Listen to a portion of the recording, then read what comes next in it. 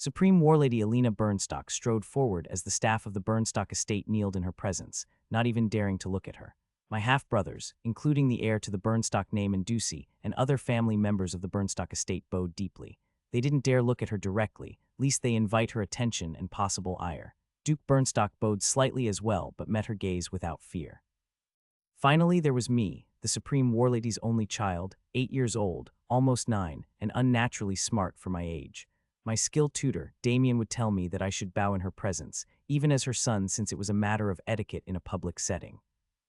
As one of the rare humans over level 150, who held the title of Supreme Legend, she represented the peak of humanity in our never-ending conflicts with the other races ourselves, and in exploring the world-spanning dungeon beneath us.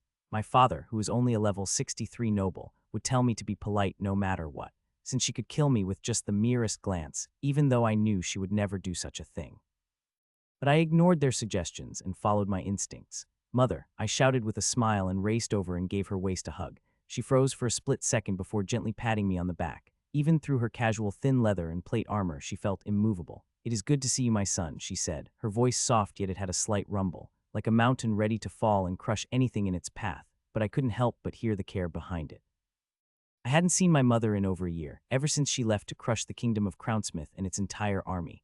After a couple more seconds, I let go. I wanted to hold on to her forever. While I didn't have many specific memories of her, what I did remember was a kind, smiling woman who loved to chase me around the estate with a laugh. Without her here, everything felt colder, more distant. "Sorry, but I missed you," I replied. Ever since I unlocked my status at the age of 8, I was excited to learn more and push my skills to new heights. But my skilled tutor, Damien, insisted he would only stick to what was planned without her direct approval. No one would dare go against the wishes of my mother unless they wanted to invoke her ire. "It is all right. We shall temper you in fire and blood soon enough. For now, I am weary from battle and travel. I will dine with my husband and son tonight," she declared. The other children and the first wife of the Duke didn't dare make a single objection. I wasn't in the line of inheritance anyways, so I had been mostly removed from the noble and family affairs. The more powerful one became, the harder it was to have children. That was why most noble women married young to have 2 or 3 children before leveling to fight off the ravages of age by increasing their vitality stat. My mother married Duke Darren Burnstock for 2 reasons that I knew of: his ridiculous amounts of money and a safe place for me to grow up in. Even with her strength and wealth, my mother was limited in various other ways that weren't related to fighting. My father was rumored to be richer than the king of our nation of Terrander, controlling the most fertile farmland and the biggest trade city in the kingdom, which was also named Burnstock and was a day's ride away by enchanted carriage. All that money went into paying alchemists and specialized mages to assist in my mother conceiving. It was not wrong to say that my life had cost more than the yearly income, not profit, of the entire duchy. Even now, there was a team of elite guards surrounding the entire estate, protecting me and the rest of the Burnstock family. But if one of them died, unlike me, my mother would not go on a rampage. That was why I had always tried to be dutiful, so as not to cause trouble. Unfortunately, things were going to get complicated after the incident a month ago. My father married Supreme Warlady Alina Burnstock for 2 reasons: her insane killing ability as a spellsword over level 150 and her deterrence factor by declaring his home her home. The problem with having all that wealth was that other people wanted it. The neighboring duchies, the king, the other nations, all eyed the province of Burnstock for its wealth. My mother had stayed with me for the first 7 years of my life after I had been born, ensuring my safety. Once she was sure that I wouldn't die from a scratch and the neighboring kingdom began making trouble, she acted. She crushed the neighboring kingdom of Crownsmith, killing their king, a lot of nobles, and most of their army in the past year. Now the entire country was on fire and thousands were dying from the chaos as other nations and nobles took advantage of her decapitation strike. But that also meant no one wanted to attack the Duchy of Burnstock at the moment or sometime in the near future. The warning had been sent. While I knew that my mother had repaid the debt she owed my father, she would remain here to raise me and while acting as a deterrent until I reached adulthood. But my future depended on what she decided for now. No one could influence my mother except for herself. "It is good to see you well. You made quite an impression on the kingdom of Crownsmith and its nobility." "I don't think they will ever forget your name," my father said. "They won't forget or forgive what I have done. But they never liked you Burnstocks to begin with," she replied. While she took up her husband's name with their marriage, she considered herself independent. My father had explained all of this to me a few days ago to make sure I understood the political facts regarding both of my parents to reduce the risk of any confusion or misunderstanding. Adulthood was considered to be 16 for humans, twice the age as when we got access to our status. But there was a certain degree of responsibility and expectations when someone turned 8 and gained access to their status. I might be young, but I knew I was the most blessed child to be born or close enough that I would be on the top of any list. It was rare, incredibly rare, for anyone over level 150 to have a child, let alone with another person with a level in their 60s. Most high-level individuals were focused on gaining greater strength and a higher level, trying to outrace death itself. Well, they can shut up for the next couple of decades at the very least. Peace and quiet. That is what I prefer, my father replied. I wanted to roll my eyes at that after what my mother had done, but it would have been incredibly rude. My father arranged the sale of weapons and supplies through his territory while taking in refugees to settle more farmland in his territory. I wasn't completely ignorant, and I heard things during family meals. While he might act nice, a person was not a level 63 noble for their kindness or generosity, but it would be rude to point such things out in public. We also need to talk about Justin. There was an incident a month ago, my father said and winced at this. My mother's gaze immediately snapped towards me. I'm okay, but it is concerning. I'm not hurt, I replied quietly. She didn't say anything for several seconds as the tension greatly increased. We shall discuss the issue later. If my son has been harmed in any way, you will have much to answer for Darren. I entrusted his safety to you while I was absent. Squires, attend me, she said, and her 3 squires followed after her as she strode away to her private quarters that had been set up in the mansion. A nervous head butler quickly escorting her. Everyone slowly got up from their kneeling or bowing position. You are lucky your mother loves you, my father said while glancing back towards my mother entering the mansion. I know, I replied. Her love was the most precious thing in the world. I could almost feel a bit of jealousy coming from my half-siblings. But that was to be expected. Having Supreme Warlady Alina as a mother meant no one with any sanity would dare lay a hand on me, and my future was assured. But it would be rude and insulting to use her name for trivial things. While she was my mother, I was my own person. Unfortunately, that didn't stop the crazy people who were determined to strike against her through me. I returned to my room, where I got changed into my dinner outfit. A servant was standing nearby ready to assist me, but my tutor Damien had insisted my mother wanted me to do things myself, especially personal tasks involving my body. The servant was allowed to make sure everything was straightened and on properly before I left my room though. The clothes were tight, showing an exceptional fit and a high degree of wealth. The same with vibrant colors, which also denoted wealth in red and light brown, the 2 primary colors of House Burnstock. I was the first to arrive for dinner, which was expected since I was the youngest to be attending of the 3 of us. My father arrived next, a few minutes early. He looked me over and gave me a nod. My mother arrived precisely on time. She was wearing simple armor, but even if it was a bit rude for a meal, no one would dare point that out and my mother wouldn't care. We all took our seats. If my mother wasn't a supreme legend with a higher level, my father should have helped her sit. But since she was at a higher level, such an action would be considered demeaning, not chivalrous. All that etiquette training I had been forced to endure over the last 3.5 years had taken over my thoughts. The fact it was one of my highest leveled tier 1 skills was a bit annoying. I would rather focus on more exciting skills than Eldarin etiquette. Servants brought out food. No one spoke since it was a bit of a tricky situation. Technically, my mother should be the first to speak, due to her higher social standing. But this was my father's estate. One could say there was unknown ground being pioneered by them in terms of etiquette tonight. I didn't remember what they had done in the past. I don't think we ever had dinner with just the 3 of us, but I couldn't be sure. My memories from before I got my status unlocked were a bit hazy and difficult to remember. They might be even trying to level up their skills now that I thought about it. I made sure I followed all the rules of dining while I tried to figure out who should speak first. That was when I realized this was technically an informal meal due to it just being the 3 of us. After we had a first course of light soup, I decided to speak up. Either I would gain a lot of levels on my etiquette skill or horribly embarrass myself. At least the tension would be broken. Mother, do you think the sword is better or magic as a spell sword? I asked. She lowered her wine glass and got a thoughtful look on her face. I want to say both. They complement each other quite well, though the lower levels and grinding up the skills is quite exhausting. I would say the sword for singular strong opponents and magic for large groups or an enemy with strong physical resistance, she answered. The tension had been broken as she turned towards my father. Now tell me what happened, she said while staring intently at my father. He waved a hand. All the servants left the dining room and shut the doors.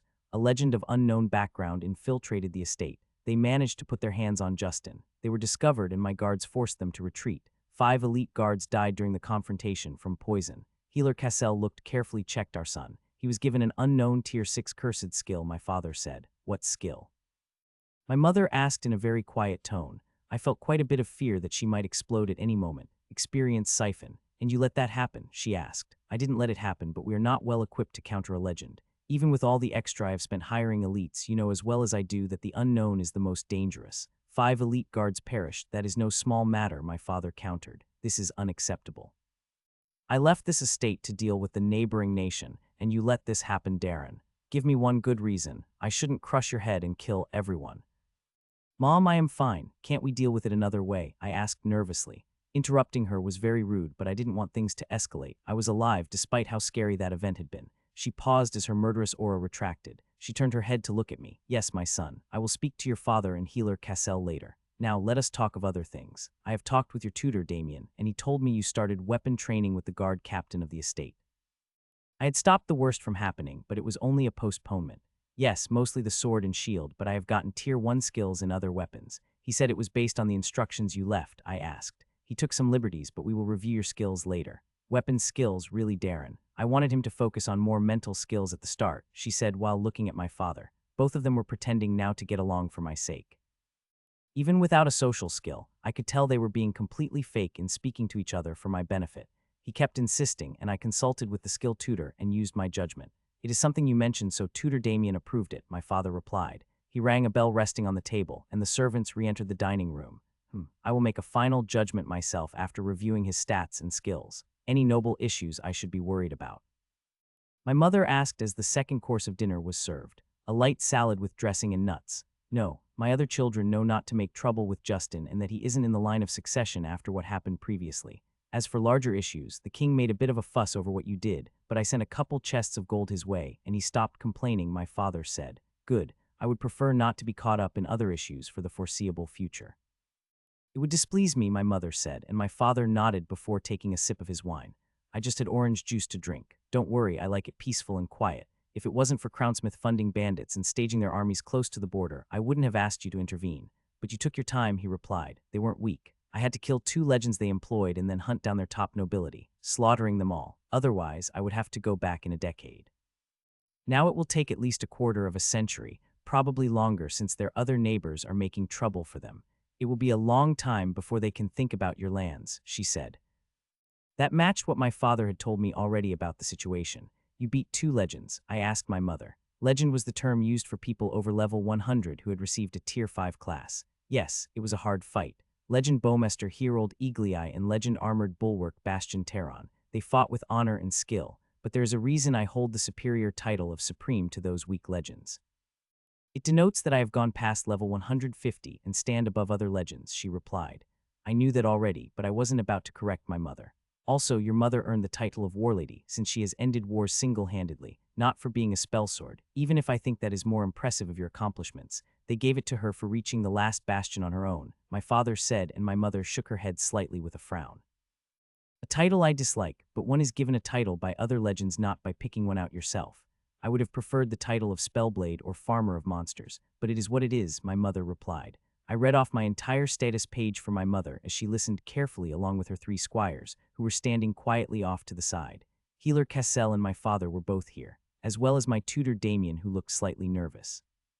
My status page had been adjusted by a system priest for the optimal display of information when I had first unlocked it over half a year ago. My Eldarin etiquette had shot up 3 levels just from dinner, which was impressive. Danger and mental pressure helped skills level more quickly, so it wasn't that surprising. All of these skills were from over half a year of hard work, since my status unlocked at the age of 8. My tutor told me there was a large burst at the start, due to having studied stuff before my status page unlocked. My mother slowly tapped her finger on the table she sat behind, and I became a bit more nervous. We had all gathered together at the order of my mother the morning after her return. She wanted to review my progress with everyone involved in my life. I could only hope that I had matched whatever expectations she had of me. Let's start with the most concerning issue. Healer Cassell, your understanding of the Tier 6 skill inflicted upon my son, my mother asked as everyone tensed up and looked at the old healer. A cursed skill in Tier 6. It is not meant to cause harm directly, but to use your son as a vehicle for getting stronger themselves by taking away experience your son might gain. I would say such a skill can only be used on those weaker, and only a few at a time, perhaps only a single person at most due to its tier, he explained. That was not what I was asking. It is clear what it does from the name along with its rarity. Can it be removed? My mother asked. Impossible unless the culprit is slain. It is a high-tier curse skill. There is good news. The weight of the skill is resting on the other person, otherwise your son's soul would have collapsed. There are no medical risks, he said, except cutting off his future. My mother slammed her palm down on the desk she was sitting behind with a bang. I felt the entire room shake from the force of her blow. And has the culprit been tracked down? She looked at my father. It is someone completely unknown. I have put up an astronomical bounty of 100 platinum coins and leveraged your name. But the culprit had several stealth skills. The poison they used in the attack has been sent to master alchemists for study and review. The number of elite guards at the estate has been increased from 20 to 30, at a great expense, he answered. Do better, Darren, do better. You are only alive right now since you are my child's father. Can it be removed? My mother looked back at Healer Cassell. If it was a Tier 4 or Tier 5, it might have been possible, through the use of a ritual and several system priests with some risk to your son's soul. But the cursed skill will remain until the target is dead since it is a Tier 6 skill. There is no other way, even with my extensive knowledge. I have sent correspondence to the 5-Star Institute of Healing and my seniors, but am waiting for a response and not hopeful for a positive one, he explained. This culprit will outlive my son since they are clearly planning to use him to fuel their growth. Useless. All of you are useless. I leave for a year and this is what happens in my absence. Everyone was perfectly still and silent, including me. I didn't know what to say. And you, my dear husband, what do you have to say for yourself? Are you going to accept responsibility? My mother asked. No, the security arrangements were approved by you before your departure. I have already issued a bounty and done everything in my power, my father countered. My mother said nothing but glared at everyone one by one, including her own squires. No one dared to meet her gaze. Thankfully, she skipped me from her glare session. I will investigate the matter personally. Do not let such a thing happen again, Darren, or I will hold you responsible regardless, my mother said.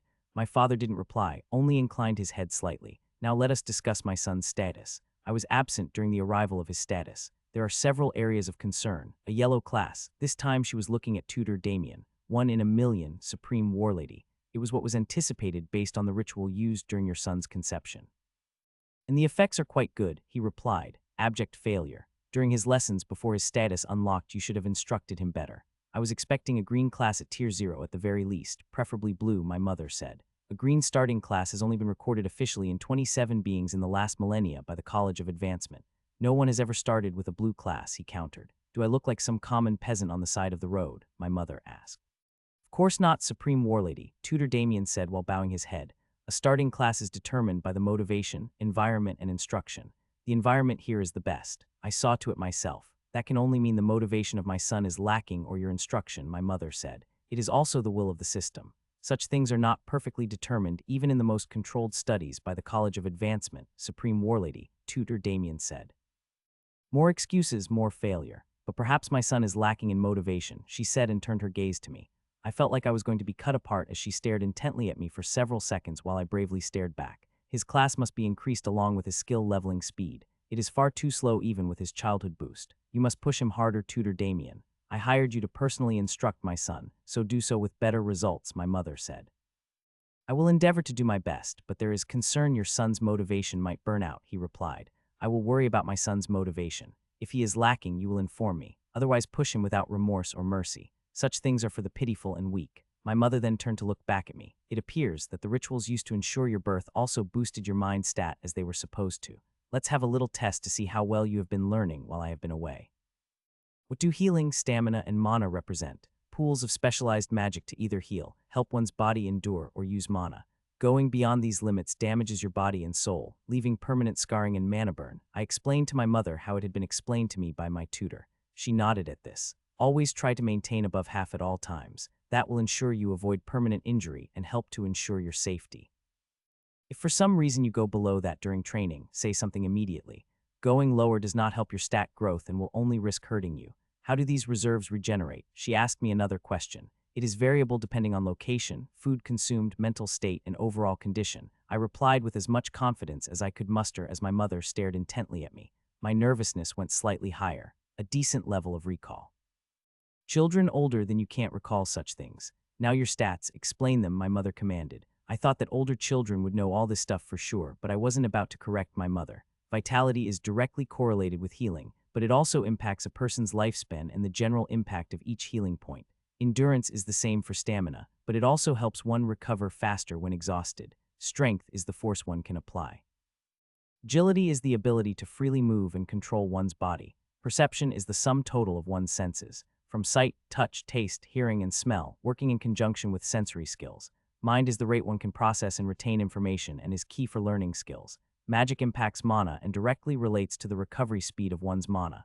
Focus is the ability to keep one's mind clear of adverse effects and use skills effectively, I explained succinctly. All correct, but there is more. What are you missing? She asked me and I thought carefully. Stats can be improved through training, but only whole numbers are shown. Everyone improves in discrete stages based on their stats, even if there is a hidden growth to them.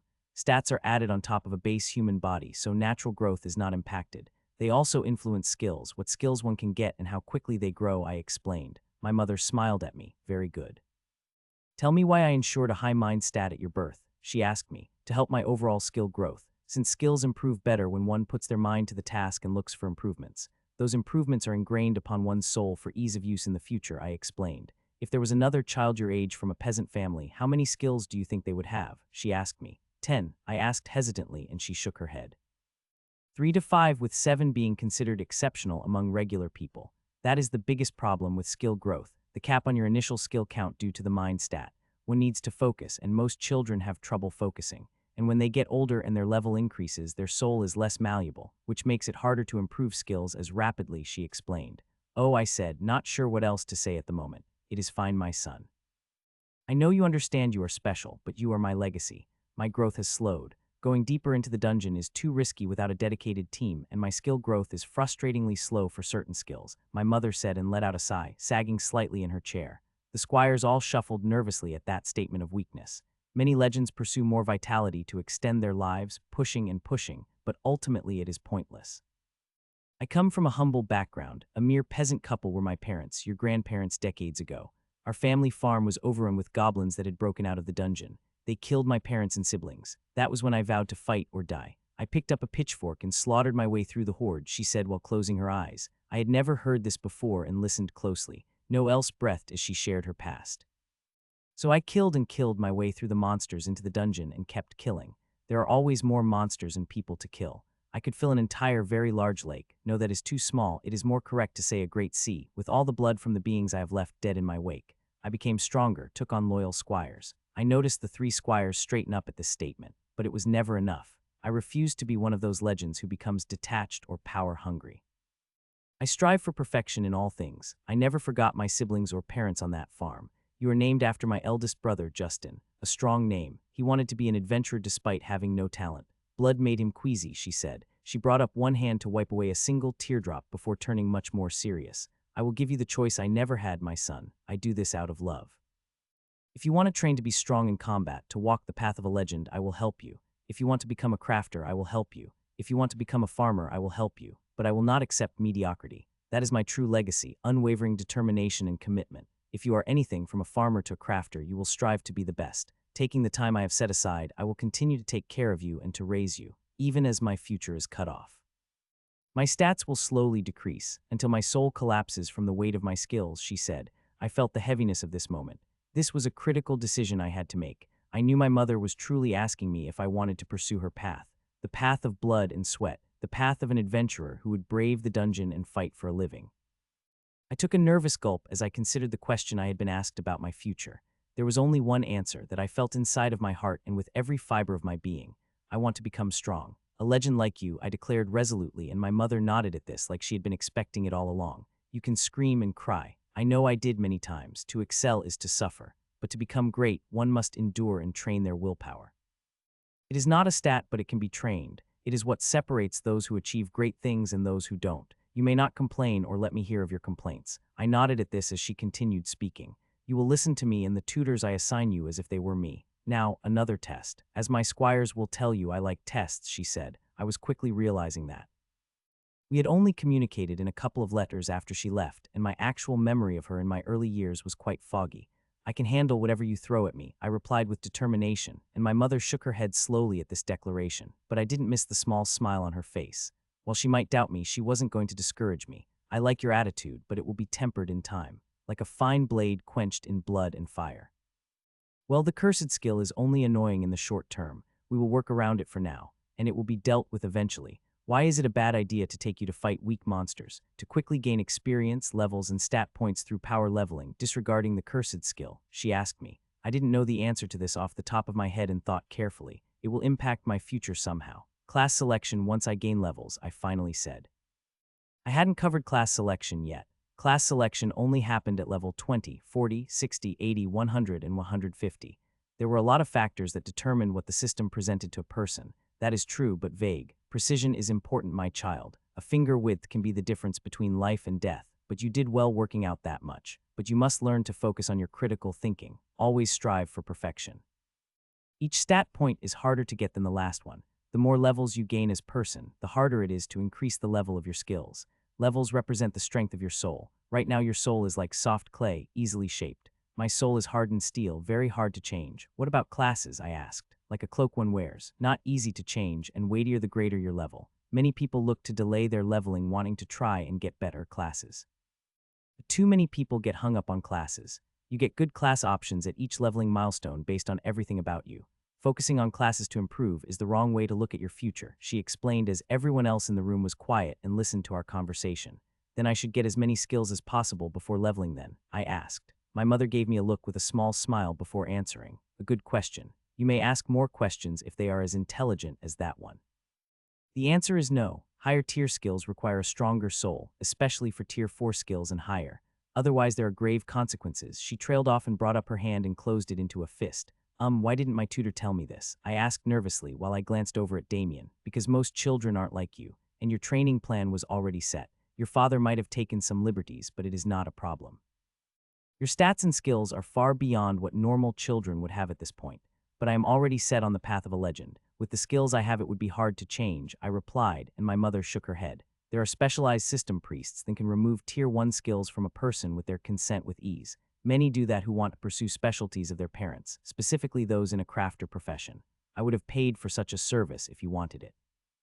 For now, we will focus on breaking through the skill barriers on your skills and increase their level. A skill barrier, or bottleneck, occurred at specific levels for each tier. The lower the tier, the fewer the skill barriers. To get past one needed to perform a feat with that skill and break through. For tier 1 skills, this wasn't too hard and I had already broken through several. Do I need all these weapon skills? I asked.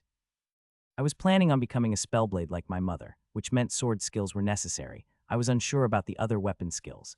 It was still a bit confusing how many tier 1 skills had the word skills in their name, but it was something I was getting used to. Yes, skills can be combined or upgraded once they are capped. While it is very hard to reach level 100 for any skill above tier 3, it is doable for lower tier skills without too much hassle.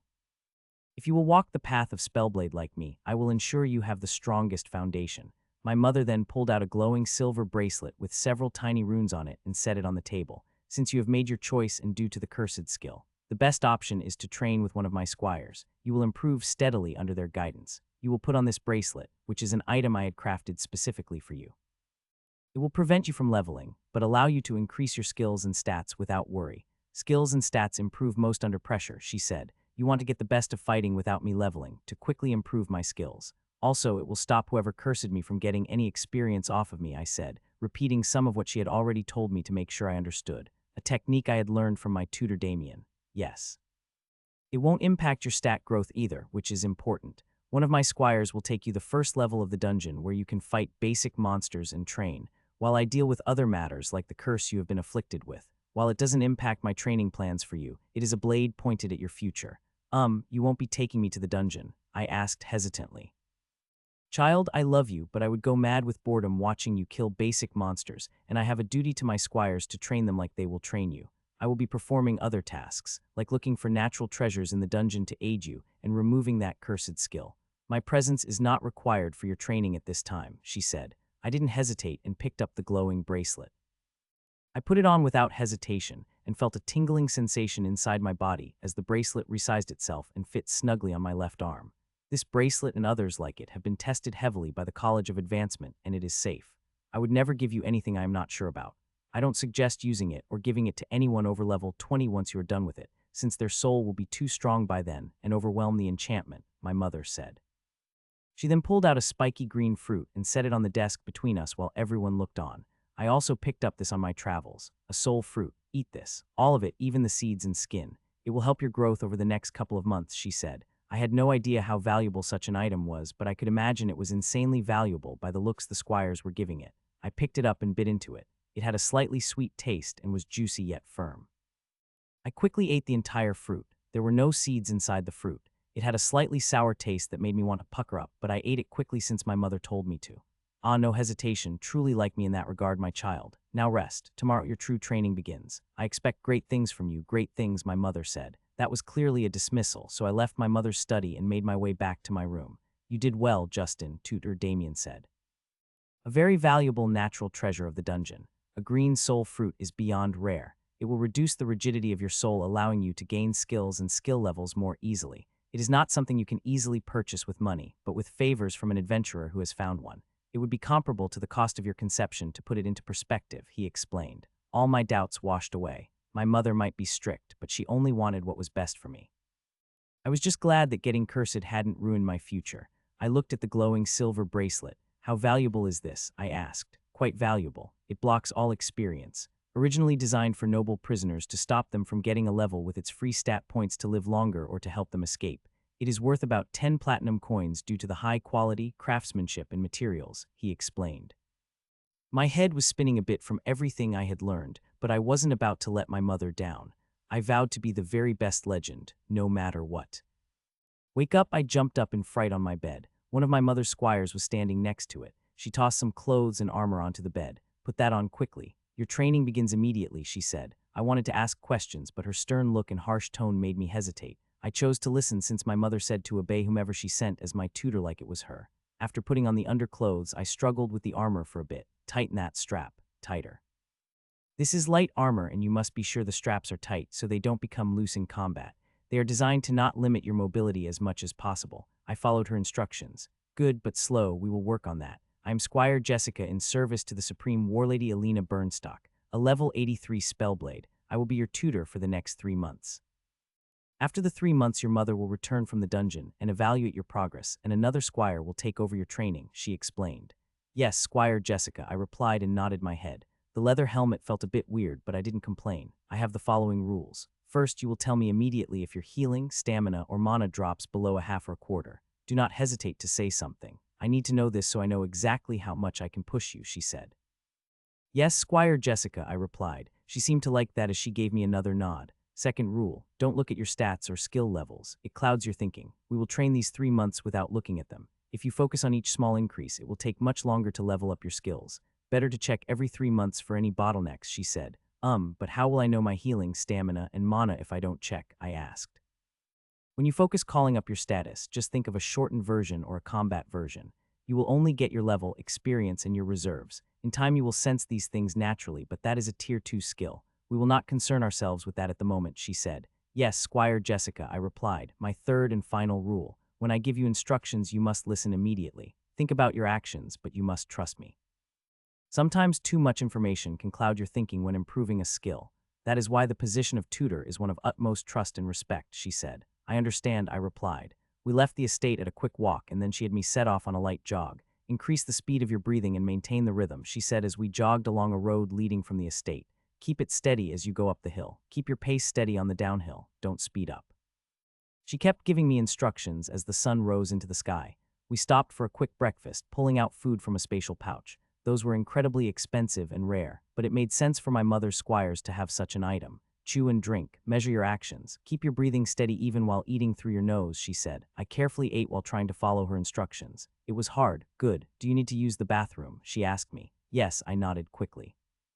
Then do your business there in those shrubs. Keep your breathing steady, she said. I went into the forest and did my business. It was difficult to do my business outside like this. While she wasn't staring at me, she kept an eye on me. Eventually, I finished and used leaves to clean myself off. I didn't really feel clean. While it might be embarrassing, that is a common mistake adventurers make, and when they are the most vulnerable, when they are relieving themselves. As you level up higher, your body will produce less waste, which makes things easier, she said. Maybe I should level up then, I replied with a bit of a tone. While people might not say it, that is a big reason why people don't stick around at the lower levels. But your mother would beat me half to death if I didn't follow her instructions. Let's go, remember your breathing, she told me. We stopped for lunch and dinner on the side of the road. We passed various farms, merchants, and other travelers as we ran along the road. The Duchy of Burnstock was well settled and prosperous. We were following the signs towards the city of Burnstock, so the number of travelers would only increase over time. We only got a couple of looks, but no one stopped us. Squire Jessica stayed right behind me, matching my pace while constantly watching me to make sure I kept my breathing steady. Just as the sun hit the horizon, she called a stop at a small village. There was an inn for travelers. She got us a room and stew for dinner. We took a corner table and ate quietly. The villagers gave us glances, but no one came to sit with us. Squire Jessica was quite imposing with her armor and sword. Everyone could tell she was an adventurer and probably a powerful one with the quality of her gear. No one in the right mind would start trouble with her. Once we were done eating, we went up to the room. We will stay in inns while they are available, until we reach the entrance to the first level of the dungeon in 2 days. Now you will begin reading and copying this. Your tutor Damien suggested to do this after your mother spoke with him, she said, and pulled out 2 books from her spatial pouch. Why didn't tutor Damien do this? I asked. Do you think most kids want to read a dictionary and copy it? He probably had you working on fun exercises to keep you mentally engaged in his presence. Having such a high skill level at the age of 8 is already incredibly impressive, but I am not going to coddle you. If you can't do something like this, you will struggle at future training I plan to give you, she explained. She was right. Tutor Damien had done fun exercises with me in the past. Squire Jessica might be harsh, but she wasn't being cruel. She was pushing me like I had wanted. Light orb. A white orb of light appeared and lit up the room. Read out loud and copy. I will tell you when to stop and go to bed. Remember to focus on the task at hand. Don't think about other things. I will answer 1 question each morning, she said. I got to work, focusing on the task at hand. I carefully pronounced each word and definition, copying everything into the blank book. It was slow, tedious, and hard to concentrate on something so boring, but I endured. If I was going to be the best, I couldn't let a little tedious task slow me down. I would perfect it and finish it as soon as possible. I knew that language came before learning Eldarin's script as a Tier 2 skill. I had no doubt this was the skill I was aiming for by mastering an earlier one in the skill chain. Stop, Squire Jessica finally said, and I stopped writing and speaking once I came to the end of copying the word I was on. Good job. I can tell you kept your mind mostly on the task. I expect that kind of focus on everything you do going forward. Now sleep, she said, and the light orb disappeared. Should I get changed? I asked. No, you have to learn to sleep in armor. You are lucky you get an actual bed tonight. The dungeon floors aren't so kind. Don't worry, each night we will be alternating mental skills to focus on, so you don't get bored. Don't worry, Justin. Your mother wouldn't place her trust with me if I didn't know what I was doing. This kind of tutoring is reserved for nobility or very rich individuals who can afford to pay a high-level fighter like myself to handhold them. If it wasn't for your mother, I wouldn't be doing this, she explained. My mother truly was going all out. I hadn't been sure what would happen when she returned, but I was still in shock with everything changing so quickly. Just yesterday I was dining in luxury. Now I was sleeping on a lumpy straw bed that had a slight smell to it. It would be easy to quit or give up, but I refused to. I was going to become the best, to become a legend, not just any legend, but a supreme legend. I would go to the bottom of the dungeon. When people spoke of me, everyone would know my name. Training like this was hard, but it wasn't impossible. Squire Jessica specifically tailored everything to my ability and skill level. It was impressive since she wasn't a dedicated tutor. I would have to ask her about that tomorrow. I didn't say anything else as I kept my breathing steady and drifted off to sleep. How do you know so much about skills? I asked. I was tutored at a young age. Well, not as young as you, but still young. Higher-level individuals need less sleep, so I studied up while you were resting. Now, come on, let's keep working on your breathing and running while we head towards the dungeon, she explained. We left the inn before anyone was up. Our room was already paid for, so there was nothing we needed to do before leaving. This day was a lot like the previous. Running and breathing before coming to a stop at another small village inn. This time I had to work on meditation skill. Stillness is key. Think about blackness if you have to think about something and can't empty your mind. Even if you itch or feel uncomfortable, don't move. Focus on your breathing. Also tie this cloth around your eyes. It will help you avoid visual distractions, she said. I didn't know if I was improving, but I focused on the skill, not what my status would say. The numbers were distracting when I needed to focus on stillness and blackness.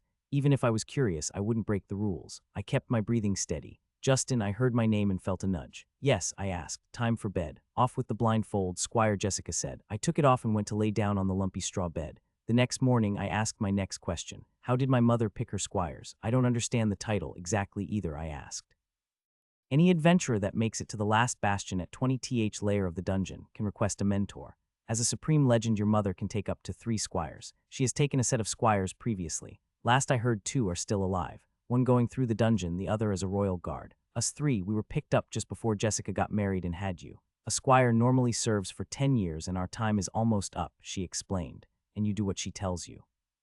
What do you get in return? I asked. Yes, within reason, and training on high-tier skills. The last 9 years have been spent mostly working on some specific high-tier skills and helping her fight in the war with Crownsmith. She had planned to use these 3 months to take us into the dungeon in pairs to push us up some more levels and break through certain skills, but with the curse skill that has impacted you, that has changed. Now enough questions, time to run and breathe, Squire Jessica said.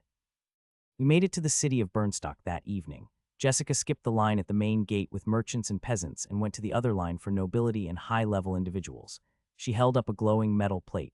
Platinum adventurer Jessica and companion, she declared to the guards stationed there. The peasants and merchants looked at us, especially me. Welcome, adventurer Jessica. Do you have anything to declare before entering the city of Burnstock? The guard asked.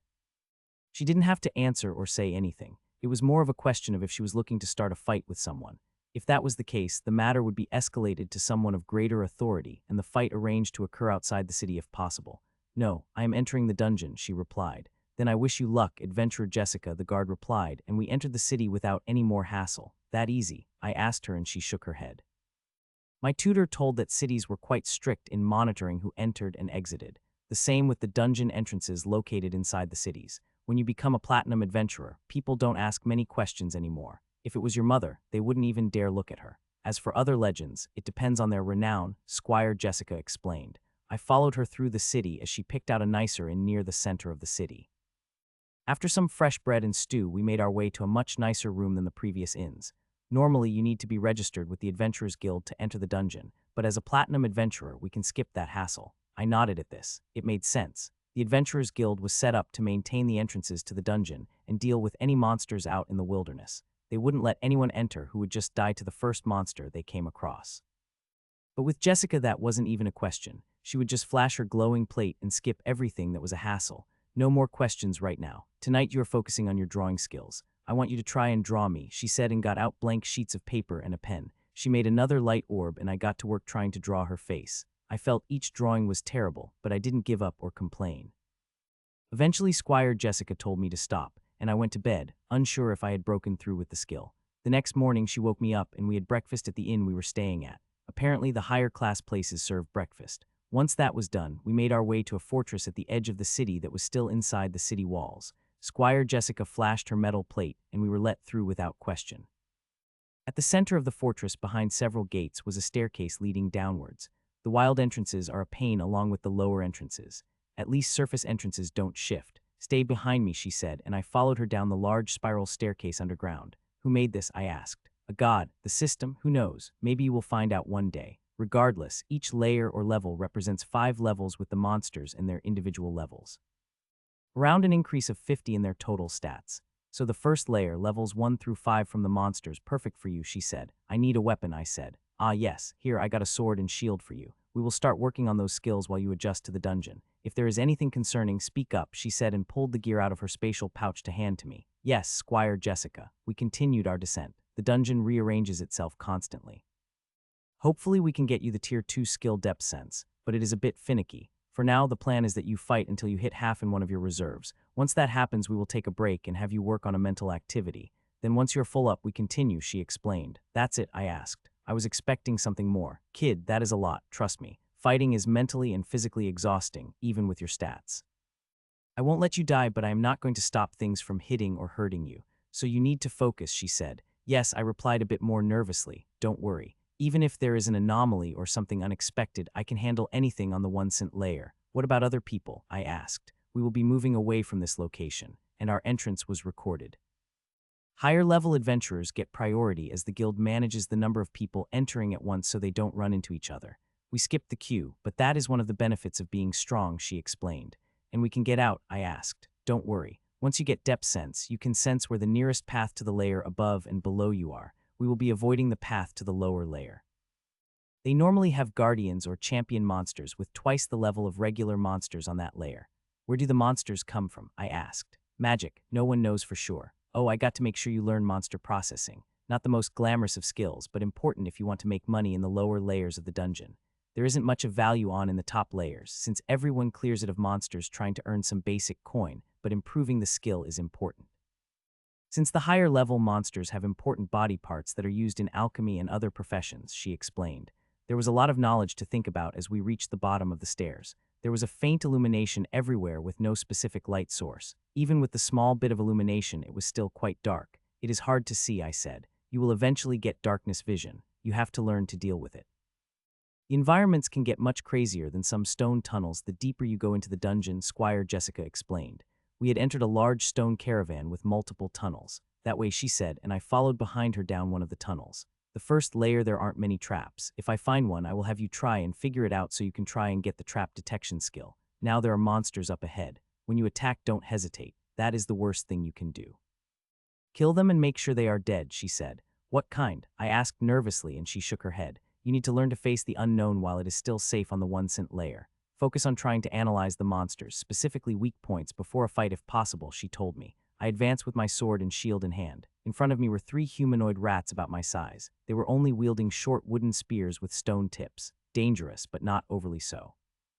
Rushing forward, I slashed down at the back of one of the ratlings. It let out a loud squeal as it collapsed. My sword was stained red with blood. I spun and slashed out, knocking away a spear tip and slashing the throat of another rattling. It stumbled back, gripping at its neck before collapsing to the ground with a spasm. I barely got my shield up in time to block the last rattling. I knocked the spear to the side with my shield and stabbed it through an eye socket. I felt sick as blood poured out as I freed my sword. I checked the first rattling and it was still alive. I stabbed it through the head and tried not to puke. The guard captain had insisted I see an animal get butchered before training me. He then had me cook the meat. That was where I had gotten cooking skills and some initial crafting experience. But this was so much worse. At least these monsters were just things created by the dungeon for adventurers to face, and not actual creatures or people. Good job for your first real fight. Battle awareness will come in time and with more skills and skill levels.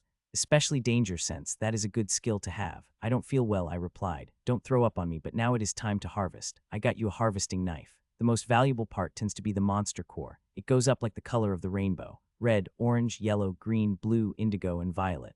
You need to sense the mana flow in the creature and dig it out. You are going to get dirty, accept it, she told me. I already knew most of this, but I wasn't about to tell her to stop talking. I was nauseous as I cut into the ratlings. A tiny red bead was in a different location in each of them, and I needed Jessica to help me locate them. My mana sense skill was too weak. Are they always in a different location? I asked. Yes, don't eat them either. That is raw magic contaminated with the essence of the monster. If you ever see an adventurer with inhuman features, they did something stupid, like eating unprocessed monster flesh, she explained. Most don't survive. Got it. I am guessing these aren't worth much, I asked. Coppers, kid, coppers. Core color increases around every 50 monster levels, or 10 layers in the dungeon. Indigo and violet cores are just a legend for the most part. But that is why some people say the lowest level in the dungeon is 34 or 35, since champion monsters are double level. I personally have no idea, and it isn't worth the brain space to worry about such things. Focus on improving your skills, she told me. Got it, Squire Jessica, I replied without hesitation. I was really curious about my skills and how they were increasing, but I wasn't about to break the rules Jessica had set for me. I stabbed out with a spear Jessica and given me, killing a wood sprite. It let out a shriek as it died, but I had long since learned to ignore the screams and cries of the monsters. It was only a week since we had entered the dungeon, but it felt far longer than that. Jessica had told me it was killing mind. One got caught up in killing and lost track of time. Nothing too serious as long as one didn't completely lose their mind. There were pieces of equipment that Jessica had that could keep track of the time and other such useful information. She told me to focus on my skills and let her worry about our route and the equipment. I didn't press her on the issue, since she clearly knew what she was doing. I felt dirty, tired, and miserable. At the end of every day, she would use a cleaning spell, but that was it. Spending mana can attract stronger monsters in the lower levels of the dungeon. Also, it is an important resource that needs to be kept in reserve. If you are in a fight for your life, you don't want to spend it wishing you hadn't kept cleaning yourself. Once a day is more than enough, even extravagant by some standards, Jessica had explained. The stone tunnels changed to other material types with the occasional cavern and other tunnels leading all over the place. I had lost track of keeping any sense of direction after the first day. I am leading us to monsters you can handle. You aren't ready to face more than 5 monsters at a time. While I can hold off the rest if there is a larger group, there is no point to putting you under such pressure so early on when you can't handle it. 5 monsters really was my limit. I had gotten hit, stabbed, and other minor wounds, all of which healed from my healing points that I had in reserve. Each fight felt a little bit easier, but I didn't stop pushing myself. I had grown up hearing stories about my mother and the other legends of the world. I wanted to be one. It was probably something I had picked up from the adults, the tone of reverence and awe in their voices when speaking of such people. That was why I asked why it was so hard to get more levels later on. Kid, the experience requirement goes up and up. That means you have to fight monsters much higher level than yourself if you're going to keep gaining levels. As that difference increases, so does the difficulty. Anyone can reach level 20 with a bit of effort. Crafting doesn't give nearly enough experience to get beyond level 40, and that is you have the resources to go all into crafting, Jessica explained. Most jobs for people like me are escorting people who have coin to level them up with a degree of safety in the dungeon. Like your father, he got power leveled up to around level 60. After level 60, the cost and time just aren't worth it, which is where most nobles and rich people stop. I nodded at this since it made sense when Jessica explained it to me. Then you have the elites around level 80 like myself. Then legends at 100 and supreme legends above 150. This matches up with whatever class you might choose as well, she explained. How did my mother get such a high level? I asked. Fighting by herself in the dungeon day after day, month after month, year after year. She was a relentless one-woman killing machine. That is why she has the title of Supreme Legend. There are less than 5 known people who have been recognized as having that title at the last bastion down on the 20th layer of the dungeon, she said. But she can't go deeper, I asked. The monsters get smarter, and it is impossible to form a very high-level team. There needs to be a high level of trust, which just isn't possible. That is why most legends are solos, since trusting someone can mean death. Even if it is an accident, the stigma of letting a teammate die is large. You either come back together or die together if you ever want to work with another legend, she explained. It made sense. People didn't want others betraying them or abandoning them if a fight got tough.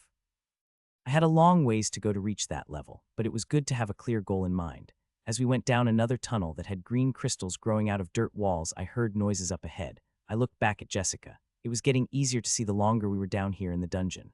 My skill was probably improving, but I didn't look at it, keeping my word to not look until the 3 months had gone by and my mother came to evaluate my progress. Other people, it is fine. It will be a good experience for you to see how other adventurers struggle even on the first layer of the dungeon, she said. She stayed in front of me as we made our way through the tunnel to a larger caravan. There were 5 teens fighting off 8 goblins. Their equipment was shoddy. The leather straps were loose. The armor was heavily frayed and damaged. Their swords and spears had nicks in them. Jessica forced me to care for my equipment every evening before working on mental skills. Even before she would use her cleaning skill. They were also covered in blood, some recent, most of it much older. It is polite to wait on the side in clear view of another team until they are finished fighting, only stepping in if they are overwhelmed or ask for help, since if they ask for help we are entitled to split the monster cores with them, she explained dungeon etiquette. Their stances and swings are all off, I said quietly, and she nodded. They don't have someone like me correcting them after each fight. They are tired, desperate, and struggling on the first level. If they manage to leave the dungeon, they will spend most of their money patching up what they have, to head down here again gambling with their lives. If they live long enough, they will go down another layer with probably one dying to champion the first time they fight one, she explained. When will they make enough to stabilize their descent? I asked. When they reach the 5th layer of the dungeon, which means getting to around level 30 for each of them. That is when people have either died off or stabilized to a certain degree. Some keep going, pushing themselves to get stronger, go deeper. Others retire and take up other jobs, she explained. Everyone descends, I asked. Most people try, since it is a quick route to having a more stable and prosperous life. Skills and stats make everything easier. The real challenge is that people will get fighting skills going into the dungeon, which is why rich people pay for power levelers like me to disable monsters, so they can get the kill and the experience, Jessica explained, opening my mind to how the world truly worked. It was one thing to read about this, another to see things in practice.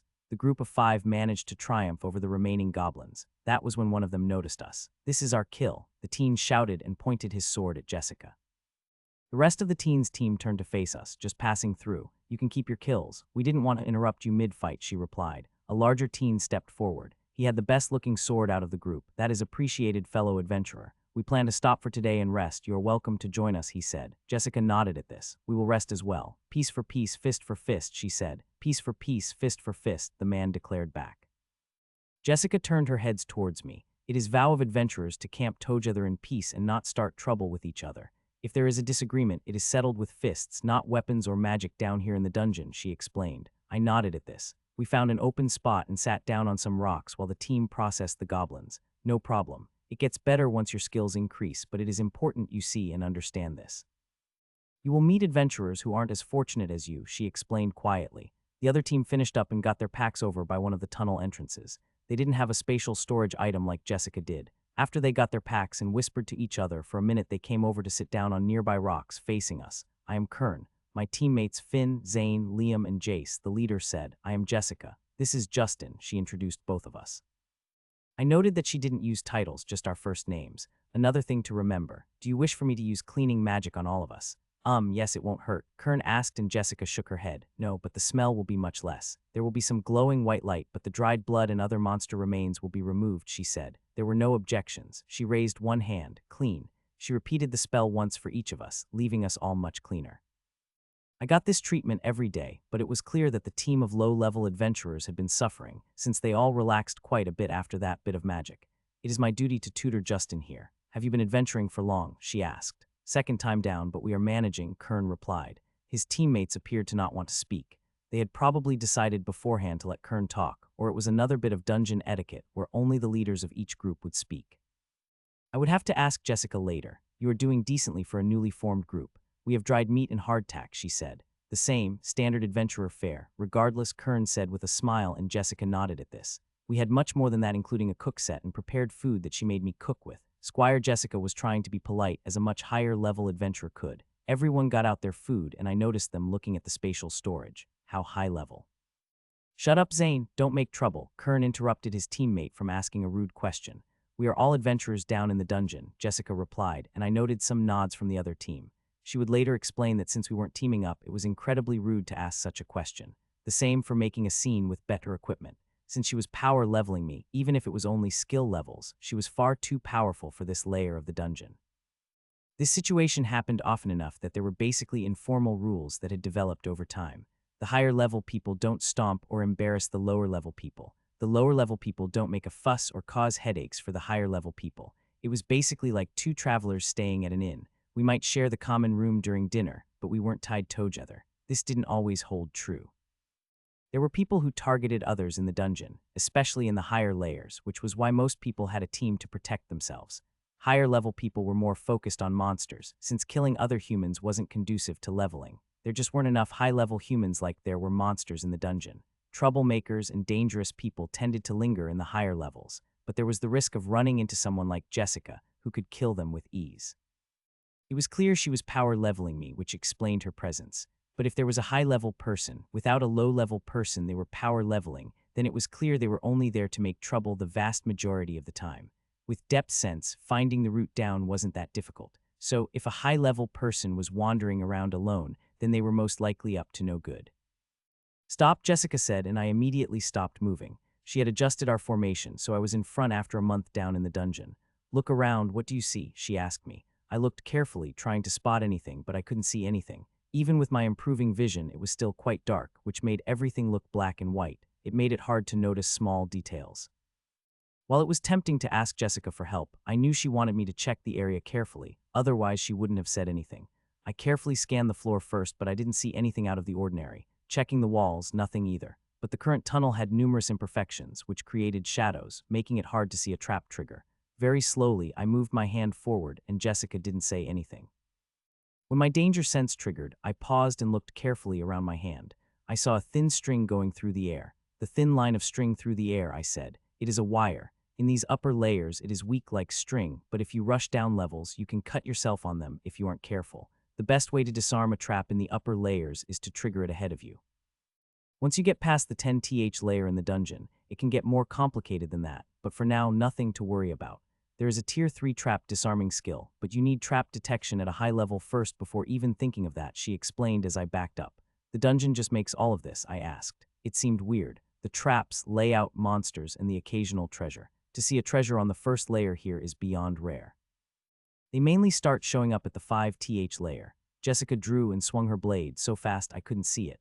The wire broke and a large stone block detached from the ceiling and fell into the middle of the tunnel just in front of me. The wire didn't even go up that way, I said, confused. Traps are complicated and lethal. That is why trap detection is so important. If you can't figure out a trap, don't be afraid to backtrack, Jessica explained, and the dungeon won't change. I asked as I continued onwards around the fallen stone.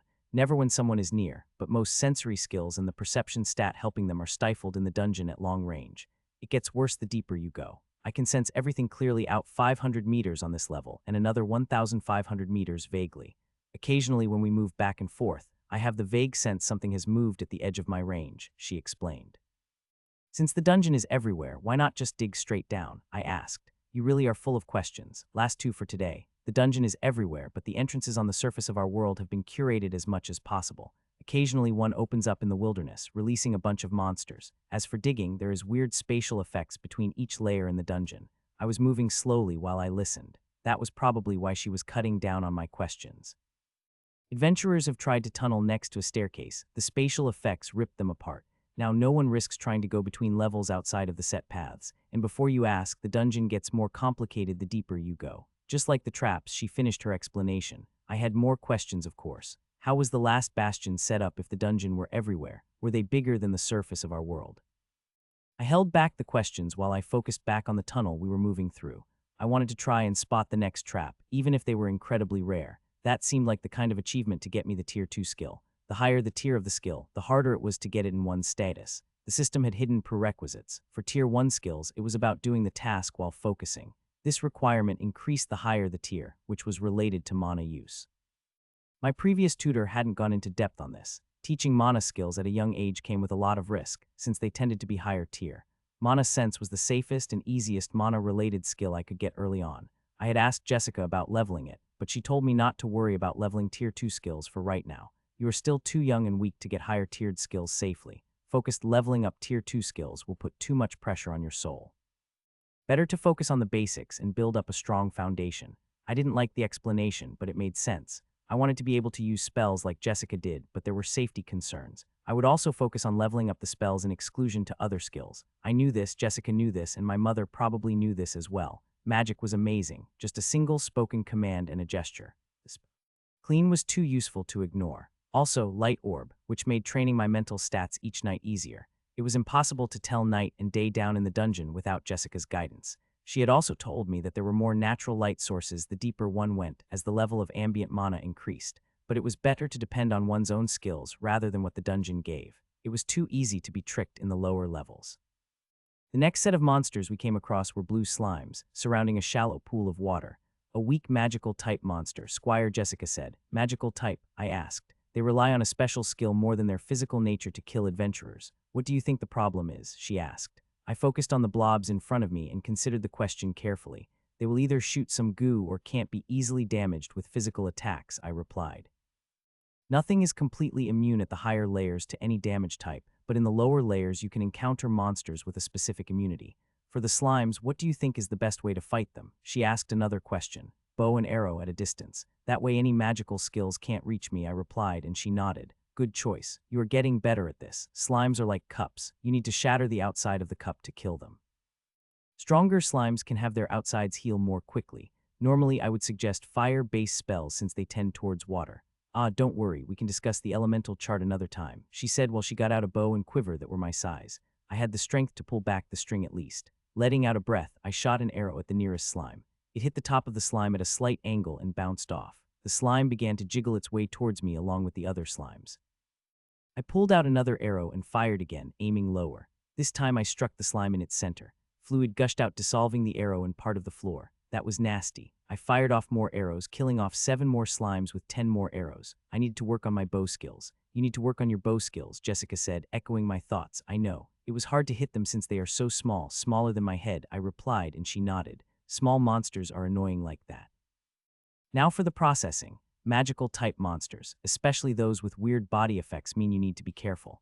While the effects of their melting will have gone way down after their death, some of it lingers. If you try to get their cores with your raw hands, they won't disintegrate but will start bleeding. The best tool are gloves, she said, and pulled out a pair that were slightly larger than was comfortable. They are a bit bigger so you can grow into them. They are rated up to the 5th layer of the dungeon. Don't use them beyond that. Always replace your pair after 10 years. If the enchantments fail, well, losing a hand is very bad and costly to fix, she explained, and I nodded at this while putting them on. Does the Adventure Guild teach this? I asked. They have a book explaining best practices. Most people never read all of it. It is quite boring and dense. Having people die down here is a waste. While most adventurers won't get their hands held like I am doing for you, they aren't left completely clueless, she explained. I nodded at this, feeling a small sense of relief. The pouch with the tiny fingertip-sized red cores was filling up. While it might be worth a lot to others in terms of coin, for me it was more about the sense of accomplishment. With my mother and father, I had nothing to worry about. While my mother could earn a lot of money and could have probably afforded a child on her own, my father did more than just provide the coin. He tried to provide a safe environment for me to grow up in. Even if he had recently failed, I was sure there were other threats out there looking to take me out to strike at my mother. It allowed me a place to grow up and progress my skills in relative safety.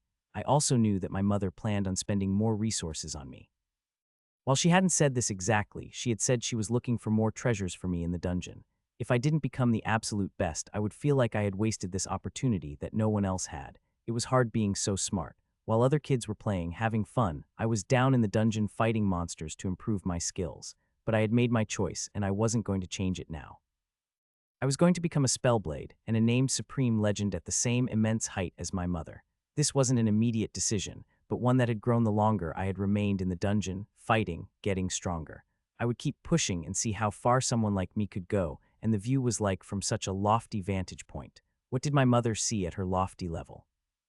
"Time for your final test," Squire Jessica said. "Final test, what is it?" I asked. "It has been 2.5 months since we entered the dungeon. Time to leave and let you rest up a bit before your mother returns," she said. "Rest, I can keep going," I replied with determination. Squire Jessica chuckled at this. "You and everyone else, kid. Listen, breaks and resting aren't a bad thing. They help clear your mind, let you reset. There have been studies done that show all of this. Lots and lots of studies for optimal level gain. That is why your mother set a time frame of 3 months. She will rush back, check your progress, and rush off again." "Won't my mother need a break?" I asked. "After the last incident with you being attacked, she will want to check on you more regularly. Training us squires is simple for her. It is only when she goes below the 20th layer of the dungeon that she needs to get serious. Rotating out us squires to have us train and protect you is also a break for us from our usual focused training. Also, teaching is a good way to improve some basic skills that have been languishing," Jessica explained. I nodded at this. "So the test?" I asked again with determination. "The test is to fight a champion monster guarding the path down to the next layer of the dungeon. Champions tend to be twice the level of the other monsters, which makes them incredibly difficult the lower you go." "Can't you run by them?" I asked. "They are one of the few monsters that will chase down an adventurer, but only if they run to the next layer. Monsters can hurt each other, but they won't go out of their way to fight each other, and having something chase you is a good way to end up in a bad situation and dead. Now, during a fight with a champion, there tends to be regular monsters of a similar type. I will handle these regular monsters while you focus on the champion. Got it?" "I know you think I am ready since you are saying I should do this, but am I really ready?" I asked a bit nervously. "Doubt is in all of us, kid, even me. The deeper you go, the greater the doubt becomes. Good rule of thumb is 20 stats per monster level to be safe. When you checked months ago, you had 96, which is around monster level 5. This is only a guideline. Regular people have around 12 stats per level, since you get 10 free stat points per level up. Nobles and rich people have around 15. This number is harder to keep up the higher your level," she explained. Since natural stat gain is harder, I replied, and Jessica nodded at this. "Exactly. You are probably around 110 or 120 if I had to guess. No, looking at your status. You have enough stats to be considered eligible to fight the champion at this level of the dungeon, while being overqualified for the regular monsters. Got it?" "I am ready," I replied, and Jessica gave me a nod. "Good. Now focus on the fight, especially your danger sense. I will be watching but will only step in if you are about to die. Don't let that happen," she told me. We made our way through the tunnel to the next chamber, which was quite large. I saw a staircase leading down in the middle of the chamber with a single lit torch next to it. The dungeon created features like this, but I had been learning to ignore them for the most part as part of the background scenery, unless they impacted combat in some way. The single light source would create longer shadows. There was a large troll monster that was twice Jessica's height standing near the staircase. It was 3 times my height. "Big," I muttered quietly. "Yes." Sticking with a sword, she asked me. "Yes, a troll, so regeneration," I asked, looking at the scars on its body. The dungeon sometimes offered clues about monsters if one looked closely enough. There were general guidelines based on appearance that one could use, especially in the upper layers of the dungeon. "Yes, but it will be slow. It is a physical brawler and large. If you try to block head-on, it will smash you away, breaking your footing. Focus on dodging. Don't let it grab you," Squire Jessica said. I nodded at this and took a deep breath. There were no other monsters that I could spot in the chamber, just the I walked forward and the troll's head swiveled towards me far more quickly than other monsters had noticed me. It must have a higher perception stat with its higher level. "RAWR." The troll let out a roar and stood up. No weapons, just clawed hands and a mouth with lots of teeth. I advanced, suppressing my fear. I would win. I could do this. The troll lunged and swiped at me. I felt an incredible amount of danger and stepped back, avoiding the hit. The troll stepped forward and swiped again. It was too big and its arms too long. I couldn't spot an opening and stepped back again. My only advantage was that I was so short compared to the troll. It had to hunch over to swing at me, disrupting its balance. "RAWR." It let out another roar and rushed at me wildly in a frenzy. I leapt to the side and swung, drawing a small gash on one of its arms. I barely had time to bring up my shield as it was struck by a clawed hand. The force was too much and my footing broke. I went tumbling. I made sure to angle my sword away from my body but not let go. Unfortunately, I wasn't able to hold onto my shield. I got to my feet as the troll rushed in. Out of desperation, I dove under another swipe of its clawed hand between its legs. My sword cut the monster along its ankle deeply. Green blood flowed freely. The troll spun and I tried to block its clawed hand with my sword, but I wasn't strong enough. I was hit, my sword went flying, and I went tumbling across the floor. As I struggled to stand up, my heart was wild with fear. I couldn't see Jessica anywhere. Did she abandon me? No, I said weakly as I tried to stand. The troll advanced on me and grabbed me. I was going to die. This was it. I am sorry, Mother. I was too hurt, and my breath was being squeezed out of me as the troll brought me up towards its mouth. I couldn't control my bladder as fear overwhelmed me in my final. My struggles were useless. Fire blade, the entire chamber erupted in light and heat, and I was falling. I hit the ground with a thud, the troll's hand still grasping me, but now it was a severed stump near its elbow. Its head had also been removed, leaving nothing behind but a smoking stump at its neck. The troll collapsed to the ground, dead. Jessica walked over and swung her blade incredibly fast. The troll's hand was cut up, freeing me and covering me with green troll blood. I started hyperventilating. Breathing, focus on your breathing, she said. I thought she was supposed to protect me. Why, I shouted in anger, a lesson regarding hubris, one that can be safely given here on the 1 cent layer of the dungeon. If you don't feel comfortable taking a fight, don't take it. That is the best advice I can give you, and this lesson will hopefully sink in, she said. I didn't know how I should feel. Frustration, anger, helplessness, shame from having wet myself as I was about to die. They all came up at once and I began to cry. I couldn't stop myself. Jessica said nothing as she went over to the side of the chamber and took a seat against the wall. It took me far longer than I wanted to finally calm down. My healing points had completely bottomed out and I felt incredibly sore. I made my way over. My healing points are empty, I mumbled. Jessica nodded at this and stood up. Clean the blood, my shame, it was all removed. I won't apologize. You aren't training like some noble to just gain levels to flaunt about. You wish to become a legend. A supreme legend, this means you must embrace the reality that is death. I nodded at this. If I said anything, I might just start crying in shame all over again. That is why even with stats, even with a high mind stat, children your age are rarely brought down into the dungeon. It is uncaring, unkind. There is no mercy given by the monsters. One mistake and you will be consumed and die a horrible death. Most of your stats are in mind and focus. Good for your development and resisting mental effects, but you never thought about how others would have their stats. They would be concentrated in the more physical stats, vitality, strength, endurance, and agility, she explained. I just nodded. Feeling angry, I had just listened and accepted what she had said without thinking deeper. If the lessons you have learned from this fight stick with you the rest of your life, then I will have done something right. Now come, we are headed towards the path out of this place, Squire Jessica said. Before, she had seemed a stern but caring tutor. Now I knew better. This was an elite adventurer who was probably frustrated about having to watch her boss's kid. I could complain to my mother when she returned, but that would just prove how weak I was. I wouldn't say anything. I would just focus on getting stronger and not making this mistake in the future. Trust was rare and precious. While Jessica taught me some important lessons, it had cost the trust built up between us. She wouldn't let me die, but she wasn't about to stop me from making mistakes either. The pain and the shame I felt from having almost died was a lesson I would never forget.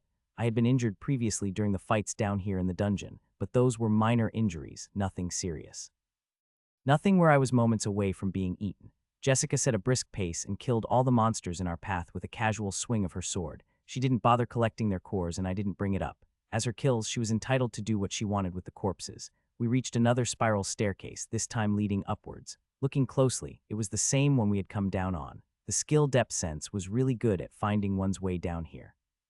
I followed Jessica up as we began to climb the stairs. A group passed us on the way down, and there were just head nods, nothing else was said.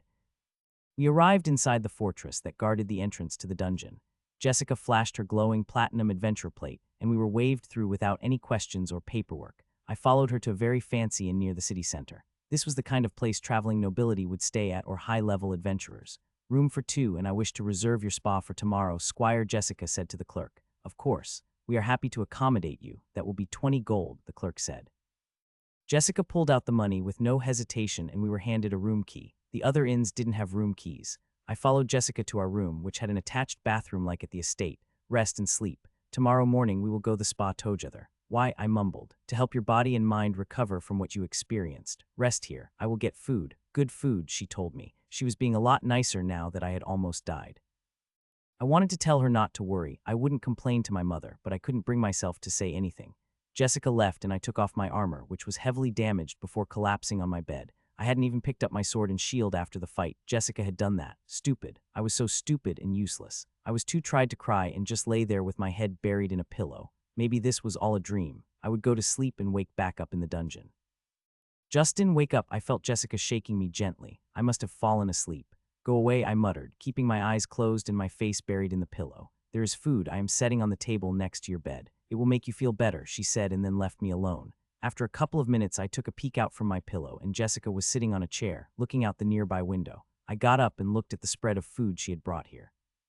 I picked up a buttered roll, my favorite, and took a bite. I did feel a bit better, but I didn't know what to say or do. I quietly ate. I noted that fresh clothes had been left next to the food. I picked them up and went to the bathroom. After getting a shower, which felt far nicer than the clean spell, I got changed. It was nice to have a place with running water, even if the enchantments weren't cheap to maintain. I then came back into the room and looked at Jessica. She still hadn't moved in the slightest, and it was getting dark out.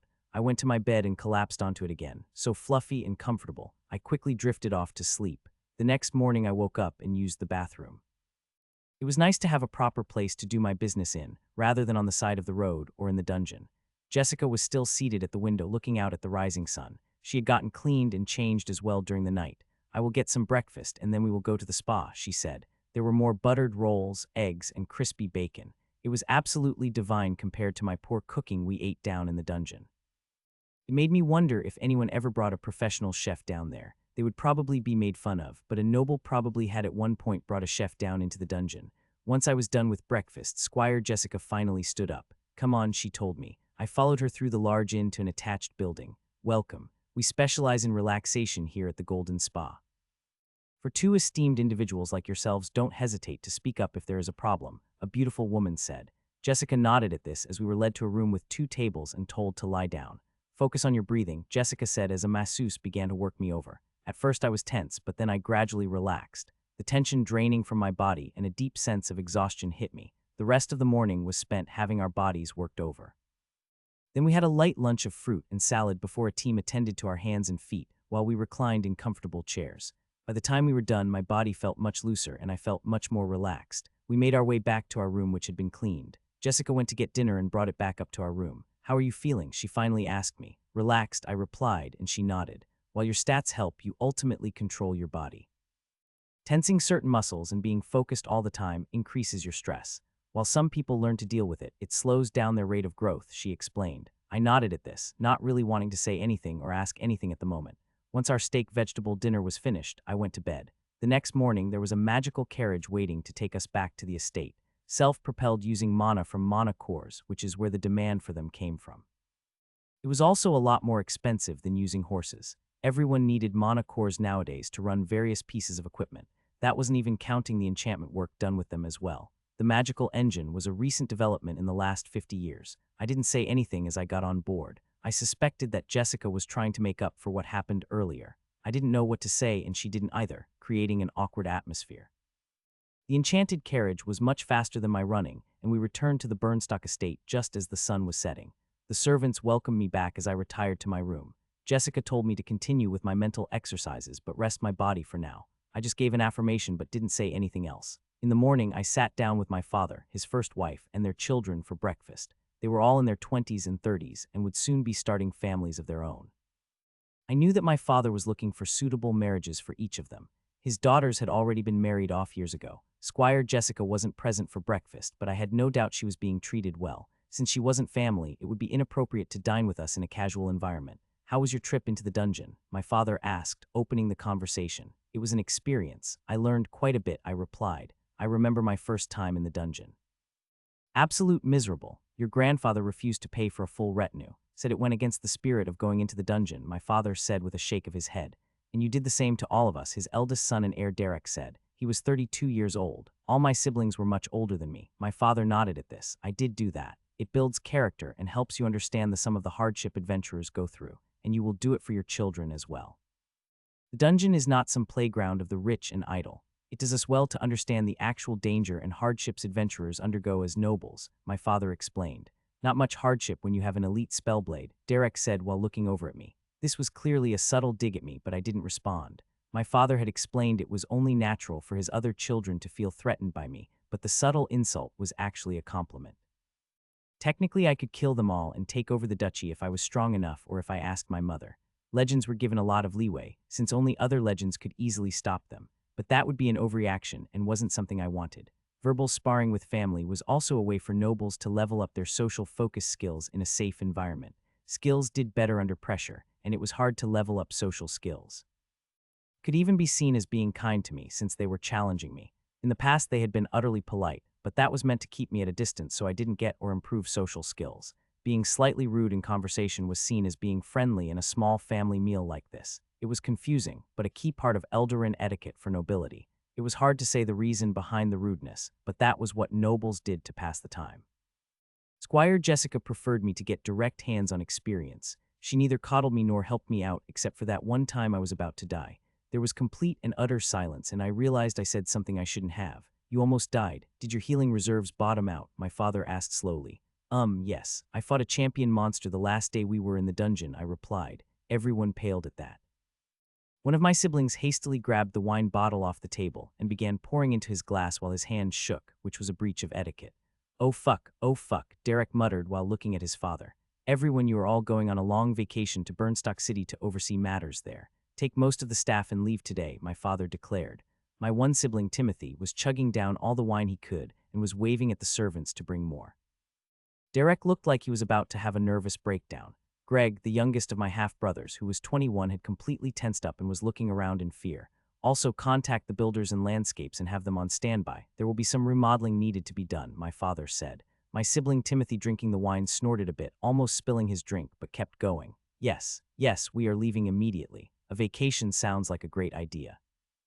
Derek immediately stood up and rushed out of the dining room. My other two older half-siblings quickly followed after him. I looked at my father in confusion and he let out a sigh. Justin, your mother loves you dearly. No one questions that, but she can get a bit protective, he replied. Really, it shouldn't be that bad, I said hesitantly, but my father shook his head. You don't understand your mother. She only loves two things in this world. You first and foremost, her only child. And killing, Supreme Warlady Elena is a supreme legend not to be trifled with. There's a slightly crass joke about her, but it sums things up quite well. The reason other people haven't reached her level is that she has killed them all, he explained. But what does that have to do with me? I asked in confusion. The first time you were running in the garden and scraped your knee, the maid who was responsible for watching you died from sheer terror. Her heart literally exploded in her chest when your mother focused on her. It took me for a moment to process that.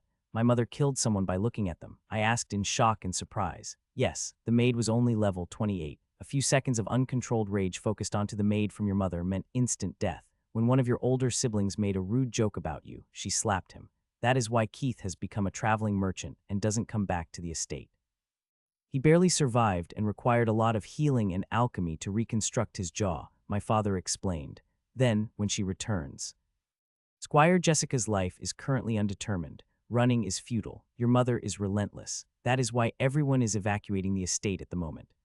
You could ask her to go elsewhere, I said. My father shook his head. One does not turn away a supreme warlady from her own home, unless they no longer wish to be counted amongst the living, he explained. My son, it is good to see doing well. My mother greeted me as she returned to the estate. It had been 10 days since the evacuation. This time there were a lot less servants kneeling, and the only other family member present was my father. Mother, I ran over and gave her a hug. She smiled and patted me on the back as I felt a sense of nervousness. You are getting stronger. I will review your status with my squires tomorrow morning, she said, and then frowned slightly as I let go of the hug.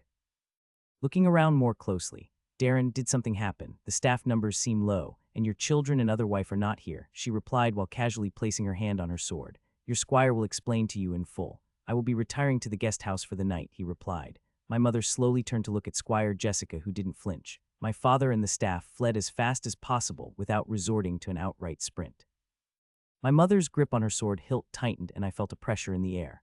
What happened? I trained your son the way I was trained. There was an incident the last day where I let him face a champion monster of the one-cent layer, she explained while looking at my mother. Son, did your healing points bottom out? She asked calmly while keeping her eyes on Squire Jessica. Yes, but my injuries healed up and Squire Jessica made sure I was okay, I replied nervously. What were my instructions, Squire? To train your son and ensure his reserves don't dip below half, she replied with a touch of nervousness now. I know the training you talk about. Near-death training. My son is 9. You were almost twice his age when you did such brutal training. Don't you dare mention stats or skills. The younger adventurers who undergo such training break, they give up. Only 1 in 4 continue on. You know this. You risked my son's mental health and future with your little stunt, my mother said. Supreme Warlady, I ensured his full recovery, she replied quickly. Even I could hear the slight tremor of fear in her voice. With the weakness of your relaxation methodology, which is even worse in many ways, my son is unharmed is why you are still alive. But I suppose such lessons do have their merits. Let us test this theory together. Squires, protect my son, she said calmly. Her other 2 squires immediately moved to my side so quickly I didn't see them cross the distance to me. My mother took a step forward towards Squire Jessica, who brought up her fists. My mother brought up her fists as well. Piece for piece, fists for fists. We shall settle this the adventurer way, my mother declared. I didn't see what happened. One moment Squire Jessica was standing there, the next the wall of the mansion exploded inwards and a portion of the building collapsed. A small trench in the stonework outside had been dug out between Squire Jessica's former position and her new position, implanted into the outer wall of the mansion. One of the squires protecting me brought up a magical shield, deflecting pieces of debris that rained down on us. My mother, who was standing with an outstretched fist where Squire Jessica had been standing, vanished once more. The ground shook and I felt afraid as a sense of bloodlust entered the air. My mother was scary, very scary. There were more explosions and ground tremors as mother beat her squire across the estate, leaving ruin and devastation in her wake. After 10 minutes of relentless beating, the bloody and barely breathing form of Squire Jessica was tossed back onto the position where she had been standing previously.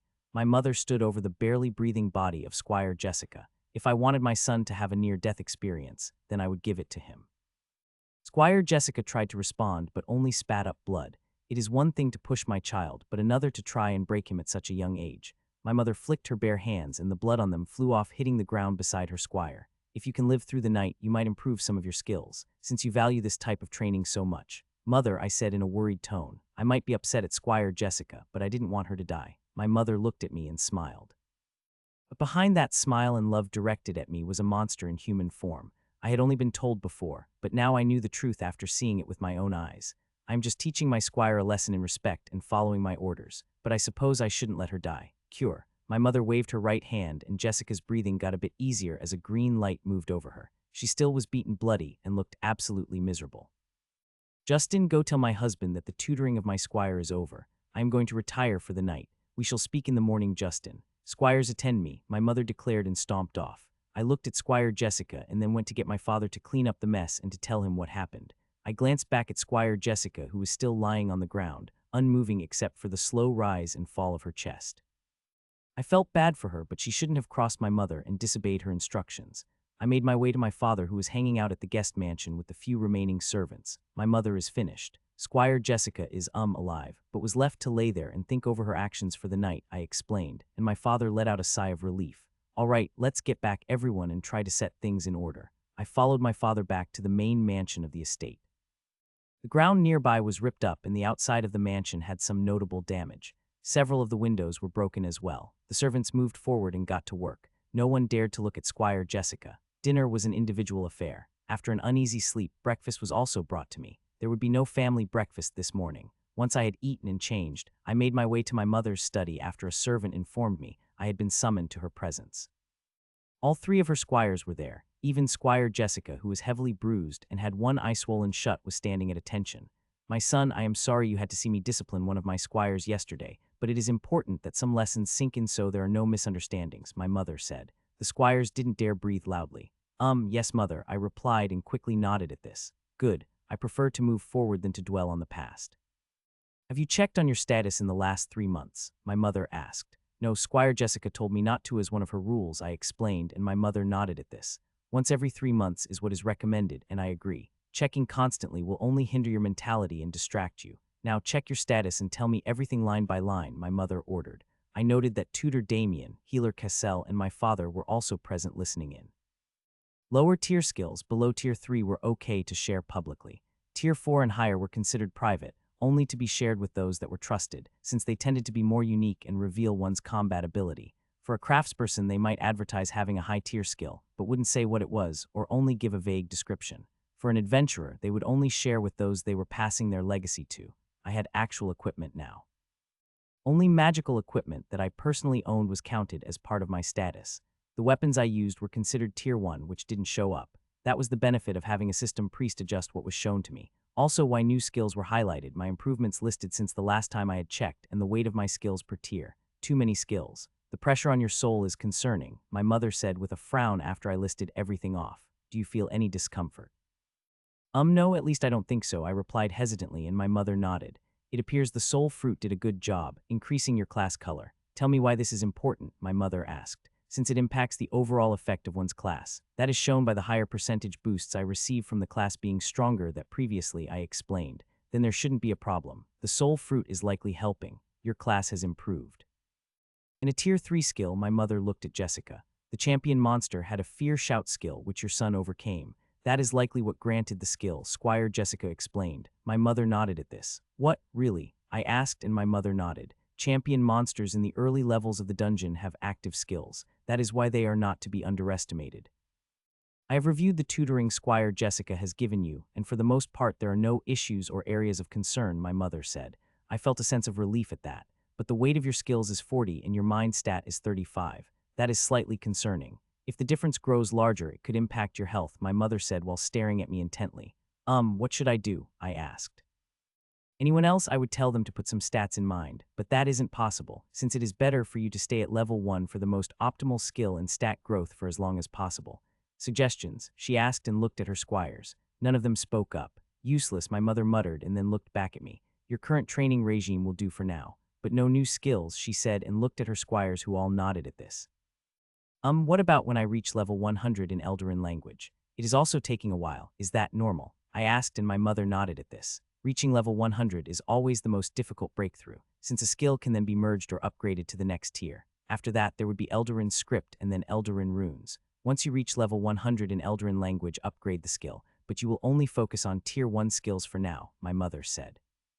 When can I learn magic? I asked. I wanted to be able to make light, use fire blades, and instantly clean myself. Now that is a foolish question. Magic spells are higher tier skills. Once we have gone through all the necessary tier 1 skills, then magic can become a focus. But I suppose your interest is warranted if you want to become a spell blade like me. Include focused training for mana sensing, she ordered her squires who all nodded without daring to speak.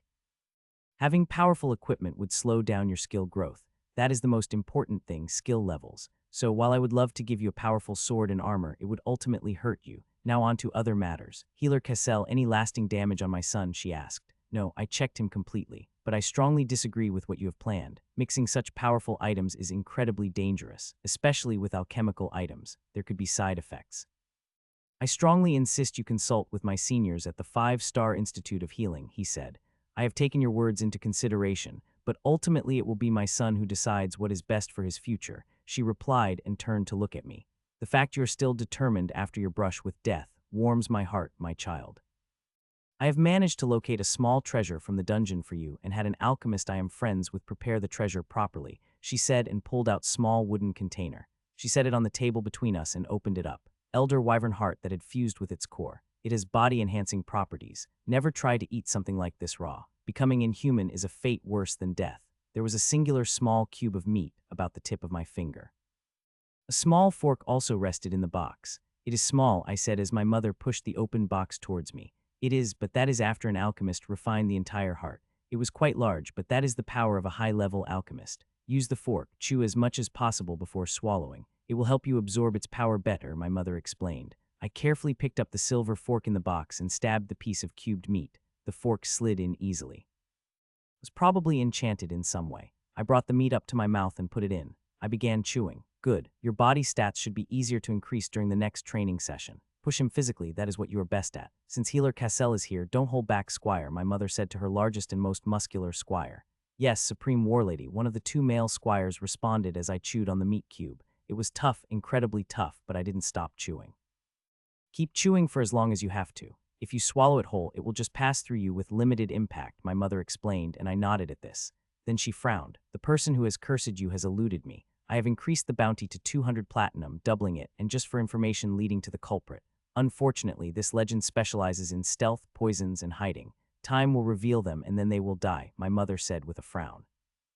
I woke up early, which had become a habit, and got changed in a fresh set of armor and clothing that had been laid out for me. The room to my door opened, and the largest squire entered my room. Good, you are up. I like people with energy and hate sloth. I am Squire Sabin, the large muscular man declared. His hair was cut very short, and he looked like he was all muscle under his clothes. His arms were almost as thick as my waist. Morning, so back to the dungeon? I asked. No. Squire Jessica's talent lies in her survival ability, but that is also what got her into trouble. My training is best done when there is a healer nearby.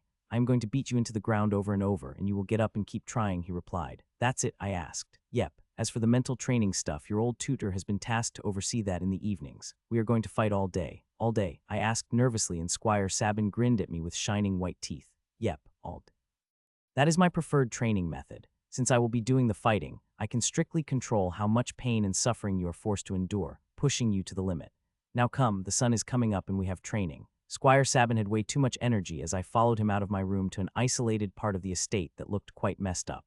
A training ground for the elite guards here at the estate. We will be using it for the next 3 months, Sabin said. I noted a weapons rack set up under a pavilion and an older man sitting there. Ah, Healer Kessel, up already, welcome. I followed Sabin to the old man, waking me up so early. You are lucky the Supreme Warlady is paying a considerable fee for my services and that I owe her a debt, the old man muttered as 2 servants were busy preparing tea and breakfast nearby for the old man. Healer Kessel, you will keep an eye on things, Squire Sabin said. I will make sure he doesn't die and monitor his healing reserves. If I say stop, stop. I don't want any accidents. Also keep his stamina topped off, but you know my limits. I don't want to take potions, so don't go overboard, Healer Kessel said to Squire Sabin, completely ignoring me. Perfect. Hopefully I won't go overboard, but I just love training and fighting. He was shouting at the end of that sentence, which did not build confidence in his restraint. I felt a lot of danger and tried to move backwards. A hand grazed my armor and I went spinning into the dirt. Always keep your guard up, but good job dodging a bit there. Squire Sabin then rushed forward and I rolled out of the way as he tried to stomp on me. Don't just lay there on the ground. Dodge, dodge, dodge. He kept shouting as he moved towards me, swinging his open palms at me. Don't overdodge, just enough to avoid the attack and the danger. Then strike back. Don't cross your feet, ever. That is a good way to trip and die. Saw that happen once, completely embarrassing for the adventurer. I was breathing heavily after 10 minutes. That was a good warm-up. Now grab a weapon. We will go through all of them. I am going to use this padded pain stick, mimicking the forms of monsters. It will help push your skills. It might look silly, but if you get hit, it won't be pleasant. The enchantment, well, you will figure it out, Squire Sabin said with a grin. After 2 minutes of swinging and dodging, I was hit. Ah, I shouted as pain racked my body. Learn to push through the pain. It is a distraction. It is weakness leaving your body. Move or die. I was struck again. The force behind the blow wasn't hard, but pain racked my body once more. Dodge or die. Endure and eliminate. Focus or fail. Guard and get up. One phrase after another was thrown at me as we continued sparring for an hour. During the sparring, Sabin would change his fighting style completely, so I couldn't just memorize his moves. I had to adapt. From jabbing to running around and slashing. It was a struggle to keep up as I felt my body tremble after every touch of the pain stick. Good, good. We are taking a break now. Have breakfast, recover, and we will continue after that. Oh, one question. Did you notice anything about the phrases I was shouting? Sabin asked me while staring at me intently. I tried to recall, but my body was exhausted and I was breathing heavily. They were alphabetical, I finally said, and he grinned at me. Good, very good. Many people miss that. Always pay attention in combat to the details. It is easy to get caught up in the fighting, but that is a good way to be lured into the pace of your enemy. You need to be thinking and setting your own pace. Now eat and rest, he said. The servants had prepared a breakfast table. I sat down and ate while Squire Sabin talked quietly with Healer Kessel. I couldn't hear what they were saying and didn't try and listen in. That would have been rude. Once I was done, I forced myself to get up and stretch. After a few minutes, Squire Sabin came back over. Good, good. Keep your body limber. It is the best weapon after all. Now it is time more training. I will be throwing stones occasionally. Do your best to dodge them, Squire Sabin said. The hell training continued for the rest of the morning. We had another break for lunch and then immediately began after that. 4 times Healer Kessel had to replenish my stamina, which had bottomed out. By the time it was afternoon and dinner time, I was completely drained of the will to move, breathe, think, and possibly even live. Ah, that was some enjoyable light training, Sabin said with a grin while looking at me. I couldn't even muster up the energy to stare at him in despair. Light, I gasped out between my heavy breathing. Light, but it is perfect for your age and stats. The more you sweat here, the less you will bleed in the dungeon. You can't train while you are already in the middle of a fight, and you don't want to have regrets, do you? He asked me, and I shook my head slowly. Exactly. That is why it is best to go all out while you can to get the most out of your time. It isn't easy, but that is the bare minimum becoming a legend requires, he told me. I just nodded, too tired to think. Well, you will recover by tomorrow. Healer Kessel has made sure of that. Now off you go to dinner back at the mansion, and for your mental skill training, he said. I shambled off towards dinner. My siblings hadn't returned, and my father wasn't here either at the moment, so I ate by myself. Once I was done, I made my way to the library. Ah, young Justin, welcome. My tutor Damien greeted me. Hello, Tutor Damien, I said with as much energy as I could muster. Hard physical training, he asked me, and I nodded.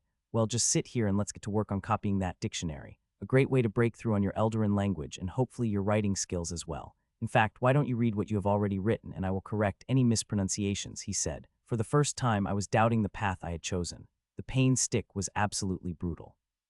While getting my stamina filled up again was nice, it only kept my body going. My brain was completely fried after all the pain and physical training. While I wanted to ask if my mother approved, that wasn't a real question. Squire Sabin had seen what happened to his fellow squire who didn't listen to my mother. He wouldn't dare disobey her. That meant all of this had her approval. I had asked to be pushed. To grow my stats and skills, I just didn't realize how brutal it would be, how painful.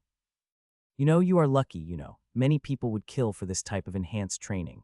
I had paused for a long period of time just looking at my partially copied dictionary. My brain was shutting off. I looked up at Tutor Damien. Really? I asked tiredly. I didn't want to ask, but I also didn't want to talk at the moment, and Tutor Damien loved to talk. They pay for the privilege, quite a lot as well. You have basic teachers, since teaching is a tier 1 skill, bottom of the barrel. Then you have tutor, an empowered tutor like myself, a tier 3 skill, and I specialize in several basic skills that I teach here at the estate. I even taught your siblings, he said. I said tiredly as he continued talking. Then you have specialists who can teach specific tier 4 skills. Normally they focus on 1 or 2 and get really good at teaching them.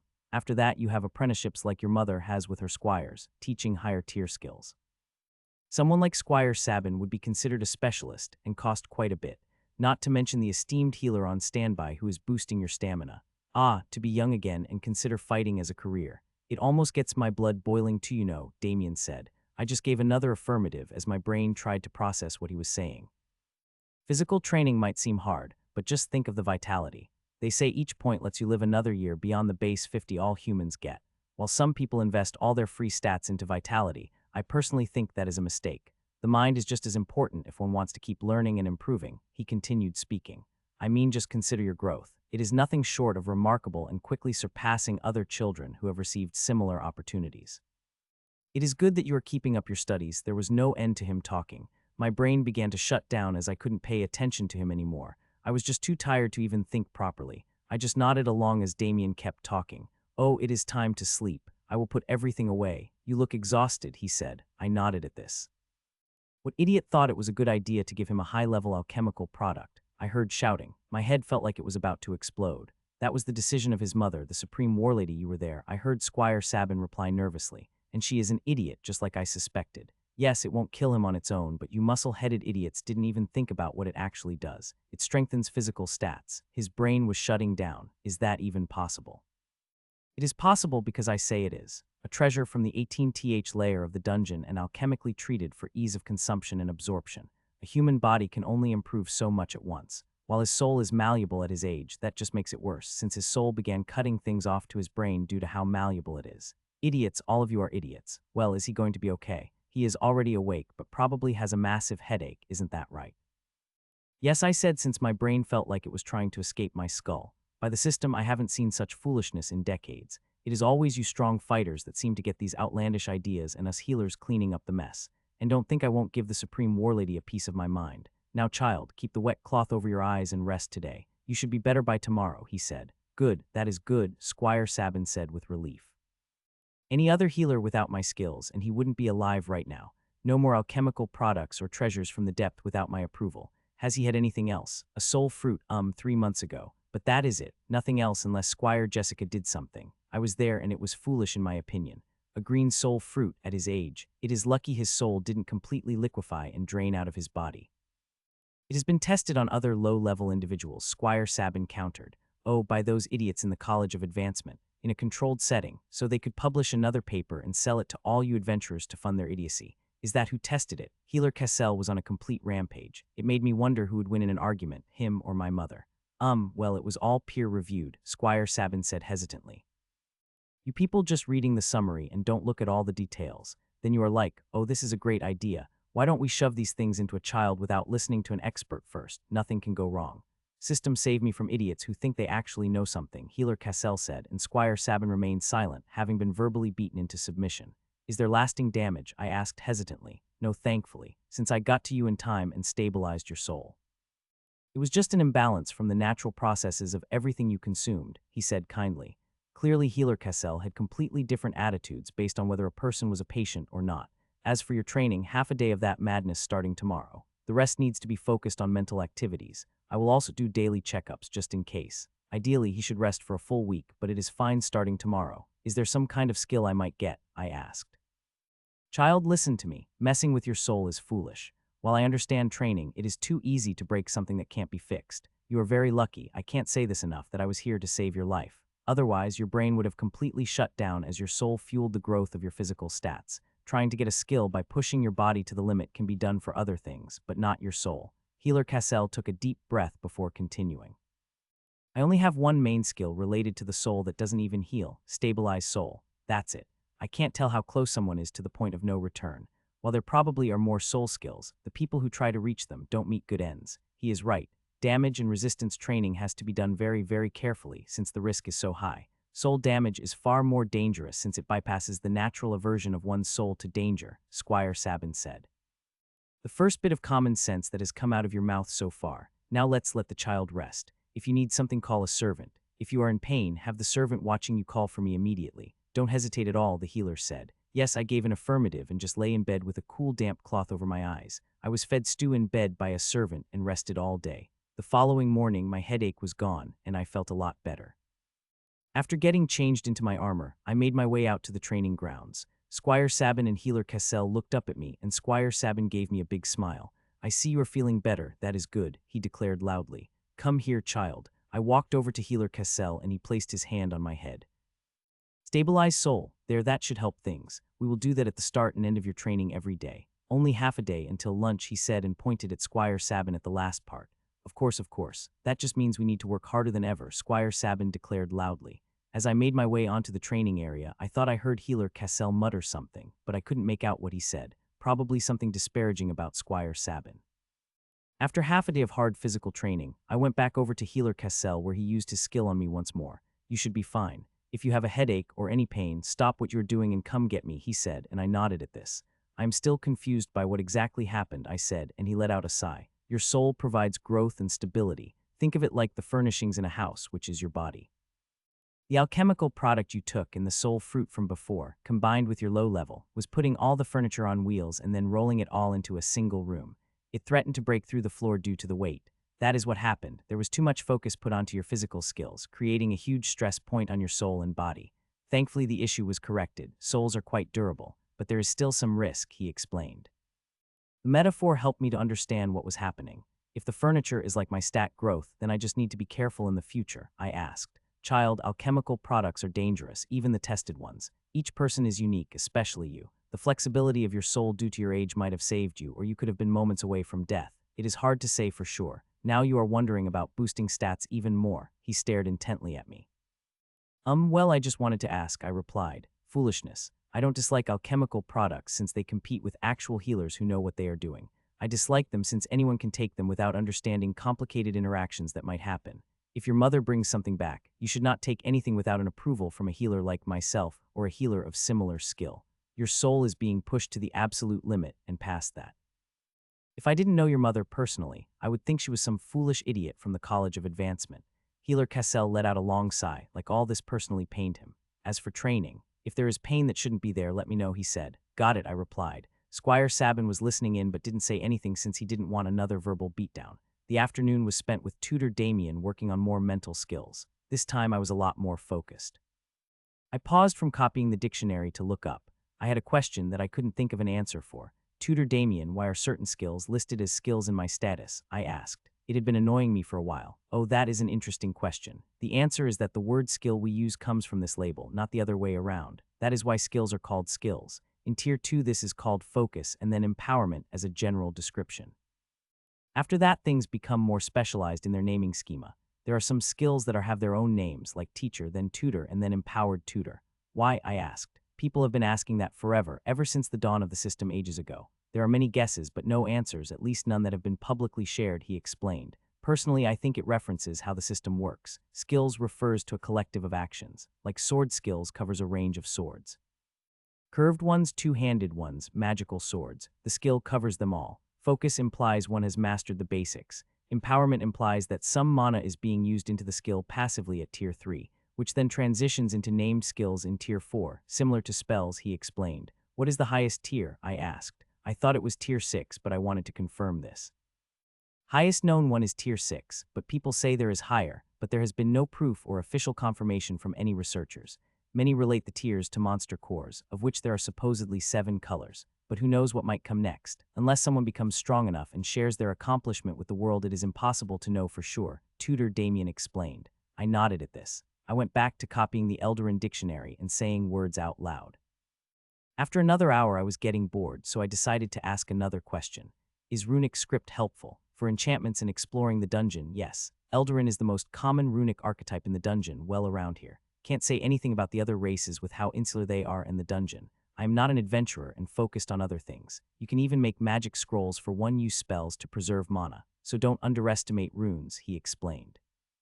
Will that help me as a spellblade? I asked. It won't leave you ignorant at the very least, he replied, which meant that it wouldn't help me directly as far as he knew. It was hard to constantly focus and train. While I had taken a break and then another one due to the health scare, I felt myself mentally drained. As dinner approached, I began to get a slight headache. I excused myself and found Healer Cassell in the guest wing of the mansion. A headache. He asked me and I explained what I had been doing. Your soul is fighting the influence of the alchemical product when it tries to upgrade your mental stats. This is what is creating the headache. Stabilize soul. Healer Cassell put his hand on my head and used his skill for a third time today. No training mental skills after dinner. Just go to sleep early. Sleep helps your body and soul come together and should lessen the strain, he said. Oh, I will let Tutor Damien know, I replied. Good job reporting to me right away. While it might have built up into a serious issue, you are charting new territory with what you are doing. You aren't going to tell me to stop, I asked. I know better than that. You wouldn't listen or could go behind my back. I am also not your mother. I am a healer. If you want to do foolish things, I will warn you, but I won't stop you, he replied. Done, I finally said. I had finished copying the dictionary and going through the entire thing. Congratulations. I am guessing you maxed out writing skills and Eldarin language. Tutor Damien asked me. My mother doesn't want me to look at my status except once every 3 months. Ah yes, I'm used to checking when I have completed a hard task to confirm a breakthrough. Well then, let's not disregard what she said. Your mother is correct. Still, it isn't a bad assumption to make. Copying an entire book like the Eldarin dictionary is normally enough to max out the Eldarin language and writing skills. We can move on to Eldarin's script and focused writing. He then pulled out a much thicker tome, which he set on the table with thud. What is that? I asked as he got out another blank tome.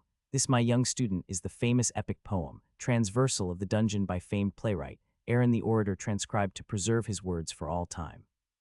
Supposedly he had a tier 5 skill related to poetry. You are to copy the entire thing in the same writing style. Oh, here is another book, showing the artistry of Eldarin's script. Instead of block letters, it was all flowy with one letter connecting to another. Why? I asked. Well, it is the original language, derived from runic script to make learning easier. Then our language was derived from the script. Creating a chain of skills from tier 1 upwards, which makes learning all of this much simpler than it was in the distant past, Tutor Damien explained. I looked at the thick tome and opened it. All of this, I asked with despair. It will take a long time, but it is the best way to raise up the skills in tandem. It is what they teach in the College of Advancement after all, he explained. You went there, I asked. Long ago. But yes, those were some of the greatest and hardest years of my life. The place is absolutely cutthroat. The earliest one can enter is at the age of 12, and they get to stay for up to 7 years as a student. Most fail out in year 5, which is when I was forced to drop out, he explained. It is that hard, I asked. That and the cost. Only the top 3 students in year are offered scholarships. For the rest, it is an academic bloodbath that brings out the worst in people as everyone tries to get ahead of everyone else. The exams are demented on purpose, where if you manage to pass, you will break through a bottleneck on your skill. What about someone like me who had studied ahead? I asked. That isn't as much of an advantage as you would think, but an invitation for harder courses. Each student must earn so many skill levels each year or they are kicked out. Each professor can only have so high a failure rate, so only the best and brightest pass. The College of Advancement produces at least one person who goes on to become a legend each graduating class, sometimes more, he explained. What, Thatrially? I asked in surprise and he nodded. Just like exploring the dungeon can push your physical and combat skills, the College of Advancement will push your mental skills to the limit. If you pursue runes or magic, there really is no better place to study. Basically anything except combat. No other requirements, I asked. Not for someone of your background. Just your mother's name alone would get you in without question. It won't guarantee you remain, but it will get you in without any complications. Otherwise, there are competitions and lots of other headaches trying to gain admission if you don't have backing. Also, the expense is huge. Well, for someone like me, not for someone like you, Tutor Damien explained. Where is it? I know that it isn't here in our kingdom of Terrandar, I asked. Far north in the ice-capped mountains above the city of Undercraft, which the dwarves control, and the elves control the ice forest at its base of the mountains further north near the frozen coast. Only about a quarter to a third of the students each year are human, but the other races have different entry requirements in relation to their age, Tutor Damien explained. Now I had even more questions. Your curiosity is good, but time to focus on your skills. It should take you a year to copy that if you focus, Tutor Damien said. I looked between his pointed finger and the giant tome. My hand already felt like it was going to fall off. I felt another headache coming on, and I wasn't sure if this was due to the alchemical product I had taken or just the thought of copying all of that. The look on your face is the same one I had when my tutor told me this years ago. It's just a lot, I finally said, and he nodded. If it were easy to gain skill levels, then everyone would do so. The College of Advancement has an entire research division devoted to maximizing skill levels and stat gains through training. Just as adventurers plumb the dungeon for meaning, academics do so through optimization and refinement, he explained. At least it isn't noble history. I muttered and got to work slowly copying everything. I had to study each word and figure out the movement of the pen that was used to write it. I then copied it down into the empty book that was provided. My writing was very good, and I had the drawing skill as well, which helped. I could feel my mind and body drawing on the knowledge while I slowly worked on copying Eldarin's script. It felt weird knowing that the skill had been dumbed down into lower tiers. Everyone was trying to reach higher levels, higher tiers with their skills. To go the opposite direction seemed odd to think about. Whomever came up with the idea had probably been a genius. Or it was just a teaching method someone developed, or they had asked what was an earlier possible skill. I asked Tutor Damien about the history behind the drive to lower the tier for our language. It was a teaching method. It took too long to directly teach Eldarin runes and then Eldarin script. The Eldarin language was created and spread out. The spoken words are mostly the same and there are a lot of similarities, so the system just recognized a new skill just like that, I asked. Yes, but this normally happens at higher tiers, specifically Tier 4. There are entire groups of people trying to figure out hidden skills and knowledge that the system might recognize, but most attempts end in failure, he explained. What about Tier 1 skills? I asked. The discoveries mostly involve some kind of crafting. Tier 2 discoveries mainly involve some minor or passive use of mana. The lower the tier, the more impressive such a discovery is. That seems backwards, I replied. To some extent, but you aren't learning the skill, you are discovering it. That is the difference. To make something easier for other people, that is epitome of a tutor. No special titles or awards from the system, I asked. No, those are just fairy tales. There are no special titles or awards, only skills and stats and classes. I suppose better classes might count as an award from the system, but there is a lot of debate on the subject. If there was such a thing, your mother would have won for sure, Tutor Damien explained. I nodded at that. If there were a list of the people with the highest level, then my mother would definitely be on it in consideration for the top. While I didn't have a good idea about the other great legends out there beyond children's tales, I knew my mother stood above so many other people. Everyone had said that over and over. So the skill upgrade just happens, I asked Damien. I had thought I would need to manually do it. It is complicated, young Justin. Skills have set paths. By studying the next skill in the path, they are automatically upgraded and will provide a boost. No need to focus on upgrading them specifically. Even if they aren't upgraded, they can be upgraded later and then merged into a higher tier skill. This creates a hidden bonus that makes it quicker to learn that skill. I nodded at this. For Tier 5 and 6 skills, this is even more important since they are so slow to level, like mud or concrete rather than water. But by leveling up the base skills, that mud is rinsed with water, making their leveling flow much easier. There are supporting skills and direct skills. Direct skills are those you get on a path, like Eldarin language and then Eldarin script and then Eldarin runes. But another example which I know your mother wants you to get is the Tier 4 skill Weapons Mastery, Damien explained. What kind of skill is that? I asked. It combines several lower tier weapon skills. That is why she is having you focus on so many different weapons. That skill will in turn lead to something better most likely. And even if it doesn't, higher tier skills are always more powerful and versatile, Tutor Damien explained as I carefully listened to him. In fact, that is the end goal for various language skills, to upgrade them enough to the language in runic form and then merge those runic languages for the Tier 4 skill Runes Mastery. But someone could get that skill without the lower tier skills, I asked. Yes, but it is far harder to level. That is why supporting skills are important and direct skills the best. Why having lower tier skills and leveling them is far more impactful than rushing ahead and trying to get a lot of high tier skills. Then you're stuck with a very slow leveling speed. Couldn't they go back and do the earlier skills? I asked. They could, but it just creates a mess and often doesn't work like you think, since skill experience flows to higher tier skills rather than lower tier skills. Since you have the time and are starting early, it is best to get Tier 1 skills and level those up. While it might seem like a lot of work and time, it ultimately saves time. Then why don't more people do this? I asked. I see a fire in your eyes. Keep that determination, for the path high-tier skills is long and hard. I nodded at this. It was a struggle to keep my motivation up at times. When I was fighting in the dungeon, it was easy. I got caught up in the violence and the fighting. That was when I realized this training was another test from my mother. Could I focus and keep working hard, even when it was really boring? While the fighting training with Sabin was physical and exhausting, it was frustrating to be constantly outclassed by him.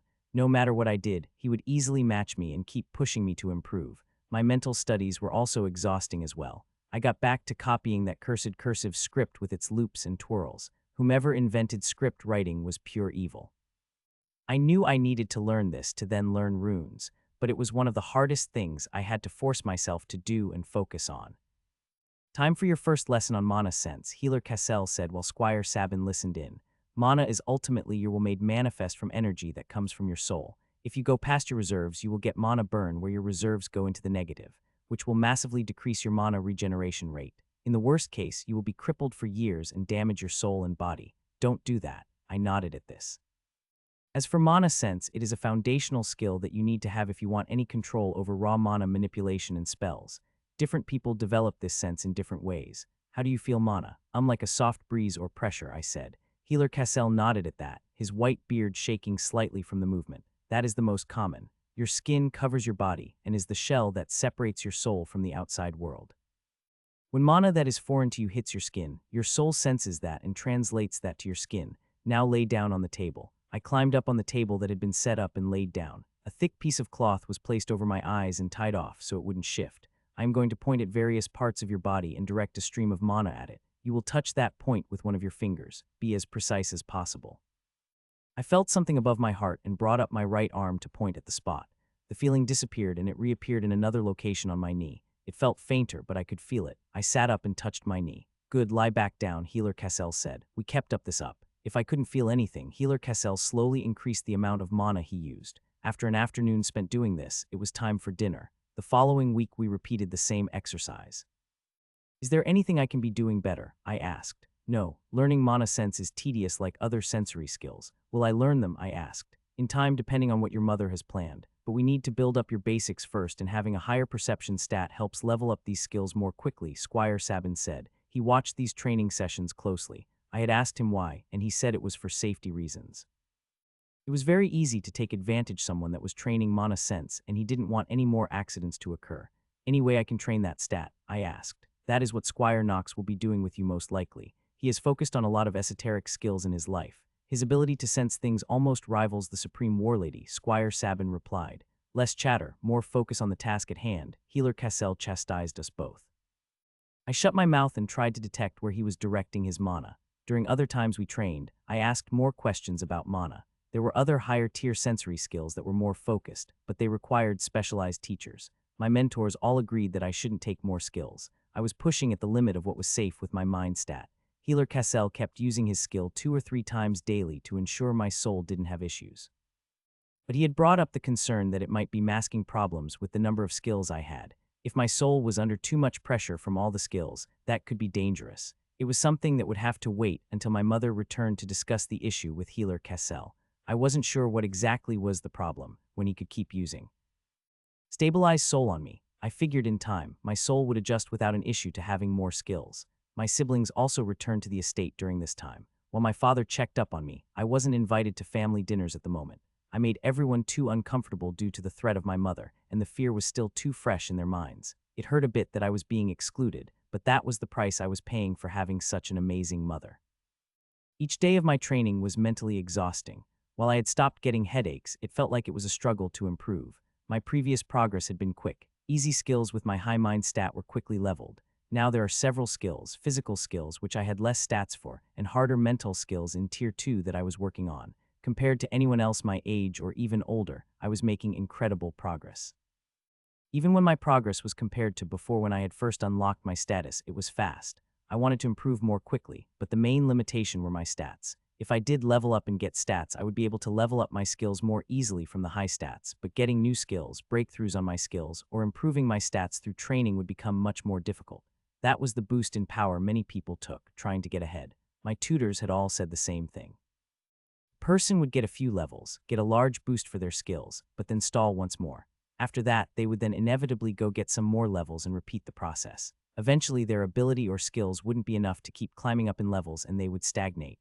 Squire Sabin admitted that was why he was struggling at the moment, trying to improve his skills for high-level combat in the dungeon. It made me wonder about my mother, since she came from a humble background. My guess was she just killed more monsters in the dungeon. When improving her skills slowed down, gaining levels slowed down, she would just kill some more and earn experience. It was the simplest but hardest answer at the same time. The morning for more training came and I had a question for Squire Sabin. Will I go into the dungeon with Squire Knox? I asked, already asking to fight monsters. Sabin replied with his standard grin. Yes, I answered, and he shrugged. Maybe. Each of us squires came up with a training plan that your mother approved of with some minor adjustments. I wanted to take you to underground fighting pits. She reminded me why that might be a bad idea at your age, Sabin said while rubbing the back of his head. Really, that sounds exciting, I replied. They really are. It is all whoosh and bam. That's how you really level up your skills. But other bad activities happen near fighting pits like gambling, so we're putting that off for now. For my training, your mother wanted you to do this kind of intense physical training they do at many training schools, he explained. Well, next time then. But am I really making progress? I asked and Squire Sabin just kept smiling at me. You are, but it is hard for you to tell since I am matching you. That is the strength of having someone like me teach you. I am always just one step beyond your current skill level, forcing you to improve as quickly as possible. He brought up the pain stick.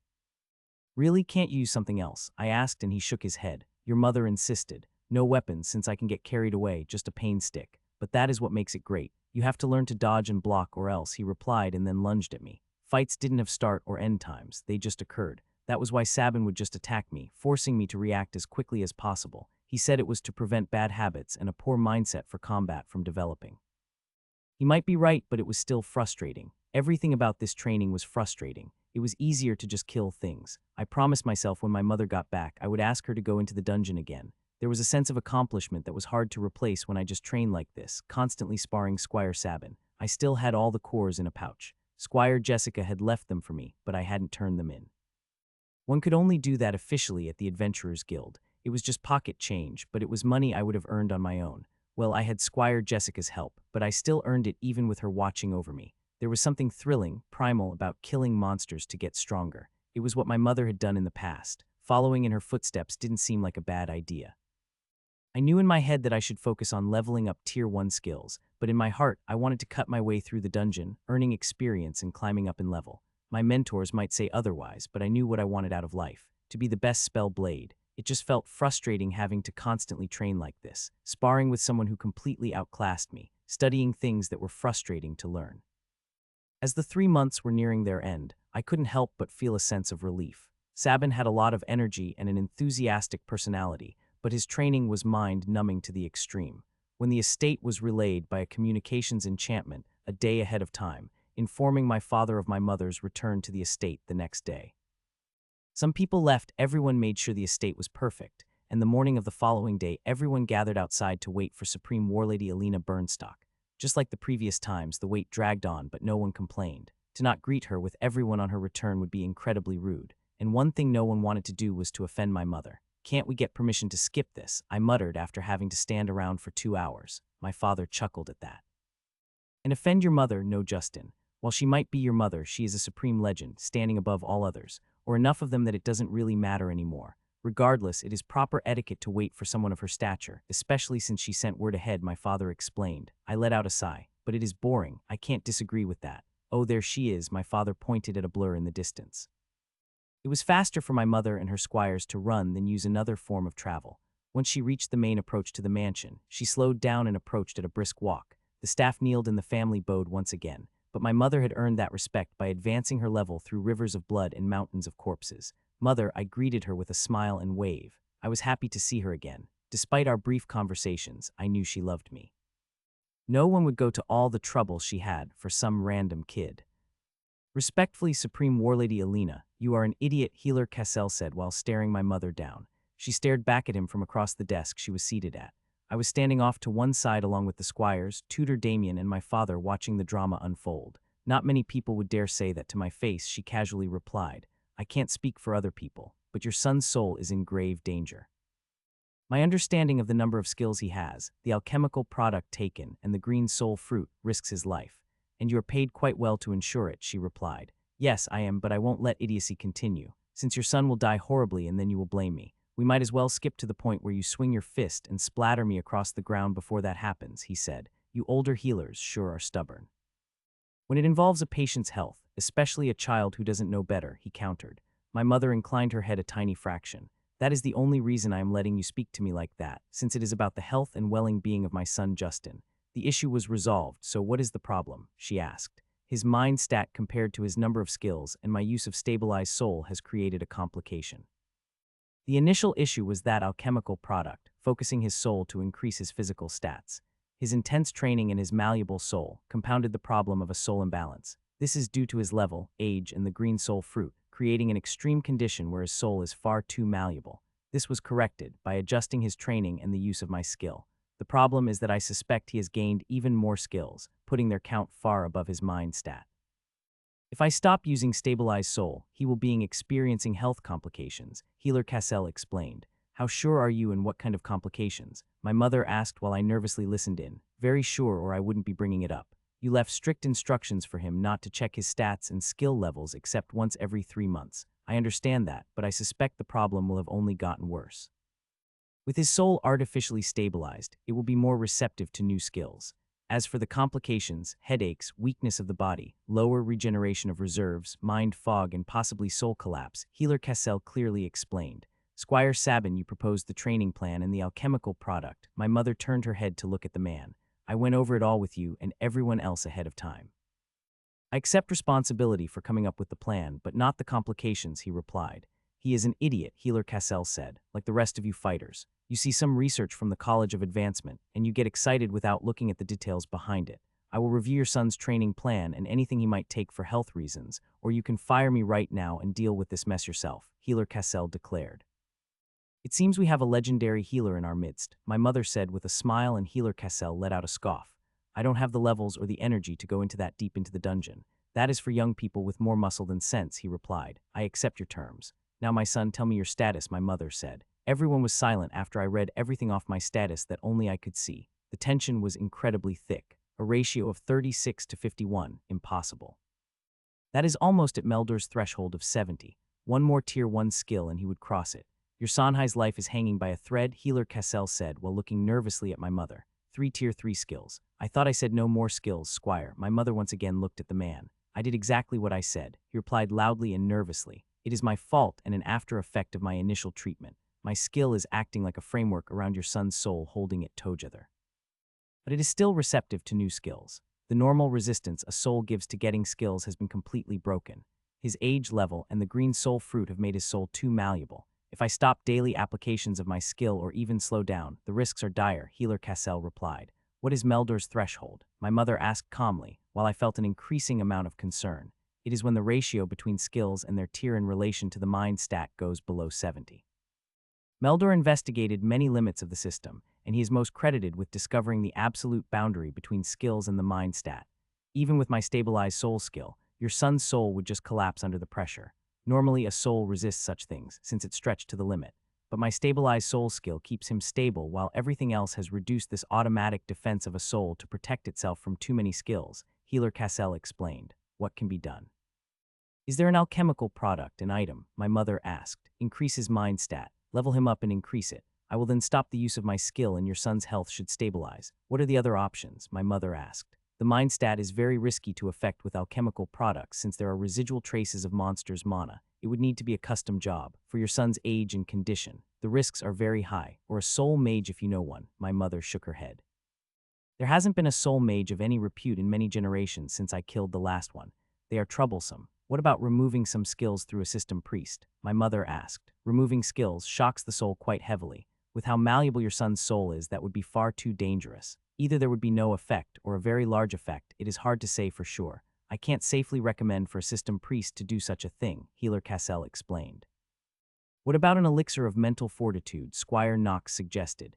He was a tall, gaunt man with dark hair. The complete opposite of Squire Sabin. An elixir, a fairy tale at best, Healer Cassell replied. No, they do exist. At the last bastion, it appears I will need to visit once more. Also, since my hunt for the legend who put the cursed skill on my son, that seems like a good place to investigate, my mother said. What about a soul skill of some kind?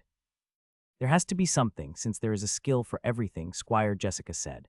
There probably is, but he can't take on any more skills, and such a skill would be Tier 5.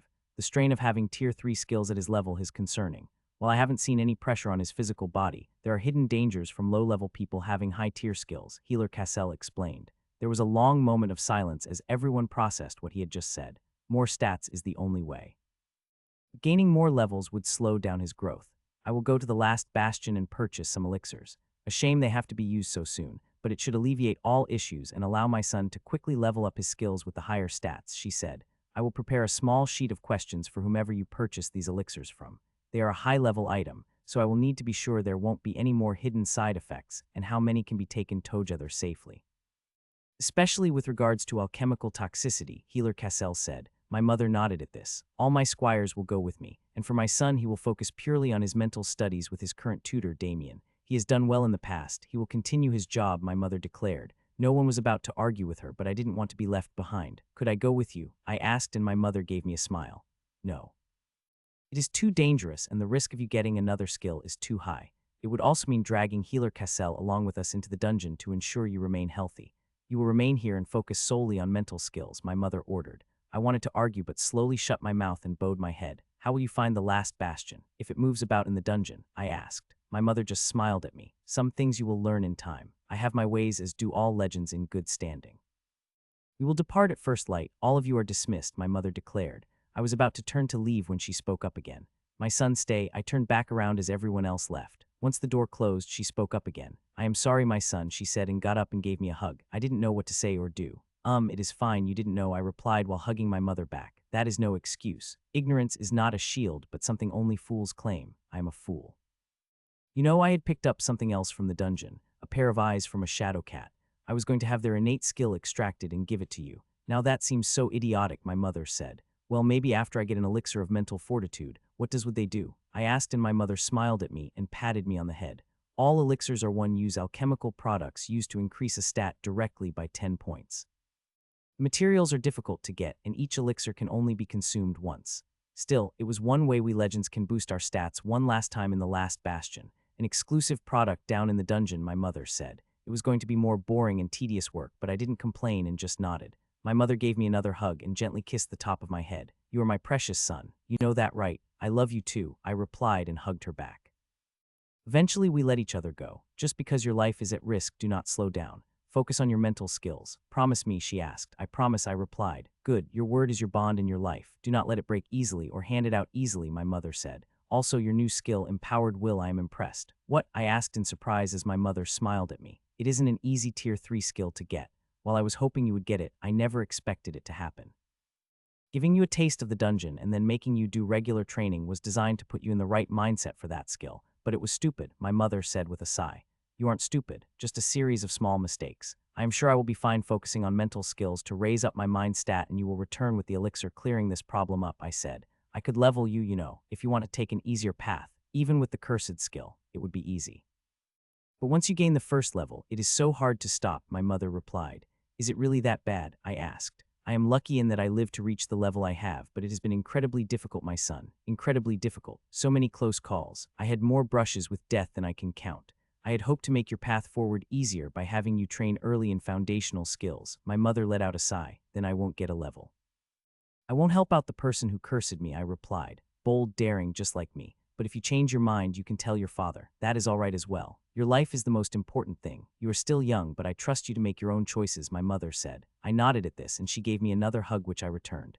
The next morning, she had left with all her squires before I was even up. My father invited me to breakfast. Your mother explained what has happened, he said. I am to focus on training mental skills only, I replied, and he nodded at this. Safety is important. Your mother has also spoken with tutor Damien. He has been instructed to have you only focus on specific skills. Do not try and get around this. Any action you take outside your skills could kill you, he said. Yes, father, I replied heavily. Mathematics, Eldarin history, meditation, Eldarin etiquette, Eldarin script, mana sense, and writing focus were the only skills I was allowed to work on. The hope was that by focusing on purely mental skills, my mind stat would increase more than my other stats and I would avoid getting new skills. The alchemical boost from the wyvern heart had gradually diminished. It wasn't completely gone according to Healer Cassell, but its remaining effects should be minimal after 3 months. I knew there was going to be a lot of tedious work in my future, but complaining wouldn't help. If I wanted the easy path, I could ask to get a level and solve the problem immediately, but it would make things harder in the future. The temptation was there. I thought of the temptation of the dungeon, to grow stronger, to gain stats, to level up. Well, at least I wouldn't be doing nothing while I waited for my mother and her squires to return. I had mental aligned skills to focus on. The book on my bedroom table was obvious and stupid. Someone was trying to kill me, and they were making it exceedingly obvious who they were, since the servant in charge of my apartment in the mansion had let me know who had entered and left it behind. I made my way to my father's part of the mansion. There were 2 guards standing outside the doorway into his personal apartment. "Can you let my father know there is a serious issue?" I said. After a moment of hesitation, the guards knocked on the apartment door. A minute later it opened. "What is it?" my father asked, already dressed for bed with a slight scowl on his face. "Someone is trying to kill me." "There was a book on gardening on my bedside table," I told him. His scowl turned angry in a single heartbeat. "I will deal with it. You follow my son back to his room and collect the book. Bring it to me," my father ordered. The guard saluted and followed me back to my set of rooms in the family mansion. The guard took the book and then brought it back to my father. If I had gained a gardening skill, I would have died instantly. Healer Kessel warned me there would be no warning. 1 second I wouldn't have a skill, then the next second I would get one, crossing Meldor's threshold and instantly dying. He then said it might not truly be instant, since the details of Meldor's deranged experiments were heavily restricted, but I would be dead regardless. The suffering from the point of getting another skill to my death was the uncertain part. The most dangerous aspect of all of this was that the danger and risk to my life wouldn't trigger my danger sense. As for my skill, soul resistance, Healer Cassell said it was a very rare skill, normally only seen in people heavily tortured using soul skills or specifically crafted torture devices. Getting the skill soul resistance was my soul's natural way of trying to defend itself. He also explained that leveling it up was stupid, since the criteria for leveling it up meant hovering right over Meldor's threshold or prodding at my soul, a lot, and in ways no one sane would do. The next day, everyone was called for a family breakfast. I noted that one of my siblings, Timothy, had disappeared. That only left the eldest, the heir, Derek, and the youngest, Greg. Greg was 3 times my age at 27 years old. My father's first wife was also present. She was normally very quiet and demure. She knew that her husband's second wife, my mother, was purely for the power she represented, and that I was placed at the bottom of the inheritance for the duchy. My 2 half-sisters had been married off at a young age, so they could have children and then level after that to extend their life. "So, father, where did our brother Timothy end up?" Derek finally spoke up, breaking the rules of etiquette. "He has joined your other brother as a merchant and is no longer in consideration for any inheritance. I will not tolerate scheming inside this estate. It is bad enough with the other vultures circling outside from the king's court and other nobility," my father said. "Just us 2 left, brother. The supreme Warlady has brought down 2 of us already," Derek said in jest, but it was quite rude to make fun of my mother. He clearly was upset about his younger brother being banished for attempting to kill me. "You will shut your mouth," my father said with a glare. "You know why I took a second wife. Do you have a desire to go fight against Crownsmith on the border? No. Then learn something and be silent, unless you don't want to inherit this duchy." My father asked with a glare as his eldest son shrank in his chair. "I am sorry, father. It was wrong of me to overstep," he replied. My father was still quite upset and continued on, chastising his eldest son without hesitation. "You think that involving myself with Supreme Warlady Alina was foolish. I can tell what you're thinking, don't lie. Well, the cost of fighting would have crippled this duchy. We might be rich, but our military power has been lacking, especially high-end military power in relation to our status. Since none of you had the drive to become a legend, well, I did what I had to in order to secure our future. Now you must accept the price and accept that your half-brother is here to stay." Everyone glanced at me, but I didn't dare say anything. While I was a part of this family, I was also not part of it. It was like 2 families living together, which made things much more tense. In fact, you should be trying to make friends with your younger half-brother, instead of trying to sabotage or kill him. When he becomes a legend one day, you will pray to the system and any other higher power you can that you have his favor. For when our enemies come, they won't hesitate, Duke Darren Burnstock declared while glaring at his 2 remaining sons. "Dear, perhaps having some wine would be best," his first wife said. He picked up his glass and a servant rushed over to quickly fill it back up with wine while no one dared speak. "I am sorry, Justin. My words were poorly spoken and ill-timed," Derek said. "I accept your apology. In fact, this entire incident is best never spoken of again since it is settled," I said, and everyone relaxed slightly at that. If I had tattled to my mother, people would die. I knew that now, but I wasn't going to use her as a weapon. Timothy might have overheard something and thought it a joke. That gardening would kill someone. Unfortunately for him, my mother wasn't one to make jokes about my safety. If she found out, he would be killed without hesitation. It It was only a question of how much would be left behind once she was finished. I heard that you have health concerns. Derek spoke up again to try and diffuse things. While he might be doing some kind of scheme, everyone knew that if I died while in the estate, everyone here would not be alive for long. That was why I wasn't worried about sharing this information. I have too many skills. Right now, Healer Cassell is keeping my soul stable, but more skills could kill me, I said, keeping things simple. No need to explain everything behind what was occurring to me, but extending an olive branch so there were no misunderstandings felt like the right thing to do. Concerning. Very concerning. I assume your mother is finding a solution, he asked. Yes, but I am also handling the issue myself by adjusting my training to focus on more mental skills to fix the issue, I explained. Can we do anything, Father? Derek asked. No, Healer Cassell is renowned for his great medical skills. Finding someone better is close to impossible, even for me. The only place that has better healers is the 5-Star Institute of Healing. I have talked with him personally, and there is nothing more a healer can do, except keep Justin alive for now. Matters concerning one's soul are quite tricky and rare. The Supreme Warlady Alina will return with a solution, and as Justin has said, his training has been adjusted, my father explained. The dinner table quieted down now that the drama was over, and everyone had gotten the answers they wanted. Peace had been restored to the Burnstock family, for now. My siblings were under a lot of stress, and not just from my mother. Duke Burnstock was looking to arrange marriages for his 2 sons and to retire. While I didn't see much of that side of the family, there were countless issues that needed to be addressed and resolved. From dealing with the influx of refugees from the neighboring Crownsmith kingdom, addressing local complaints, handling trade matters, the list went on. While the Duke, my father, could delegate more, it was dangerous to delegate too much authority away, since other nobles would take advantage. It also didn't help that Duke Burnstock's territory was incredibly large. Then he had to deal with pressures from his King of Tarandar. While it might seem like my issues were center stage, they were just one part of the family dynamics and not even the main part, except for one reason. Unfortunately for everyone else, no one could ignore or slight my mother in any way. The only people who could bring justice to a legend was another legend, and she stood above almost all of them. That was why no one could do anything to my mother, except try and convince her. But if she didn't like someone or something, she could wipe them out with little to no repercussions due to her high level and immense power. As for who would inherit everything, it seemed set that Derek would remain the official heir.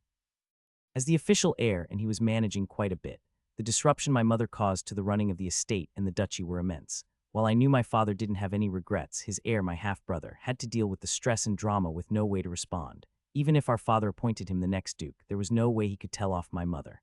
As his wife, this was technically her home and my home. Unless I moved out, there was no way to remove this hassle from his life. That was why he had been frustrated with me and my mother. For a noble, the best way to express that annoyance was through veiled insults. Unfortunately, that was a very bad idea in regards to my mother. She knew such things but didn't care. The world bent to her, not the other way around. I knew there was quite a lot of danger to my life if I got another skill, but I was going to stay in the estate. There was no going back to physical training either. After experiencing training from my mother's squires, going back to the guard captain of the estate would feel like several steps down. He was good even as an elite guard, but nowhere close to the same skill levels as my mother's squires. While I copied the massive book of flowing Eldarin script, I felt a breakthrough in my breathing. It became slightly easier and more controlled. I paused in my copying, setting my pen to the side. I hadn't been expecting to break through so easily, but the skill had been at the bottleneck for a while. Tutor Damien, I broke through with my breathing. Any suggestions for future improvements for the skill? I asked. Ah, congratulations, that is a combat skill, but let me put some thought into it for a moment. The best advice I have is to keep using the skill all the time. It will gradually improve. The bottleneck was level 75, he asked. Yes, I replied. It was rude to ask about other people's status or level unprompted. While there were skills that could reveal this information, it was considered incredibly rude to do so without permission. Since Damien was my personal tutor and it was a tier 1 skill, there was no reason to conceal its progress. Then it will take time. It is as simple as just constantly using the skill. Some say it is the best way to improve more stubborn skills. While you aren't focused on using it all the time, the skill wouldn't benefit during those situations. It is when that you need to adjust your breathing and you focus on the skill, that there is more pressure and the skill will level up, he explained. It was a slightly complex explanation, but it made sense. Skills improved through adversity. While one could train them through use and repetition, it was much slower. By using breathing constantly, I was forcing myself to use it all times, even when it was difficult. It would also wear down the bottleneck on the skill level. With Tier 1 skills, the bottlenecks came every 25 levels. For Tier 2 and 3 skills, they came every 20 levels. For Tier 4 and 5 skills, every 15 levels. For Tier 6 skills, there was a bottleneck or breakthrough point every 10 levels. Leveling got harder each tier you went up and also passed each bottleneck. That was why it was said no one had ever reached level 100 with a Tier 6 skill. It took too long and was too difficult. This included my mother as far as I knew. I can sense your frustration. Well, I was able to get some research data from the College of Advancement.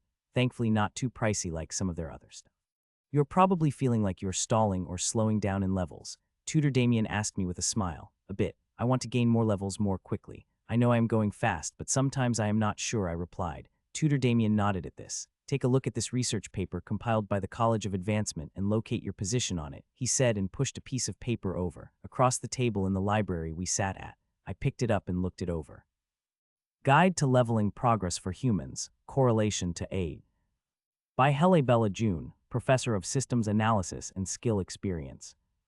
Synopsis. This research paper represents a compilation of over 10,000 human individuals and their class levels across all ages and the vast majority of professions. The standard exception for legends has been included as well, but the research extrapolates the probable skill level total of such individuals. Equations are done purely in relation to age with multipliers for specific groups of individuals with a certain availability of tutoring and other resources. Given lifespan L age in years, with skills gained from age 8, the expected skill contribution C is C equals 65.92 L80.6, where C equals sum of ln1 plus SITI for I from 1 to NSI, skill level 1 to 100 for a skill in tier TI 1 to 6, n number of skills constrained by sum of TI less than or equal to L2. For L equal 28 years, see 65.9220.6 385.72. I looked back up at my tutor as the research paper continued. My math isn't good enough for whatever this is, I replied. Well, it will help push your mathematics skill quite a bit. It isn't that complicated, he replied. I looked at the synopsis of the research paper once more. How do I even handle an exponent of 0.6? I asked. That is where you use the square root method. Let me explain. I listened closely as Tutor Damien showed me how to approximate such a value using square roots. It was complex, far more than the basic math I had recently been studying. Halfway through the explanation, Tutor Damien stopped. What is it? I asked. Sorry, I didn't think about your current situation. While unlikely this could give you some skills which we need to avoid, let me just sum things up for you. I wanted to help your mindset and put you at ease, not create a health risk. He took everything back. I let out a small sigh but didn't say anything. The equation gives the approximate number of skill levels based on age. Since you are 9¼ years old, approximately, then the equation gives 75.36 as your expected skill level. The paper goes on to say that people with tutors and abundant resources can reach a multiplication factor as high as 16, which would translate into 1,205.82. I nodded along. Now, based on the last time we checked, your total skill levels multiplied by tier are 1,012 for Tier 1, then 182, and 78 for Tiers 2 and 3 respectively, which totals up to 1,272, far above the maximum multiplier to account for people with tutors by around 67 skill levels. I am counting the 2 skills you have mastered at Tier 1 as well. Working backwards, if we divide your skill number by 16, we get 79.5, which translates into an age of around 9½ years, Tutor Damien explained. It was a lot of math, but that was what the College of Advancement focused on, or a major area of its focus at least, breaking down every facet of the system that controlled a person's status. What you're saying is that I am about ¼ year ahead of the most advanced people my age, I said. Exactly. If you really want to evaluate your progress, the College of Advancement encourages the use of equations developed from large data sets. It can get a bit tedious when you have more skill masteries and have to take them into account, but it is a good way to just check your progress in general, he explained. It is complicated, I muttered. That is the College of Advancement for you. They try and make things simple so they can sell their research, but even the simplest things tend to be headache-inducing and confusing. That is why mathematics is a key skill to have regardless of your job in life. Older people would have a lot of skills, I replied. We have quite a few, especially if we raise our mind stat, but we also get masteries in lower-tier skills. This kind of stuff is nice to know, but it isn't necessary. For people like your mother and other legends, she would tell you not to worry about other people's progress. Focus on your own growth and the task at hand as much as possible. That aligned with what I knew of my mother. Focusing in the moment to increase one's skills. That was why she didn't want me constantly checking my status over every single level. I am surprised other kids are that high, I replied. While you have more advantages than most, the elites of this world also pass on similar advantages to their kids. With how difficult it is for people with high stats to conceive, resources, and training tended to get focused on a select group. The earlier skill levels are the easiest. The paper goes on to talk about how skill levels tend to stagnate the older one becomes. That is the power of this exponent in the equation, in relation to age, Damien said, and I nodded at this. I still didn't understand the math, but it did feel good to know that I was ahead of other kids my age. Competition is good, but don't let math dominate your life. Some people get caught up in it like their status page. You would be missing the forest while staring at some trees. An overall holistic growth is the most important and building up a foundation key for long-term success, he said. Did my mother talk to you about that and tell you to say that? I asked. Yes, but not in so many words. I also won't lie, she isn't wrong based on my experience and knowledge that I have gained over the years. I have had peers in the College of Advancement who had this issue. They tended to struggle the most and were desperate. That kind of mindset is a poor one to have long-term. You need urgency but focus, speed yet precision. You definitely got that from my mother, I said. She had some ideas she wanted me to impart onto you, but I teach my students in my own way. It is quite rare that I handle just one student, he said. Even nobles, I asked. Most would send their kids as a small group to someone like me in order to save money. Even though I dropped out of the College of Advancement after my 5th year, that is still incredibly impressive. A professional tutor of my qualifications isn't cheap, he explained. It must be very hard if it is impressive making it that far, I said. It is. Graduating class is normally less than 10 each year from a starting class of 10,000. I was shocked at those numbers. They get over 100,000 applications a year. There is not greater institute of higher learning than the College of Advancement. There have been attempts to replicate its success, but all of them are minor places that have little recognition. Why is that? I asked. Centuries of building up a powerful alumni network of legends. Legends have higher stats, higher vitality. So they live a long time. Some take offense to other institutions, which makes their existence difficult. Also, people leaving their legacies behind. It builds up over time, he explained. Oh, do you think my mother wants to send me there? I asked. I am not sure. It is a cutthroat environment. The minimum age to enter is 12, but there is no maximum age. However, it is taken into account with your application. They look at your overall status, age, and background. Anyone over level 100 can visit freely, give lectures, or stay there for free. Keeping a high-level force available at all times, I replied. One of the reasons and to boost the college's standing in the world. Why is the dropout rate so high? I asked. Everyone is graded against others in their class, with the lowest performers being cut. Skill growth is the biggest factor in deciding who stays and who is let go. Most people make it through 3 years, but after that numbers quickly start decreasing as the grading criteria are raised. It is brutal, in a different way than the dungeon, but no less brutal for it. I couldn't fall asleep, something was bothering me. It was like that time a legend attacked me in my sleep. Wake up, a guard rushed into my room and shouted. I sat up in bed and the guard raced over. My apologies, he said, and quickly grabbed me around the waist, putting me over his shoulder. I heard shouting in other parts of the mansion.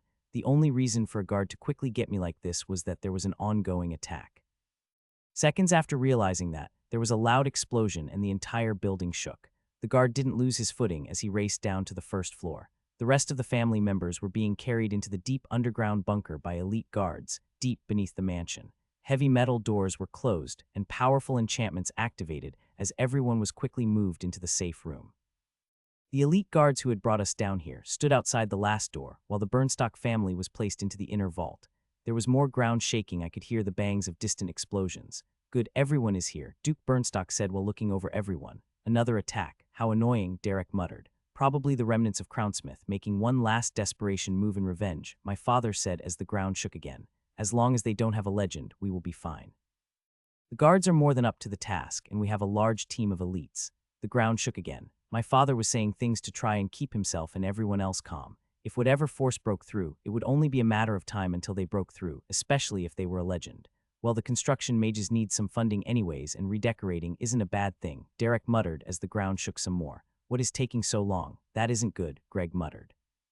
We just have to wait and be calm. The guards are well trained for such things. I doubt it is anyone truly powerful, since the threat of Supreme Warlady Alina would have scared them off, he replied. Or they want to kill her son as revenge and don't care, Derek said. His father sent him a glare and he shrugged. It isn't unreasonable to say. It isn't, but we will stand or fall as a family. Being a noble isn't always smooth sailing, he replied. There was a bell chime. Everyone went quiet. Duke Burnstock, the threat has been eliminated. A final sweep is being done. Crisp cucumbers, the number 8. Black and white, a guard said through an enchanted communicator from outside the bunker. The last couple of phrases were clearly pass phrases of some kind, letting the Duke know everything was okay for him to come out. Good. That means we can leave this place, the Duke said with a relieved smile. He went to the vault door and opened it. The guards all nodded towards him and escorted back up into the mansion. The captain of the guard came over once we reached the exit to the vault staircase. Duke, the attack has been neutralized. 6 hostiles of elite level and 14 of lesser levels were eliminated. No elite casualties on our side. 17 regular guards were killed in the assault. The Duke let out a long sigh. Arrange their funeral for tomorrow, or the day after tomorrow, since the outside is a mess. How bad is it and what is the damage? My father asked as we all listened to the conversation before going back to our rooms. The damage to the outside of the mansion and the grounds are extensive. The Tier 4 skills of Fireball and Quake were used extensively in the battle. The structure of the mansion is quite sound, but it is being double-checked along with follow-up sweeps of the mansion and grounds for anyone that might be hidden. As for the attackers, they appear to be Crownsmith Royal Guards. A final desperation attack. An after-battle sweep has been done, but we will remain at full alert for the next 3 days with active sweeps of all areas, the guard captain explained. 3 days, isn't that a bit much? Derek asked. If these were mercenaries, then yes, but this was a professional fighting force from another nation. They are likely to have individuals with stealth skills. Everyone will have 1 elite guard with them at all times for the next 3 days, he explained. As you command, Duke, the guard captain replied before assigning each of us an elite guard to accompany us at all times. While it might not make sense to have assassins in the middle of a battle, it was common practice to get around danger sense and similar skills and enchantments. There was probably no one, but my father was right to be cautious. There were too many assassinations in the history books I had learned from. I went back to bed, and the next morning I got to see the extent of the damage outside the mansion. I checked it out before breakfast. It looked worse than when my mother had beaten Squire Jessica up, far worse. Large chunks were burnt, including several trees. There were large cracks in the ground. A sight, isn't it? The guard captain said as he walked over to stand next to me as I looked over the damage. Good morning, Captain Johnson. My condolences about your men. I greeted the man politely.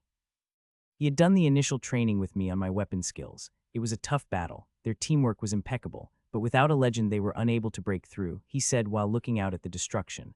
A legend could stop all of this, I asked. It isn't just the higher stats, it is the more powerful skills. Most elites have a couple Tier 4 skills. A legend would have at least 1 Tier 5 skill. That is when you get specialized skills that are unknown, which is far more dangerous than common spells like Fireball or Quake, which are still incredibly dangerous, but there are ways to deal with them, he replied. A mage in the distance was saying something to level out the ground once again. The construction and landscaping mages would be earning quite a bit putting everything back into place. What about a Tier 6 skill? I asked. That would be someone like your mother, with around double the level of an elite. A Tier 6 skill is rarely used outside the dungeon. No one has said what Tier 6 skill she has, do you know? I asked. No, even the names of Tier 5 and 6 skills are unique along with their effects. People who see such a skill tend not to be alive for long, or they are close friends with the person who used such a skill and won't speak of it. At that level of combat, surprise and speed are the most important things, not stats or skill level, I asked. They help, but surprise is the most important thing in such a fight. I knew of the Royal Guards and their preferred method of combat, which was why we were able to counter them so effectively. My men used stone wall to counter their fireballs over there. They then used Quake to try and disrupt our defenses, and my men split and used a combination of water and lightning spells. No close combat, I asked, not for fighting against regular humans. That is needed much more down in the dungeon, where mana reserves are incredibly important to preserve as much as possible. In a battle like this, overwhelming power and finishing the fight as quickly as possible is more important. That is why we are guards first and not adventurers. Our skills are optimized for this kind of high-speed defensive combat, he explained, and I nodded at this. My pleasure as always. Enjoy your day, he told me. The man had given me a lot of stuff to think about. While my plan had always been to follow in my mother's footsteps and become a spellblade, it was just a job title. Job titles normally aligned with class titles, but not always. Even if someone got a better class, they wouldn't advertise that fact, but they did need to share what class they had to some degree to find work in their profession. So while my mother was a spellblade, since adventurer was too vague a term for higher-level individuals, her exact class name and its effects were only known by her. The title of Warlady was given by other legends and not by the system. Like the guards defending the estate, a job title let people know what your skills were in general without revealing anything specific. A guard captain like Johnson would have specific skills and a class suited for his job which were different from Tutor Damien or Healer Cassell. I noted they weren't evacuated to the bunker. Non-family members who were guests got a separate hiding spot, just in case one of them was a hidden assassin. While rare, if anyone was targeted by such an individual, it would be either me or my father. and after the last incident, no chances were being taken with my safety. The guard following me stood behind me at a respectful distance as I looked over the grounds of the estate one last time before going back inside for breakfast. A high-level fight really was destructive, and magic was critical for combat. It was the deciding factor, but for the dungeon, it was a lifeline one could grab onto so many times before they were out of mana. I heard the sound of windows being replaced and the outside of the mansion being repaired while I worked on skills in the library. "Do you know how to fight?" I asked Damien. "Not really, why are you curious?" he asked me, just wondering how much you specialized. I was thinking about different jobs after the attack and how much classes played a role, I replied. That makes sense. Adventuring to fight monsters and fighting humans has some overlap, but ultimately they are different focuses, similar to teaching and research. Lots of mental skills and work to increase their level, but some key differences in a couple of skills used for one's job. Classes play a role in this regard. The higher your level, the more specialized they become, so you need to be sure before picking certain classes, since it is damaging to your soul to change them up to level 60 and then impossible after level 80, Damien said. Damaging how? I asked. They tend to degrade by a color. The tier is based on level for a class, but the power behind the class decreases.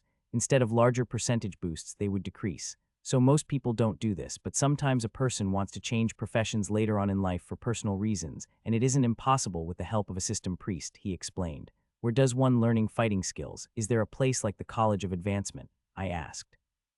There are smaller schools, dojos, other institutions, and individuals that teach combat skills, but they are mostly learned and improved through fighting monsters in the dungeon. There is no better teacher. I suppose Last Bastion might be considered as famous as the College of Advancement, but in terms of martial achievements, he answered. That made sense. There really was no better way to improve fighting skills than fighting. Then why does my mother have squires? I asked. It is a remnant of an older naming convention, when legends used to be called knights or archmages, and took on squires and apprentices from before the time of the Eldarin Empire. Since most fighting in the dungeon is melee, they inherited the legacy of various high-level knights, hence the term squire. The idea being that high-level people pass along how to get Tier 5 skills in exchange for a period of service. It greatly reduces the headaches when trying to get a Tier 5 skill, and then level it up if you have someone to guide you, Tutor Damien explained. Even for 10 years, I asked. Even in exchange for 10 years. The levels they can gain from a Tier 5 skill offsets this and opens up the chance to gain more levels and create a legacy of their own. And the Archmagi? I asked. They came together as well and formed the College of Advancement long ago, or its precursor institution.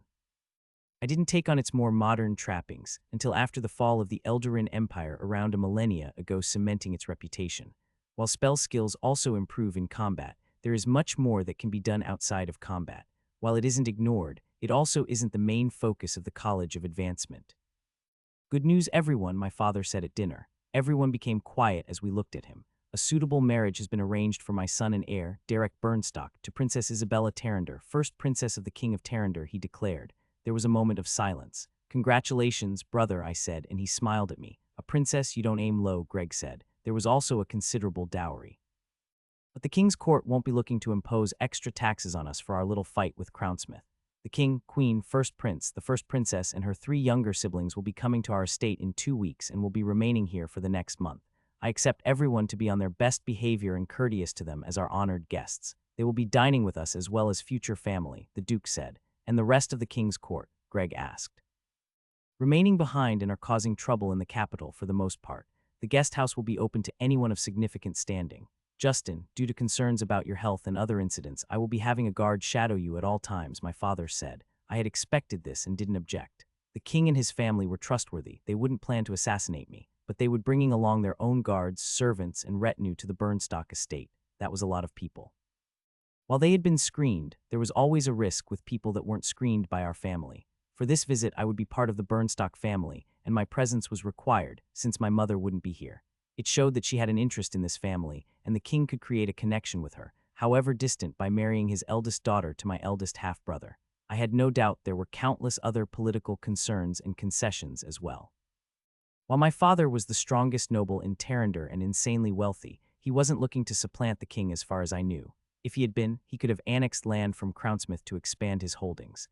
That would have drawn a much more negative response from the king and other nobility. My father's holdings were already incredibly large, and he controlled the biggest, most prosperous city in the nation. The king most likely wanted to be sure there wouldn't be trouble for my father's heir in the future, so he let the marriage go through.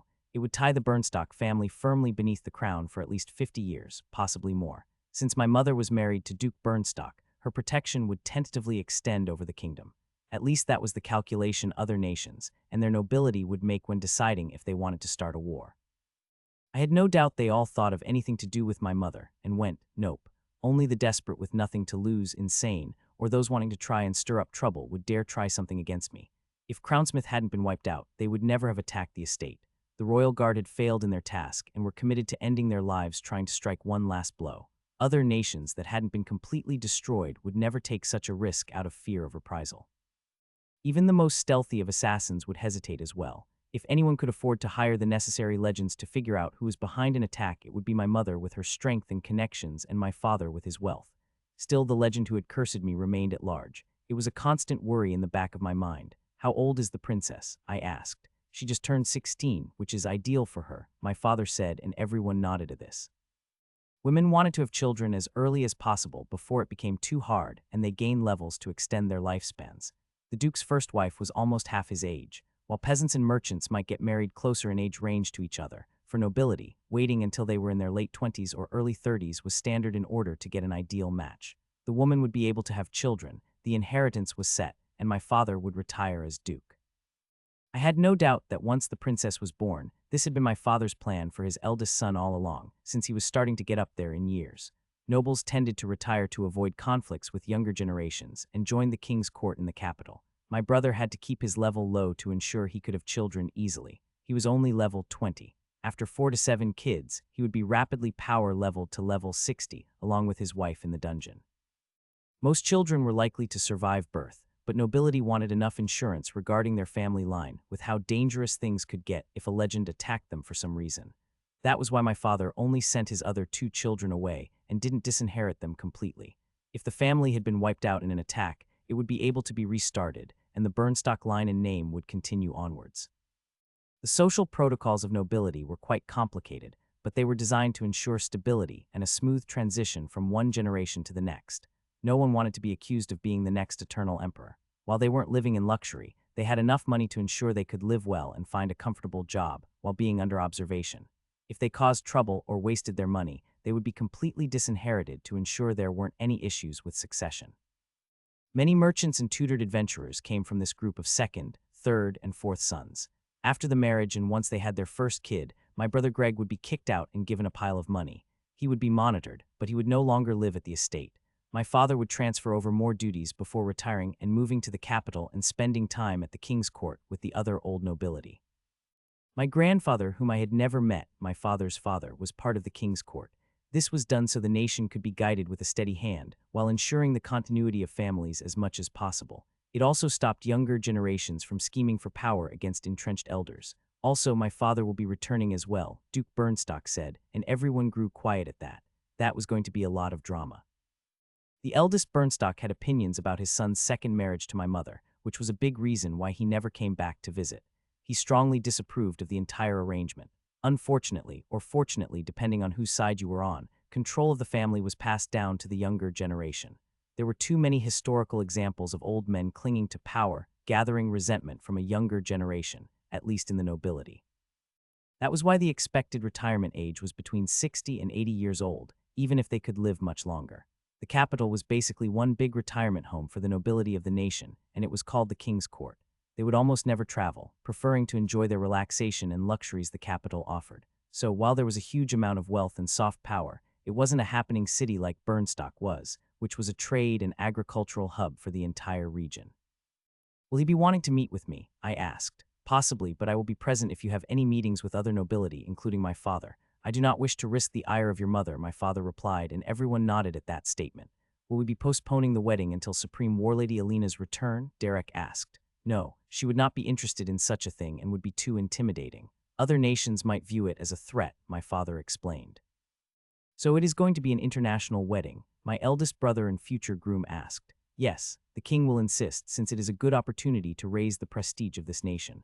I have no doubt he will be trying to attract some legends to come settle here, my father said with a shake of his head. Legends only spent a large amount of time at the last bastion and the College of Advancement. They were quite rare anywhere else. If they wanted to settle down, they wouldn't have had the drive to go past level 100 in the first place. My mother was the rare exception. Also, other nations would also offer favorable terms, trying to convince such powerhouses to settle on their land. Each legend a country had living there was counted as a deterrence from being wiped out. Not that it did much against someone of my mother's level and power. I will be reviewing the guest list. How high up are we going? Derek asked. As far as we can go, let's cast a wide net and avoid offending anyone if possible. Best to create a favorable atmosphere after what happened to Crownsmith, my father said. Also check if they have grudges against the Supreme Warlady. We don't want any incidents. I was planning that, my eldest brother said. So it looks like I am finally getting the boot out into the cold, harsh world, my youngest brother said with a touch of drama.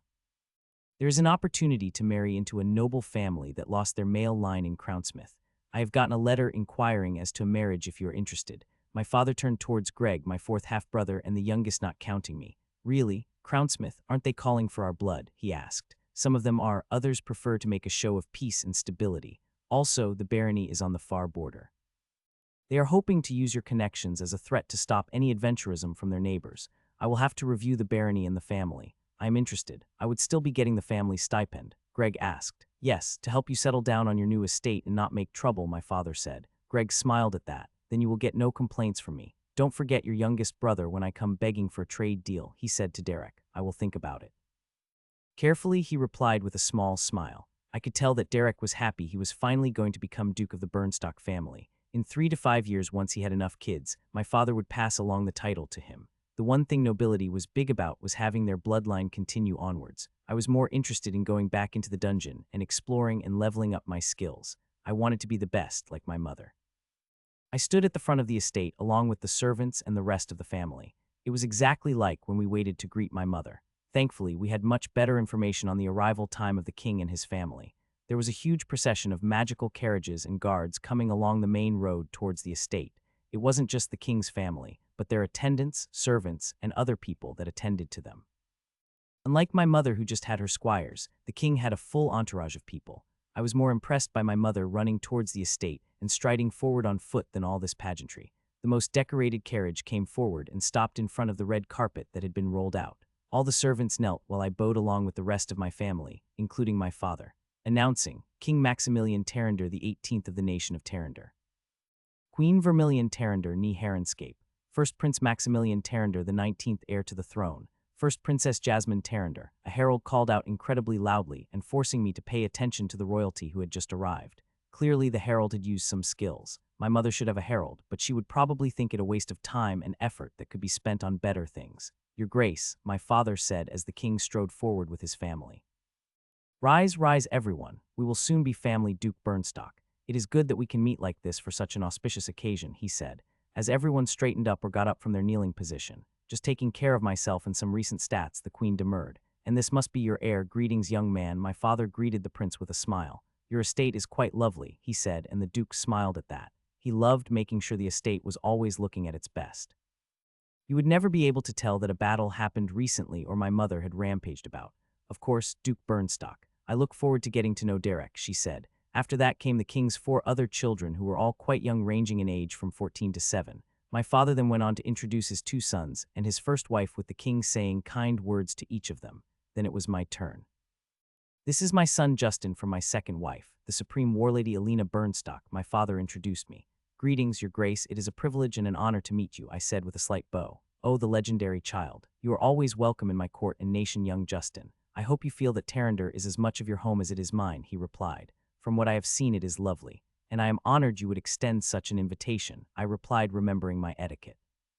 The king might be slightly interested in me, but he was far more interested in making sure my mother, the Supreme Warlady, kept her home in his nation. While the children of legends had a higher chance of becoming a legend, it wasn't a guarantee. The path to such heights was long and difficult, while my mother was a sure bet, especially after wiping out the royalty of the neighboring nation of Crownsmith. My head butler will show you to your accommodations where you can rest before dinner, your grace, my father said, and the king nodded. An older man slowly exited his enchanted carriage. I could see the resemblance between my grandfather and father. The same sharp lines, the same angular nose. I had inherited more of my mother's slightly rounder features and wider eyes. Son, my grandfather said while looking at my father. Father, the current duke replied. The silence built up over a minute before my father spoke again. Your grandkids. My father gestured at the 3 of us and my grandfather let out a rude snort, always scrambling about, never planning ahead. I should have never handed over the duchy to you, my grandfather said, tearing away any pretense of civility. Then you're welcome to leave, my father countered, and let you mess up this wedding as well, not a chance. My grandfather walked in front of Derek and looked him up and down.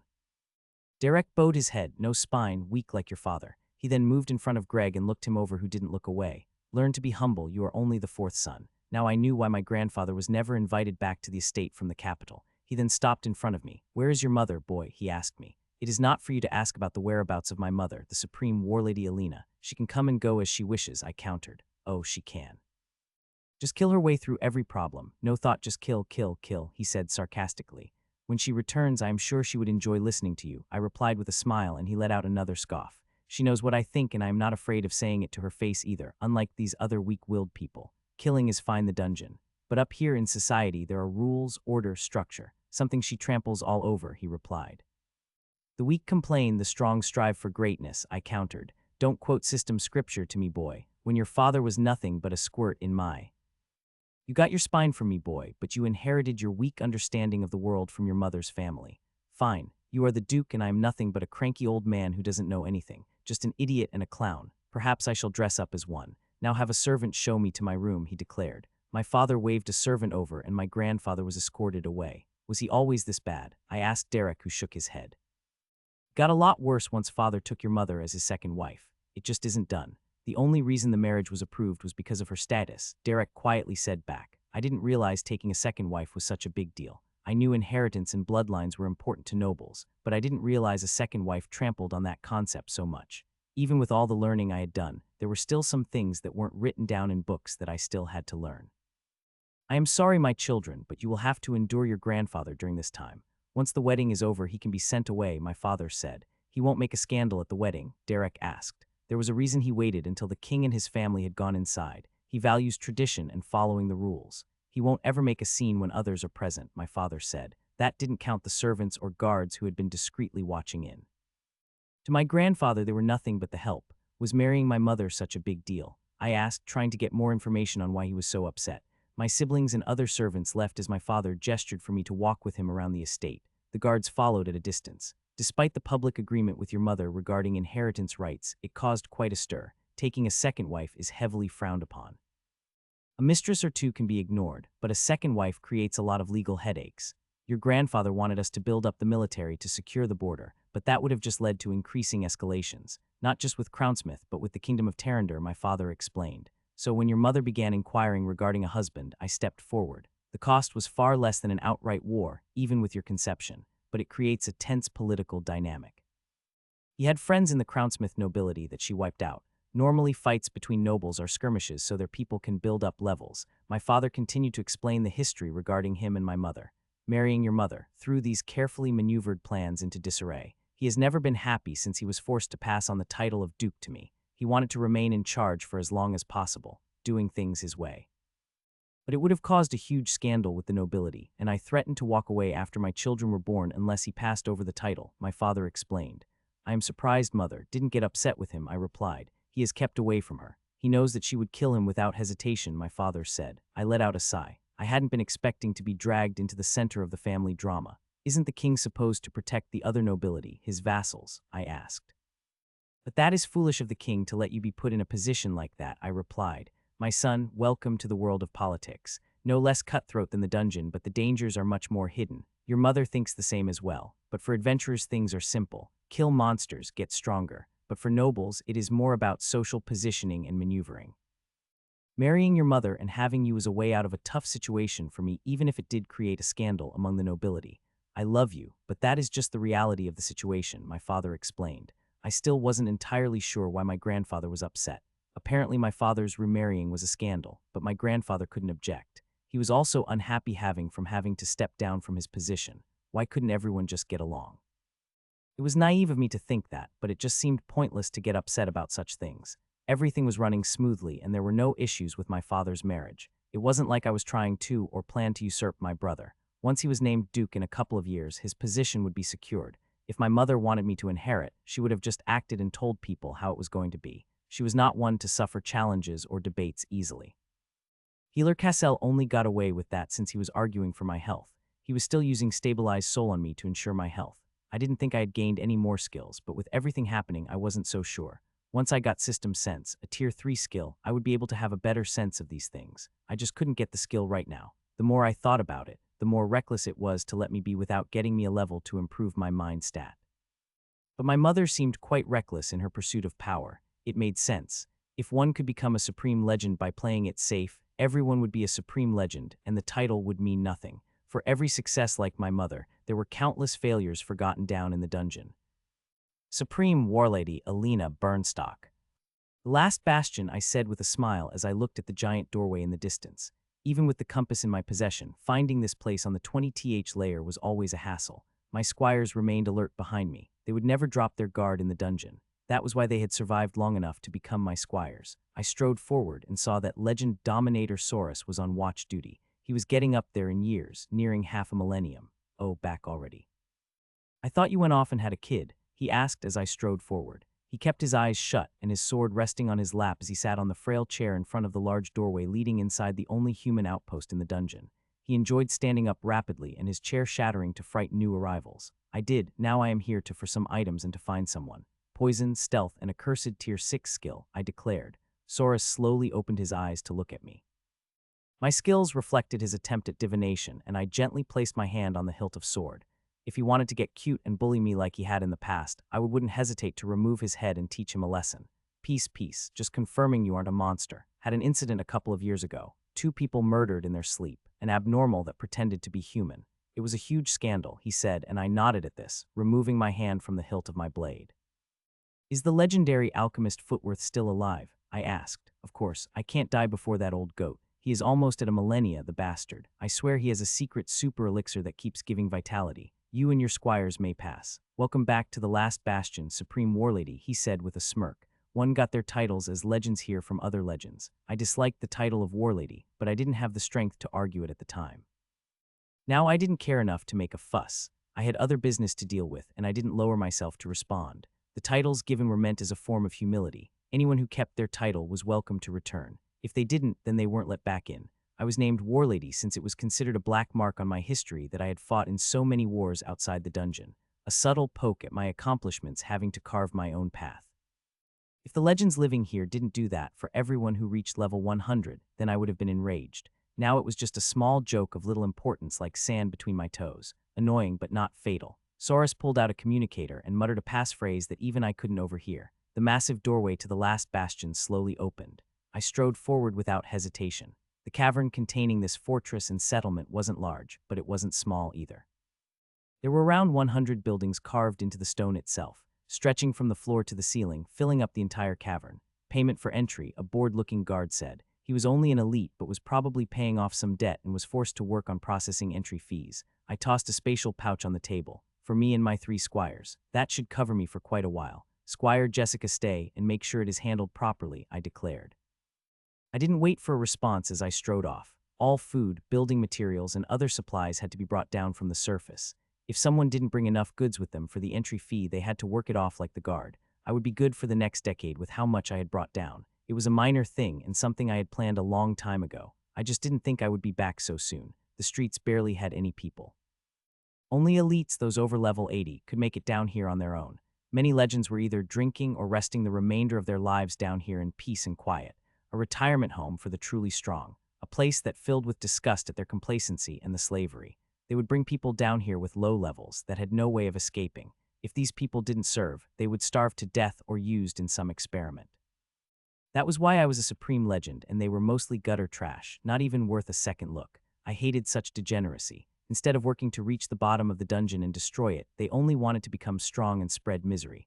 I strode forward, my well-oiled enchanted armor moving easily. It was far different from the casual armor I wore on the surface. It hadn't even been scratched during my descent, which had been my goal.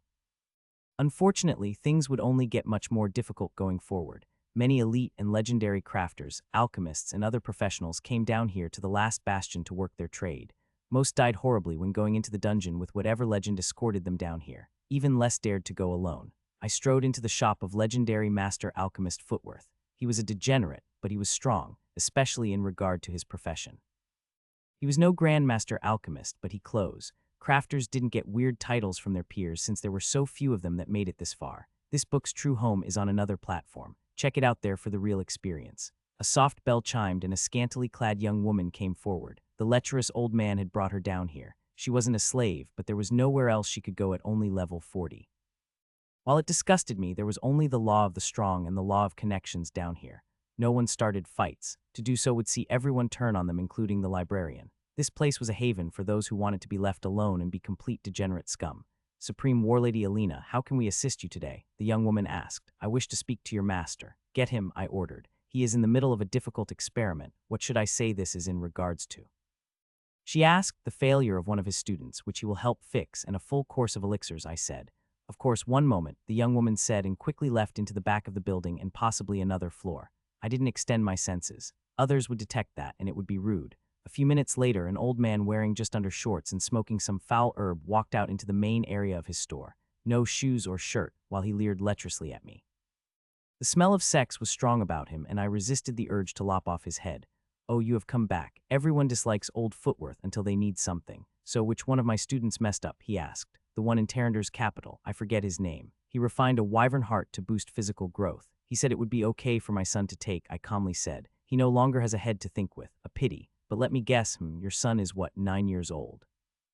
I nodded at this, and you probably gave him something else. Knowing you would only get the best, so a soul fruit. I nodded again. And now his soul is all messed up and he has gained skills too quickly. I nodded a third time. He wasn't reading my mind, his insight was just that good. There was a reason why I was here. He was the best alchemist that I knew of. So a full course of elixirs, not just mental fortitude. Yes, since I am here, I want to strengthen all of his stats as well.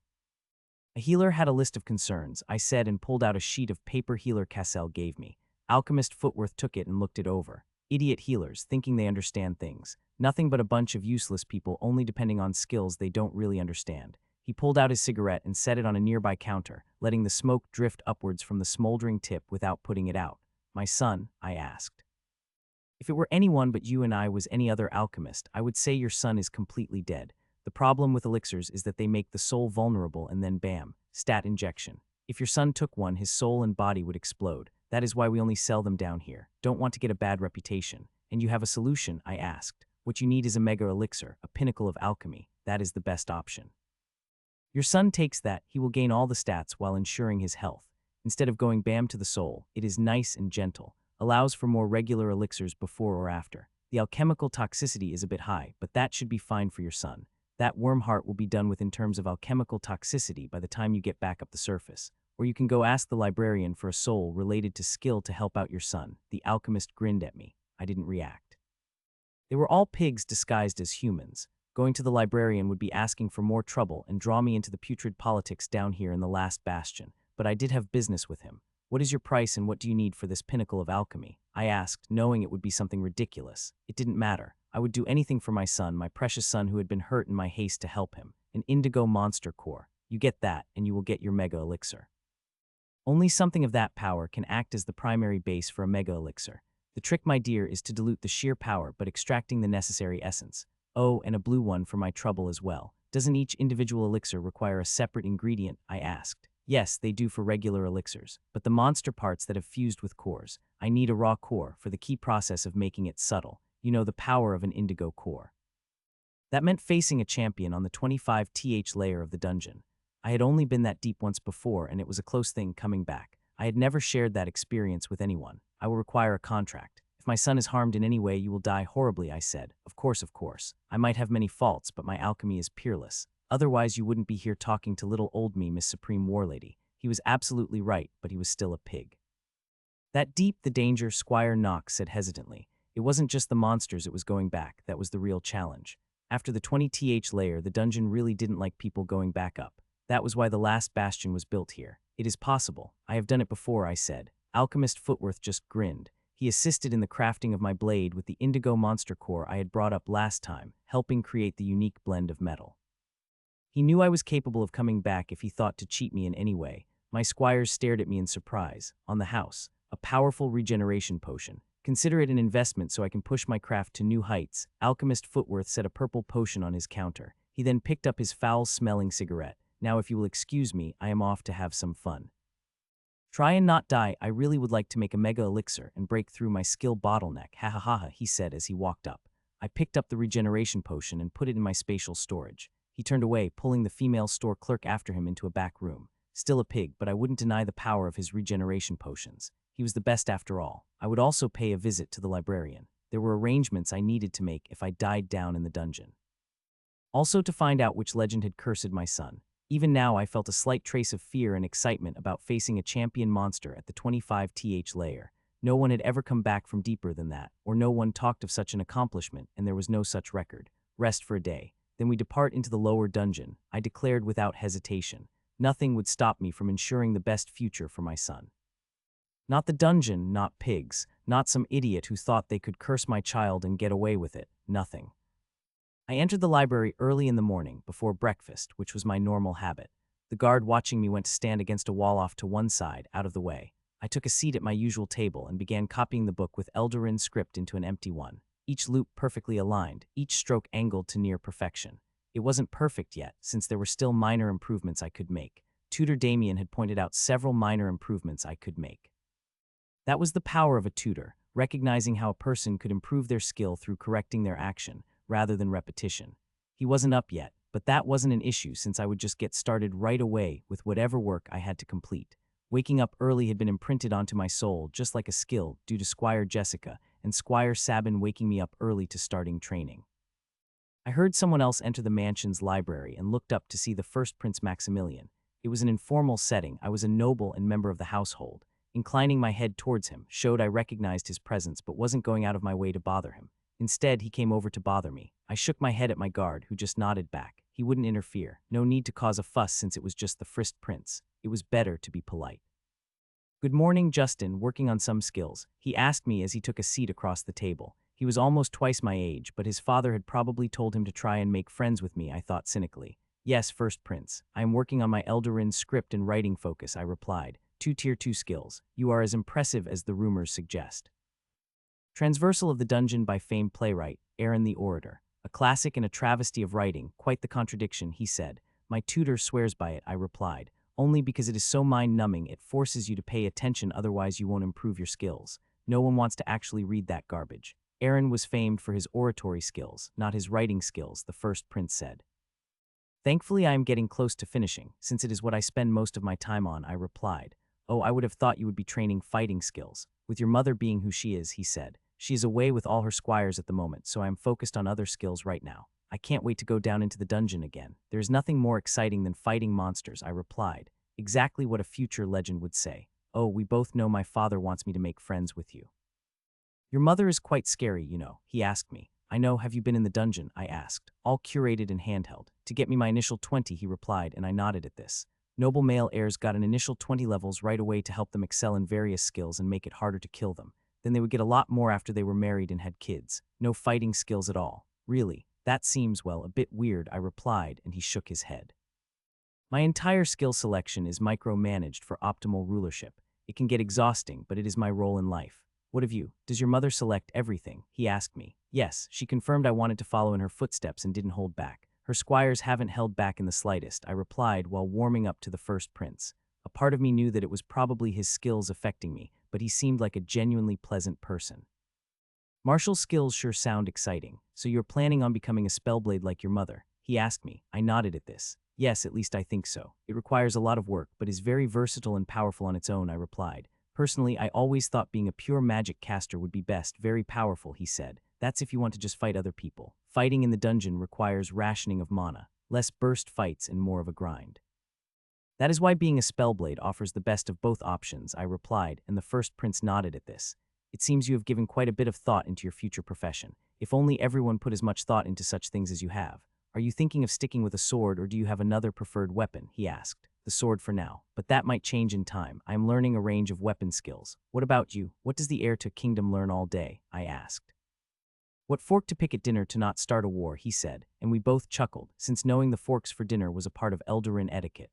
There's a lot of focus on international relations, since our nation heavily relies on trade and growing food. "I actually have the farming skill," he said. I blinked in surprise. "Really? That seems swell. I wouldn't expect a noble to have that skill." "Most look down on it," I asked. "They do, but our nation depends heavily on farming."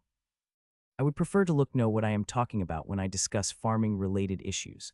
While I will have advisors, a king's duty is to lead, not let others lead him, he explained, and I nodded at this. Down in the dungeon, I will most likely be adventuring alone. Maybe I might form a team if I can find people to trust, I said. Trust is hard to develop, the most rare and precious thing. That is why as nobility, or at least for me, I prefer to be upfront in all my dealings to avoid misunderstandings, he explained, which made sense.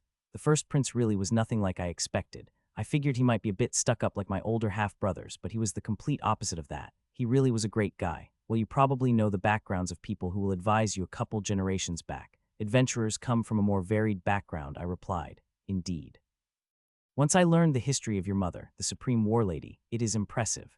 A mere peasant girl, rising up and killing her way through the dungeon to emerge as a supreme legend. It makes one realize that if she can do it, that it is possible for anyone, he replied. I know, but that is where I feel a lot of pressure, I said, opening up a bit to the first prince who nodded at this. I get that feeling to some extent. You have one incredibly exceptional mother, and I have 18 generations behind me that I can't disappoint. The pressure can get a bit much, but I always enjoyed a challenge, the first prince said, and I nodded as he kept smiling. Well, I just have to continue studying and training, I said. So, are you thinking of going to the dungeon or broadening your horizons a bit? The College of Advancement would welcome someone like you with open arms, he said. It is hard to say. I will probably listen to what my mother tells me, but my guess is the College of Advancement to focus on skill growth and build a stronger foundation. But if I can get in some more fighting in the dungeon, I wouldn't object, I replied. A true adventurer at heart. It pains me to say this, but our kingdom doesn't have much of an adventurous or martial spirit. All trade and food production. Our claim to fame is the school of growth, focused on farming skills. We have the best farmers in the world, but ask for more adventurers and people hesitate or find excuses, he said with a sigh. Why, I mean the dungeon is a path to money and power. Sure, the start isn't easy, but with hard work, people can rise up, I asked. Some do, of course, but they all leave to other places. We have tried instituting more friendly policies for adventurers, but it is a struggle to attract and keep talent. People set up schools and training institutions in other countries, while our marital talent remains low, he said.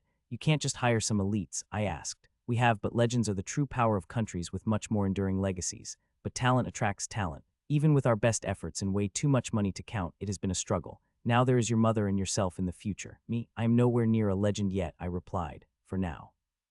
But with a mother like yours, I have no doubt it is only a matter of time. You don't have to commit to anything or make any promises. I would just ask that you consider our humble nation of Terrinder in the future when deciding where to live, the first prince said. It did make sense. This nation was quite nice, and the first prince was a great guy. I didn't even mind that he was trying to influence me. Just having to think about where to live wasn't such a big deal.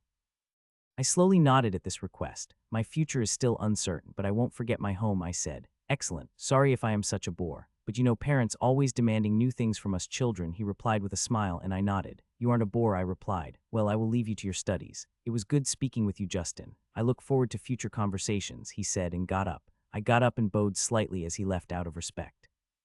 That was when my father came to the library with a frown. The first prince spoke with you, he asked me. He was pleasant. He just asked me to think about making the kingdom of Terrinder my home, I said. My father let out a sigh of relief. The royal family has very strong social skills that they have trained relentlessly with. Your focus stat was no match for the first prince. Think carefully about what happened, what you talked about, and write it all down. And be careful in the future, my father said. He looked at my guard who didn't react. My father let out a sigh and shook his head. No guard would dare stop the first prince from having a casual conversation. I have other issues to deal with. Be careful, my father said, and then rushed off. I frowned as I got out a blank piece of paper and began copying everything that had occurred. I had been mentally compromised. I couldn't believe it. The first prince was so nice and easy to get along with. But was that me or his skills? My head felt like a mess. He wasn't even demanding, but it was a wake-up call regarding mental skills. If he had hostile intentions or had been a monster, I would be in a much worse position. Even though I knew the first prince had manipulated me with his skills, I couldn't help but think that he was a really great guy. Social skills were truly insidious once they were leveraged against a person. No wonder nobility was considered a full-time job with specialized skills. As the heir to the king, he probably had much more specialized skills. Even with his young age, he would have gotten the best education and tutors growing up.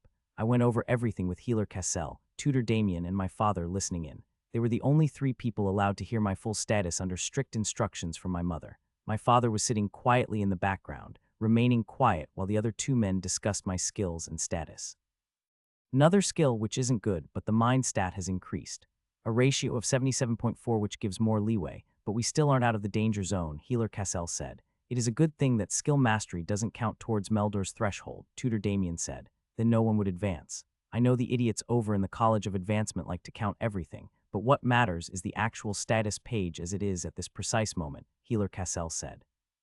What do you think of the level gains? If my memory isn't failing me, that is 72 levels in Tier 1 skills, 141 in Tier 2 skills, and 13 in Tier 3 skills. The rate of progression is ridiculous, Tutor Damien said. Both of them were ignoring me and discussing my health and status. I didn't interrupt since this directly related to my health. It's the soul fruit, combined with his age, level, and mind stat. Who gives a child a green soul fruit? Anyone would kill for a red one, and his mother just gives him a green one, Healer Cassell said. Well, she is the supreme warlady, Tutor Damien replied. While it wasn't an answer, it also was an answer at the same time. I know the soul fruit made it easier to increase my skills. Is it really that strong? I asked. Child, a soul fruit is a near priceless natural treasure of the dungeon. They can be consumed multiple times. They make it easier for the skills imprinted on your soul to level.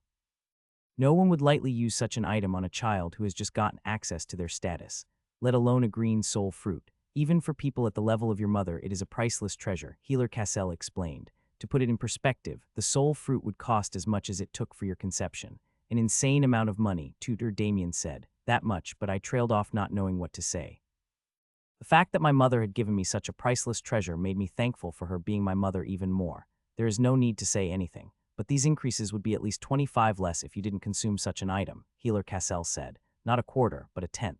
He gained 393 skill levels, taking tier into consideration in 3 months. A top student with very good tutors would gain around 250 at most. I am good, but even with focused instruction, there is only so much one can improve in such a short period of time, Tutor Damien said with a frown.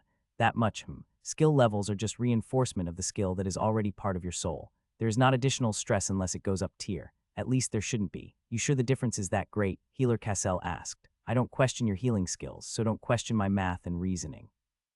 He's going to max out on Eldarin's script and writing focus after just copying that one book. At most, that should take him to level 50 and a breakthrough there after completing it. Not all the way to skill mastery, but progress is coming incredibly quickly, Tutor Damien explained. If I took another soul fruit, I asked curious if I could improve even faster. They both just stared at me. Child, if you were anyone else, I would slap you for saying that. Your mother must have found one and saved it for a long time. They are rare, very rare. One of the best natural treasures one can find in the dungeon. And with the state of your soul, it would be incredibly reckless, Healer Cassell said. The problem is the skill level gain has increased, which could indicate a problem, Tutor Damien interrupted. We all looked at him. I just did the mental math. It has increased by around 12.9 over the last 3 months compared to the growth shown in the previous 6 months. It is probably him focusing on mental skills. His mind stat is much higher. By ignoring the physical skills he has, the growth rate is larger than when he had to train under one of the squires, Healer Cassell said after a few seconds of thinking about the situation. The real concern are mathematics, Eldarin script, and writing focus. Those are the main mental skills he has been focusing on, and mathematics is at the last bottleneck. We could let them increase in tier and keep up the studying with more advanced skills. It is the only way, since we want to avoid other skills that will level quickly, Tutor Damien replied. Then we are right back where we started. At the edge of Meldor's threshold and destruction of his soul, Healer Cassell pointed out. Well, he has to improve some skills, unless you want him to go back to physical skills, but there isn't a qualified tutor compared to the squires, Tutor Damien pointed out. Then he just has to do with a lesser tutor then, Healer Cassell said. And you want to tell the Supreme Warlady you limited her son's skill growth. You might not be afraid of death, but I prefer living. Those 3 skills tier up and we keep going. The mind stat should increase some more as well, Tutor Damien countered. And when his soul collapses, you can be the one to tell her that you were responsible, Healer Cassell countered. They were both talking about me without even considering my perspective on things. My father was silent in the background, not saying anything while he listened in. I took a deep breath and then spoke up, cutting these 2 grown men off. I will decide. Ultimately, it is my decision, and my mother told me that I had the final say about my future. One thing that the squires and my mother have imparted on me is a sense of urgency. Even as young as I am, it is a race to level up skills, to get stronger, to advance faster. Slowing down is not an option. While I can work on breathing while doing other tasks, my other physical skills aren't as easily leveled without a dedicated tutor. I will focus on the mental skills and Tutor Damien will help me break through, I replied. So be it, but you need to be careful, but you already know the risks. Do what you want, Healer Cassell said with a wave of his hand. I could tell he was frustrated, but I wasn't about to slow down my progress. If I wanted to become a supreme legend, a greater spellblade than my mother, then I couldn't slow down. Even if it risked my health, it was a good way to level up soul resistance and soul sense. I didn't get those skills from nowhere. I can kind of feel my soul, like some sort of blob that overlays my body. Can you help me improve it? I asked Healer Cassell. He let out a sigh and pinched the bridge of his nose. Systems save me from children who think they know best. Messing about with the soul is incredibly dangerous. While no skill is truly evil, soul mages have a bad reputation, often due to their experiments on others and their history with the Eldarin Empire, he explained. I looked at Tutor Damien, who nodded. But if I can sense my own soul, wouldn't that be useful to check if anything is going wrong? I asked. 3 rules then. If you break them, or I think you are breaking them, I won't teach you any longer. I don't care if you think I am being unfair. The risks of you doing something stupid are too high. Yes, Healer Cassell. First, you don't do anything. I mean anything regarding your soul unless you specifically ask me first. Even using the skill just to sense your soul, you are not allowed to practice it on your own. While you will have a residual soul sense, don't focus on it. If you focus your mind in the wrong way, you might poke your soul. If you do anything, then there could be greater complications. So only with my express permission will you try to do anything, he said, and I nodded at this. Yes, Healer Cassell, I answered. Second, never ever use that skill on another being, even as a test or to level up that skill. That leads down a dark path and I will have no part of it. Unless you choose to become a healer, soul skills are dark. Don't go down a dark path. That was also easy to agree with as well. Third, no questions. I will tell you what I think you should know so you don't do something stupid. Understood, you have my word, I will follow your rules, I said. We will see, he replied. Combat tactics, I am curious where you could have gotten that from, Tutor Damien said. I was talking with the guard captain about the attack on the estate, I said. Ah, that would do it. With how easy it is for you to get skills. Well, I suppose we can combine it with more focused history lessons. Lots of books to read then and keep you engaged with different mental skills, he said with a smile. I wanted to let out a groan but held back. I knew I needed to focus on the mental skills to keep my mind stat, but I preferred action. After getting a taste of the dungeon, I wanted to go back. Your mana sense has been making impressive progress. Now that I am thinking about the other areas, you are right, it is a bit much. We are going backwards, not forwards, Healer Cassell said. Backwards. I asked, your skills are improving too quickly in relation to your mind stat. Once you have mastered them and increased their tier, the pressure on your soul grows. It doesn't decrease, Healer Cassell said with a frown. If he doesn't want to slow down, there is nothing we can do. We just have to keep focusing on mental skills and increasing that stat, Tutor Damien said. Foolishness, but it is your choice. I didn't need to hear any more. I had learned enough about my progress for now. It was time to focus back on learning and improving. The wedding was being held at the estate. Despite its massive size, everything was being pushed to capacity. I had been moved into my mother's apartment, while my current rooms were being given to a king who had come from a neighboring country. No one would dare touch my mother's rooms except me, since taking her apartment suite would be claiming a higher status than the person who had been staying there. I had talked about this with my father and had agreed to the arrangement. My youngest sibling had also lost his apartment in the mansion as well and moved in with his parents to save space. Tutor Damien and Healer Cassell, along with the other high-ranking staff, were all moved into the barracks with an apology, but everyone understood the situation. This wasn't just the social event of the year, but the decade at the very least. And while my eldest half-brother and his fiancée were at the center of the chaos, it was my presence that was fueling the drive for everyone to attend. I wasn't my mother, just a likely future legend, and she wasn't around to kill people that offended her in some way.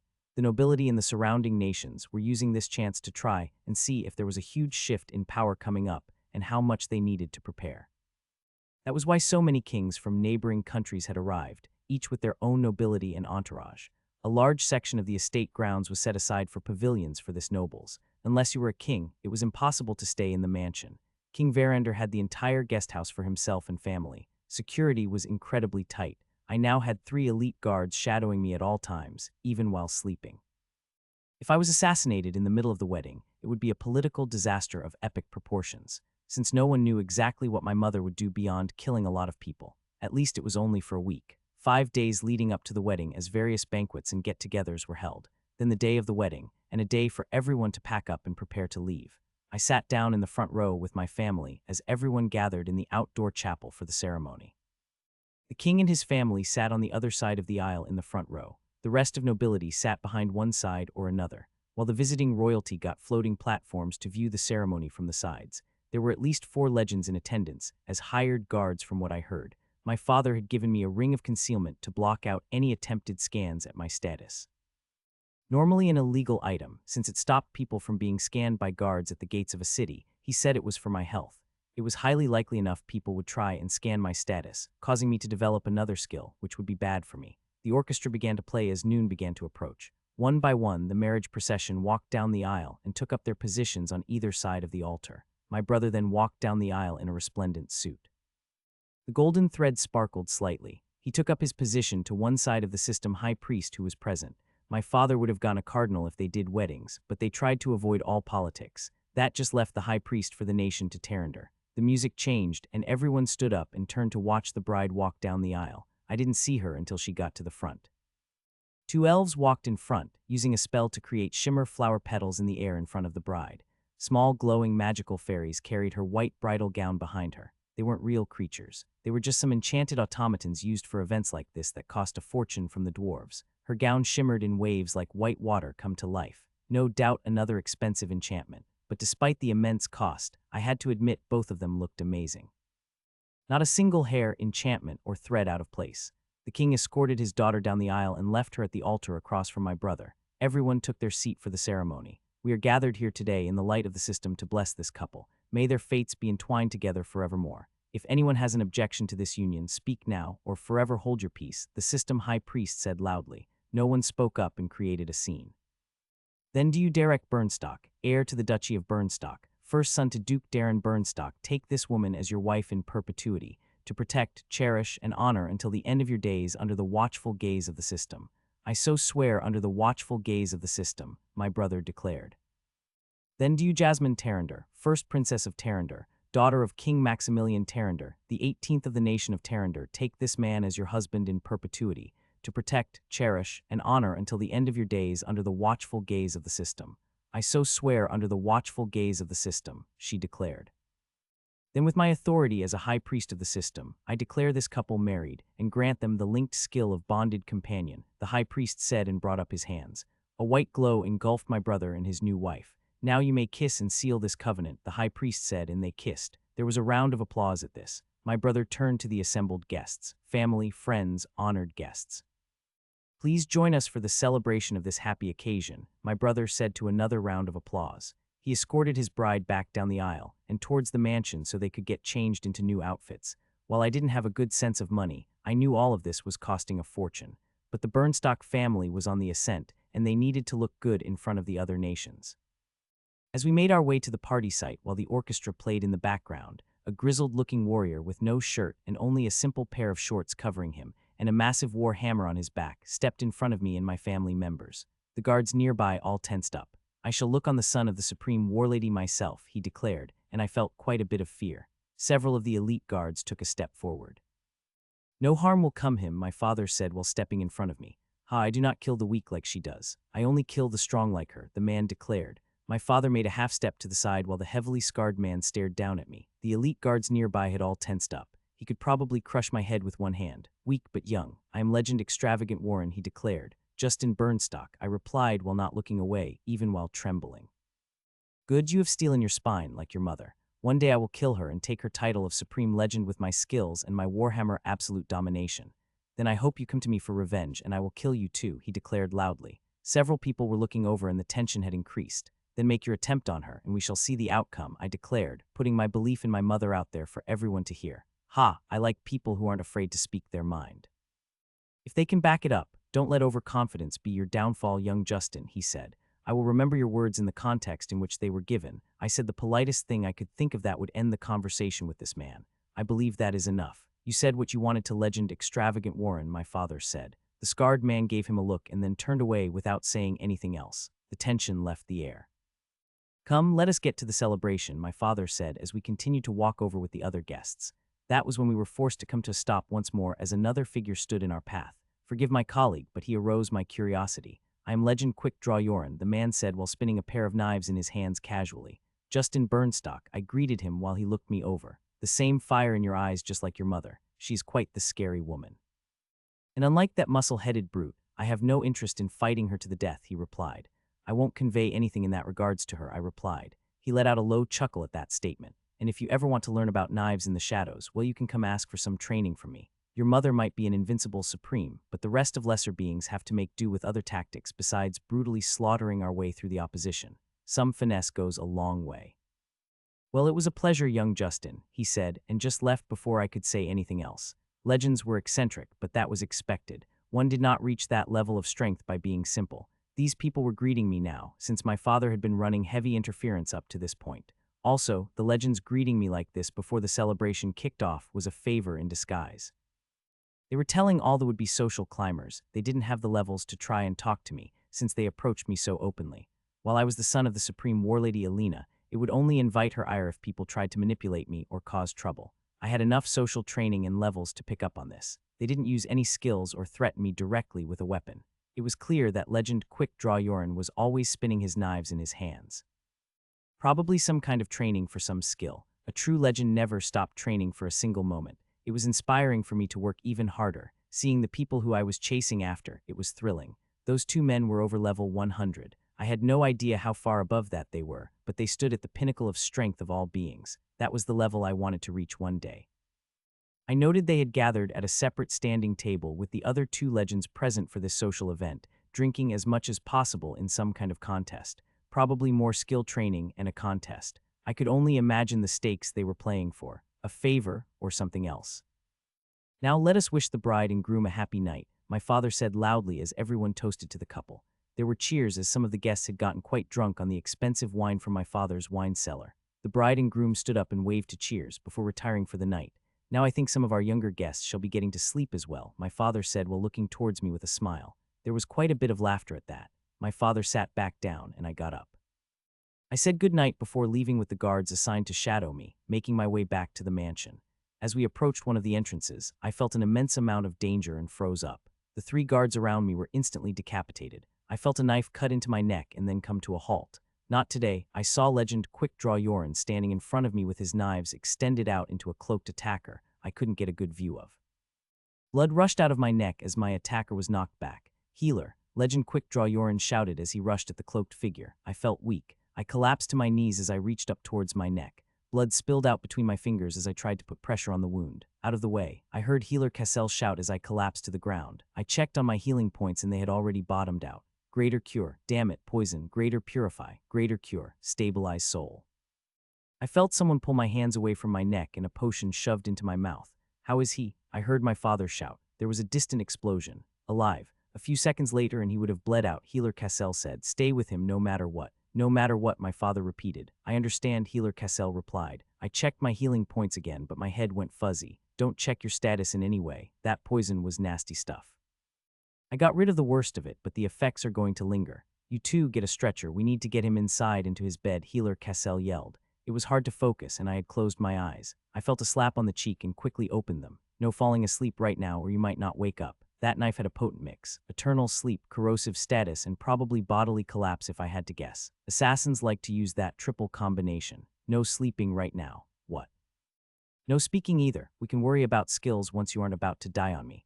One problem at a time, Healer Cassell said. Keep your eyes open and looking my face. If you close them, you get a slap. I didn't say anything as several guards brought over a stretcher. Carefully, don't shake him too much, Healer Cassell told them. They carefully moved me over. He followed them into the mansion and into my temporary room in my mother's apartment, moved the sheets on the bed, and then lay him down. Get water and a cloth. My eyes closed as I felt like drifting off. I let out a small shout as I was slapped again. No drifting off, no speaking. Don't fall asleep on me just yet. He began to cut off my clothing and clean me while inspecting the wound. After I had been cleaned and changed into sleeping clothes, my father showed up. How is he? Stable. Awake, which is good. Did you get the knife? He asked. Assassin killed himself and destroyed all his equipment, nothing left behind. Professional like I suspected. The knife was poisoned, but I have dealt with the worst of it. We just have to wait the night and by morning we should know. As for skill gain, unfortunately, poison resistance is most likely. We have a high priest here, maybe he could help. His soul is too unstable. We yank a skill out that would kill him for sure. I covered this with his mother. He refuses to get a level and put stats into mind. His mother is even more stubborn. If he lives the night, he will live.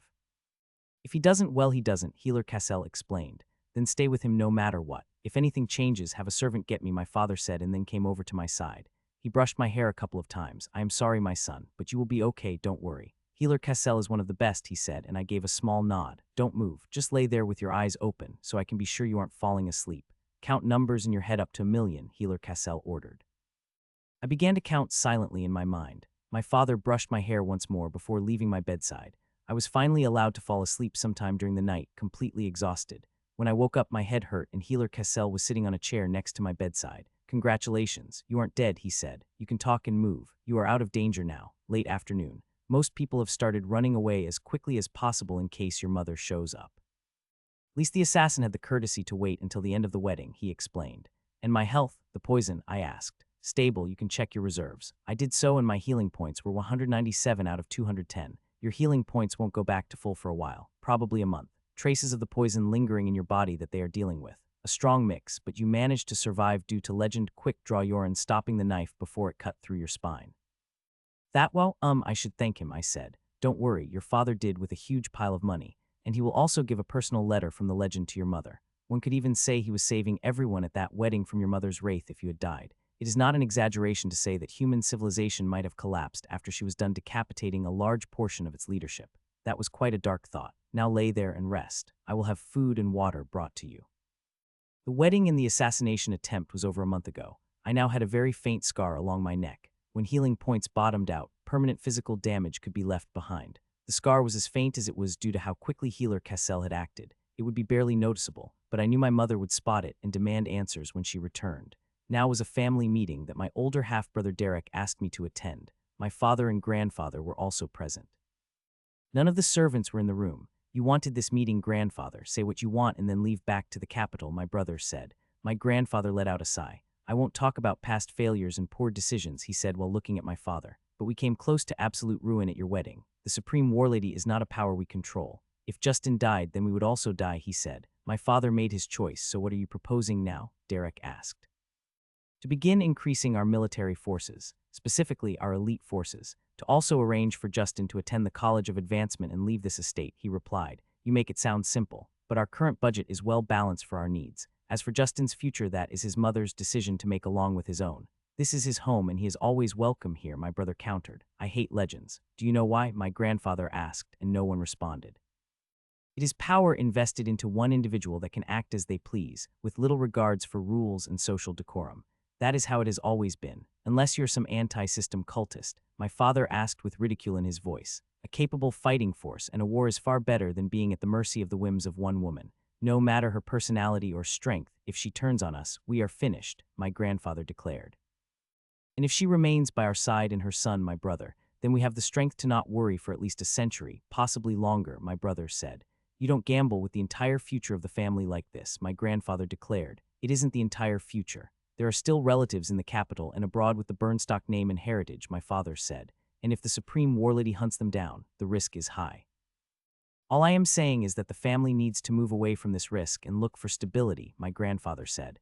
"Well, I don't plan on marrying a supreme legend, so nothing to worry about there," my brother Derek joked. As for Justin, he turned to look at me. "You are always welcome in the estate, even when I take up the title of Duke. I know you aren't looking to replace me. More foolishness. How do you think nobles come to power in the first place? A powerful legend makes a claim and passes things on to their descendants. While Justin says he isn't interested, what about his children and their children? We have procedures in place for the rest of the family, but we cannot put any constraints onto him. And you won't try to or even think about that," my father said without hesitation. "You created so many problems with your choice to marry the Supreme Warlady. The ship that is our family had a hole that you rapidly patched over. Eventually that patch will fail and the situation will become much worse," my grandfather said. "Or we will make it to harbor and the hole will be properly repaired in time. We will deal with each problem as it occurs, not looking for trouble where there is none, and we will give no offense to Supreme Warlady Alina Burnstock," my brother declared. "I agree," my father said immediately afterwards. My grandfather let out a sigh and sagged back into his chair. "If you could only understand." "Fine." "I said what I had to," he replied and got up. Without a single glance backwards or goodbye, he left the room and slammed the door shut behind him. "My apologies for having you be here for this, but father suggested it and I didn't want there to be any confusion," Derek said. "It is fine, I understand. I am just surprised he is so upset when everything has been done already. Not like we can rewind time," I replied. "Taking a second wife is something that is not done in polite circles among the nobility. A mistress is fine, but a second wife. There have been a lot of historical issues with such thing. That is why the nobility has very set rules regarding inheritance and family structure we inherited from the Eldarin Empire to avoid unnecessary trouble," my father said. I had read about some of this in my history studies, but apparently not enough if it was such a big deal. I knew it was a concern, but not as much as my grandfather made it seem. Legends that did that in the past would kill the first wife, their kids, and take over by force. Another reason why female legends are so rare, my brother said. Wait, really? But can't anyone go into the dungeon? I asked. But very few nobles will make it easy for such women. Only 1 out of every 5 or 6 legends is a woman, due to this pressure. For your mother to reach such heights is beyond impressive in spite of all the barriers put up against her. Not just in the dungeon, but the social barriers and other opportunities she would have struggled to get over her life, my father explained. I hadn't realized things were so oppressive. The issue comes down to children, something we inherited from the Eldarin Empire and a lesson learned from the grasping eternal emperor. It is why the elves struggle so much as a species. Once people begin to level, having children is harder, but what isn't spoken about is that it is harder for women since they have to bear the child, my father explained. I liked this about my father. He was willing to explain things to me, so I wasn't confused. The elves let their people gain levels however they want from the moment the system unlocks their status. Unfortunately, this leads to extremely low birth rates, even with all their research and efforts. And why we humans have pushed them back in our wars along with nations with more liberal cultures. What kind of restrictions are imposed? I asked, curious about the challenges my mother had to overcome. Access to the dungeon. That is why she stayed down there for long periods of time, constantly fighting before coming back up. Undercutting the prices on monster cores for a female adventurer. Hostility from other adventurers and refusals to team up. Then you have schools with teachers and tutors who will refuse a woman. All inherited prejudice to keep the population as high as possible. In the past, it was used to fuel the expansionist efforts of the Eldarin Empire. While it has crumbled over a millennia ago, such prejudices and cultural practices aren't easily changed or overcome, he explained. That is unfair, I replied while thinking how hard it had to have been for my mother. It is, but that is also what has allowed humans the numbers to dominate the elves and dwarves, pushing them back and claiming more land for us humans. While they refuse to change their cultures, us humans have adapted and thrived. That is why noble marriages are skewed as they are. My brother then spoke up. Indeed, it is the reason why the family line passes down through the male line and women are completely excluded. It didn't escape my notice that his mother, the Duke's first wife, wasn't present for this discussion. Men marry later to ensure they are stable and won't ruin the family, and women marry young to have children and then gain levels after that. While it mainly the nobility, these practices trickled down to the rest of the population. The Eldarin Empire did a good job of wiping out any other dissenting viewpoints. While slavery was outlawed and racial prejudice has greatly declined, not everything has improved over the centuries, my father explained. It doesn't seem fair, I replied, and my father chuckled. Life isn't fair. Anyone who looks at you thinks that. With your mother being the supreme warlady, opportunities will fall into your lap and people will try to gain your favor, he said while the first prince came to find at that statement. I pushed that intrusive thought to the side to focus on the present. You want me to know what my mother has gone through? I asked. That and why your grandfather is so frustrated over the entire situation. He is much more traditional than me, as you might have guessed. Also, your mother isn't one to complain ever. She takes all the setbacks, the leers, the insults, the commentary, and has used that to strengthen her resolve, my father explained. Then she had me. Did she ever say why? I asked. Only that she had seen as far as she could reach with her skills and levels. It would take her no further, and she wanted something different. She has always missed her family. Their deaths when she was younger than you are now sent her on the path to become the supreme warlady. I think she wanted to recapture some of that, but you would have to ask her. While we understand each other to a degree, ours wasn't a marriage of love, but one of simple understanding and transactional, my father said, with a small, sad smile on his face. Too many parents coddle their children. Well, I won't let the monsters in our society get you if I can help it. I won't hide the truth of this world from you. Making the world a better place is only something we can do if we understand what is wrong with it, my father said. You are going soft now, father, I asked, just getting contemplative as I get older. Might start a fund for women looking to become adventurers once I retire. Create an elite female fighting force in honor of Supreme Warlady Alina, he said. You really don't like grandfather, I replied. The fact it might kill him from sheer rage is just a side benefit. I have to find something to keep me busy once your brother takes over all of this, my father said. While life might be unfair, I wouldn't complain. My mother never complained, and I wanted to complain about training mental skills. I was such a selfish idiot. I vowed to work harder and use the opportunity I had. I would work so hard that my levels would go up so much that Tutor Damien would be even more shocked the next time I checked on my status. My mother didn't have any of these benefits growing up. She had been a poor peasant girl starting off and had climbed to such heights through sheer tenacity and determination. If I only had a tenth of what she had, then I would make up for the rest with hard work. I would put everything I had to increasing my mental skills. It wasn't enough just to work hard. I needed to embrace the hardship and the suffering. Even if I was bored out of my mind, that was no excuse. There were no more excuses. I had survived death another time. I needed strength of my own. One day my mother would depend on me, not the other way around. Close your eyes, focus inwards, Healer Cassell said. This isn't mediation or breathing. Just focus on the skill soul sense. Now slowly and carefully, with as much detail as possible, describe your soul. Don't try and touch it. It feels like something that is me-shaped, but more fluid right beneath my skin, I slowly replied. Good, don't try and see inside your soul. Just let your mind pick up on the outline of your soul for now. Each movement, each vibration. Is there a rhythm to your soul's movement? Yes. I think it is hard to make out precisely, but I feel it surge and settle, I replied. That is your heartbeat. Your body is influencing your soul. Slowly increase the speed of your breathing and observe the changes in your soul, he told me. I varied my breathing for the rest of the lesson, which was finished after an hour. How did I do? I asked. That isn't the question you should ask. The question you should ask is, did I screw anything up? The answer is no.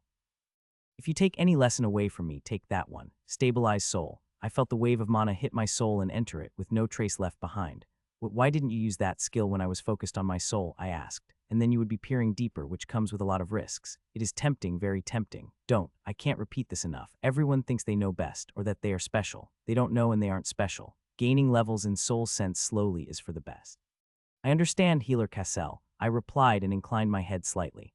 If I wanted to hold you back, I would never have started teaching you this in the first place. But the risks are immense. This is why soul skills are heavily frowned upon, due to the sheer risk to the users without any warning or safeguards that are usually in place for skills, he explained before continuing. Now you will focus on mana sense. It is important you learn to separate and suppress sensory skills as needed.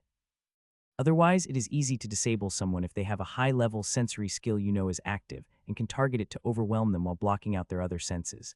Got it. So I want to focus on mana now, I replied. Yes, same thing, close your eyes and steady your breathing. Don't focus on yourself, focus on the world and on the skill mana sense. Then came another round of instructions, which I carefully listened to and followed. He would point near me, and I would have to detect the stream of mana passing near my body, not hitting it. Mana sense was much more external, while soul sense was currently focused just under my skin. It was hard to explain the way my brain was interpreting the information. Healer Cassell told me to take my time slowly adjusting to the feelings and sensory input from my sensory skills. Leveling them might make them stronger and better able to pick up details, but I needed to be able to mentally process those details and understand them. It was a key difference in sensory skills, and something highly experienced people like Healer Cassell and Tutor Damien knew how to explain. Skill levels weren't the end-all be-all of improving one's abilities. There was also using the skill the best way possible. This increased the level more quickly, but for low-tier skills a person could brute force their level, which made using them less optimal and took longer to level them up. The levels represented imprinted knowledge on one's soul, the system leading people to the optimal use of their skills and confirming that for them in their status. But just because it was optimal, some skills had more room on what was optimal than others or interacting with other skills. The system was always watching and always guiding. It was the one true God of our world. There were people who said achieving a better status would grant you a better afterlife. Others said that the dungeon were a test by the system and a way to humble people, since even supreme legends like my mother could only go so deep. I hoped she was okay down in the dungeon, getting elixirs to help me. I wasn't sure what to believe, but I did agree on one thing that everyone else agreed on. The system was real, and it was incredibly powerful since it watched everyone all the time to display the information regarding improvement and provided levels and classes. Have fun in your weekly training session with Healer Cassell, Tutor Damien asked me as I entered the library. It had been annoying having had to stay in my private room during the wedding and all the guests. It was nice to have the mansion quiet once more. My hand went up and rubbed the light scar on my neck. I quickly lowered it once I realized what I was doing. It was informative. Soul sense and mana sense are challenging to completely separate, I said. Skill bleed over. That is huge headache with sensory type skills. Your low perception stat isn't helping there either. It is something you absolutely need to focus on. Keeping skills separate allows you to manage them better, especially in combat, he explained. Combat, really? I asked surprised. I might not be a fighter, but I do read. When you don't want to keep copying Eldarin's script, you can read these history books. They should also help improve your combat tactics, he replied, pointing to the stack of 5 books on our study table. I curated them personally. This library has a wide selection, but some of it is quite dated. I will have to speak with the Duke about updating it or having a proper librarian come through and make changes to match the latest published standards of the College of Advancement. Is there a public library other people can use? I asked. No, old books are donated to schools and the Adventurers Guild, which has a semi-public library for its members. It has been tried in the past, but the cost is too much and tends to dilute skills for people outside their jobs. Is that really a bad thing? I asked. You don't realize it since you gain skill levels so easily, but for most people it is a struggle. Dividing their focus after they have decided on their professions tends to lead to worse outcomes overall. The College of Advancement has done a lot of studies on this topic. While it might seem wrong to put people on planned career tracks, it is the optimal way for them to achieve the highest levels and strongest skills while having synergy with their class, he explained. So most people decide at age 8 when their status unlocks, I asked. For the most part, yes. It isn't easy to change one's skills. A system priest is not cheap, and such skill adjustments leave scars on one's soul that don't easily heal. That is why an official divorce is so rare among nobility, he explained. But a bunch of people go into the dungeon, I said. Only the first layer. Most don't go any deeper. Even then, not everyone has the courage to go down there or the wealth to hire someone to power level them. Crafting is how most people gain experience, he explained. What about farmers? I asked. There are basic skills like woodworking, metalworking that help them out. Creating and maintaining various pieces of equipment gives them experience. Even farming helps give experience when crops are harvested. But not a lot, I asked. Not a lot. Most people only reach between level 20 and 40 using such methods over their lifetimes. The early levels are easy to get, which is why people have to decide their professions early on. Otherwise, they will struggle for the rest of their life in a profession they are ill-suited for. It isn't perfect, but the system doesn't stop someone from making bad decisions, Tutor Damien explained. I see. What about other jobs than Spellblade? I asked, curious about other options. Damien shook his head. That is a versatile set of skills for clearing the Dungeon of Monsters. What were you thinking of? He asked me. Something that gives a tier 6 skill, I asked, and he chuckled. At most you will find groups of skills, or skill builds or skill groups as they are sometimes called, up to tier 4. Even those aren't easy to find and are mostly legacy passed down through families or mentorships. There are specialized schools for more certain builds. The Duke has one for farming here in the Duchy, but anything beyond that requires an apprenticeship or becoming a squire. Tier 5 and Tier 6 skills are a huge deal, he said. There aren't any commonly known ones, I asked. There are rumors and stories. The College of Advancement allows its professors to impart such knowledge to students, many of whom become apprentices for these professors, doing various tasks in exchange for knowledge and tutoring like squires do for your mother, he explained. I was just thinking I could pick and choose from some higher tier skills and work towards them, I said. It was an idea I had. I was trying to figure out if there was an exploit I could use to advance more quickly, but it didn't appear to be the case. You and everyone else wishes that. The lower tier skills are shared fairly freely, but once you get to tier 4, information is much rarer. Even your mother would only be able to impart the foundational skills to reach the heights she has. For other skills you would have to branch out, he explained. Then what about something like flight? Is there a flying skill? I asked.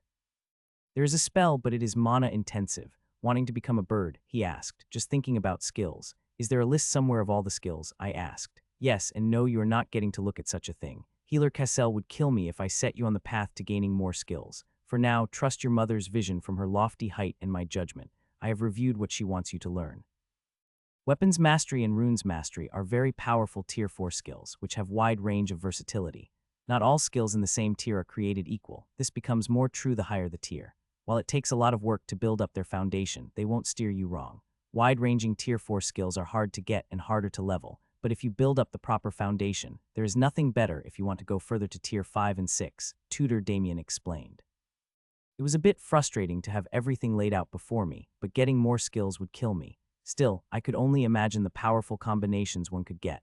I shook my head and picked up a history book. Perhaps something in one of these books would inspire my future skill selection. While I wanted to be a Spellblade, having more skills would only increase my options. If I got enough tier 6 skills, I might be able to get a tier 7 skill. I wondered what it would be like.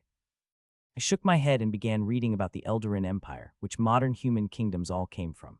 When the Eternal Emperor had been assassinated by his own child, there were a series of battles and succession wars that eventually took shape as the modern kingdoms and nobility. The book was a bit dry, sticking mostly to the facts, but it was quite descriptive for the battles. How low-level troops were sent out first to preserve combat power and hopefully wear down the enemy's higher-level troops. It was a brutal but interesting strategy. The lower-level people who survived would get stronger, while also preserving top combat power as much as possible. Large battles had an incredible death toll, since no one could retreat. Many people broke mentally. That was why large-scale conflict after the fall of the Eldarin Empire was rare. Most combat was confined to elites and legends. Gathering up large swaths of the population to use as spell fodder was heavily looked down upon. "Son, we're going on a bit of an outing," my father said at breakfast. I looked around and it was just the two of us. Derek was visiting the capital of Terrinder with his new wife. My youngest brother had taken a lot of money and was being appointed principal of the farming school in the duchy. My father's first wife had gone back to visit her family for a while now that the madness of the wedding was over. An outing, where father? I asked, and he smiled. To Burnstock City. I know you passed through there while going to the dungeon, but I wanted to spend some time with you before you left, he said. He wasn't inattentive, but he had many duties which kept him busy quite a bit of the time.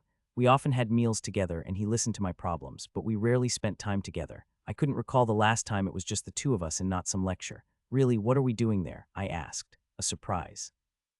I know you feel quite bored studying book skills every day, all day. I know it is to work on your mind stat, but a couple days would do you mentality good. Healer Cassell will be accompanying us, and I have informed Tutor Damien. Overtraining can be detrimental. I was going to object, but then I remembered Squire Jessica saying something similar. My mother didn't like the idea of breaks or relaxation, but I really wanted to do something different than studying all day, every day. That sounds great, father. I can't wait to see this surprise, I replied, and he smiled at me. You are growing up so fast. And after that unpleasantness at the wedding, I know we haven't been as close as I would like. Being a noble is exhausting. I am glad to be retiring. Might even travel a bit or work on a project I have had in mind for a while. It is hard to say, he replied. Is it safe? I asked. Once I am retired, killing me will just annoy other people, not damage anything important. At best I will be some footnote in your mother's legacy and yours, he replied. Well, the duchy is run really well, I said, feeling a bit awkward. Ha ha ha, I would hope so. But I am tired, my son. Your mother has the endless drive that has taken her to supreme legend, but your father is a bit more laid back. Still, I can put in the effort when needed. I am not a completely useless noble, he said with a small, fragile smile. After breakfast, I got ready and then on board a magical carriage with my father. You know, these things are amazing, if insanely expensive. A mana-powered motor uses monster cores. Better than horses, though. It doesn't poop. The dwarves really outdid themselves inventing it. He said the last bit softly and with a wink. We both chuckled at that. There was another magical carriage behind us with Healer Cassell and elite guards following us in case there was any trouble while giving us our privacy in the main carriage. It took a bit of effort, but I know your mother won't have any objections to what I have planned. Now you have me really curious, I said, and my father just grinned at me. Consider part of your inheritance from my side of the family. The one thing we're good at is throwing money around, he said. So, what is your favorite skill so far? Breathing, since I use it all the time, I said after some thought, and he nodded. A simple yet core skill. I always enjoyed dramatics. Almost no one knows I have it, but it is quite good in a lot of social situations, he replied. Dramatics, isn't that an actor's skill? It is, but we are all actors in one way or another, my son. I had some thoughts of actually becoming a famous playwright and performer when I was your age, he said. What? I asked in shock. As you know, I don't get along with my father. It was a bit of a rebellious phase I had. I went to many plays in the city as a kid with my mother who loved such things, he said. I had some idea what he planned. We reached the city in the late afternoon. The Duke had a private residence inside the city, which we stayed at for the night. In the morning, the Duke had me change into training clothes. He then led me to a large stone building near the private residence in the center of the city. Healer Cassell came along with several elite guards who shadowed us. There was a sign proclaiming it as the Stillness Dojo. I wanted to ask my father questions, but held back as we made our way to an inner room. There was an old man seated on a floor mat who was perfectly still. It had to be some kind of stillness skill. Be welcome, Duke Darren Burnstock and young Justin Burnstock, the old man said. Your help in arranging this place for my followers and the kindness you have shown to us monks of stillness is appreciated, even if you do it for selfish reasons. And I must admit a bit of selfishness myself for wanting to meet Justin. This is the legendary child of the Supreme Warlady. I still had the ring my father had given me blocking out attempts to scan me. What level is your dodge, pugilist skills, and danger sense? He asked me. I looked at my father who gave me a nod. They are at 61, 14, and 33, I answered. Impressive for one so young. I am master in the still fist, a tier 5 fighting skill. Many students study years to master a fraction of the skill's true power. For today, I will work on your foundation. I will not oppress you with my stats or skills higher than tier 1, he said and slowly stood up. I took a fighting stance and brought up my tiny fists. My father moved to the side of the room and took a seat on a chair there. I advanced forward and froze as I felt a sense of danger coming from my right. I stepped left as a kick moved through the space I had been standing in. Good, you pay attention to your skills. Now we will pick up the pace. Attack if you can, Master Erder 10 said. Don't hesitate on your strikes. You are dodging a bit too soon. Your danger sense is at a high level. Adjust accordingly to the speed of your enemy to leave them less time to adjust. Good job on constantly moving. Pugilist skills also involves elbows, knees, and feet. Don't hesitate to mix it up. The training continued through the morning until the early afternoon. Healer Cassell kept refreshing my stamina, but even with his help I was too exhausted to continue at that point. Master Erder 10 pushed me at just the right pace to drag things out this long. He was more focused on having me think than just blindly fight, correcting and drawing out every possible improvement that he could. You did well for someone so young. In time as you grow, you will improve. While we can lean into our skills, it is a crutch too many people use, falling back on what they know. Instead, push yourself at all times and consider using skills you have mastered in unique ways. Progress is not just a number in your status. It was one lesson. Perhaps in time you will come back to learn the stillness fist from me. Safe journeys, he said. I would hope so. The man might not have taken up the title of legend officially, but he is over level 100, but he has reached that height in terms of his skills. The stillness fist is a very dangerous skill meant to counter magic and movement with just a fist, my father said. Really? How would that even work? I asked. No idea, but that is why he is quite famous and has started up a dojo. He doesn't want the skill to end with him. For many people like that without children of their own, they want to pass on their skills to others as a form of living legacy. I merely provided some money and place for him to set up a dojo, my father said. I bet it was more than that, I replied, and my father gave me a smile. I learned about his situation during the wedding. He had run into issues in his home country. One of his disciples killed someone important, and he was creating a mess. I managed to smooth the entire thing over with enough money, and he accepted my offer to move to my city, the Duke explained. Well, even with my wealth, I was only able to get the one tutoring session, he replied. Only one, I asked with a bit of despair. High-level people don't like teaching foundational skills. Your mother making her squires do so is a bit rude, but your mother has never been one to care of etiquette or unspoken rules, my father explained. Oh, I said, not knowing what else to say. Now you will get cleaned up and we will have an early dinner. There's a play I enjoyed as a kid and it is showing in the playhouse tonight. My father had probably arranged things on purpose. Twilight of the Eldarins is a timeless classic. My father loved it, but I thought it was boring and over the top. The costumes were incredibly bright and vivid. The lines of dialogue were slightly confusing since they used archaic sentence structures, and the plot was convoluted. The Eternal Eldarin Empire had died, creating a panic in the court. His main wife tried to pass the corpse off as the emperor, using his harem to assist in the plot, distracting the corrupt nobles and members of the court that the emperor was actually dead. The nobles thought their assassination had failed and tried to kill the corpse. There was an evil necromancer who might have been controlling the emperor, or just a distraction for everyone else.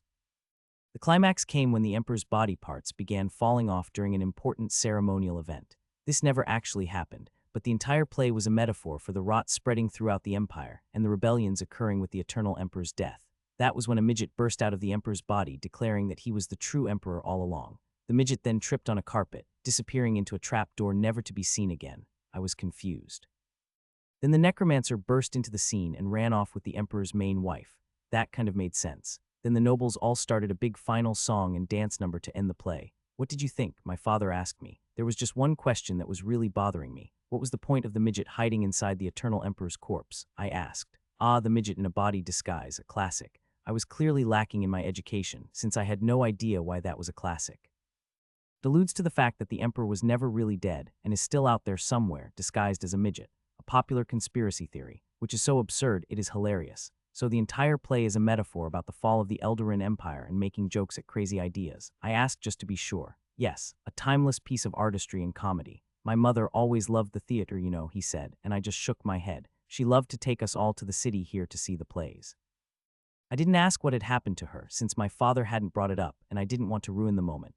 I had clearly inherited my mother's preferences for things and not my father's taste for the arts. Fighting and going into the dungeon, not watching plays or drama. Still, it was a nice change of pace. We made our way to a fancy restaurant, and we were escorted to a private room. Duke Burnstock, a pleasure to have you back at the Grey Goose. A fun night at the theater with your son. The host greeted my father. Indeed, just showing my son some of the finer points of the city. What do you have tonight? My father asked. Roasted rack of lamb with a vegetable medley is the main course for the evening. Unless either of you would prefer anything else, that sounds perfect. How is the chef? My father asked. A tier 3 cooking skill, almost tier 4. I swear it is hard to keep up some days. The recent wedding kept us on our toes, but we managed. Please sit, I will get the best wine to pair with your meal. The host bowed and then left. You are a regular, I asked, when I am in the city. This restaurant uses local produce and animals we raise here in the duchy. A showcase of the vast harvests the duchy brings in for rich merchants and nobles. I have made more deals in this room than most would imagine, my father explained. Here, really? I asked while looking around the room. While it was nice, it only had silver with some gold ornaments, unlike the estate which had a lot of gold. Don't underestimate the power of good food when doing business, my son. While adventurers might not always appreciate the finer things in life, one needs to live a life worth living. When you taste the food, you will understand. While our staff is good, a true professional chef with high skill levels always cooks for a public restaurant like this to keep improving. I brought your mother here before we were married, and what did she say? I asked, curious about what my mother thought. Basic food, nothing that impressive. The chef heard this from your mother and he challenged her. If she could eat his best cooking without appreciating it, he would retire. What happened? I asked. The chef retired, of course. Once challenged, your mother will never give in. Your mother is a woman of simple tastes, and we have some of the best chefs in the world due to all the food we produce in the duchy. One of our smaller exports in terms of talent are skilled chefs. There are several minor culinary schools throughout the city, with the best chef cooking here at the Grey Goose, my father explained. And my mother didn't think the food special. I asked in surprise. Food is nothing but fuel for her. Between a simple piece of salted meat and stale bread, and a lavish meal like we're about to have, she would pick the salted meat and stale bread for one reason. She could eat more quickly and get back to killing, since that would be the most efficient. Your mother cut out many joys in her life to reach her position. I am not saying she was wrong, since she did become the supreme warlady, but there was a cost to her choices, my father explained. He had given me a lot to think about.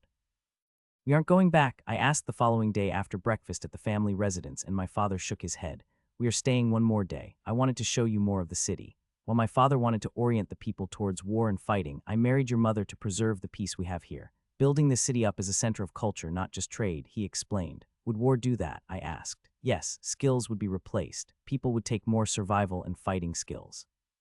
Knowledge and talent that had accumulated would have been lost. There are trade-offs, of course, but I made the choice to marry your mother for the people, not out of any selfish desire. We are no longer in the time of the old Eldarin Empire, but a new age, one that all of humanity should fully embrace, he explained. Protecting all of this is no simple matter. Just like a plant, culture needs to nourish over a period of time. Come, he said. I followed him outside along with our entourage. We made our way to a large open plaza. Various stalls had been set up and people were hawking their wares. We got several looks, but no one came near us. I noticed that several of the stalls sold food and women were in charge of them. Husbands are often farmers and their wives are cut-throat businesswomen. Isn't that right, Helga? The Duke had stopped in front of one stall selling apples. Of course, Duke Burnstock, the woman said and bowed her head deeply. Helga here is from a long line of farming families. They specialize in apple trees and an amazing apple cider, but do grow some other crops. 2 apples, please, and a crate to the estate, the Duke said and placed a single gold coin on her stall booth. We were each given an apple. You know her personally? I asked. Noble skill that helps me remember names in a territory I control. While I might be near the top of nobility, humility and understanding are important qualities one must never forget as a leader. Too many people think that all it takes to rule is a fist, but I find actual understanding is far more important than any social or combat skill, he said. I could understand why my mother married this man now. It wasn't just for his money. That was a consideration, of course, but my father didn't forget the people beneath him. The farmers and peasants who made all of this possible. The people my mother came from. She had never forgotten her humble background, and I was sure no one else let her forget it either. We made our way to a large stage and took seats that were set up for us. Today is the annual poetry reading competition, he said. Poetry, really? I asked, since that was considered a worthless skill. I know it is probably the single most worthless skill out there, but there are groups of people who compete. While we haven't had an elite bard come from this duchy, it is only a matter of time. Perhaps one day, there will be a legendary bard, he said. People gathered, and there were several older people gathering to read their poems to the crowd. It is something older people do when their stats start failing them, but we do occasionally have some young competitors. It is a way for older people to compete and be active in their twilight years without intensive labor. Too many nations follow the Eldarin Empire's history of casting aside elders who have worked hard their entire life. Something I find distasteful, my father explained. He then got up and made his way over to the enchanted stone that would project his voice across the plaza. Welcome, citizens of Burnstock City. There were cheers at this. I know you didn't come to hear me speak. So let us start the 47th annual poetry competition, he declared and went back to his seat. Contestants went up by age and each had 1 minute at most, so everyone got a turn who wanted to speak. The oldest went first. Great dawns the morn, the golden stalks glistening. The wind sways the plants, but they remain upright. Forevermore this golden field, the first old man said. I felt slightly moved up the poem and clapped along with my father. The old man moved off the stage and the next old man replaced him. Everyone cheered as they listened to their neighbors, friends, and family members. I was glad I had the apple to snack on. A servant was on hand to take away the core after I was finished. Eventually, the few younger contestants showed up. A young girl about my age was the last one to compete, and she strode resolutely forward onto the stage. The applause for her was no less than for the first old man. She hesitated for the longest moment as the crowd quieted down. For a moment I thought she was too afraid to speak in public. A humble beginning, a young farmer, a terrible attack. A great descent, a spell sword, a triumphant legend, a heroic supreme, an eternal warlady, the girl said. The crowd cheered and the applause was massive. What do you think? My father asked me while leaning over. Calling her an eternal warlady is a bit much due to the negative history of the eternal emperor, but it took courage to read in front of such a large crowd, I replied. My father nodded at this. Any favorites? He asked me. The man who had the poem about flowers, his imagery was striking and almost made me see flowers, and his skill was the highest level from what I could tell, I replied, and my father nodded at this. He then got up to speak. Second, we have Henry. While playing an instrument is stretching the bounds of the competition, it was quite entertaining, my father said. A middle-aged man came on stage to accept his award as the crowd applauded. Finally, we have young Denise. Her bravery will hopefully inspire her to an even greater future, my father said. The young girl who had gone last hesitantly got back on stage. My father shook her hand and gave her a coin pouch. You started that competition? I asked. One of the first things I did when I became Duke. Derek won't be continuing the contest, he replied heavily. Why? I asked. Well, he doesn't share the same vision as my grandfather. He has his own opinions on how things should be done in the duchy. More focused combat schools, less focus on the arts, my father said with a slight sigh. Ultimately, poetry has no value. I didn't know what to say to that since that was true. Poetry was completely useless, but ultimately things change. In the future, I plan to convince everyone of my grand vision of a better tomorrow. While poetry might seem useless, it is a sign of a happy and prosperous society, my father explained. It was lovely, and everyone was quite happy, I said. Their smiles are what makes my day. It is easy to kill and destroy, but much harder to build up and create a community where all people can thrive. Not just the nobles, he explained. How come I didn't know all of this? I asked. It isn't something to brag about or flaunt. Each bit of happiness is another ember for our fire that is called civilization. No matter how strong you become, never forget that one lesson. Even your mother understands this as well. Without everyone in society, from the peasants to the nobles, nothing would function and it would all break down, my father explained. We walked back in silence to the family residence, which was very close by. All these places had been near the city center. Dinner was quiet affair since we didn't go out to eat. My father had given me a lot to think about. My parents had a lot more depth to them than I realized, especially my father. As we went back to the estate the following morning, I didn't know what to say. My father finally spoke up midway through our journey. Thinking about getting a poetry skill, my father asked. No, there are countless tier 1 skills out there. I need to focus on what works best for my build as a spellblade. It doesn't mean I can't appreciate a good poet, I replied. I always felt that the softer skills have much more use than people realize. There are tales of such individuals, but it is the rare person who can push so far with their skills, since there are no legacies to pass on, my father said with a smile. No legendary poets or bards in the past? I asked. Very, very few. Only a few legends leave behind legacies. Many are never passed on and are lost to time, especially higher tier skills. I had hoped to set a new direction, turning this duchy into a cultural hub that would be eventually rise up to compete with the College of Advancement and the Last Bastion. An ambitious plan, but too ultimately doomed to failure, he said. Why doesn't Derek want to do it? I asked. He prefers things move in a more martial direction. I had hoped I would have been able to share enough of my vision with him, that he would carry on my legacy, but he has chosen not to. It would have taken at least 3 generations to get the project off the ground and begin to show results. Now I know how my father felt all those years ago when I ignored his advice. He said, You mentioned a big project. Can you share what it will be? I asked. It isn't ready yet. Things are still being prepared. But if I am successful, the world will be much better. Too often people don't remember the past or look towards the future.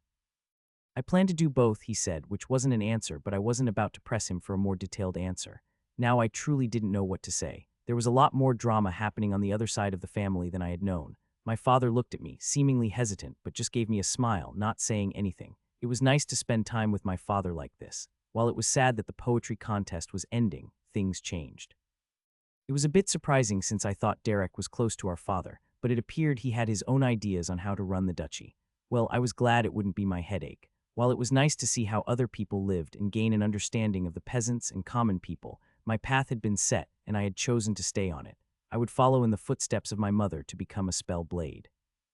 It was frustrating that it was taking so long to get to magic and spells, but I needed a proper foundation first. Everyone kept repeating that a strong foundation was the best way forward for someone my age. While I understood that in my head, in my heart, I wanted to go into the dungeon using magic to carve my path forward. Getting a day to train under an actual legend was amazing.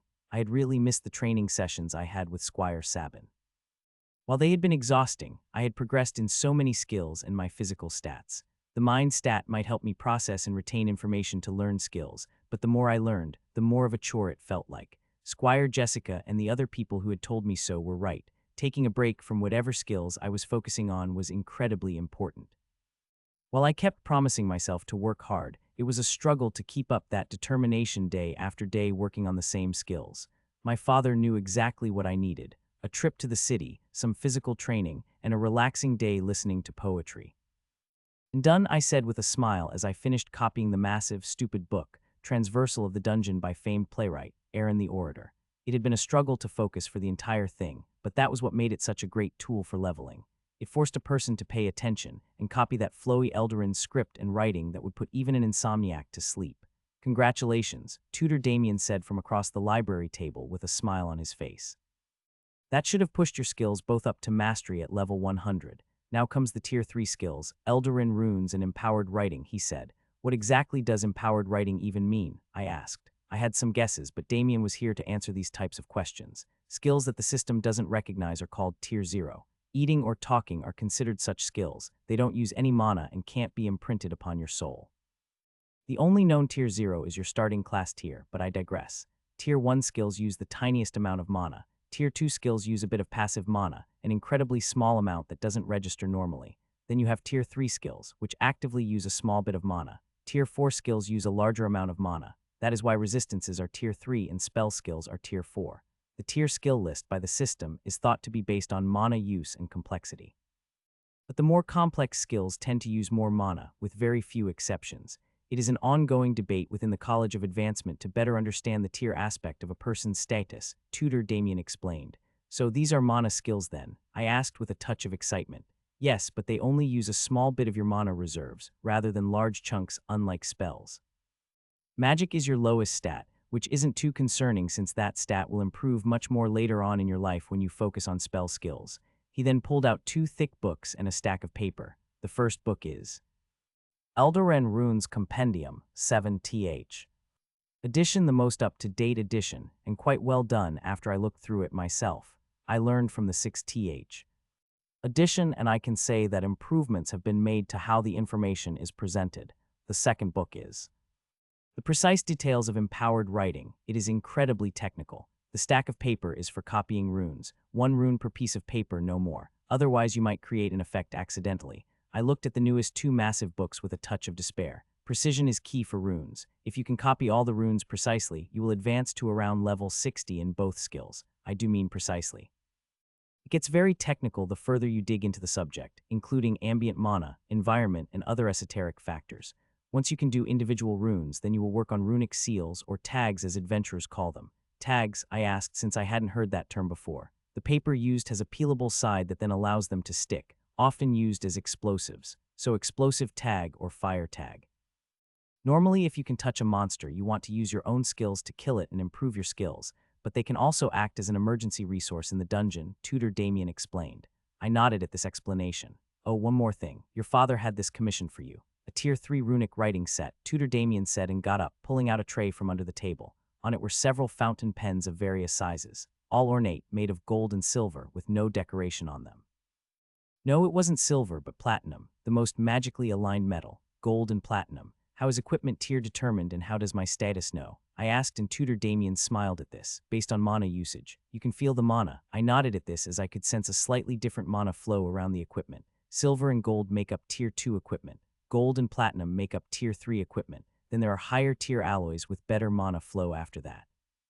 Platinum only goes up to Tier 3. I was a bit surprised as I looked over the writing tools. As a pure metal, alloys require a much higher level of craftsmanship. While the writing tools look amazing, that is their artistry, not the alloys used to make them. Getting crafting skills up to a high tier is far more difficult for a simple reason. While one can get experience from crafting and killing monsters is much faster. And if a crafter splits their focus to learn fighting skills, they will struggle with all those skills and splitting their time and focus, Tutor Damien explained. Surprised my father didn't get me a higher tier set, I replied. As long as the tier matches your current skill level, it is more than enough. Having a higher tier doesn't speed up your skill growth. It only means you don't have to get another set later on.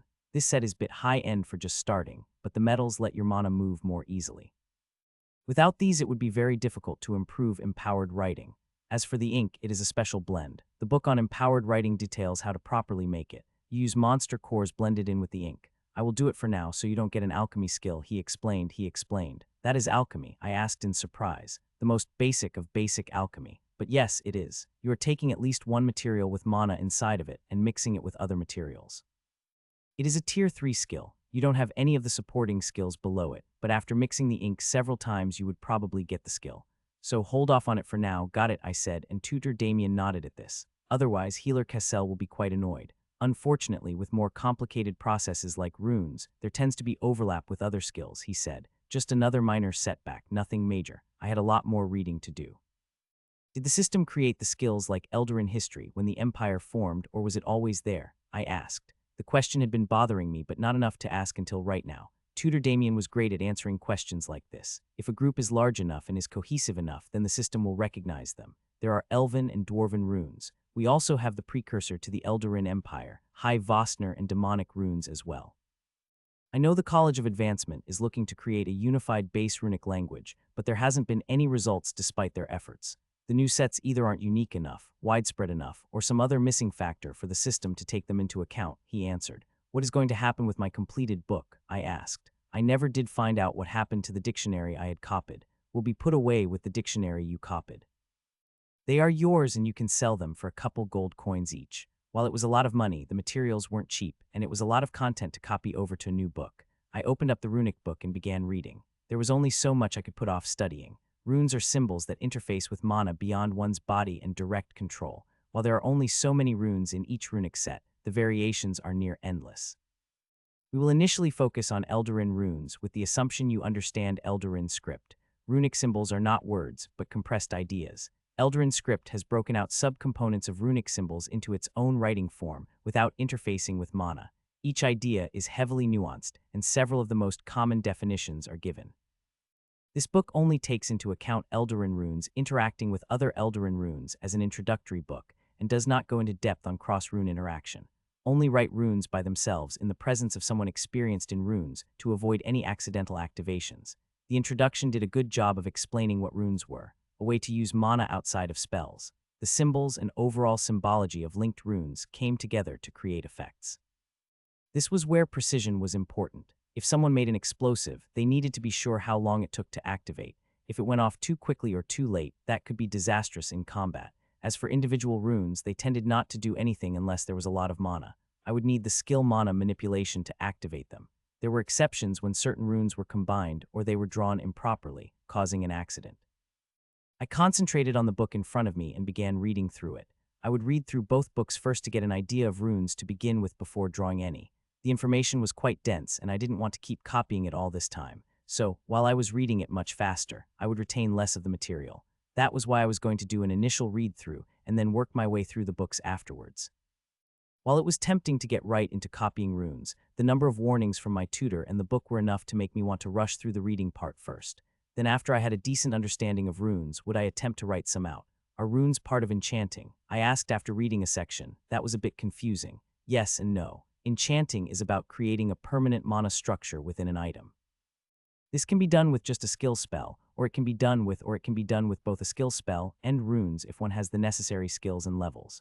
The higher up you go, the more interwoven things become and the more complicated.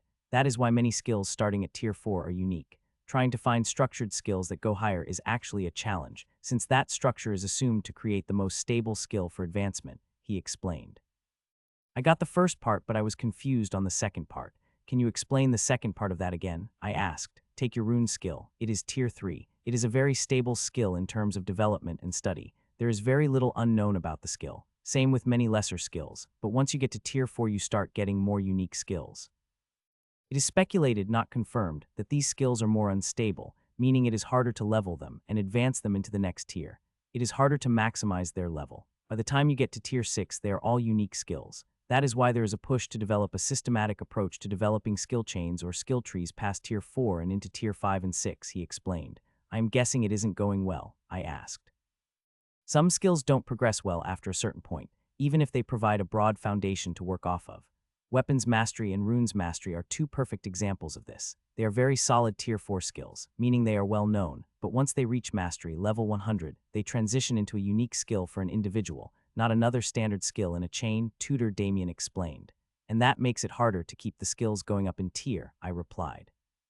Exactly, or at least that is what the College of Advancement believes. There are countless studies they have done regarding this issue. While the status is very simple, there is a lot of hidden processes occurring with the system behind it that they are trying to understand, he explained. That doesn't get them in trouble with the system church, I asked. I knew it was a separate organization and trained system priests. The system church's opinion is that the professors at the College of Advancement are wasting their time worrying over numbers and not actually improving their skills, looking for answers that will always be unknowable. They regularly mock the professors at the College of Advancement. They aren't enemies, but both sides consider the other one hopeless, he explained. Even with how well they are regarded, I asked. I am from the College of Advancement, so I have a bit of bias in this regard.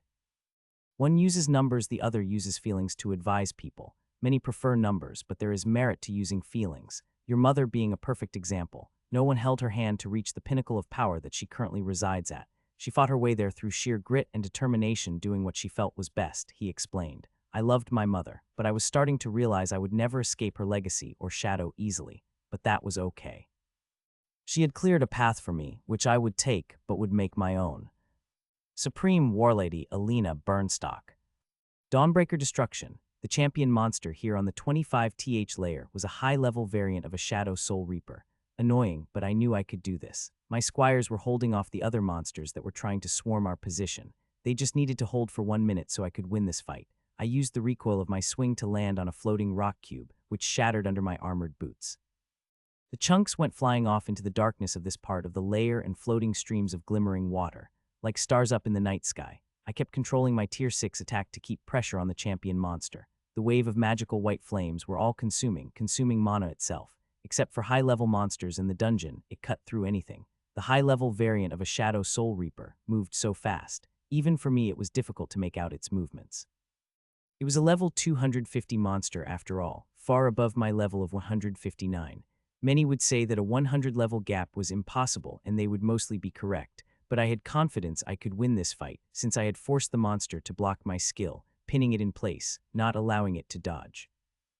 That was the power of Dawnbreaker Destruction, forcing a high-level monster to shield from the nearly uncontrollable white flames, no matter what they might try to do to avoid the attack. Kicking off the stone block, which shattered under the force, I sailed through the air. The monster's scythe was a parody of a true farmer's tool as it created a mana void to resist my Tier 6 skill. Hang in there, Sarah, you were always the best. I said to my sword and my long-dead sister. Time to push things to limit. Mana Surge.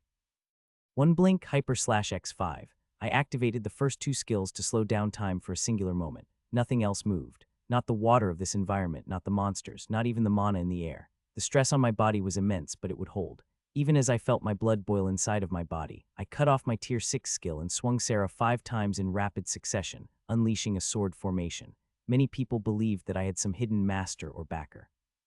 They were all fools and idiots, while the fact they believed it was an actual person.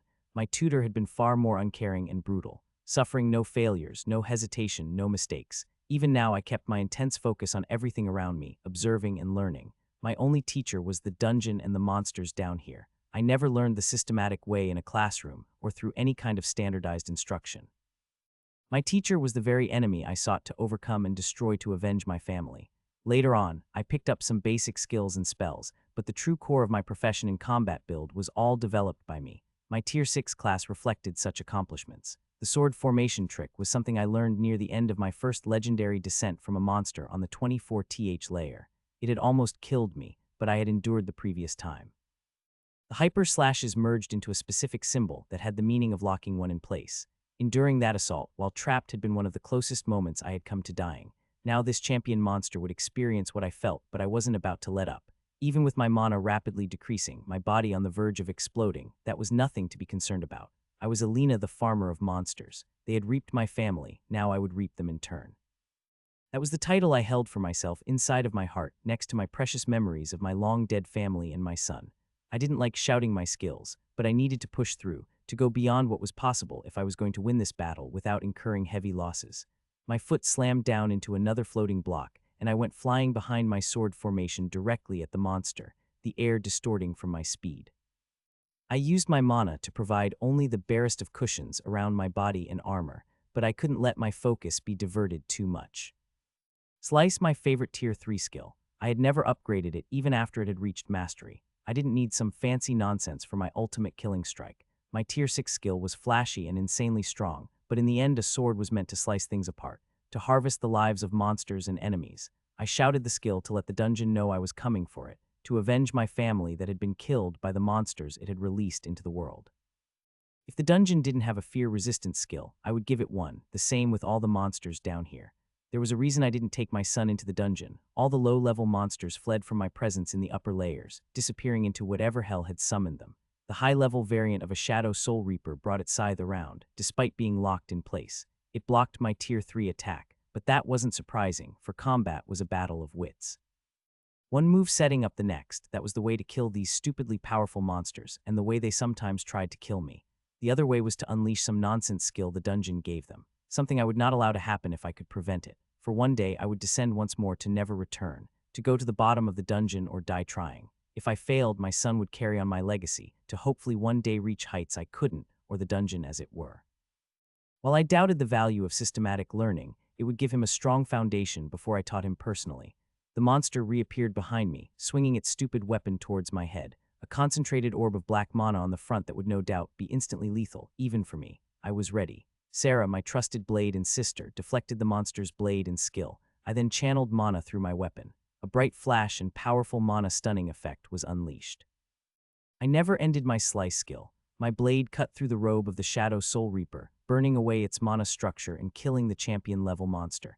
Its indigo core, pulsing with mana, appeared in the air and I snatched it instantly, putting it away in my spatial storage. That had taken just over half a minute. My combat ability hadn't atrophied during my absence from the dungeon. Raising my son had let some dullness accumulate, but my descent had shaken that off and I had improved once more. I let my skills deactivate as I pulled out a potion to help stabilize my body, counteracting the damaging mana as my healing point spiked upwards as I drifted through the air, lightly touching down on a floating rock cube. Activating too many skills at the same time led to mana rampage. I didn't like relying on such things, but my squires were struggling quite a bit.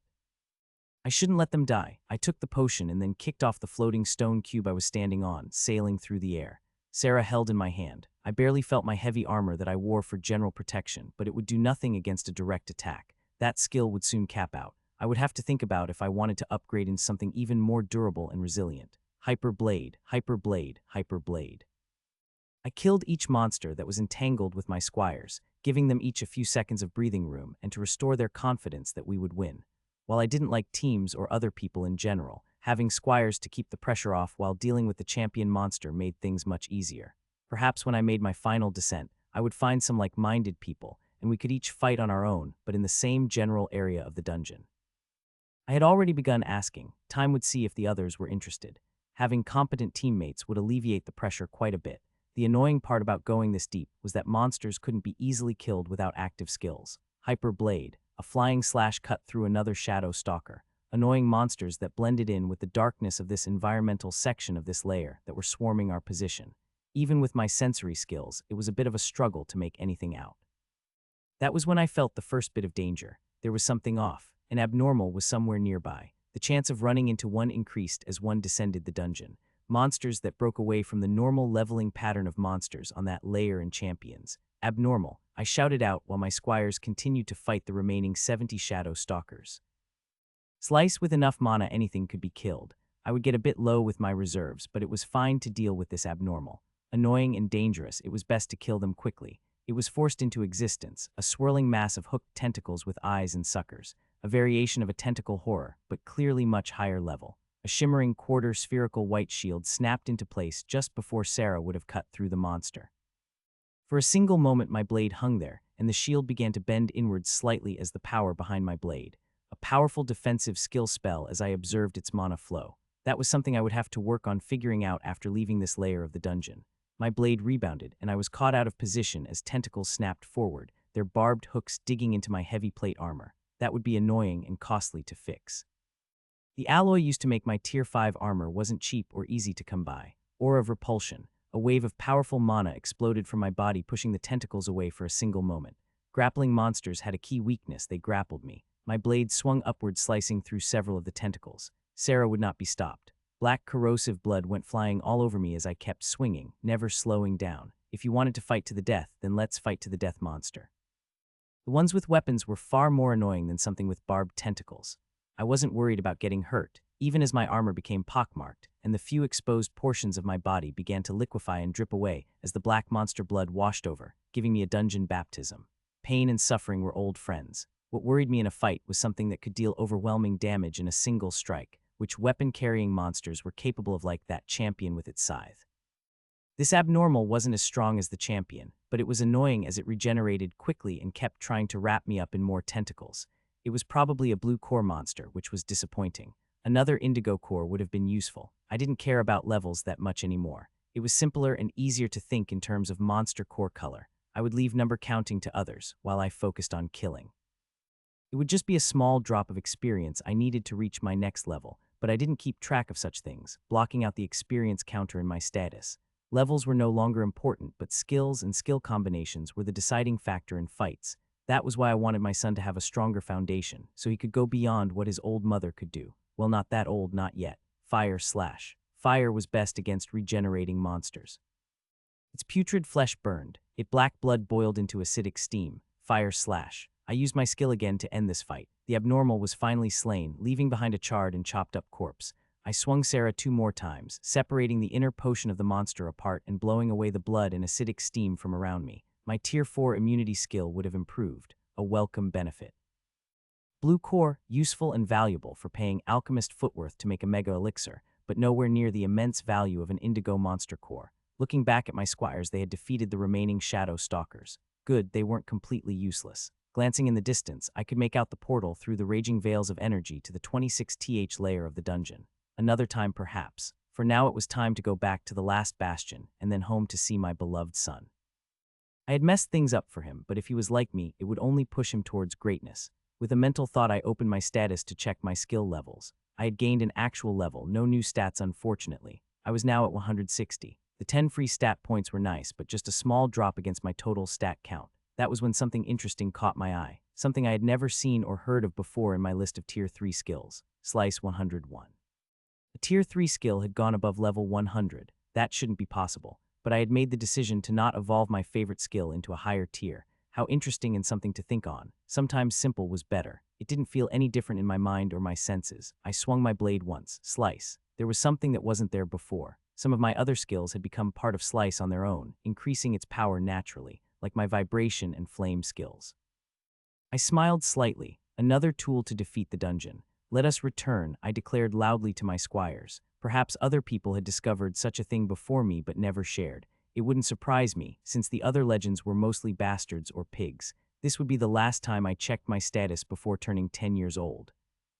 It had been a year since my mother had first returned home after crushing the nation of Crownsmith, and another half a year before she returned based on the year timeline she had given me.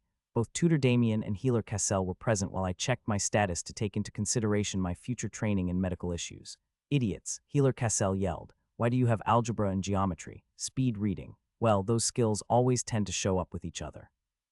I didn't fully realize since it is standard. As for speed reading, that is on Justin, not me, Damien said. That is why I called you both idiots. A weight of 67 from his skills and a 47 mind stat. That is at 70, barely above Meldor's threshold. Idiots. He shouted the last word again and glared at both of us. We were silent for a bit while he kept glaring. Well, the mind stat has kept up at least, Damien finally said, breaking the uncomfortable silence. If it hadn't, he would be dead from your idiocy, Healer Cassell said. I was thinking about the numbers. What about the soul resistance skill? Wouldn't that help me? I asked. Possibly, but counting on a skill like that is risky. No more skills. Absolutely no more in the next 3 months. I want your mind stat up at least 4 points with no skills. I mean it. The risk is insane. I don't know why you and your mother insist on being so reckless, he said. Leveling up to increase my stats would slow down my skill growth, and there is the curse, I replied. System save me from fools. Your skills are already leveling up so fast. 1 level and the 10 free stat points that come with it would solve this problem, he declared. Or not. It doesn't escape my notice that his skill gains do keep hovering over Meldor's threshold. Could his soul have become flexible enough, yet still retain enough preservation to allow it to stay right there? Tutor Damien asked. You would need a soul mage to check and confirm, and even if that were the case, it is like playing with fire in your hands for a bit of warmth. Eventually you will get burned. At least his other stats are high enough that we don't have to worry about stat imbalance, but if this continues that will be a huge problem, Healer Cassell explained. When will that happen? I asked out of curiosity. If one of your stats is greater than the rest of them combined divided by 2, which is 55.5 in your case, it will start impacting your health since it is your mind stat. That means headaches and tiredness since your body can't keep up, Healer Cassell said. That did sound bad. So listen, no new skills, no new upgrades for 3 months, no matter what. The poison resistance wasn't planned, but the risk is real. I can't keep saying this enough. I understand, I said. Understand, yes, if you will listen is another matter. I understand wanting to push yourself to the limit, but your body and soul can't sense this danger. That is why you disregard it. There is a reason they named it Meldor's threshold, even after the man's terrible experiments. He seemed nice at first, but then it was discovered how horrible he was, similar to this limit. Doesn't seem serious, but if you cross it, very bad things will happen. Your soul will just go poof and completely unravel, Healer Cassell told me. I understand, Healer Cassell, I said again, chastised and trying not to cry. I was trying to do my best, but I was being reckless and stupid. I wiped my watery eyes. I have said enough on the subject for now. Now we have the next concern. Tier 3 skills and your level, he said. Another issue. Now I really wanted to cry. Too many. I asked, shouldn't it be stronger the higher the tier? I asked. No, higher tier skills draw from more of your body, putting more strain on it. Stats are the core foundational materials used in the building. The walls, windows, doors are all skills. Larger skills have larger openings in the building, putting more pressure on you and acting as the frame, he explained. The level in your status represents the very ground your foundation rests on. You are building a larger house, but the ground is incredibly small. I frowned as I tried to process the metaphor in my head. It was a bit complex but understandable. You mentioned that my stat gains were like furnishings. I asked, more weight being added to the house. The more you spend time in a specific room or stat, the more weight is added. That is why stat imbalance and skill imbalance are concerns. With skill imbalance, you could just explode one day, he said. Explode? Yes, the weight of your skills is too much, and the ground under your foundation gives way. What do you think happens then? He asked. The house falls over, I said. Exactly, which means your soul rips free of your body and you explode. These aren't problems most people would face since they get advised by family and friends or a system priest and don't push things like you're doing. But you have pushed things to their very limit. That soul fruit, while making your soul more receptive, has strengthened it to a degree. So no new skills, otherwise the complications will be too much, Healer Cassell explained.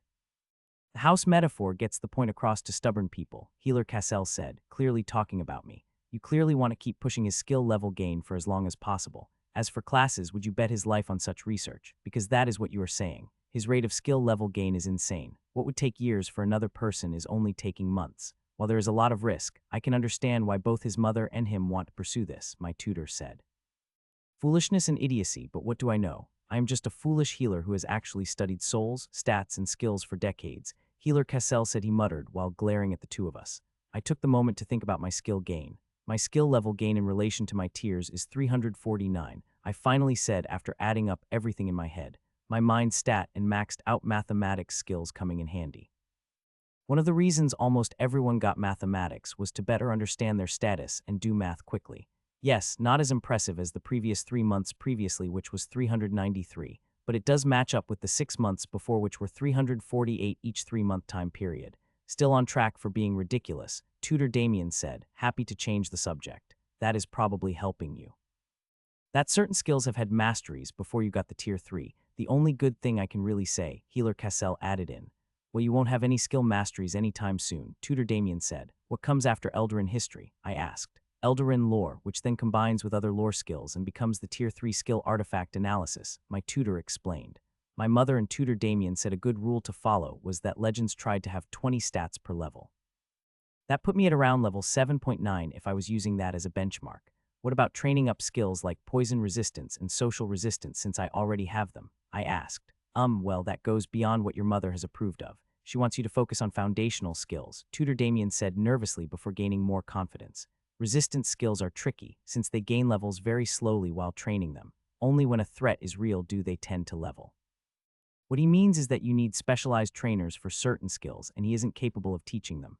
And he is right, they are hard to level without actual threat. That is why your soul resistance skill has grown so much, Healer Cassell said. And we can't train it specifically, I said. That is stupidity at its finest. Your soul is so unstable, I wouldn't dare poke it. Who knows what would happen, Healer Cassell said. We have a lot of mental skills to focus on regardless. While it is probably impossible, getting your Eldarin runes to level 100 before the age of 12 would be a huge achievement. And that should be our main focus, Tutor Damien said. Really? I asked in surprise and he nodded. Trust me on this. Mastering a set of runes by such a young age is almost unheard of except for people solely focused on that skill. While it will be a struggle, I know your mother was very insistent that you learn runes.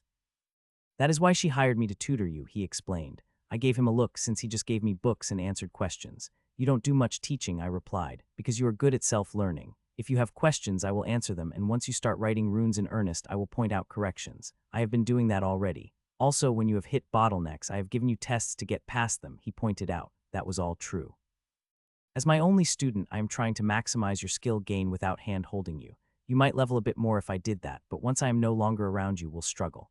That skill speed reading is a learning skill that isn't easy to get, so there are more learning skills, I asked with interest. No, they are all forbidden. I am forbidding them. Don't give me a look. And you don't get any ideas, he told me off and then pointed at Tutor Damien.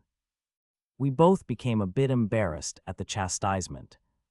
Your tutor Damien talked with me. I also know how you want to train your more combat-oriented skills. Your mother is great at many things, but planning ahead for your training isn't one of them.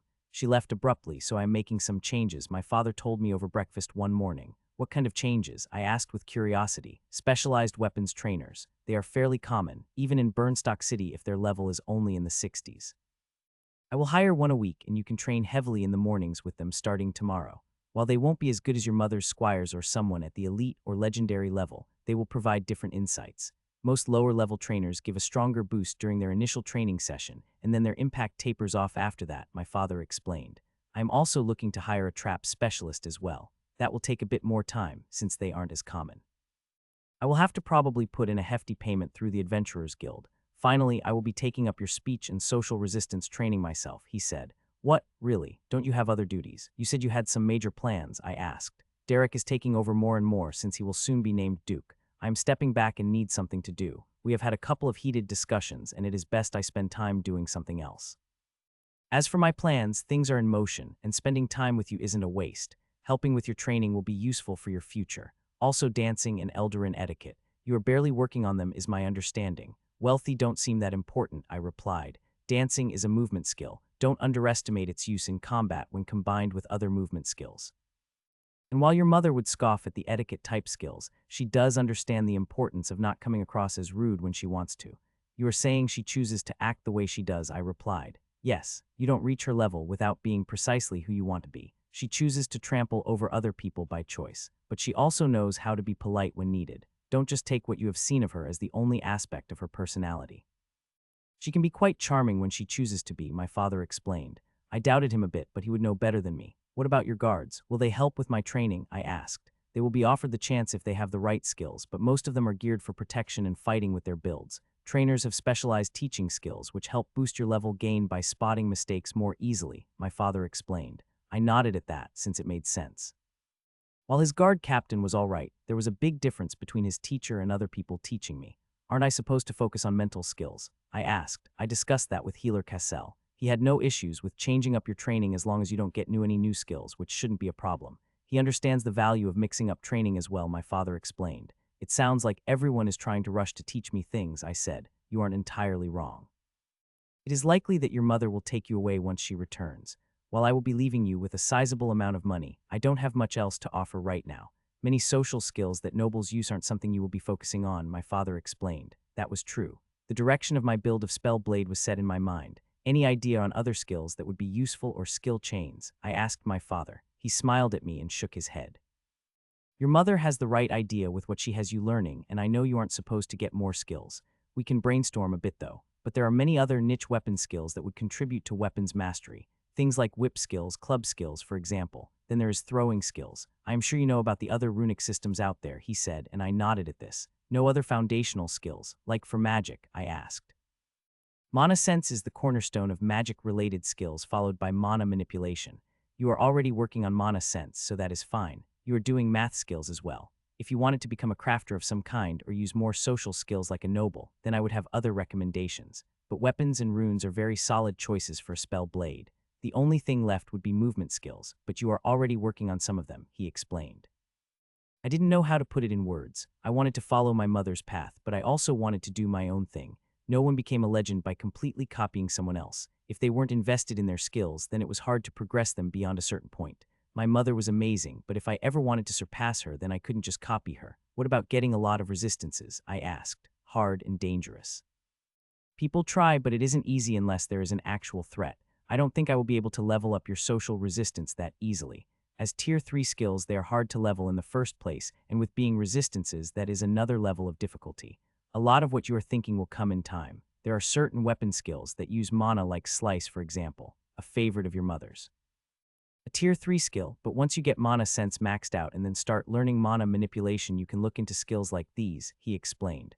Not more Tier 1 skills, I asked. You have enough with all the weapon skills and languages you will have to learn. They are foundational, but most people use Tier 3 skills as their main skills. They use a bit of mana making them stronger, and aren't impossible to level. I do suppose there are more Tier 2 sensory skills, but again, that will come in time. Oh, I said, not really knowing what else to say. It is nice to be young, all that energy and motivation. If I had half as much as you do at your age, I would be much further with my skills, my father said. Can't you still work on them? I asked. I am, but it is difficult as you get older. You never stop working on skills, but right now will be focused on teaching you. As for levels and more stats, that is much more difficult, he replied. Even if you can get stronger, I asked. Some people do when they get older, hoping to extend their life. But what is life if you are in the dungeon all the time? I would like to see my grandchildren grow up, to see you grow up. While you inherited your drive to excel from your mother, I like to think of the future. I plan ahead and she lives in the moment, he said. Well, everyone was laid back compared to my mother.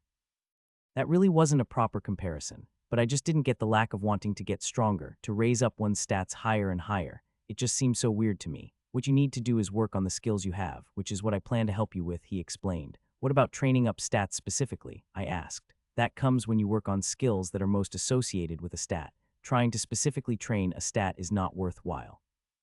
Especially when you get free stat points when you level that you can apply to yourself, he explained. Well, I don't know how long my mother wants me to stay level 1, I replied and held up my wrist with my bracelet. That is a good question. It really does come down to skills, I would say. Certain skills are associated with specific stats. The more a skill levels up, the more a specific stat is improved. It isn't worth overly focusing on just one stats. I nodded at this explanation. What about social skills? I asked. Speech is the most basic. After that is rhetoric. Then you have others like appearance skills, social awareness, insight, social sense, and so on. Letting you understand people better. It's how I am aware of your frustrations, my father explained. What really, that does sound useful, I said. For a noble, not for an adventurer in the dungeon. Since you have speech, raising it up is fine, but learning the rest of those skills won't make you a better fighter, at least against monsters, he explained. Is there anything that will be beyond what I am learning? I asked. Not for a while. You need to build up your foundation.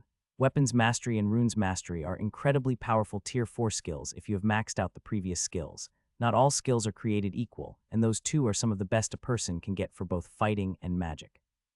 It is fine as long as you don't try and get them. I know you want to get back to the dungeon and enjoy fighting. Truly, you inherited that from your mother, not me. I prefer dialogue over violence, even though each has their time and place. But for now, the best I can do is a rotating list of tutors. Master Order 10 was really good, I said with a smile, hoping to convince my father to let him train me long term. That will never happen, even if I piled up gold chests 3 times his height.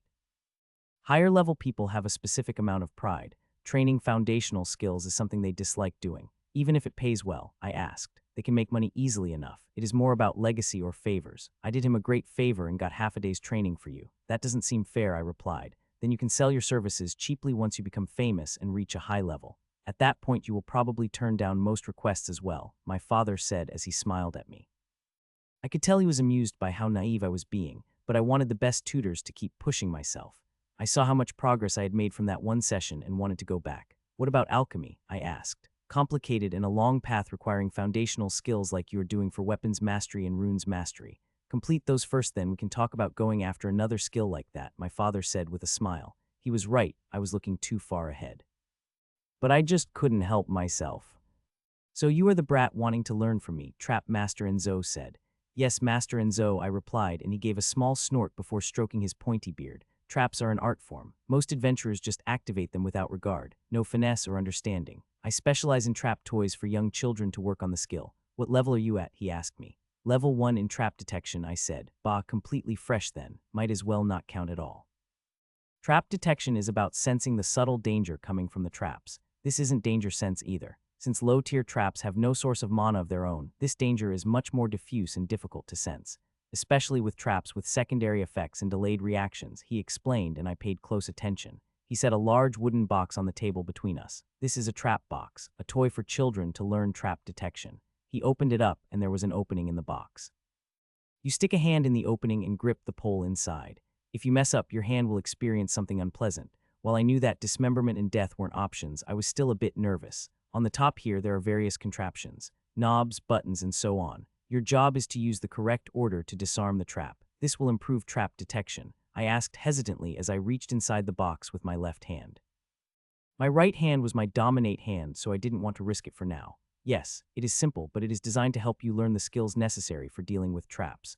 The dungeon had some wire across a tunnel. This is similar, I asked. The skill is the same, isn't it? As for the dungeon, that will come in time. Now I turn a lever on my side and your left hand is locked into place. To escape, you need to unlock the trap, he said. I hesitantly twisted a knob.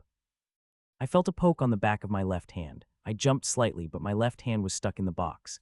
Don't just try things out. Try to guess what they will do before you experiment. Push your trap sense to the limit, he explained. I focused on the skill and moved my hand on a knob that could slide. Something will hit me, I said after a minute and slid the knob. Something did hit my wrist. Good. This is as basic as it gets. Try another, Trap Master Enzo said.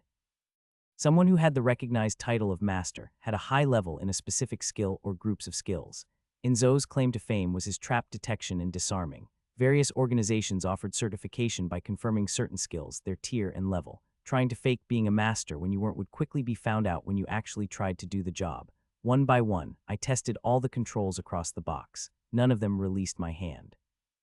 I looked up at Enzo, who was smiling at me. The lever at the back you used initially, I said. Correct. Never forget the most obvious solution. If you can see how a trap activates, that is the best way to disarm it, by simply reversing that process, he explained as I freed my left hand. He moved the wooden box away and brought out another. Keep working on this trap box. And no, the latch I used to lock your hand in doesn't automatically free you like the last one. I'm going to prepare your next training session, Master Enzo said. It took me half an hour to carefully test out each piece of the trap box. I called out each knob, slider, and button before I actually used them. I got about a third correct and another third were close. Once I finally freed my left hand once again, Trap Master Enzo had returned. Come with me, he said. I followed him to a room in the mansion. I noted that there were thin wires everywhere and lots of other miscellaneous contraptions scattered about. If you trigger a trap, it will make a loud bang. You need to move that small statue over there on that shelf over to the other side of the room on that desk. Then come back here, he said. I slowly began making my way through the room while he offered periodic advice. Don't look at how traps connect to each other. Mana can make things much trickier with remote connections. If you suspect a trap, always check where you will be moving your body and know your retreat path. Don't startle yourself into another untested location. That is how you can set off a chain of traps and kill yourself. This is trap detection, no waving something ahead of you trying to trigger them. You aren't meant to disable them. Go around them. Memorize where the wires and plates are. When I picked up a statue, he pulled a single wire and everything shifted across the room, including the areas I had cleared. I looked at him and he smiled. I'm a trap master, kid. Whenever you interact with anything inside the dungeon, always assume the traps have changed. The moment you assume you are safe from a trap, that is when one will get you, he explained. It took 2 hours carefully moving through the room to complete the task he had given me. It had been incredibly stressful and I needed precise movement to avoid everything. Rest up and go on study whatever it is you normally do. We will be at this all week. Today was just the starting day, but I am going to get creative. You did well in avoiding everything, but you were slow. Tomorrow there will be a time pressure included as part of the traps, he explained. That afternoon, I studied my Eldarin runes and empowered writing. Have fun with the trap master, Tutor Damien asked me. It was stressful, but I felt like I learned quite a bit. But it is hard to spot thin wires, I said. Trap masters aren't common. Since their fighting skills tend to be lacking, they often go in as a team into the dungeon or have to lure monsters into their traps on their own. That works fine on the upper layers, but the deeper one goes, the less traps work against monsters, Damien explained. Why is that? I asked. The environments and the strength of monsters.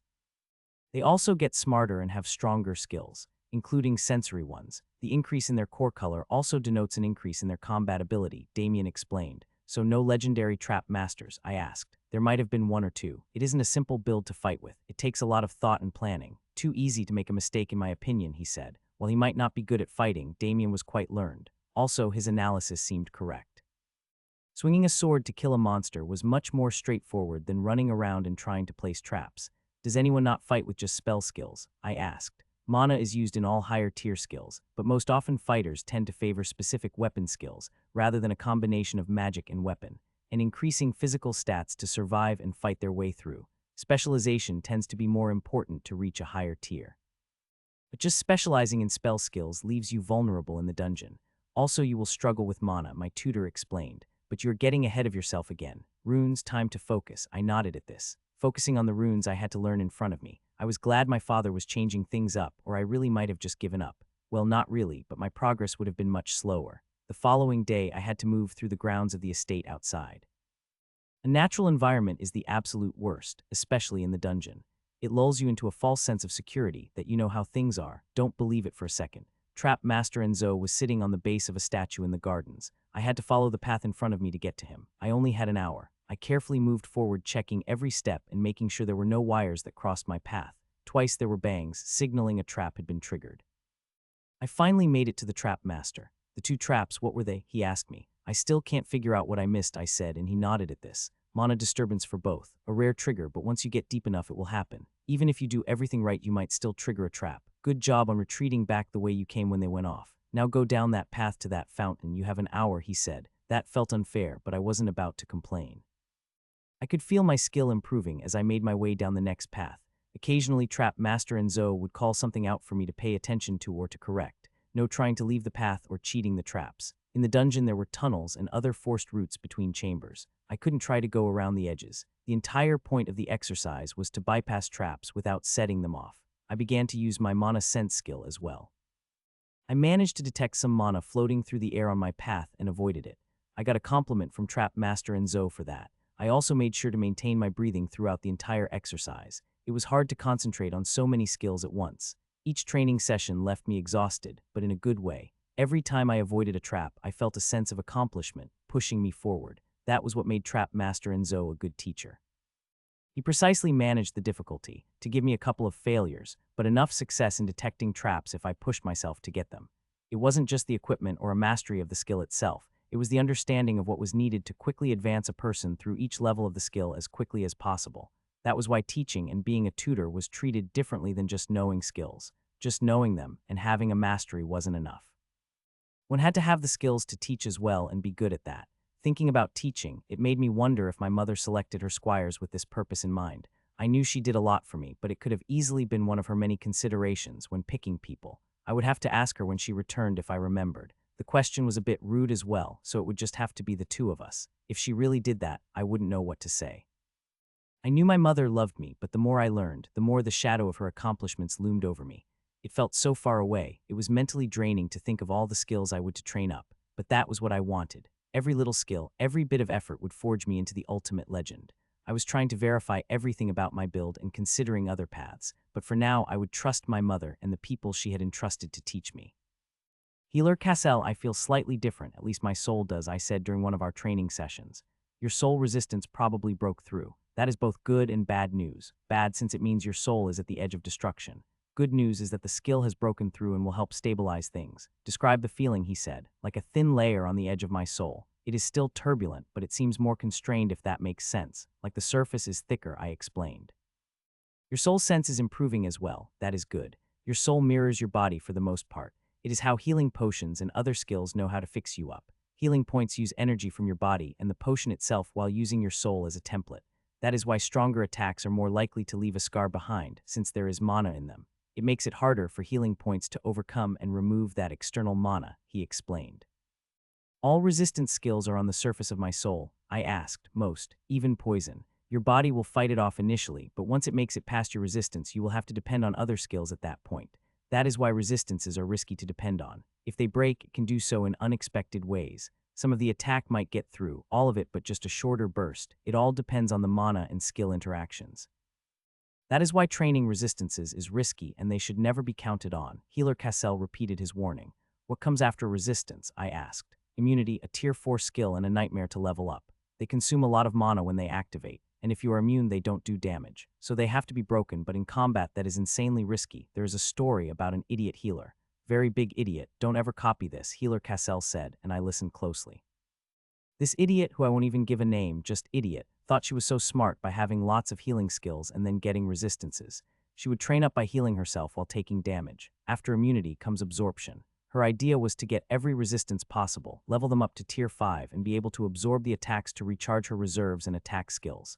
Idiot, I listened carefully. She died screaming when she ran out of mana. Tier 4 and Tier 5 skills use a tremendous amount of mana, so while she had some success due to being careful and clever, she wasn't prepared when faced with a monster that did immense damage in single attacks. Her skills struggled and weren't able to absorb enough of the attack quickly enough. As her mana failed her, she was incinerated alive, becoming a flaming idiot, Healer Cassell said with a scoff. So resistance skills aren't good, I asked. They are like another set of armor. You don't want to depend on your armor, but if you need it then it is useful. But you shouldn't go into fights counting on your enemy to do what you expect. That is a good way to become a flaming idiot, he explained. That made sense. Resistances were already tier 3 and a pain to level up. Higher tiers would be a nightmare, especially if they could only be efficiently leveled in life-threatening situations. But my pain resistance leveled up quite a bit training under Sabin, I asked. Did you want to feel pain? Healer Cassell asked me. No, I replied. There you go. You were training to resist the pain, not to level the pain resistance skill. That makes a big difference for resistance type skills. You can't just stick your hand in some fire and level up fire resistance that way. The consensus is that since you want to put your hand in the fire, the skill doesn't level. Mindset is important when using and leveling skills, especially higher tier skills, he explained. What would soul absorption look like? I asked. Don't let the name fool you. You would gain more reserves from soul damage, but you aren't taking any damage since it is absorbed. Your life is just under immense threat. Since you are taking an attack and if your skill fails to overcome spike damage, you will die. When these skills fail, more damage gets through. It is impossible to just let a small amount of damage through, especially in combat. So while you are leveling resistance, you won't be able to level immunity and then absorption without something actually attacking you, like getting fire resistance from being constantly in a fire, but that won't level up higher tier versions of the skill. Yours is only leveling up from the sheer and constant danger you are under, he explained. Then would it be possible to go past Meldor's threshold if soul resistance got high enough? I asked. No, don't even think about it. While it might not truly be absolute, it is best to treat it like it is a point of no return. Sorry, it is just a skill that is leveling that I have no control over, I replied. You do have control. You are just a single skill away from death, despite my warnings and best effort. I suspect that your soul might have adapted and somehow know this after all the times I have shouted at you, but we can't be sure. Natural soul defenses are a restricted field of study, he said. Why is it restricted? I asked. Slavery, forcing people to take the slave skill. The Eldarin Empire was a big proponent of slavery. When it collapsed, there were a lot of revolts and targeted attacks against slave owners, so the practice fell into disuse and was heavily condemned. Now it is a black mark on human history, he explained. I knew about the slavery of the past but didn't realize it had to do with the soul. Soul mages were hunted down relentlessly over the centuries. It is a very easy way to bypass stats, skills, and other defenses. Training up a defense is even more difficult and dangerous. While the practice isn't banned, since there are monsters that use soul skills and there is a need for healers to deal with such damage, it is heavily restricted, he explained. You didn't study at the College of Advancement, I asked. That degenerate cesspool of alchemists, mages, and mathematicians? Absolutely not. I trained at the 5-Star Institute of Healing. Founded by 5 healers from different races millennia ago, it is older than the College of Advancement, but less prestigious since we focus on healing and not other nonsense, he explained. What about combat healing? I asked. Stupid. I can tell what stupid thought is going through your head after my story. This is why I don't like telling muscle-brained people like yourself stories like that. You are thinking of combat healing to keep fighting even if injured. He asked and I nodded slowly at that question. Idiot, don't get hit. Block, deflect, dodge. Getting hit is asking to be affected by some weird skill a monster has. The higher the level, the more dodging is important, he explained. Even my mother, I asked. Especially your mother. Ask her if you don't believe me. While she has her fancy heavy armor that can take a beating and her skills, it is better to not get hit directly. You might live, you might not. Regardless, you won't like the outcome. Better to focus your efforts at dodging and killing, rather than trying to heal yourself in the middle of combat, he explained. I don't like being harsh and yelling, but I just see so many stupid people, so many people die. They think their skills and stats are enough and go with whatever nonsense enters their heads. Don't be like those people. Even your mother didn't think things through when giving you that soul fruit. In the race to get ahead and get stronger, many people fall, most don't get back up, even when I try to put them back together, he said tiredly. I didn't ask, but I could tell he had lost people in the past. I could only imagine being the designated healer in a team in the dungeon and people dying one by one while you try and save them. It would be a nightmare and you would get all the blame if anyone died, even if they were being an idiot. That woman, the flaming idiot, she had probably been a friend of his if I had to guess. It wasn't easy being a healer. The attrition rate in the dungeon was horrendous, at all layers, not just the top layers. All it took was one mistake to die horribly. The fact that healer Cassell looked so broken after going on about idiots made me realize he wasn't just yelling to yell at people. He was yelling because he cared too much and didn't want to lose anyone else to things he considered were foolish. It was easy to get mad at the old man when all he did was yell and tell people off, but I knew I was being reckless with my life. I just couldn't slow down. I had to go even faster, push harder, train harder, be better if I wanted to be the strongest. The risks were high, but getting a chance to level up soul resistance was not an opportunity that would come often. Unless I met a monster that did soul-related damage and survived, how would I even begin to level up such a skill? There was probably a way, but from everything I heard, my life needed to be on the line for such a skill. I couldn't just have a trainer help me train up the skill, at least not quickly or easily. My mother would never let someone get away with capturing or torturing me to improve the skill either, but one day it might very well save my life. While soul sense might not seem important, it was the gateway to other soul-type skills and their immense power. I had been thinking about how I would surpass my mother one day, and soul skills were a possible answer to that question. I had no idea about her skills, except that she used magic in conjunction with her sword, going to new heights with a build of Spellblade, a combination of weapon skills and magic skills to counter any and all threats. I tightened my fists. I knew healer Cassell cared for me, but I couldn't slow down in the slightest. I had to keep speeding up. I had countless more skills to master. While it might seem like I had a lot of time, I knew every moment mattered in the race for greater strength and higher levels. Looking at the other people, they just struggled to level a handful of skills. To cast away this opportunity I had been given would be betraying everyone that had invested and believed in me. I wouldn't do that. Once again, I vowed in my heart to become the strongest Spellblade possible, no matter what, even if the lessons were mind-numbing. The books made me want to pull my hair out with how boring they were in order to stay awake. Even when my body ached and my head hurt, I would keep going no matter what. Stop whatever nonsense you are thinking and focus on your soul sense. Stabilize soul. Healer Cassell's hand touched my head. I felt a wave of mana enter my soul but didn't focus on it. I focused on the vibrations traveling across the surface settled down once more, but they settled down less than previously. My skill was resisting Healer Cassell's skill. I could tell he knew by the frown on his face, but there was nothing that could be done. Resistance skills were passive. Only the more powerful immunity and absorption skill could be more easily controlled. Perhaps if I had a skill control skill of some kind, but that was a problem for the future. Healer Cassell didn't seem in a talking mood anymore, and I didn't want to ask him more questions right now. "Hello, I am Erica Bowmester," the woman said. It was rare to get a female tutor for combat skills. "Is there a problem?" No. Normally my combat tutors are men." Just surprised, I said. Well, let's get started. "Your strength stat and bow skills level," she asked me. "My strength is 17 and my bow skills is 15, I replied. She then looked at the nearby weapons rack that had been set up on one side of an open grassy area on the estate grounds. She picked up a bow and then handed it to me along with a quiver. "Shoot that target, let me see your form," she said. I put the quiver on my back and drew an arrow. I then shot at the nearest target she pointed to. It was 20 meters away. I hit quite close to the bullseye. "Next target," she said, and I drew and knocked an arrow. After steadying my breathing, I fired when I breathed out, striking the next target almost on the center. It was 40 meters away. "Next target," she pointed at the target 60 meters away. I had to angle my bow much more, and the arrow hit the side of the target. She walked over and placed her hands on my body. "Adjust your form here. Loosen these muscles. Keep your wrist looser." "It is too tight," she said while poking various areas of my body and adjusting my posture. "Now shoot again, first target," she said. I repeated shooting at all 3 targets. It felt a bit weird, but my accuracy was slightly better and the trajectory of the arrow was easier to control. "Good, your basics aren't bad, but in terms of combat, you will struggle. To become skilled with a bow, you need to be able to fire in a single breath and hit a moving target while you are moving yourself. A stationary bow adventurer is a dead bow adventurer." She then walked forward. "You will move and shoot at me. Don't hesitate or be afraid.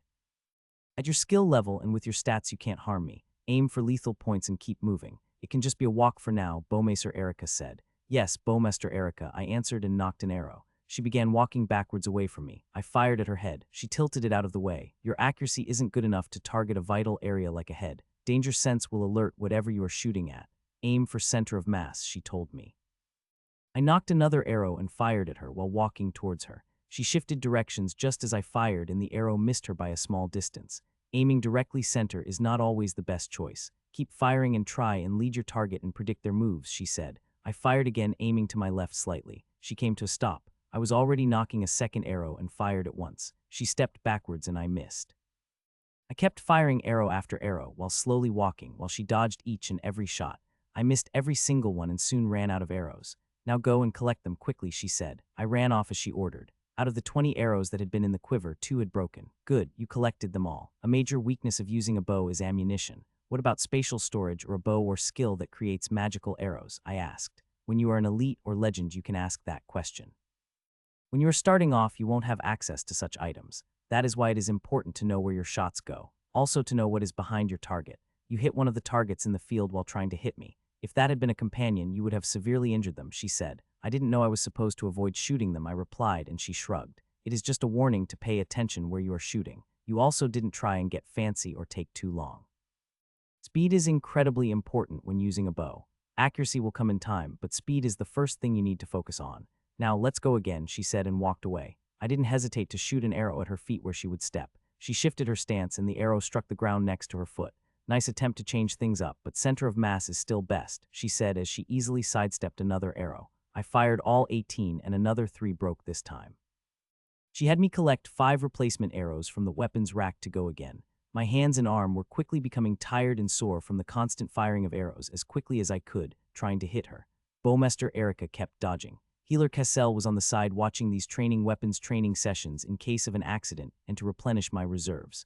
I felt refreshed as my stamina recovered and kept firing arrows, then running out to collect them. The entire time I kept my breathing as steady as possible. When lunch finally came and servants brought out food and drinks, I was mentally exhausted. Your dodging is quite risky, Healer Cassell said over lunch. I would never do such a thing in the dungeon, and I would never put someone else out there. But it is the only way to properly train someone in using a bow for combat purposes. It is the same as someone sparring with another weapon.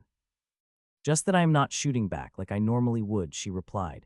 Wait, you would shoot back? I asked in surprise. Of course. The biggest risk in a fight when using a bow is being hit back by a ranged attack. In a team, a bow user will target other ranged attackers first before assisting their teammates. It can get quite chaotic and learning how to dodge is important, she explained. Then why aren't I doing that? I asked. Your skills aren't high enough. Dodge is a tier 2 skill.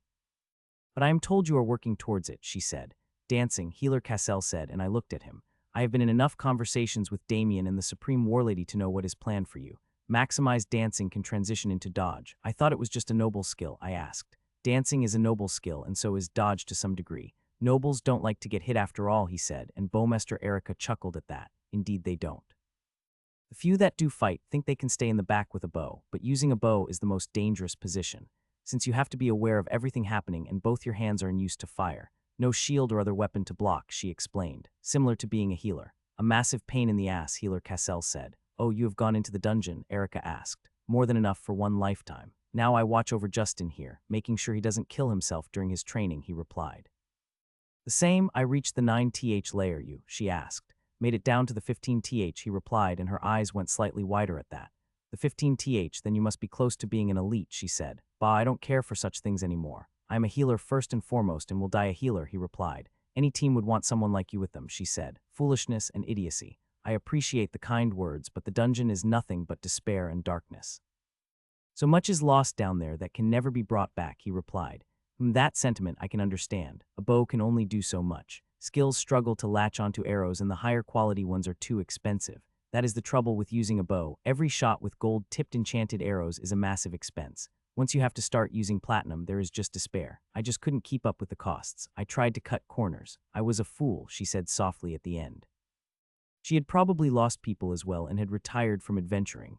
And how is retirement treating you? Healer Cassell asked. Well enough, especially after this job. At least Justin here doesn't complain or whine. I swear I want to shoot brats in the ass when they complain, she said, and Healer Cassell chuckled at that while I kept quiet as the two talked. I know the feeling. The smallest scratch and they ask for healing. At least this one has had a proper upbringing, not getting spoiled senseless by his mother, he said while giving me a smile.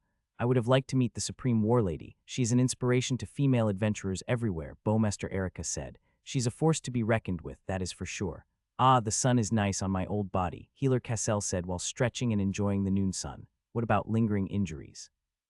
I hate to bother you, but I ran out of healing points and took an attack to my knee, she said. Healer Cassell let out a small sigh at that and opened his eyes. Come sit next to me. I will need to check your body, he said. She got up and moved her chair over. He put a hand on her knee. Health analyze, he used a skill and then removed his hand. 5 years, 6, she said, and he frowned. The healer you got did a decent job. It is just that the bone plate and the tissue in between has worn down, he said. Can it be fixed? She asked. You would require a flesh crafter, not a healer. The injury has settled into your soul, so healing skills won't work to remove it anymore. It is a natural part of you. That means cutting you open and fixing things directly. A flesh crafter, not a healer, he explained. Ah, I thought so, but I wanted another opinion from someone experienced. My granddaughter is talking about going into the dungeon. I wanted to accompany her, she replied. You must have been quite young when you had a child, Healer Cassell said. Don't spread it around. This isn't proper healing. This should last for a year, less the more pressure you put on your knee. When it goes, it will be sudden. Be prepared for that. He put his hand on her knee once more. Stabilize injury. Bowmaster Erica stood up and moved her leg. It doesn't hurt, she said. My mana is helping prevent the injury from worsening or hurting, but it isn't fixed. When my skill finally runs out, your injury will be much worse. It will wear out more quickly, the more pressure you put on that knee, so be careful, he replied. I would take a potion or two if you can, just to be on the safe side. My skill is likely to give out at the worst possible moment. Don't treat it as healed. Don't be an idiot, Healer Cassell said. Why did you help her? I asked Healer Cassell a couple of weeks later. It had been bothering me. I also tried to spread out my questions so my tutors wouldn't get annoyed. We were finishing up our weekly training session for Soul Sense. Who? He asked. Bowmaster Erica, I asked him. There are countless people like her, adventurers who just couldn't keep up with the pressure of the dungeon. All reach that point one day, even your mother. Their body isn't fast enough. Their skills aren't enough, he said. But she is risking her life, I replied. Like you do every day with your stubbornness. I give warnings. I am not anyone's guardian. If people want to be idiots, that is their choice. I just let them know ahead of time, he explained. Why did your skill last longer than Stabilize Soul? I asked. Because it is targeting her body, not her soul. A person's soul is highly resistant. Since your mana comes from there, it breaks down my skill much more quickly. Like trying to fix a stream compared to a road. The stream is constantly flowing, making things much more difficult. Also, my level is much higher in Stabilize Injury. I used it much more back in the day, he explained. Oh, do you think she will be okay? I asked. Most likely. Someone who can make it to the 9th layer can easily handle the first 2 layers of the dungeon. She has the experience to know what she is doing, so she doesn't get killed along with her granddaughter, Healer Cassell answered. I wasn't so sure. What were the skills you needed to learn for Stabilize Injury? I asked. Always more questions are the joys of youth. If you are interested in healing, then go to the 5-Star Institute of Healing. I won't teach anyone half-baked skills outside of the institute, and before you ask, it is for safety reasons. You learn a couple of skills and then you think you can treat injuries. Then when someone is dying in your hands and your skills fail, you will blame me, he said. I wouldn't, I replied with a shake of my head. You would. It is human nature. It is one of the many things covered at the 5-Star Institute of Healing. If you truly desire to become a healer or learn healing-focused skills, then go there. But healing is limited, far more limited than you can imagine. Strength would have been a better path for me, to shield and protect, not to treat foolishness. But I made my choices long ago, he said. He got up and left, clearly done with the conversation. I was truly curious about what had happened to him that made him this way, but was too scared to ask. It would be like reopening an old wound. I wasn't that insensitive to let my curiosity get the better of me, no matter how much I wanted to know. Getting up, I left our practice room and made my way back to my apartment. I got changed for the night and sat on a cushion to practice meditation before going to sleep. Just another skill I was squeezing into my packed days of skill leveling. With all the tutors my father had been getting, each one spent around a week training me, before being replaced by another tutor the following week. There tended to be a morning and afternoon training session. Evenings were either with Damien or once a week with Healer Cassell. The schedule was incredibly demanding, but it was exactly what I wanted. I felt like I was improving in multiple areas very rapidly. I definitely had a preference for fighting skills, if I had to pick which type of skills I preferred. The book learning was a struggle, and the Eldarin runes were worse than Eldarin script. They had to be incredibly precise both in their construction and several other factors. Damien had tested out my creations, but they had all performed incredibly poorly. He had been offering advice on things I should correct and try to fix for the next runes I made, but it was exhausting trying to understand the complex rules that govern them and putting those rules into practice. For example, a fire rune didn't mean fire. It was the concept of fire, bringing warmth, heat, and burning. The rune itself looked like 3 different letters mashed together, with flowing lines of varying thickness. There was no fundamental runic language, or at least none had been created or discovered so far. The symbols were incredibly complex, with the order of each line being drawn being important. There were countless variations that one could apply to runes, so while it made it easy to adjust the fire rune to provide more heat rather than burning, the actual symbology was incredibly complex. When one channeled mana into the rune to activate, instead of a heat source, they might receive a blast of fire on their face. That was what made it incredibly slow going learning Eldarin runes. It wasn't just learning the runes, but everything about them. And that hadn't even gotten into their interactions with each other. I could see their power and imagine how useful they would become in the future. But for now, runes were a massive headache to learn. Even with my mind stat, everything had come easily. Sure, it might have been boring, but I had never been challenged mentally like I had with Eldarin runes. The complexity of the runic language was immense. Focusing on my meditation, it was an important foundational skill to help increase the regeneration of mana later on once the skill progressed to higher tiers. Similar to sense mana, it was key for me developing the necessary higher tier skills and being able to level them more quickly. While I was at a bottleneck, I had experienced many bottlenecks with tier 1 skills. It wasn't something that was overly concerning to me anymore. I would break through when I broke through, not any sooner or later. Trying to force a breakthrough would only slow down my efforts of getting past the bottleneck of the skill. Keeping my breathing steady, I let my mind focus on nothingness. Meditation was about clearing one's mind. As I had been taught, focusing on blackness, the void, or nothingness was the best and most efficient way to practice this skill. My breathing was deep and slow to allow my body to relax more easily and was also a reason why I practiced this skill before going to sleep.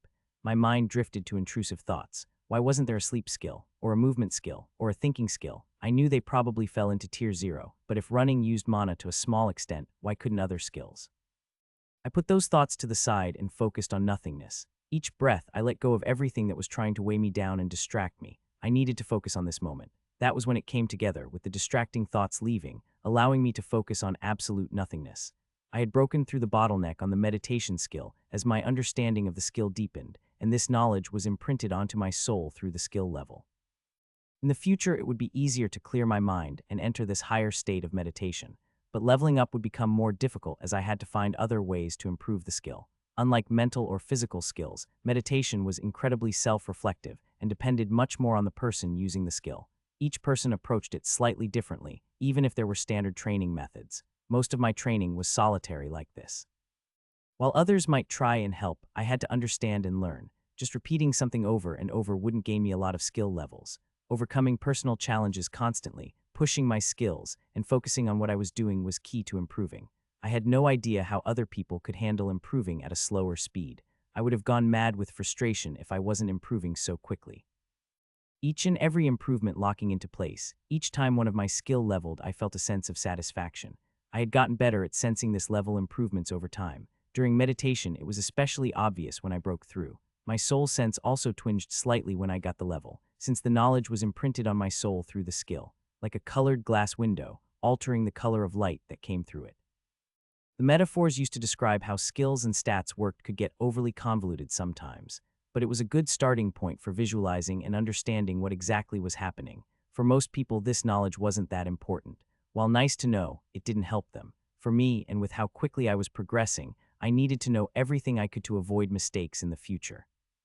While I hadn't crossed Meldor's threshold, and certain skills were leveling up due to this, it was still incredibly risky. I wanted to be able to understand the risks before being put in such a position again. Letting out another breath, I slowly got up and stretched a bit. I then walked over to my bed. It was time for sleep. I had pushed for a bit longer with meditation than I normally would. While I didn't like wasting time sleeping, it was important for my mind to be well rested in order to learn quickly. I had been told off by tutor Damien for staying up late in the past when I had unlocked my status. It would only hurt me in the long run. Getting proper sleep and then putting in time to work on my skills during the day was the fastest way to improve. Like everything else he claimed about skill advancement, he had said the College of Advancement had done a study confirming this fact. It was nice to break through a bottleneck today. That meant today had been a good day for my skill practice. While I had broken through several already, it felt like another small milestone to becoming stronger, and it was something I could mentally track unlike my exact level. The small improvements to a skill didn't always correspond to a level upgrade, but the breakthrough on a skill tended to be more obvious, allowing me to pick up on this event. With how things were going, I had probably gotten the skill system sense, and Healer Cassell would be livid. While I hadn't been trying to purposely get the skill, I knew about it and its usefulness. I had refrained from checking my reserves constantly and trying to sense them, but sensing skill levels was such second nature and something I couldn't easily stop myself from doing. Even if I got another skill, I should be fine. I had probably increased my mind stat by quite a bit already, and if I did cross Meldor's threshold and my soul collapsed, then that would be it. I wasn't going to put my life on the line foolishly, but I couldn't be afraid either. That was what going into the dungeon had taught me. If one wanted the power to rise up to a legend, one had to be prepared for their life being at risk. While it might not have been the lesson that Squire Jessica had tried to teach me, it was the one I had come away with. I was never going to become stronger than my mother without taking risks. This piece of candy is 5 copper, not one less, my father said. He was right, they were quite valuable. But that was wrong, I had to focus. 4, I said through gritted teeth as contradictory thoughts rampaged through my head. 4, he replied, and the pressure disappeared. I let out a gasp. I slowly reached out and pushed my coins to my father and then took the piece of chocolate. I smiled as I ate it. My father didn't like sweets since one could get the negative skill sweet tooth. But it was a useful training method since there was nothing else of value to argue over. I loved sweets. They were my weakness. If I had to fight a chocolate monster in the dungeon, I would eat it rather than kill it, even if it did horrible things to my body. Well, maybe not that much, but I loved sweets. There were other skills that were considered negative or not useful. It was about what one was focused on and what the system recognized that determined if a person got a skill. How are you feeling? My father asked, mentally drained. Social skills are brutal, I replied. Well, I am not holding back or trying to be subtle. It is considered quite rude to do this, but it is great for helping you level, he replied. I knew that from my Eldarin etiquette, but I hadn't realized they could be so strong. Even after the first prince, I thought if I was ready, I would be able to resist. Why is it so tough? Can you make someone do something like kill themselves? I asked. No, you can't do that. Well, not easily at least. Social skills use mana to get past your outer defenses, your social resistance skill, and then all you have is your focus stat. A soul will normally try to preserve itself instinctually, so if there is a threat to your life, that will help a person break from the control of a social skill, my father explained. 2 copper for the next piece, I quickly said. No, no, no. Each no was like a hammer against my mind. We already agreed on a price of 6 copper, my father said. It was 4 copper just last time, I countered. So you lied to me, how distressing, I don't need to sell them. Perhaps I will eat one myself, he said and popped a chocolate in his mouth and began chewing. You can't do that. 5 copper, I said. 8 now, there are less and they are rarer. I also enjoy eating them, he said. I wanted to fight back and say something else, but I just couldn't. 7, I gasped out. I then regretfully pushed over 7 copper to get the next small piece of chocolate. What you are talking about matters. Gaining the upper hand in a conversation can sway things in your favor or against. While you didn't lie, your mind became confused for a moment, which let me hammer home my advantage, he explained. All nobles do this, I asked, to varying degrees. Using it outside of the nobility is considered both rude and risky, since if you target the wrong person and your skills fail, it can get quite lethal after that. I know your mother enjoys beheading anyone who tries and use an active social skill on her, he explained. Really, isn't that a bit extreme? I asked. It is considered an attack. For nobles, it is simply a back and forth we're used to. But what the first prince did when he visited was extremely improper, my father said. But there is nothing that can be done, I muttered. No, he is the first prince, and he didn't do anything besides asking you to think about the future. If he asked for a favor or personal knowledge, then it would be different, my father explained. It just feels wrong to let him get away with such an action, I replied. You can go about seeking to settle all minor slights or focus on moving on and getting stronger. Take it as a lesson, my father explained. My mother doesn't move on, I replied. And she is the supreme warlady, not some noble woman. When you are over level 150, you can do what you please, my father countered. Okay, that was a good point. I couldn't go around killing people that I disagreed with unless I was super strong. Or I could tell my mother, which I wouldn't do but was an option to get revenge. And no, you shouldn't complain to your mother. I won't, but why? I asked and he let out a sigh. The political situation right now is in a delicate state. Complicating it any more will only lead to more troubles. If you complain to her, the first prince and future king will be killed, which will create a crisis in this country. It is best to avoid such things, if possible, my father explained. That was what I liked about my father. He didn't hesitate to explain things to me. Even if they were things I wouldn't have to deal with, he didn't keep me in the dark or try to coddle me. That would have infuriated me. While he might use a bit of flowery language or his drama skill to frame things in a certain way, that was expected. While he was my father, he was also a noble as well. That kind of thing came naturally to him, like killing did for my mother. Well, that was a bit unfair towards her maybe. I didn't understand her very well. I knew she loved me, but she was absent so much it was hard to say what she was like beyond her martial prowess and loving me. Tell me what you think about your mother, my father told me. I wasn't supposed to follow his commands or answer his questions, but it seemed incredibly reasonable. Like my father should know the answer to this question. Ish is amazing and I look up to her, I said. I was really beginning to dislike social skills. My father gave me a small smile. Oh, tell me something specific you like about her, he told me. I tried to fight his suggestion. I knew I didn't want to answer, but at the same time I did. It was like I was fighting with myself. Oh, brown hair, I shouted and gasped out. No screaming in rage to overcome social skills, my father said. I let out a gasp before he hit me with his social skills again. Tell me what you dislike about her, he told me. In her absence, I groaned out and he nodded. My head collapsed on the table. I felt completely wrung out. There was no pain or exhaustion, just an overwhelming sense of frustration that I couldn't resist even when I knew what was coming. My father had explained it was the sheer stat and level difference. His focus was much higher than mine, and his skills laughed at my paltry social resistance and other skills. Even with soul sense and mana sense, his social skills were like a tsunami striking a small house. I was the small house in the metaphor. Monsters didn't use social skills, but some used illusions, which worked the same way based on their underlying principles of how mana hit a soul, so this training was useful even if I was going to focus on being an adventurer. My father pointed out that facing him was the equivalent of facing a regular illusion monster on the 12th layer of the dungeon.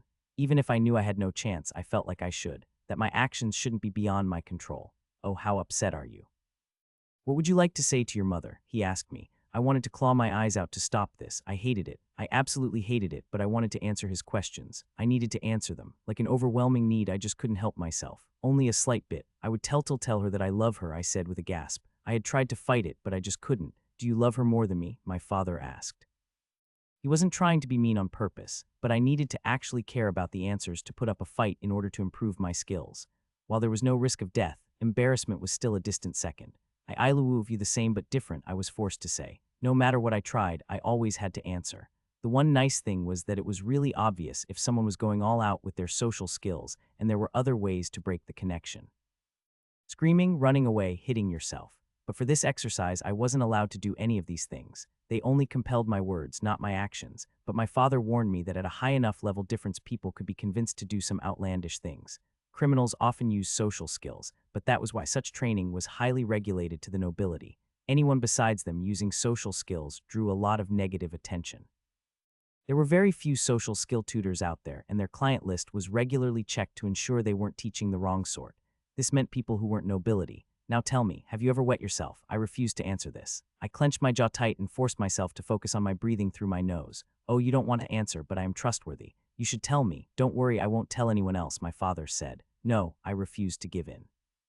My hands gripped the table between us tightly. Isn't your jaw getting tired? Just give it a small rest, I don't mind, he said. That did seem reasonable, and it was feeling stiff. I relaxed my jaw slightly and it opened. That was when I slapped myself, breaking whatever hold the social skills had on me. We can stop if you want, my father asked. No, I can do this. No matter what, I said. My father gave me a look like he clearly didn't believe me. Do you really think you can do this? He asked. I let out a sigh. No, I am horrible at this. I need to increase my focus stat so I never have to worry about this kind of mental attack ever again, I replied. I wanted to glare at my father for using his skills so naturally like that, but that was what someone with social skill would do. They wouldn't use them all right away. That would be like blowing into a horn and yelling at someone. That's when I realized he had just used his skills in a subtle manner to get me to answer. He was smiling at me, damn it. They would slide them into a conversation to convince me to say things I didn't want to say, or just answer more than I would have normally answered. Oh, how rough. Do you want me to go easier on you? Ruo, I ground out. Damn it, I muttered. Don't get frustrated. Why don't you lean back and relax? No need to be so tense, my father said. I didn't want to do that. I took a deep breath and untensed. Damn it, I just let that one slip by without fighting it. Now tell me, have you ever wet yourself? My father asked again. Glob ob lab lab, I tried biting on my tongue, but my mouth didn't want to cooperate, so everything just got twisted up instead. Oh, how cute. Is that a new baby word, glob ob lab lab? My father asked. No, it isn't. Not a baby word at all. I'm fighting back against your skills, I said a bunch to give me a moment to gather my wits again before my father's next social attack. Oh, a new language then. Tell me, does that mean you wet yourself? No, yes, I don't know, I was confused. Thankfully, the question was a bit unclear so I could deflect the worst of it, but I knew my father would keep coming. Oh, the word doesn't mean that, and you did wet yourself. How embarrassing. Tell me how embarrassing it was, he told me. I really wanted to gouge out my eyes and scream at the moment. This was one of the worst things I had ever experienced. I in the dungeon was about to die, I finally said. That must have been scary. Tell me how afraid you were, my father asked. I couldn't take it anymore. I hated this. I couldn't stand it. I slammed my head down onto the table, clearing it for another moment, thankfully. That is just going to give you brain damage, not help your skills, my father said.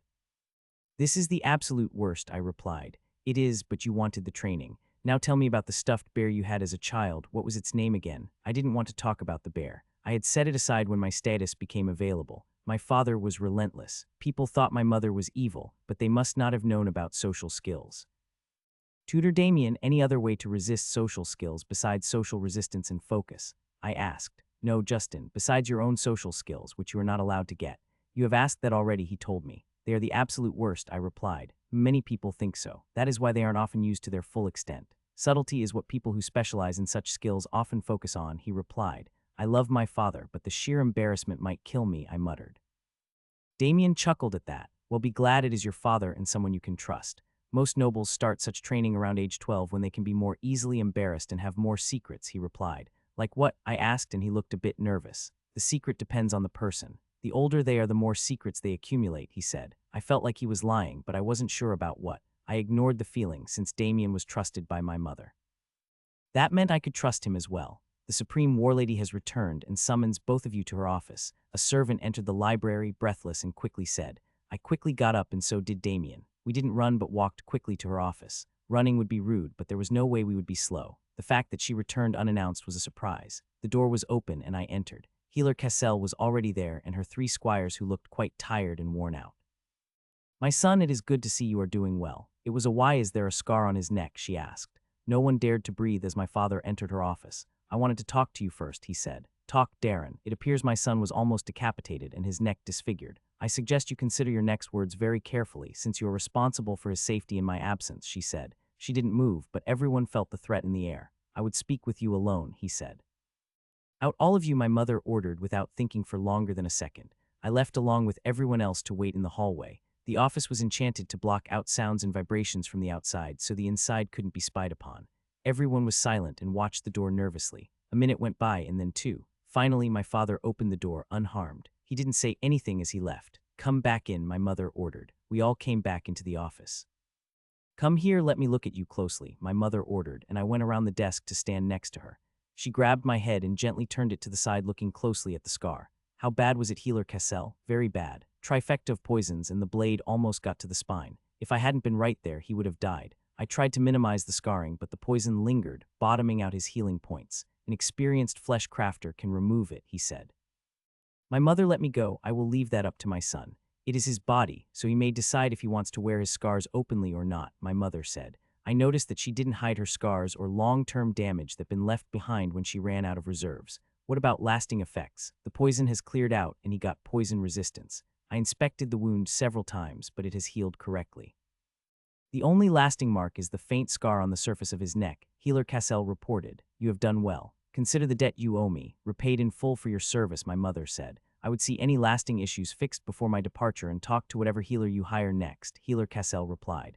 Let's see what foolishness this master alchemist has brewed up, he said. Everyone was quiet as he looked over the sheet of paper. After a minute, he finally spoke up.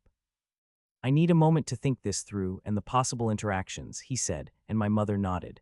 A few minutes is fine, she said, being surprisingly reasonable. But explain what you're thinking so I may better understand. There was the absolute demand I had been expecting from her.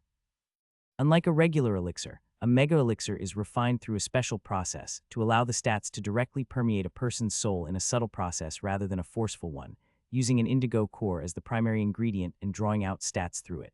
This allows the mega elixir to be used multiple times, unlike a normal elixir, except for one key issue: alchemical or potion toxicity, he explained. This mega elixir has an alchemical toxicity that is highly concerning, and it lasts for a long time as well.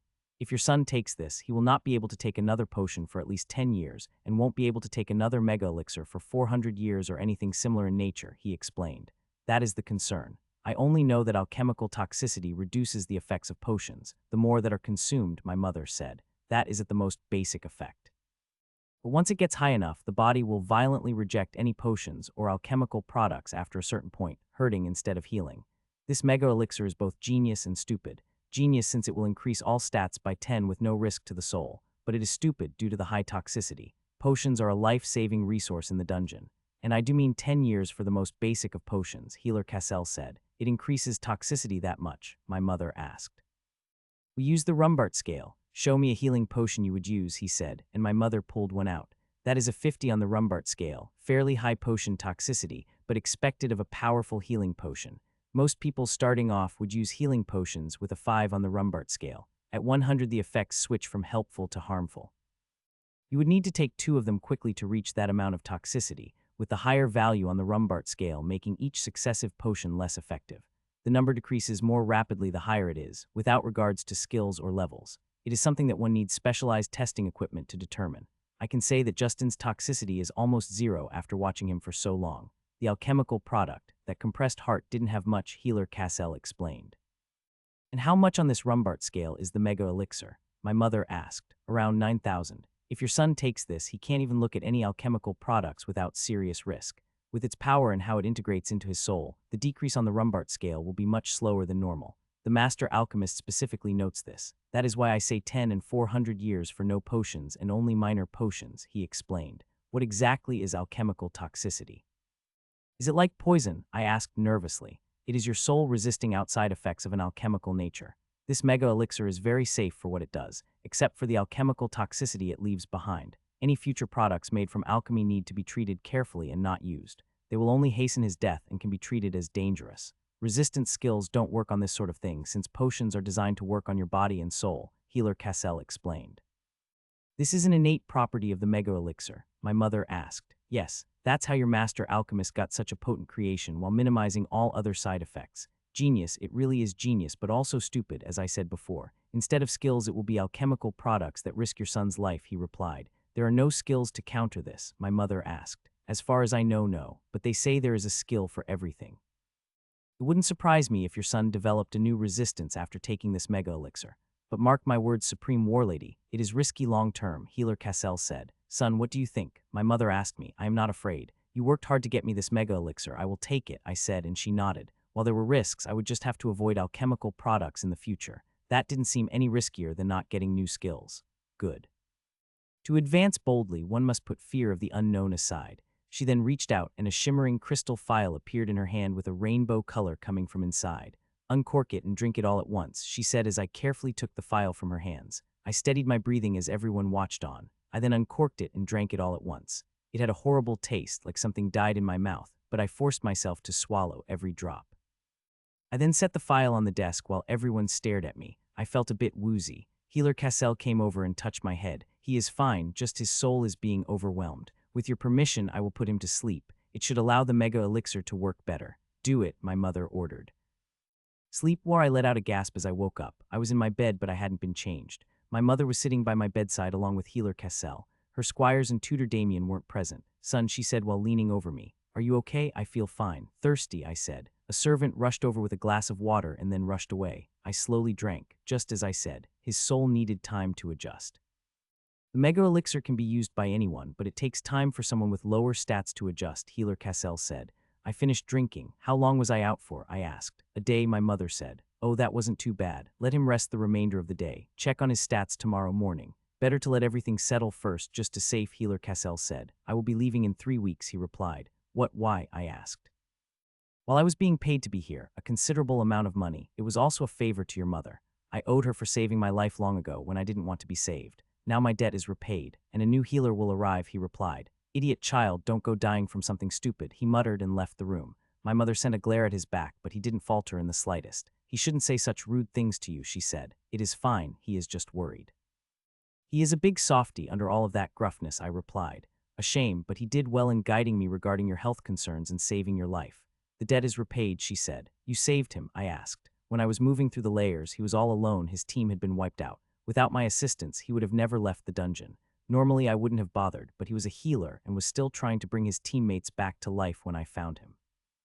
A pitiable man whose very will has broken. But he did well in serving, my mother explained. Now what? I asked hesitantly. Now you tell me everything that happened while I was away. It appears I have been too lenient with certain people, she said. My father didn't do anything, I quickly said. And that is the problem. She let out a soft sigh. Also, why I don't like dealing with nobles. You will quickly learn that the worst actions aren't from your enemies. You expect them to try and kill you. But what really hurts is when someone you trust fails you either through inaction or negligence, she explained. You aren't going to chop off his head, I asked. He will be making amends another way, correcting his mistake. Unfortunately, that also means we will be departing as well, my mother said. We are leaving, I asked in shock. Yes, preparations are already being made. The kingdom of Tarander is no longer our home, she said. What is going on? You don't need to concern yourself with that, she said. I wanted to argue. My father would tell me, but apparently he had been keeping secrets. I wanted to know what was going on. I want to know, I said stubbornly. You can say things, but I have made up my mind, my son. Now rest. We will discuss your skills tomorrow while I finalize arrangements for our departure, she declared. I was annoyed with my mother as she got up and left, but there was nothing I could do. For the first time, I felt what everyone else felt when dealing with her, frustration and helplessness that nothing could be done to get my way. By the system almighty, muttered Tutor Damien after I read off everything from my status. Legendary child indeed, Healer Cassell replied. The stats, he has 249 as a level 1 and at his age. This is unheard of.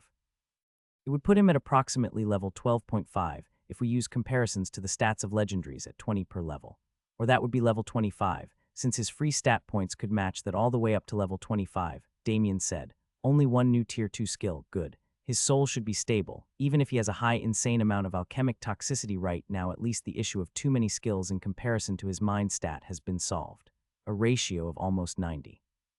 It should be 100 to be safe, but we can breathe easily now that he isn't hovering over Meldor's threshold, Healer Cassell said. Skill growth is still insanely high. With tiers taken into account, that is a level gain of 324 over the last 3 months. Slightly less than previous time periods, but still incredibly high, Tutor Damien said. I am pleased by your progress, my son, my mother said, and I felt a bit of relief my hard work was paying off.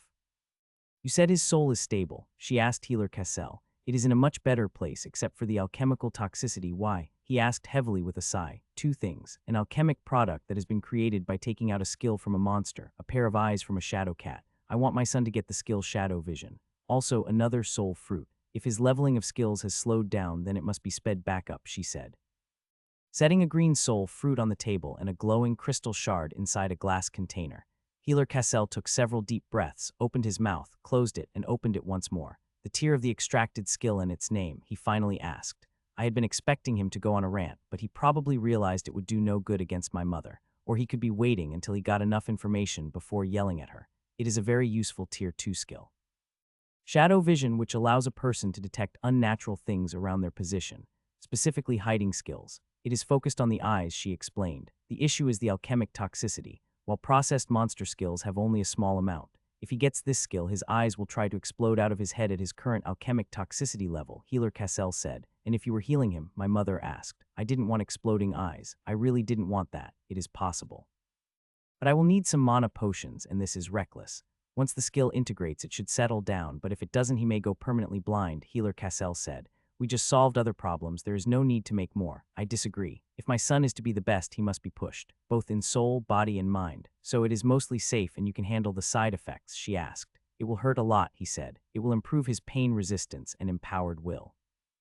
Only death is final, my mother declared and then looked at me. Unless you don't want to, I shook my head. I can handle it, I replied. Good. And the soul fruit, she asked. Impossible to say. With everything else going on, I am far out of my depth. I only can answer the question about the skill, since that is something I have studied in regards to alchemical and potion toxicity, but 2 green soul fruits combined with everything else.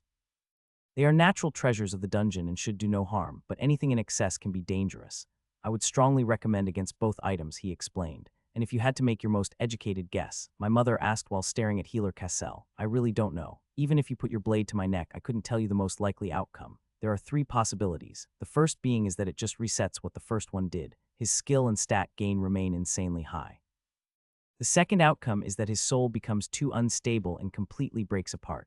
The third is something else. What that would be, no idea. Soul fruits can't kill. As one of the few treasures of the dungeon, that is a hard and fast rule as far as I know. But no one has ever given a child at level 1 2 priceless green soul fruits before to my knowledge. I know one is safe, that has been done, but 2, I can't say what would happen. Since people space taking them out to maximize their potency and effect, they are far too valuable to be used in such tests, either in rapid use or in someone your son's age who is at level 1, he explained. What do you think? My mother turned to look at me. I am not afraid, I will eat it, I said, and my mother nodded at this. If I died, then my future wasn't meant to be. I believed in my mother. Even with everything dangerous that had happened, either she or Healer Cassell would sort everything out. Good, no hesitation or fear in your voice. Many times you won't know the correct option, which path in the dungeon to choose, which skill to use. Relying on your own instincts is the best option, she said. Isn't that risky? Like with soul stuff, since there is no warning, I asked. The same with various monsters and the dungeon. It is no different. Do any of you disagree? She turned to look at her squires. No, Supreme Warlady Alina, they all said at the same time, and my mother nodded. That really wasn't proof. They wouldn't dare disagree with her. I looked at Healer Cassell, the only person I had seen stand up to her. Like I said, there is risk, a lot of unknown risks. I strongly recommend against this, but ultimately it is your decision, he said. I nodded at this, but we should do the eye skill first. Why? My mother asked. I know that will likely work, even if it is painful. Doing after he consumes the soul fruit could create unexpected complications, he replied. Then do it, my mother ordered. Come sit on this chair, Healer Cassell said. He took the case with the floating crystal inside of it and brought it over to me. My mother got up and stood in front of me to observe. You will scream. It will hurt immensely with the amount of toxicity in your body. Don't pass out. It will drag the process out. I need a leather strap so he can bite down on, he said. My mother pulled one out and gave it to Healer Cassell. He gave her a momentary look before placing it in my mouth. I bit down. Healer Cassell pulled the crystal shard out of the container with a pair of metal tongs and then put it against my forehead. I felt like my brain was cooking. My eyes began to really hurt. I kept biting down and screaming. My vision became blurry as it felt like my head was splitting open. Jeter cure, greater cure, stabilize soul. I felt Healer Cassell's hands over my eyes. The pain slowly went away. That was more extreme than I thought. The alchemical toxicity from the mega elixir is far too high. Thankfully, adding a skill has the bare minimum of toxicity, Healer Cassell said while my head was still spinning. He removed his hands. Don't force his eyes open. They need to rest. For at least a day, Healer Cassell said. There are a lot of delays, Healer Cassell, my mother said. And this is already insanely reckless. Eating the soul fruit without a full amount of healing points is too risky. His soul is already stressed. It is best to wait, he replied. One day, take him to his room, my mother ordered. I was carried away and a cloth wrapped around my eyes. There were traces of phantom pain, but the worst of it was gone. Healer Cassell stayed with me through the night once more. The next morning, there was a slight haze to everything in my vision. Focusing, I was able to deactivate the vision skill mentally. I then let it activate again. How is your sight? Healer Cassell asked me as I sat up in bed. Blurry when the skill is active, I replied. That is expected. In time it will be more precise. Any pain? Follow my finger with your eyes, not your head, he said and moved a finger in front of my face. No pain, I replied. That is good. That means you successfully gained shadow vision without any complications. Any other pains? He asked. No, I replied. I deactivated my pain resistance skill as well. Nothing, I replied. What about soul sense? Anything seem abnormal? He asked me. My soul seems a lot denser. The surface movement is more stabilized, but heavier if that makes sense. I asked and Healer Cassell let out a sigh of relief. That does make sense. Don't use skill implantation again for 4 years and never for anything above tier 3. I'm not joking about this in the slightest. While you might think it is safe to do so sooner, don't. And even then your alchemical toxicity is off the charts, he said. What is the problem? This one worked out well, I asked. It is the same issue with eating monsters. The mana contaminates you. This can ruin your soul. Implanted skills need time to settle on your soul, so don't let that happen, he said. Try not to die with what we are doing next, he told me. I wasn't brought out of bed. My mother showed up with the soul fruit and handed it to me. The spiky green fruit felt heavier than it had previously, even though I knew it weighted the same and was the same size as the first one I had eaten. A truly priceless treasure, and my mother was giving me a second one. I quickly began to eat it, swallowing everything. Ugh, my stomach. I don't feel well, I said and hunched over as my entire gut cramped. Greater cure, stabilize soul.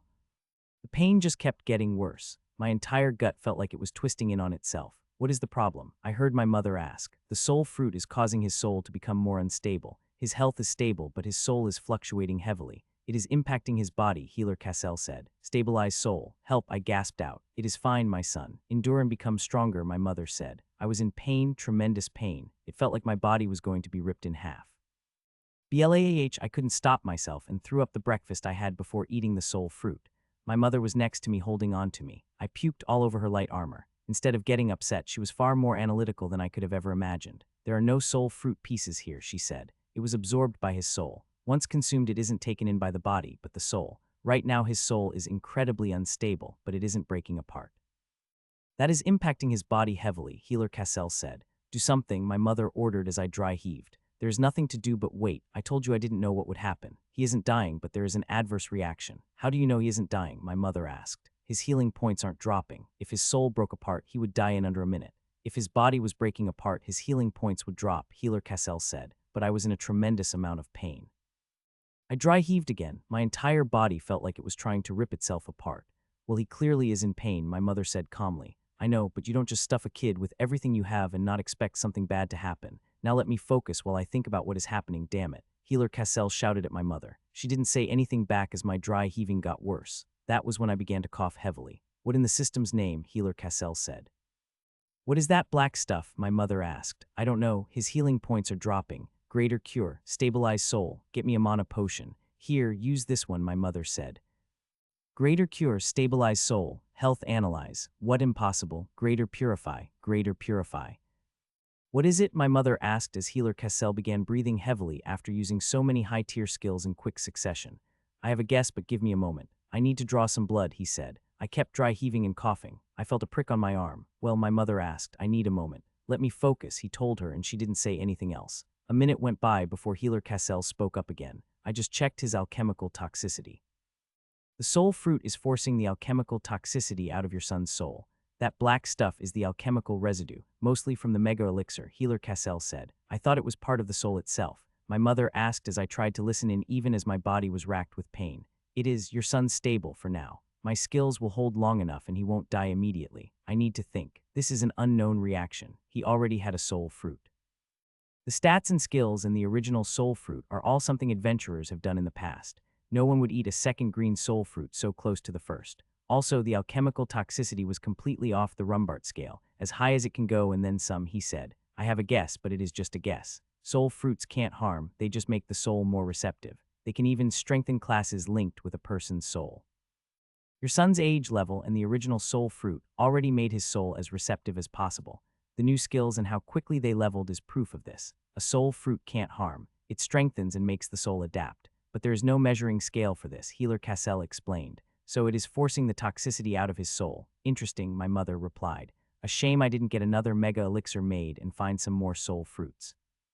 Foolishness, but his soul is purging the alchemical toxicity into his body. It is poisoning him. The problem is that I have no idea how long this will go on for. It could go on for a day, a week, a month, or even a year. If it was a year, I would rather die. I dry heaved again and began coughing up black stuff onto my bed. The smell was horrific. Keep him alive and he will be fine. No matter how long it takes, my mother said. My mana is running low. I had to use my strongest skills and had to take a potion previously. I also need to sleep. Your son needs to sleep, eat, and drink as well. But with his soul in turmoil, his body is affected. If this goes on for more than a day, there are very serious risks, Healer Cassell explained. Then he will just have to endure it and become stronger. If necessary, could you keep him alive for 2 weeks? My mother asked. Maybe, depends. It won't be easy or simple. And you would owe me not just my regular fee, Healer Cassell replied. As long as my son remains alive, I will owe you a debt. 2 weeks, I will make preparations. We will leave together immediately, my mother said. Immediately, where to? The 5-Star Institute of Healing, she replied without hesitation. That is a month away, even with the fastest magical carriage. I will pull a carriage myself, since I am faster, and when I need to rest my squires will do so. Have the servants pack whatever you want to bring. We will not be coming back here for a long time, she said. Your son will need clothing and his other stuff, Healer Cassell said. I will have tutor Damien handle all of that. He will be your assistant for the next 2 weeks, my mother said, and then leaned over me. She patted my head. Endure, my son. Endure and become stronger. I couldn't reply as I coughed up more. Insanity. I knew this was all insanity. Well, I will keep you alive for 2 weeks. After that, it is out of my hands, Healer Cassell said. I wasn't able to pay attention to anything when I was moved and stuffed in a carriage. It wasn't magical in the slightest. One problem after another. If I survived this, no more alchemical products, since this had to be worse than death. It set off rapidly. I felt exhausted but couldn't stop dry heaving and coughing. Can't you put him to sleep? Damien asked. No, he would choke to death. Toxins are emerging across his entire body, but they would clog up his lungs and airway. I'm more worried about dehydration, Healer Cassell said. I could only barely listen in. His mother is lucky. I actually like him and hate seeing people die. Think of a way he can get water into his digestive tract. What about cutting him open, pouring in water into it, then healing it closed? Damien suggested. Don't cut me open. I couldn't say anything as I couldn't stop coughing. As a last resort.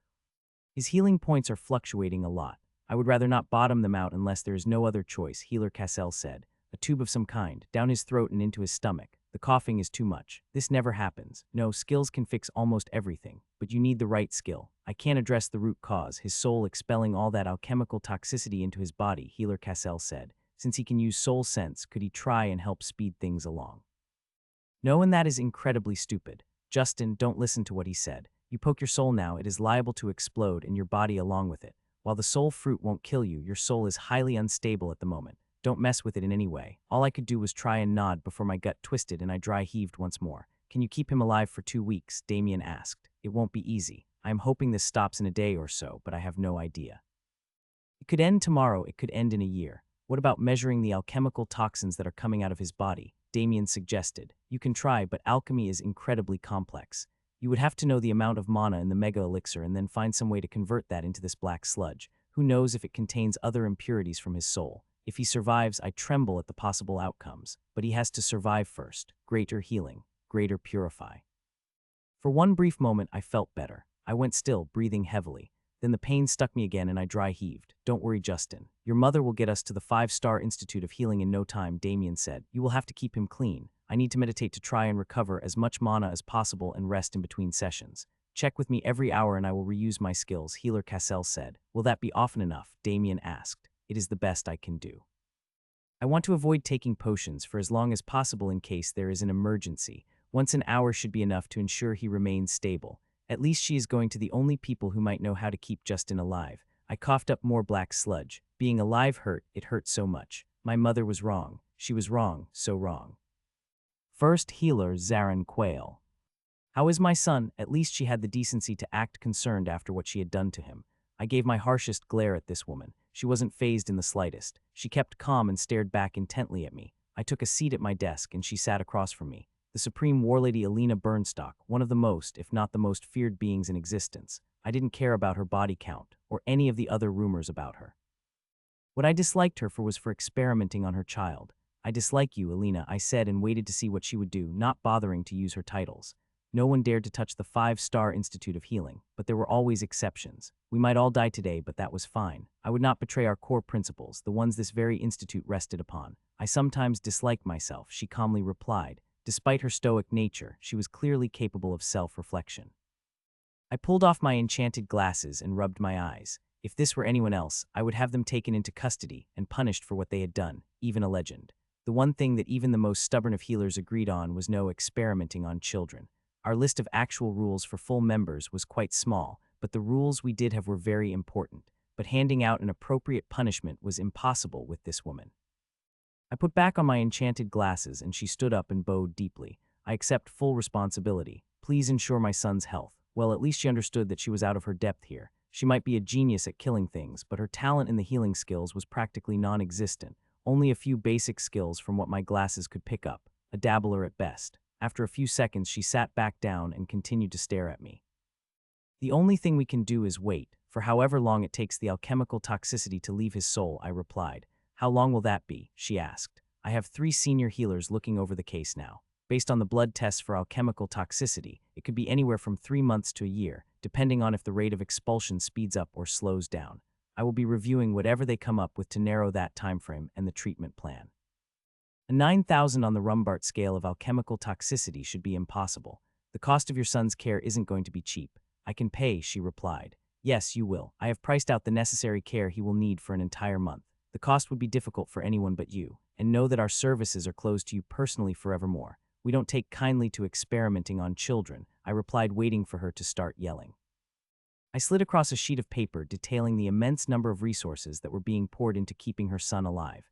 It wasn't an experiment. I wanted him to get stronger, she replied. You say that, but you chose to proceed regardless of the risks. I have spoken with Healer Cassell. You are lucky someone of his ability was there with you. Anyone less qualified than him and your son would be dead, I said. I know, she replied without any discernible emotion.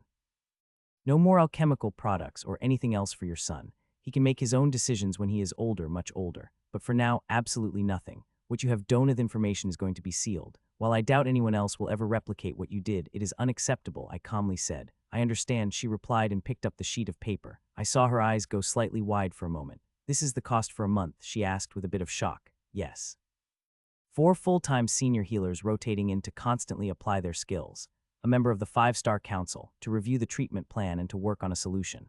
Lab testing to provide more detailed information.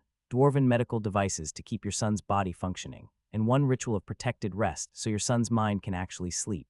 We haven't had to do it for almost a century. Normally it is used for extreme torture victims who have been broken mentally, I explained. I didn't realize the outcome could be so bad, she said. This time I picked up the hesitation in her voice, but it went as quickly as it came. What you have done has never been done before. Now the bill. While I hate to make a point of this, if we heal your son and you run off with him, there is nothing we can do, I replied. I was saving this, but it should cover my current debt and then some, she replied and pulled out a blue monster core and set it on my desk. I put it away in my spatial storage. I will have it assessed and the value placed against the cost of your son's treatment. That should probably cover a month and a half if I had to estimate. Now comes the hard conversation, Alina, I said. And that is, she asked while staring directly at me, giving off a calm appearance. Your authority and supervision of your son, I stated. While I will let you chastise me, do not overstep your place, she declared. This time I felt a very acute sense of danger coming from the woman in front of me. But I would not back down. The first thing we taught all healers was to have a spine here at the Institute. My position is the first healer of this institution. We have endured since before the time of the Eldarin Empire. Even the Eternal Emperor could not make us fully submit to his whims. Even when the Eternal Emperor forced all the healers of this institute to bear witness, as he forced my predecessor's soul to be mutilated, not a single healer of this institute submitted to his tyranny or overwhelming power. Not even when 4 more senior healers were subjected to the same horrible fate did we submit. That is where this institute earned his name from. While there have been dark points in our history, we will not condone medical experimentation on children, I replied harshly. If you try and take away my son or turn him against me, there will be no more 5-star Institute of Healing. I will not torture you, I will just kill you all. You will keep him alive and fix him as quickly as possible. Anything beyond that you do not have the authority or strength to object to, she said. Looking at her, I knew she would destroy this place without hesitation. Time to take a step back and compromise, no matter how distasteful I found it. Then your word you will give no more alchemical products to your son. We do not use children as test subjects, I stated while staring fiercely at her. Very well. On my honor and word as Supreme Warlady Alina, I won't give any more alchemical products to my son Justin, she replied. I relaxed at that. There was a knock on my door. Without waiting for me to refuse them, the door opened. Quail, what a marvelous case you brought me. Never seen such soul turbulence before. And the history 2 green soul fruits, an unsanctioned alchemical product from the last bastion. This is shaping up to be the case of the year, possibly the decade, second healer Sebastian declared as he walked over. Who is this lady? This is the patient's mother, I replied. Before I could give her full title, second healer Sebastian continued. Oh, you are the idiot who almost killed your son. Well, it is simply quite exciting, he said, and saw Alina close her eyes and focus on her breathing. She had far more control than I had ever imagined. Surprised you didn't toss her out of the tower or the window after what she did. We were just discussing things when you interrupted us. Now do you have progress on the case, or do you just like hearing yourself speak? I asked with a lot of annoyance. Progress, of course. I am smarter than you and the rest of the healers here after all. That healer Kessel, good documentation and background, made it a lot easier to figure everything out. Definitely alchemical toxicity exiting the soul, and since the soul overlays the body, that is where it is going. Now, this might seem crazy, but I say we break out the Eldarin old soul compressor we keep in the basement. That is a torture device that we only held onto to try and figure out how to deal with soul injuries. It isn't meant to be used on a living being, I replied in a deadpan tone. Exactly. Squeeze the soul to force the alchemical nonsense out, then let it snap back into place without binding it. We would use half of it, unless you want to authorize me to access the soul skills you keep tucked away, second healer Sebastian said. Will it work? Alina asked. Maybe, but it is the only thing we can do besides wait. It's not like we will deform your son's soul. Just compress it as much as possible, hopefully pushing out the alchemical nonsense faster, he explained. Do you know how long this issue will last? She asked Sebastian. Nope. Best guess is 3 months to a year based on the declining toxicity rates. Never been a case like this before to compare to. But with that mega elixir and the super high toxicity, I would say half a year to 9 months is most likely, Sebastian said. That long? Do what you need to do. I have no objections, she replied. Sebastian, the patient's health comes first. Don't let anything happen to him, I said. Ah, got it, don't worry. Now I just need to dig that soul compressor out of storage and give it a test run.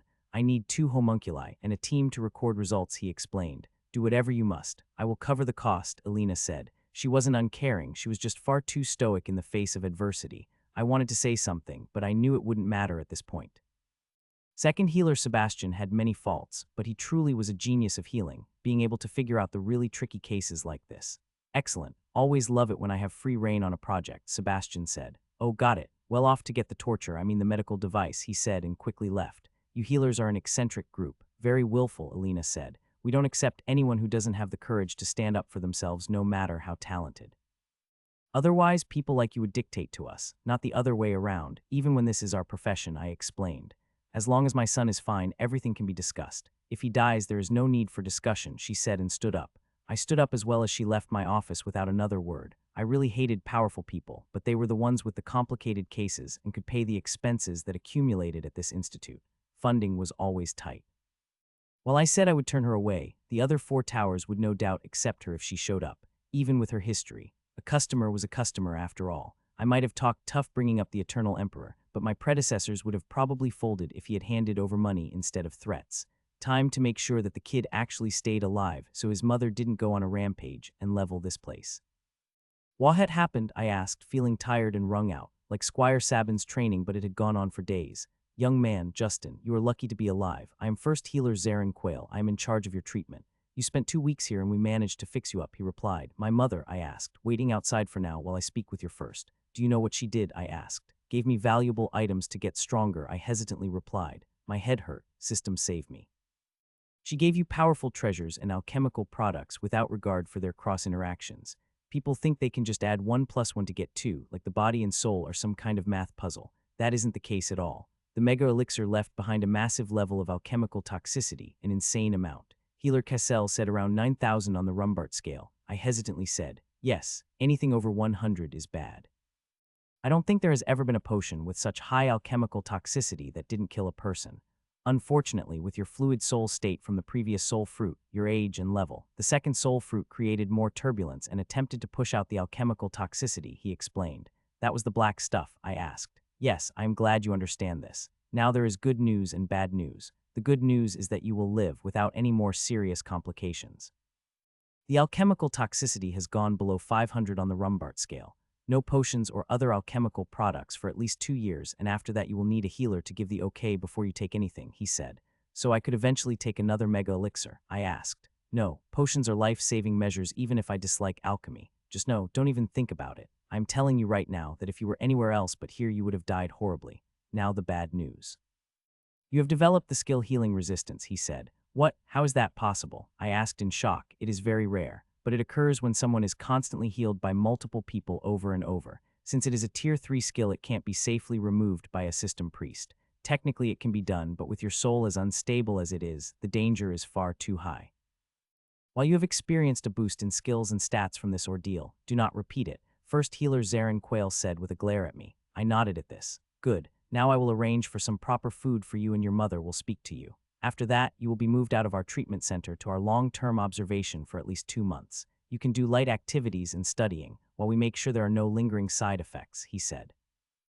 Is there anything you were able to do about my cursed skill? I asked, and he shook his head. It is a tier 6 skill. There is nothing we can do. Skills are the domain of system priests, but there is no way to improve it now, not after everything. Anything that risks your soul is absolutely forbidden. The next time you think of taking an alchemical product or doing something, remember the pain and how close you came to dying, he said. Now before I go, if you feel your mother is overstepping or abusing you in any way, you can come speak to me. You don't need to say anything now, but know that there are people who will stand up to her, he said, and I nodded at this. He gave me one last look before leaving my room. My mother strode in after he left. My son, it is good to see you better, she said. I didn't know what to say as she sat next to my bed and ran her hand over my hair. I almost died, I said softly. Yes. But ultimately you made that choice, she said, like I did with Squire Jessica. I asked petulantly. I was mad at her for letting your healing points bottom out and risking permanent injury, not for the lesson. I approved of such a lesson, my mother said. I frowned at this. I had almost died and she seemed so uncaring. Perhaps it is my fault for being unclear. When I came home after you had unlocked your status, I asked you what you wanted to be, and you told me I want to become strong. A legend like you, have you changed your mind? She asked me. It hurt so much, I said quietly. Yes, it does, but let me ask you again. Do you want to become the strongest? If you don't, then that is fine. Is this what it takes? I hesitantly asked her, and I slowly looked up at my mother while she stroked my hair while looking down at me. Indeed, my son, if becoming a supreme legend were easy, everyone would do it. If I listened to old men and people in power, you know what I would be. She asked me what, I asked. A peasant girl on a farm. I ignored everyone and decided things on my own. That is why I've been asking you every step of the way. The people who just do their best and work hard are legends. They might get some help along the way, but they will go no further. But what separates me from them is that I ask myself to go further, to push barriers people consider impossible. I listened intently as my mother explained things to me. When fights seemed hopeless, I dug deep and won. When my body was injured, I dragged myself forward. When people told me it was all impossible and that I was a foolish woman, I ignored them and trusted in my judgment alone, she said. I trusted you, I replied, and my mother nodded. While these healers like to think they are the most special and they can do no wrong, there were other options to treat you if necessary. You wouldn't have died so easily, and in the end results are the only thing that matters. Especially if you want to be an adventurer and go into the dungeon, she said. It was horrible, I muttered. It was, but you endured, you lived, and you have become stronger, just like you wanted. Again, I will ask you, have you changed your mind about what you want? My mother asked me. She had asked me and was helping me fulfill my dream. She was right. I knew this in my head, but in my heart, I was enraged at the suffering I had gone through. I'm going to surpass you one day. I looked up at her with a glare and she smiled at me. Good. I look forward to that day, my son. You will remain in the care of these healers for another 2 months while I make arrangements, she said. What arrangements? I asked. Since Healer Cassell left, another healer would be useful to have. While they are annoying, their knowledge is useful if we are to keep pushing you. I will be power leveling up one in exchange for a period of service watching over you, she explained. Really, you can do that? I asked. I am Supreme Warlady Alina. If I can't do something, I will find someone who can. While you might hate me for the suffering you underwent, the results are what matters. And don't check your status until your 3 months is up, my mother said. What? Why? I asked. True strength is something you feel and know, not numbers on your status. They are only guidelines. I have gone years without checking my full status in the dungeon. Rest and recover. I will return in a few months, my mother declared and stood up. She left the room as food was brought in. It tasted quite bland, but my mind was focused elsewhere. I had almost died once again, but my mother ensured I had remained alive, and it was what I had asked for. While I didn't recall my words over a year ago, it sounded like something I would have said. My mother didn't hold back in the slightest in pushing me forward.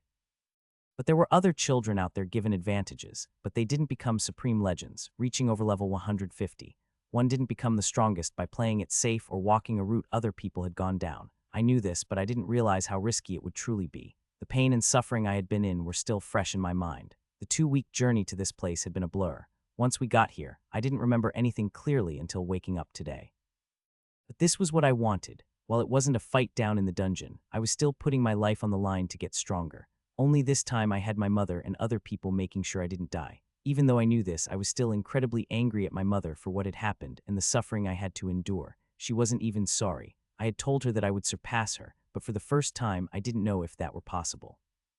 How many more near-death experiences would I have to endure? There was a knock on my door and a young woman entered. Hello there, Justin. I'm Nurse Mary. I am responsible for looking after you while you stay with us, she said. Hello, I replied. How was the food? She asked me. A bit bland and I still feel exhausted, I replied. I will see what I can do about the food, but they like to keep things simple around here. Do you feel any pain? She asked. No. Just wrung out and tired, I said, and she nodded at this. Good. If anything feels off, let me know right away. We are going to get you over to long-term recovery, no just lay there. The bed rolls, she said with a grin. Smart, I replied. We try to be. Those dwarven craftsmen are quite skilled with coming up with devices to save time and effort. Now just lay back and relax while I wheel you over, she said. The hallways were very white with bright lights. Why so much white? I said while I buried my face in a pillow. It is standard, so we can more easily see any issues and avoid distractions. Don't worry, you will get used to it in time, Nurse Mary explained. You might be able to make some friends while in long-term recovery. We have a couple of other young people like yourself. What are they here for? I asked. You will have to talk to them and find out, she said. People from all over come here to our institute to try and get rare diseases and afflictions treated. Your case was quite worrying, but our healers are the best. Kept you alive, and it looks like you are on the path to recovery. You treat anyone? I asked curiously. We treat anyone, and young people are special exceptions, but more complex cases require funding. Keeping all of this running isn't cheap, unfortunately. Not to worry, your mother paid in full, so you won't have to work off the expenses. Just focus on getting better, she said with a smile as I looked at her after pulling the pillow away from my face. Our collection of medical knowledge is vast. If we can't figure out a problem, no one else can, she said. Even the College of Advancement, I asked. They do good work with alchemy, but healing skills are preferable most of the time since they avoid most side effects. Don't forget that. We are almost there. Just have to take this elevator down. Don't worry, it is like an enchanted carriage, but it moves vertically, she said. It is fine. I know what an elevator is, I replied. Good, I have trouble explaining it myself, she said. Welcome, I am Dan. I looked at one head. I am Sam, the other head spoke. What, how? I looked at what could only be called 2 children merged together. We were born together. We are basically waiting around for the healers to either kill us, Dan said. Fix us, Sam said. Or they might have forgotten we exist, Dan added. So what are you here for? Sam asked. Alchemical toxicity being purged from my soul. It was pretty bad, but the healers fixed it, I hope. I can't remember everything they did, but it was very painful, I answered.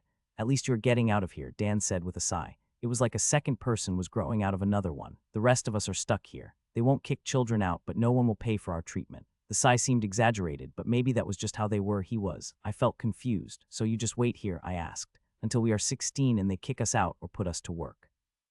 They do a bunch of charity cases a year, but we count double, Sam said. 2 people, not just one, so it is twice as hard for us to get on the list, Dan added. When you walk about the long-term care area, you will see the rest of the forgotten, Sam said. That is what we are, Dan said right after. How does your status even work? Do you have 2 different statuses? I asked. I couldn't hold myself back. That is the problem. We share one. If we are separated, one of us might not end up with a status. That's why they keep hesitating to do anything, Sam explained. Also the cost. They would need to grow organs, practically a new body. My guess is that some master flesh crafter is waiting until they hit a bottleneck and then using us to get past it, Dan said. Only reason to keep us charity cases around, Sam added. Well, are you going to die if you walk around? Dan asked me. No, I can walk around. Just a bit unsteady, I replied. Then let's go. I can show you the rest of the forgotten, Sam said. I got up and followed the misshapen double child out of our shared room. Each of us were wearing a gown tied in the back. They knocked on the door. I had no idea how they controlled their joined body. New temporary stay, Dan said. What's your name? Sam asked me. Justin Burnstock, I replied while I stared at the 2 other kids in this room. Share your problem, Dan told me. Oh, I had a high level of alchemical toxicity that was forced out of my soul into my body, I explained. I am Alan the allergic. I have the never-before-heard skill food resistance. One day I will starve to death, the thin boy said. We blame him for the horrible food around here, Sam said. Then we have Multi-Eye Marvin. He doesn't speak, no mouth you see, Dan joked. A boy with just eyes covering his face gave me a wave. How does he eat? I asked nervously. Face hole. No teeth or jaw, just a hole in eyes, Sam said. Now for the next room, Dan said. We made our way to the next room. All 3 children here looked deformed. One had tentacles for arms, another had a wolf's head, and the last had scales covering parts of their body. Hello, I am Justin Burnstock, I said and introduced myself again. Cajun, wolf child, the boy with a wolf's head said. Tara, tentacles as you can see, she replied. I am an elf, Alphonse, the last boy said with a glare at everyone else. This lucky group of forgotten are when mommy and daddy took in a bit too much monster mana over their lives or while pregnant. You get cases like this, Dan pointed out, and then their parents either run off or die, leaving them behind here, Sam explained. No one wants a deformed freak, Dan added on. I didn't know what to say and felt incredibly self-conscious. At least they didn't lose their status. If that happens, well, you aren't a child anymore, but a monster. They chuck you into the dungeon, Sam joked. That's it for children who have a status, but aren't yet adults around here, Dan said. Only 5, I asked in surprise. I thought there would be a lot more. Oh, others come and go, he said as I followed him back to our room. But most charity cases that are treated are the beast children. The group is always rotating in and out. Complicated cases like ours, who knows when the healers will finally get to us, Sam replied. So alchemical toxicity coming out through your soul. That is new, Dan said. Yes. I wasn't sure what to say as we reached our beds and sat on them. You paid up, they are big on that, Sam asked. Yes, my mother covered the costs, I said. Well, good for you. You don't want to see what happens if you can't pay. While the healers treat you, the nurses smile. Their enforcers will suck your soul out, Dan said. Not literally, but even if we are treated, we will be working here for a long time. At least we have the job of orientation for new people to the long-term treatment area, Sam said. That's why you have an empty bed in this room. I asked. Got it. Have to make sure you know your way around this place, not like there is anything. The nurses bring food and check up on us, but otherwise we just wait around, Dan explained. You don't have a teacher or someone? I asked. If it isn't money being spent on advancing their healing skills, the healers hate spending money. There is a library in the common room if we want a book, Sam answered. Okay, why do you 2 keep switching back and forth? I couldn't take it anymore. It is our deal with ourselves. We each take a turn talking and then let the other one go, Dan said. That's it, I asked. Yes. Oh, there is a shared common room with a window that overlooks the gardens, but we aren't allowed outside. Too risky for our health, and the healers don't want to see us until they finally decide to treat us, Sam explained. There was a knock on the door and a nurse entered. Sorry to break up the conversation, but you have a visitor in the common room, Justin, she said. Go on, we aren't going anywhere. The normal people get scared by us, Dan replied. I nodded at them and followed the nurse. In the common room was tutor Damien with his books. I was never escaping them unless I was literally dying. Once I got better, it was back to grinding up those skill levels without a long period of rest. Justin, I am glad you are okay, he greeted me with a smile. Yes, she told me the same thing. I am technically your guardian while you are here and she is away. I brought you your study materials, he said as I looked at the books he had stacked up. They were much thicker and newer than the books on the small couple of shelves in the common room. This is light studying, I asked. For what both you and your mother want to achieve, then yes. While you might be concerned that she is pushing you too far, you haven't seen the craziness they get into at the College of Advancement. They have a full team of healers on staff for a reason, he replied. And my head knows that my mother was only doing what I asked. But the pain, I can't forget it, I replied. Perhaps we have been focusing too much on improving skills. Give me a day and I should have a book that will interest you. The Never-Ending Journey by Bastian. It isn't a book that will help you improve your skills, but it should give you the perspective of the greatest supreme legend of all time, Damien said. Greater than my mother, I asked. She is in contention, but while his name is spelled slightly different, he was the adventurer to found the last bastion on the 20th layer of the dungeon. People say it was named in his honor. His last known level was 164, before he made his final descent to go as deep as possible into the dungeon, Damien said. And his book, just a bunch of motivational phrases or something, I asked. No, it is only about his immense suffering and other things. He constantly warns people away from his path, Damien explained. And my mother is okay with you letting me read this never-ending journey, I asked. The never-ending journey, and yes, it isn't popular and is only considered famous because of the author. There are no great insights or secret skills to be learned from its pages, just the unrelenting suffering of one man to become stronger and his inner thoughts, Damien explained. All right, I said quietly. Don't worry, I will dig up a copy. I doubt they keep one here. It truly is depressing, but they say that anyone who wants to be an adventurer after reading it is truly destined to become at least an elite, he said. I wasn't sure if I believed that, but I would hold my judgment until I read this story. Today there was studying to do. This was what I wanted, and my mother made sure to do her best to arrange everything for me to advance as quickly as possible. After seeing The Forgotten, I didn't dare be troublesome or petulant. I needed to work hard to make the most of the opportunities that had been given to me, not complaining that things were too difficult. Don't worry, Justin, he said. I knew my mother was paying him quite a bit, like everyone else she hired in one form or another, but it couldn't have been easy for him to rush all the way here. I was inconveniencing so many people. While they were understanding, if I had such issues in the future, I would only be able to count on myself one day. I write this book to crush any hopes and aspirations of those that seek to follow in footsteps to reach the heights of one such as me, the supreme legend baker Bastion.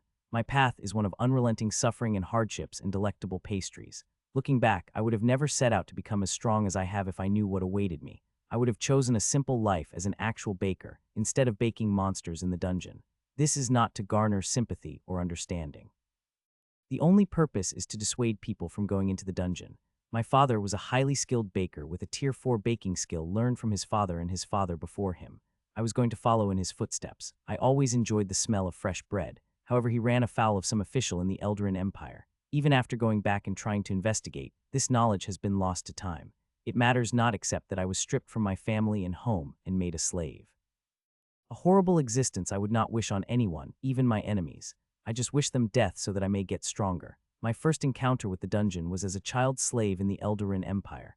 I was used as a scout to check and report back what monsters in the chambers ahead of the exploration team. Many of my fellow slaves died to traps. I remember a boy my age named Sam. He was crushed into paste, which splattered all over me when I screamed from shock and ran back. All I received was a slap and told to stop crying or it wouldn't be a trap that got me. That was when I resolved to become the strongest. While others died, I continued to live. My skill improved, and then I managed to bypass a trap and lead my masters into it. It was a moment of joy as their legs were sheared off their bodies and they bled out screaming. I took their weapons and equipment and continued onwards myself. For years I lived in the dungeon preying on the adventuring teams of the Eldarin Empire. One after another fell to whatever weapon I had in hand, freeing slaves. Most of the freed slaves either died or chose to escape back up to the surface. I went deeper, killing and stealing as I went. The dungeon was unrelenting. While I did discover a red soul fruit early on to fuel my growth, that was just a single bit of respite from the constant fighting. My reserves regularly dipped down and even exhausted themselves completely. I didn't care and pressed forward, unrelenting and uncaring. For the more I killed, the more I came to see no value in life, for we are all food for the dungeon. Monster food to be eaten and recycled into the hellscape beneath our feet. That was when I had second brush with death, an abnormal monster. It was there that I learned the true nature of the great and changing labyrinth beneath us. It does not care. There is no mercy. The monster bit down onto my shield arm. I had tried to block, but its mouth expanded far too wide for its body. I should have dodged. I should have been more careful. None of that mattered in the moment. As its venom entered my arm, I did the only thing I could do. I removed my weakness, which was my arm. While the abnormal was busy consuming it, I used my good arm to hack it to death with my sword. I then burned my stump closed so I didn't bleed out. That was the first time I left the dungeon to seek a healer or flesh crafter to repair my arm. The healer I found healed my arm since I got to them quick enough, but they saw my slave brand and planned to report me to the Eldarin Empire. I cut off their head without mercy or regret, for while they had given me my arm, no one would ever take my life from me ever again. For that I gave the healer a quick death as an act of mercy and kindness. My third brush with death were the slave hunters of the Eldarin Empire. Word of my deeds had spread throughout the adventurers in the dungeon where I roamed. I was called many names, but I had no care for the crying of people that had no purpose, no significance. Many of you who will read this don't matter. You are complete and utter trash, thinking there is something beyond suffering and then death. Like trash, I discard everything about you, for there is only one singular vision that carries me forward. My vision, if I listened to the screams of the people I killed, then I would have never advanced to the heights I have. The slave hunters came in the night, nothing but assassins and cowards. They stabbed me and I stabbed them back. They died and I lived barely. Poison coursed through my body, but I refused to die. I escaped to a cave behind a waterfall. There I drank the freezing water, ate raw fish, and endured. The pain was beyond reckoning. For the slave hunters of the Eldarin Empire liked to make it very clear that death was preferable to their poisons. That was foolish of them, for only death matters. As long as I lived, I would triumph. For an entire year I fought the poison and wounds, eventually overcoming them in that cave and absorbing them to make myself stronger. My first Tier 5 skill. This book's true home is on another platform. Check it out there for the real experience. I returned to my only home that I knew, the dungeon. I had only distant memories of my father and the smell of bread. A strange home, but the monsters were my family, for they gave me experience which increased my stats and skills, letting me kill anyone who was my true enemy. Time is strange in the dungeon, for there is no sun, only the light the dungeon provides. That was when I encountered my fourth brush with death, a mind parasite that I wasn't ready for. It latched onto the thoughts of my soul. I slammed my head into the rocks over and over again to daze myself and fight the mind parasite the only way possible. For every bit of damage I did to the monster, I damaged myself as well. But that didn't matter, only that I would outlast it. I refused to lay down and die. Many people think I got the scars on my head from being tortured. That is not the case, at least the first set. I got my first set of facial scars from killing the mind parasite by slamming my head into rocks. Damien, is this real? I asked hesitantly. Yes, many parts have been confirmed. Bastion did kill many adventurers of the Eldarin Empire. There were a large spike of disappearances in the dungeon where he was known to have been a slave. There were countless paintings and statues made of the man, even if he didn't care for them, Tutor Damien explained. I turned back to reading with trepidation on what would come next. My fourth brush with death came when I was in battle with a giant spider of some kind. The spiders are the worst monster in the dungeon. While battling it and its smaller brethren, a team of adventurers stumbled upon me and knew of me. Attacked from two directions, it was a desperate battle. My reserves ran out and my weapon broke. I was forced to rip the throats of the adventurers out with my teeth and then use their weapons to kill the spiders. I knew the risks of consuming mana not of one's own, so I didn't consume anything, but it was another step on my path. I refused to die no matter what. That was when I realized the truth. The winner isn't the one to win, but the one who lives. Nothing else matters. If you live, you have won. If you die, you have lost. Many people would say running is cowardice, but it doesn't matter. I like winning and my opponent losing. Even if it means running away, I will always come back stronger no matter what. That is the big secret of my success, never giving up and living. It is easy to make that determination when you are safe and reading this book, but that is why you are trash. The people who will truly follow in my footsteps already know this wisdom in their hearts. They don't need me to tell them. As I stood there, the monsters and adventurers scattered about, their corpses left for the dungeon. I roared triumphantly. I was only 10 at the time. One of them had a book describing basic mana control skills. I began to practice and get stronger as I kept killing. Even with my body covered in scars, it didn't matter. When I returned to the surface, I had a desire for fresh bread, something the dungeon did not provide. That was when I had my fifth brush with death. A baker who liked to bake the homeless and destitute into meat pies to feed them to the rich and elite without their knowledge. Turning my passion against me, I suppose I dislike bakers who disrespect their craft as much as slavers. I have debated this in my mind for centuries, but have come to no answer to this important question of which is worse. Regardless, I lit us both on fire when the crazed baker tried to shove me inside an oven. The pain from burning alive is not something one can easily deal with. It transcended regular pain to an entirely new level. My enemy didn't have my conviction or determination, and I burned with the entire bakery. As the flames consumed me, I managed to drag myself out of the bakery with a sack full of rolls, which weren't meat-filled. While I enjoyed killing my way through my enemies, I also enjoyed fresh rolls. That is why I spent far too much time working on perfecting my baking skill. Many people thought it was a joke, since I never shared my bread with anyone. But it is the most delicious bread ever made with a Tier 5 skill. It wasn't at the start. I had to work up to that Tier 5 skill, but it is probably my greatest accomplishment, surpassing my ancestors. My enemies would make a joke that I was baker, but the truth was, I actually preferred that title to anything else in honor of my father. Baking became my hobby, and I integrated numerous skills together. It wasn't easy or simple, but this early experience of being burned alive by a disgraceful baker made me come to love burning everything that I didn't like. Tutor Damien, what is this? I asked. Ah, are you at the early baking part? He goes on for quite some time talking about baking and describing the various roles and techniques he developed over his long life. Why? Ah, well, Bastian never learned to read or write. While he found a book on mana, it is speculated he forced people to read it to him. An unnamed writer decided to follow him and record his entire life's journey in honor of all of his achievements. The book is a collection of Bastian's thoughts, with a focus on all the times he came close to death, interspersed with his culinary accolades regarding his numerous baking skill. Tutor Damien explained. But thy's man is clearly mad, I said. Madness and greatness are two sides of the same coin.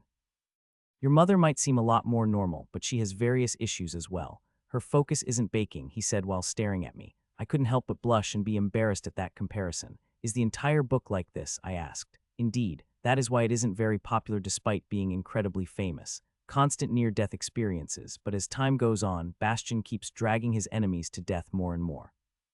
If they do 1 bit of damage, he does 2 bits of damage and tries to outlast them. I don't recommend this fighting style, but it worked for him. There is quite a bit of speculation on what his tier 6 skill could be. It is known he had one, but if anyone saw him use it, they never recorded the specifics, Damien explained. It is depressing, I said. Indeed it is, but he is right. If you can read the entire thing and still want to go into the dungeon, then you have the tenacity to go the distance. And it has taken your mind off other things. Damien was right about that. Reading about Bastian, I had forgotten about where I was or why I was at the 5-Star Institute of Healing. Another day in paradise, Dan said as we got up in the morning. A nurse rolled in a tray of food for each of us. I don't understand how they can make food so bland, I said. That's how it is, Sam replied while the conjoined people took turns eating. I had gotten used to it, but it had creeped me out at first. So leaving any day now, Dan asked me. When my mother returns, yes, I replied. It would be nice to get out of here one day, Sam said. Just need to slave away and raise the money, Dan added. I felt bad for them. When my mother came back, I would ask her if we could help these other children. After breakfast, I went to the common room to study while Tutor Damien supervised. While I was copying some runes, Tutor Damien got up. I glanced up and there was a familiar face sitting down in his place at our study table. Mother, I greeted her when she returned. I was studying in the common room under Damien's supervision. I did that for the morning and afternoon, while I spent the evenings working on sensory skills or meditation. I would chat with the forgotten at meals as well. The beast kids that had been around were gone, replaced with new ones. Any complications or issues while I was gone, she asked me. No, the healers have checked on me regularly, but there are no complications. But I wanted to ask about the people I am sharing a room with. Could we help them out? I asked. My mother just stared at me. What makes you think they need help? She asked. Well, they are joined together. They keep saying that they can't afford to pay for the surgery, I said. My mother slowly shook her head. Son, while the healers are stubborn, obstinate, and afraid of their own shadow, they don't leave children untreated, she said. But there are other cases, the forgot. Alan the allergic and multi-eye Marvin, I said, and my mother nodded. Those 2 cases are incredibly complex. I did look into who you would be staying with before I left. Alan's body is incredibly weak. He is taking nutrition potions and works with specialized skill tutors to increase his vitality. It isn't easy, but there is progress being made. You know these kids? I asked. Yes. Do you think I would let you stay someplace dangerous or that I wasn't absolutely sure about? My mother shook her head. As for Marvin, he is the rare beast child that comes from a much different kind of monster while living after his birth. The main issue is reconstructing his entire head without damaging his brain. They are waiting until he grows older while trying to figure out how to separate the eyes from the brain without killing him, she explained. Oh, I replied, not sure what to say. But then what about Dan and Sam? I asked. Do you really want to know? My mother asked me. What could be the problem? My son, you are innocent to a lot of things, including people who lie just to lie, she said. What is he lying about? I asked. A nurse talked about the costs of this place when I was brought here. They can have the surgery at any time, they are just afraid of dying. As for the nurse, she clearly doesn't understand or had wrong information, she said. What? It isn't due to the cost, I demanded. But there is a risk, and the children have to work off their debt, I asked. There is a risk with anything in life, but if they are separated, one will likely lose access to their status. The loss of access would shatter their soul. They are afraid that they will be the one to die. As for children working off their debt, they need a profession and their parents aren't around. That means someone talks to them and gives them options. Most choose a quiet and simple life of farming, since the parents that abandon them tend to be adventurers, she said. What if they care a lot about the other? They have been together for a long time, I asked. That could also be the reason. But I find cowardice a better explanation than love in most cases. At least that has been my experience, my mother said. Then why make a big deal about the cost? I asked. Because they are cowards. Cowards do not say they are cowards. They do not wear a sign or tell people what they are. You can see it in their actions, that gnawing fear of the unknown. Not everyone is like us, afraid to step forward regardless of the risks, my mother explained. I had gotten along with them. I didn't know what to think, that they had been lying the entire time. Well, maybe not lying, but they clearly misled me. You wouldn't lie to me, I asked hesitantly. It is not worth my time or effort to deceive you. I am many things, but I dislike lies and deception. It is probably the main thing I dislike about your father. He is ambitious, but all nobles are too proud of their social skills. As for the two boys you are friends with, you can go ask if you don't believe me and ruin what friendship you have between all of you, my mother said. They didn't want to label themselves as a coward, I muttered. Indeed, that is why I dislike nobles and people who try and talk their way out of things. The only truth is strength. You are either strong or you are weak. This is the honesty of the dungeon. There are no lies down there. Everything is out to get you. I love you, my son, but I will not coddle or shield you from the harshness of the world. I decided that once you were older than 8, your childhood was over, my mother said. But they were nice, I muttered quietly. It was a lot to take in. I thought we were friends. I had talked about my life outside this place, and Sam and Dan shared numerous parts of their lives growing up and some interesting patients they had seen in the past. Nice people are often cowards, since they have to hide behind words, politics, and other such things. While most of the other legends are bastards in their own right, at least they own up to it. There is no hiding behind false masks, my mother said. What now? I asked. Now, you will register as an adventurer and go into the dungeon. You are to stay down there and fight for 3 months on your own, my mother said. What, really? I asked in shock, and she nodded. I was younger than you when I went into the dungeon on my own. If you live or die, that will be up to you. If you can stay down there and thrive on your own for 3 months, then I will be taking a much closer hand in your training, my mother said. What about your squires? I asked. Their 10-year period of service is over. They have left. Perhaps one day you will meet them again, my mother said. If you have or don't have the determination to go into the dungeon and kill monsters on your own, it is best we know as soon as possible. If I don't, I asked hesitantly, then you don't, and you should consider another profession for your future. My love for you won't diminish. The only thing I expect from you is to be the best and work hard, no matter what you do, she said. Even if I read poetry as my profession, I asked. Someone has been talking with their father, then you will become the best poet out there. I can't stand mediocrity, but I won't control the direction of your life. If you wish to become a poet, I won't stop you, my mother said. That was surprising, but she seemed like a big believer in me making my own choices. And if I wanted to lay around and sleep all day, I asked. That is called nobility, my son. I might just disown you if you wanted to become a noble, she said with a slight smile. She was teasing me, or at least I thought so. My mother was a very stoic individual, which made it hard to understand what she was thinking based on her expression. She pulled out a set of clothing for me. Get changed. Basic, but reasonably high-quality adventurer garb. You will be Justin, no last name. The Adventurers Guild doesn't require it, she said. I hesitated, and she turned around and looked away. I quickly got changed. Leave the gown, someone will deal with it. The books, I asked. Tutor Damien's responsibility. He will collect them, don't worry. Now follow, she said. She just walked straight out through multiple doors. No one stopped her or said anything. I followed right behind her. Once we reached outside, there was a magical carriage waiting for us. We were on an island in the middle of a lake, with 5 large towers connected by various walls and buildings at the summit of the singular large hill of the island, making it look like a crown. I quickly got into the magical carriage with my mother, not able to appreciate the breathtaking view of the farms and villages in the massive bowl-shaped location. An island in the middle of a massive lake, surrounded by mountains. The magical carriage set off. So where are we going? I asked. The nearest city is I believe its claim to fame was being the site of the last battle between the collapsing Eldarin Empire and a coalition of rebel forces, she said with a shrug. I only remember because several legends were involved in the battle. History is a good way to pass the time on long trips, so I am going into the dungeon, alone. I asked again just to be sure. You aren't going to secretly watch me or something, I asked her. I didn't believe she would just let me go alone. I am actually. A ring of remote awareness, she said and tossed a gold and platinum ring to me. Wear it on the other hand from your ring of concealment. It will hide itself naturally and allow me to monitor you at all times. Don't lose it, so you can judge me constantly, I asked. Of course, even if you do survive, I will be grading you, my son. Life is a test, and I am just stepping in as a judge for this round, she explained. She then pulled out a set of light armor and a sword, basic equipment. Well made, but it is nothing special for someone just starting off. A better start than most people, but you aren't getting anything handed to you, she said. I put on the armor when the magical carriage hit the water. It can travel over the water as well. Don't worry. Who knows, one day they may make something that flies. Now that will be a sight, my mother said. I carefully tightened the straps on my armor, making everything was secure and leaving the sword to the side for now. It would be a hassle to try and attach it to my waist while in the magical carriage. Any other advice? I asked. Don't die. And I would prefer not to have to come and collect you either. So try and get out of the dungeon at the end of the 3 months. "Oh, here," she said and passed me a metal rod with glowing numbers imprinted on a side. It was the current time. It will let you keep track of time in the dungeon based on the location you enter.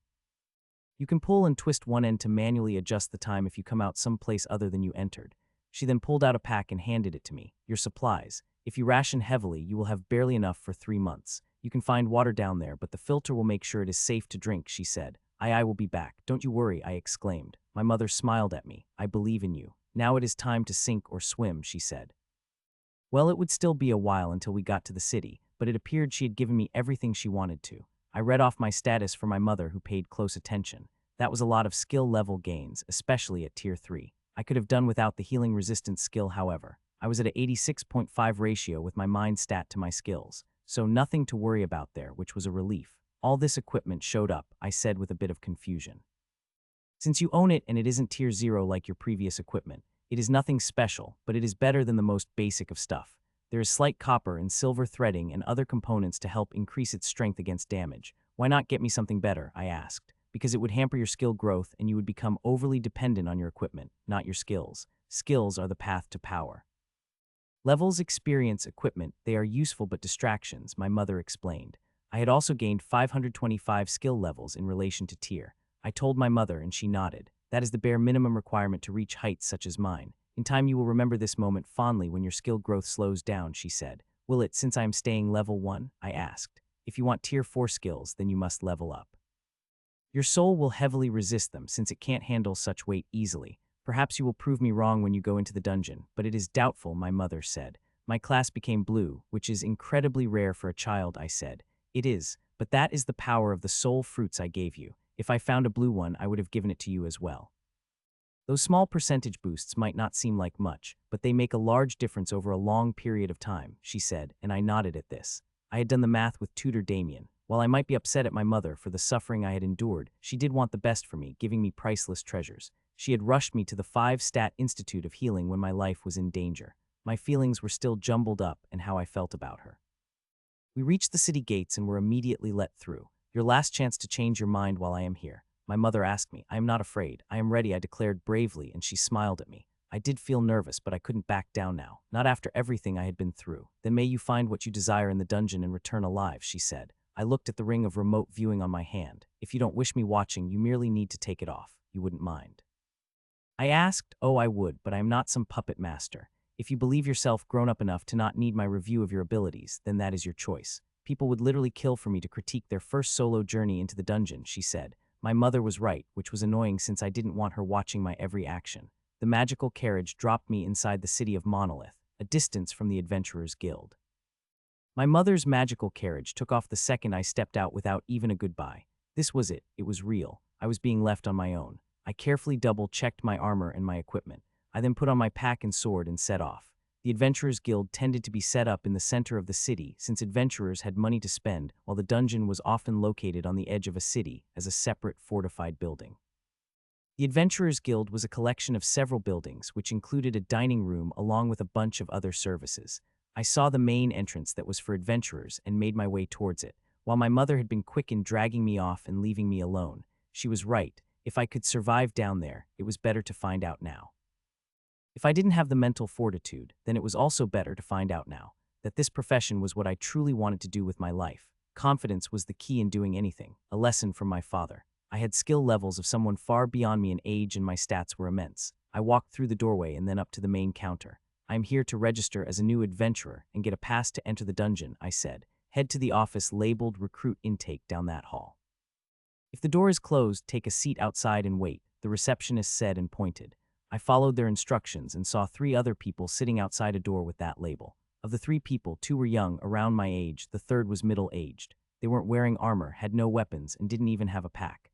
I took off my pack to sit and made sure to adjust the position of my sword so it went to the side of the chair instead of hitting the back. The 2 young boys whispered to each other and looked at me. They were dirty and there was a smell about them. They were probably farmers, orphans, or just desperate. I wanted to talk to them, but after my experience with Sam and Dan, I had no trust to give right now. Also, the words of my mother and the book I had read lingered in my mind. The never-ending journey was not inspiring, but it was brutally honest in its own dark and twisted way.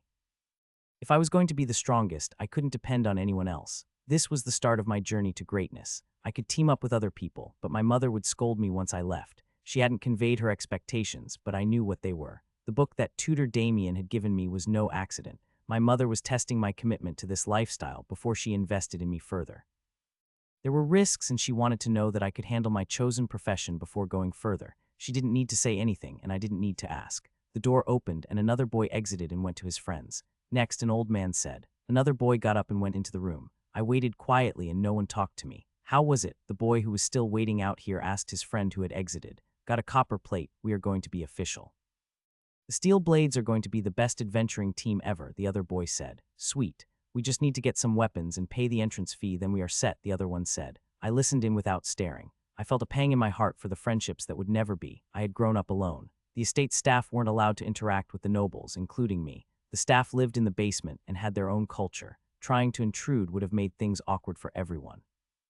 My father had explained this to me. While people might dislike a class structure, we took comfort and understanding from the rules it provided. These boys were longtime friends. Even if I joined their team, there would no trust. I would be hand-holding them, a teacher, not a companion. They would ask questions I wouldn't want to answer. A friendship between us would never materialize since we weren't equals. It wasn't that I didn't have the confidence to talk to them, but that I didn't have the confidence to deal with all the headaches that would come after that. Next, I continued to wait as the last boy entered the room. The middle-aged man looked resigned and depressed more than anything else. He had probably failed at whatever business he had and was making a desperate attempt to salvage his life by going into the dungeon and earning money. Next, a young woman came up as the man entered and the door shut.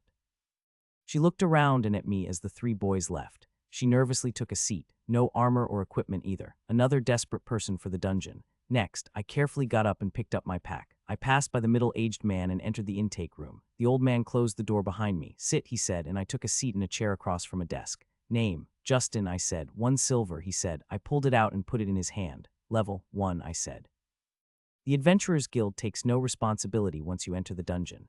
Once down there, no laws, rules, or conventions exist beyond what an adventurer decides on their own. Place your hand on this truth orb. Answer only yes or no, nothing else. I placed my hand on the orb. Has anyone pressured or enslaved you to go into the dungeon on their behalf? No. Are you joining to cause chaos or kill people? No. Do you have a clear mind and understand everything I have said and asked? Yes. Take your hand off the truth orb. Your copper plate from the city of Monolith, Justin. The plate is your lifeline in the Adventurers Guild. If you lose it, a replacement costs a silver. Don't lose it. There's a hole if you want to tie string or wire through it to attach around your neck. This is quite common, so if your corpse is discovered, people know who you are, the old man said. He used a giant contraption behind his desk to stamp out the copper plate while he kept talking. Don't bother anyone with a higher plate. Plates are based on level. Copper from level 1 to 20, silver from level 21 to 40, gold from level 41 to 60, and platinum from levels 61 to 80. After that, the platinum plate will get a glow from levels 81 and beyond for elites, he explained. Squire Jessica had explained this before, but it was a good refresher, and the old man clearly had a process I wasn't about to interrupt. All trades in the guild complex are guaranteed to be fair. If you leave and do business elsewhere, including selling monster cores, don't come complaining to us. The general common room where coppers hang out is at the back of the complex along with the bunkhouse and general treatment area. You can reserve a spot for going into the dungeon in the general common room. There are signs showing the way there. If you can't read, ask a guild employee and they will point you in the right direction, he said. Done. Your plate, he said, and took the freshly stamped copper plate. Justin. City of Monolith. Level 1. Updating that costs a silver. Some like to upgrade every level, but a waste of coin and time. No one cares about your level unless you are a gold plate, he said. Next, he said as I exited. The young woman entered. No one else was waiting. I followed the clearly labeled signs that included a copper plate on them. I reached the common room, where most of the people were quite young and shabbily outfitted. I ignored the looks and made my way to the counter for reserving a spot into the dungeon. First available spot into the dungeon, I asked the receptionist. First spot is tomorrow afternoon. 1 silver, he said. I pulled out the coin and set it on the counter. Cost for a bunk and meals 10 copper. I pulled out the small copper coins and handed them over. Plate, he asked. I handed it over. Your registered time for the dungeon entrance is 3 in the afternoon. This is your entrance token with the time stamped on it. You may bring up to 4 other people, but are not required to. Be an hour early. If you are late or delayed, that is your fault and you will have to reserve another time to make your descent. Do not linger near the entrance. Your name has been added to the list of people staying in the bunkhouse, bed 17. Don't make a mess. And these are your 2 food tokens. Take them to the eatery over that way, the clerk pointed out. I nodded at this and took the tokens he handed over. The dungeon token was steel with a time stamped onto it. The food tokens were colored pieces of wood. I slept with my pack and sword in my arms. I didn't trust the other people in the bunkhouse with all my gear. No one said anything. The sheets were clean but had a faint smell to them. The mattress had some lumps, but I had endured hardship before. I would survive. It was paradise compared to the hard dungeon floors. The following morning I had breakfast and waited in the common room, working on meditation and breathing. Breathing was at its final breakthrough and meditation was getting close. "Yo, this seat taken." I saw one of the boys from yesterday across from me. "Not reserved," I replied, and he took a seat. "Name's Alf, like elf, but with an A," he said. "Justin," I replied. "So I was wondering if you would be willing to share your spot into the dungeon." "We are a bit pressed for coin at the moment," he said. A silver didn't seem like that much to me, but my sense of money wasn't the greatest. Normally entries were staggered so people weren't tripping over each other on their way down into the dungeon. It was actually quite rude to ask this, but I could tell they looked desperate, their clothes frayed. The weapons they had were clearly second-hand and tier 0. While it might not seem like much for me, it would be for them. Also, the Adventurers Guild registered groups going down together and would question if someone went missing from the group. "You have to explain to the guards, you are just hitching a ride down, we aren't a team," I said. "This is Rand and Carr. We are the team, the Steel Swords," he said. It was stupid and cheesy, but I felt something stir in my heart. "Justin, as I told your friend Alf, you can come along, but you are telling the guards we aren't together when they mark us down," I said. "Not a problem," Rand hurriedly said, like I would run off at any moment. Their smell was distracting, but I didn't say anything. "So what family are you from in Monolith?" Carr asked while staring at me. "I am just passing through," I replied. "Ah, don't worry, Carr. He isn't one of those rich kids from around here. It's all in the jawline, probably from somewhere over by Terrinder if I had to go by their merchants' accents," Alf said. I didn't say anything or react. I could have said no and avoided this headache, but I was a bleeding heart. Couldn't they just leave me alone or be quiet? "We all got our sword skills up to level 25. We are going to cut through those monsters with ease once we break through," Rand said with a grin. He was going to die horribly. I resisted the urge to say anything. They were not my responsibility. Once a person went into the dungeon, they were considered adults regardless. They knew the risks. He sounded so proud of that one level 25 tier 1 skill. It was quite sad. My sword skills was at level 50 and was one of many. "Idiot, don't mention levels. You will give away our strengths," Carr said and hit his friend on the side of the head. I wanted to laugh at that but held back. I knew there was disparity but never realized it was this large. I knew, but it was another thing to see it up close. "What time is our entry?" Alf asked, who seemed to be the leader of this group. 3 in the afternoon, I replied. "Those monsters get a couple hours to rest up before I come and kill them," Rand said. "I am going for a walk. I will be back in time," Carr said. "Don't. You are looking to cause trouble and then escape into the dungeon." "Don't. We are all set to go. You make trouble. The dungeon entrance is the first place the city guard always posts someone to check for people running away," Alf said, and Carr paused. "Fine, next time," he said and sat back down. This was already shaping up to be a massive headache. Sorry about that. "My teammates are quite excited. We are finally going into the dungeon," Alf said to me. "It is fine. I don't want any trouble," I replied, and Alf nodded. "You are welcome," I replied. "So do you have a favorite legend?" Rand asked. I had no doubt that my mother was spying on me right now. I was tempted to say Legend Extravagant Warren. I knew that would annoy her quite a bit as a form of teasing, but I wasn't feeling that brave, and that would create trouble for no reason. While my mother would get over it since I knew she loved me, I didn't want to make pointless drama. "The supreme legend Warlady Alina," I replied. "That old hag," Rand said. My heart froze at that statement. I said a silent prayer my mother wouldn't obliterate him. She retired from the dungeon or something. Fighting in war's the last I heard. She ran off to Terrinder to hitch up with a rich noble and live the soft life. She should conquer the dungeon, Karn said. "Oh, by the system." Were these idiots trying to enrage her? I was an idiot for saying her name. "Are you okay? We are just joking around," Alf said as he looked at me. "I just think that disrespecting someone of that power is a bad idea," I replied. "Ha, like what is she going to do? Swoop in here and beat us to death?" Rand asked in a joking tone. "Oh, by the system, please don't let that happen. Sometimes it is best not to insult the powerful. Something I was taught. You never know who might be listening." "Who is your favorite legend?" I asked, wanting to change the subject to something other than my mother. "Legend Extravagant Warren with his Warhammer Absolute Domination. I saw him once, all muscles and power. That is going to be me someday," Rand said. This was just getting worse and worse. "He is strong," Carr said. "I know I felt the ground shake that one time when he was said to be fighting in the dungeon under the city," Alf added. The dungeon were separated by a spatial barrier except for the passages between layers, so this was impossible. Either my mother was smiling or she was enraged at the disrespect right now. I wanted to say something to defend her, but I didn't want to get caught up in such a pointless argument. "What do you think of Legend Extravagant Warren?" Rand asked me. "He sounds very impressive for a legend," I said, not wanting to get caught up in this conversation. While I had met him, I wasn't about to say that. They didn't get the hint as they kept talking about his various exploits while I listened, only occasionally nodding or saying something to show that I wasn't ignoring them. They should have been focused on training skills instead of casually chatting while we waited. There was a clock in the common area, and there was an hourly city-wide bell during daylight hours as well, which was common in most cities. Just after 1, I got up and put my pack on.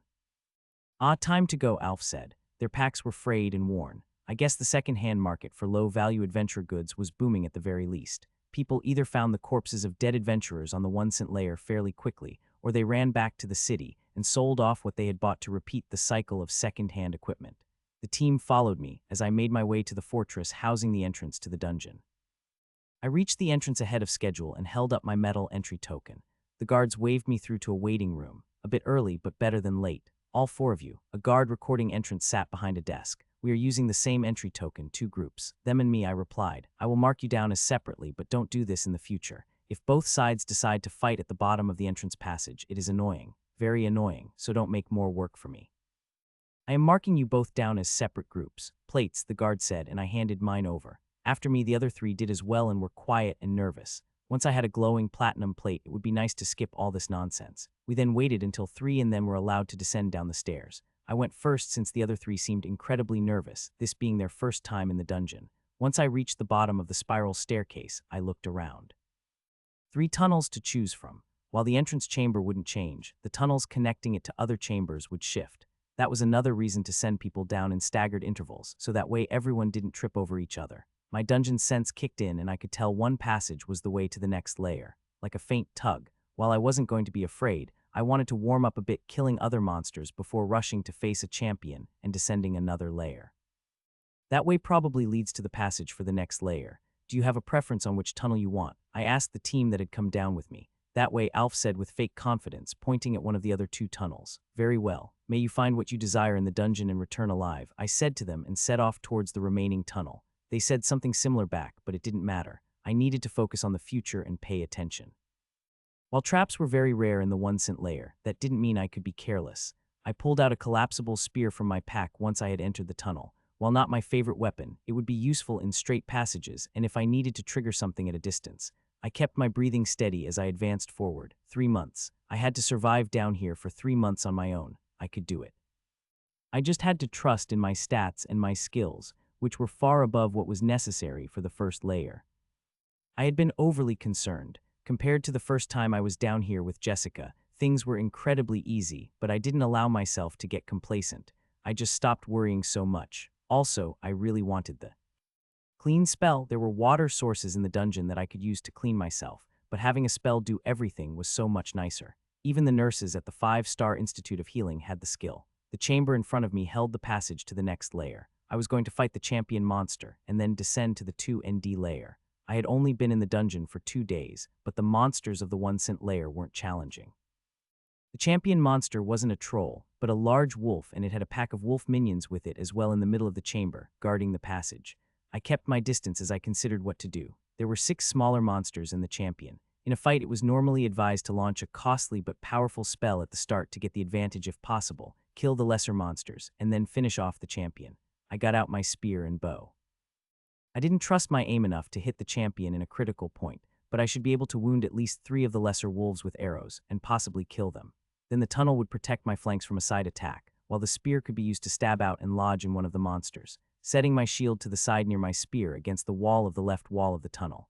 My shadow vision didn't reveal anything hidden, but I triple-checked just to be on the safe side.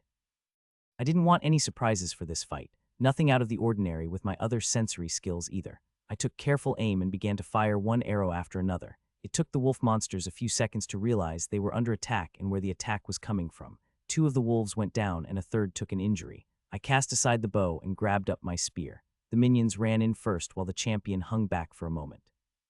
I skewered one wolf my spear driving into its body. I was forced to let go and take a step back. A wolf leapt at me, and I swung my blade while dodging to the side. Its neck was slashed open, and I was covered by a spray of warm red blood. I made sure to turn my head away so it didn't get into my eyes. The 6th regular wolf lunged right behind the previous one, but I had already transitioned into another slashing attack.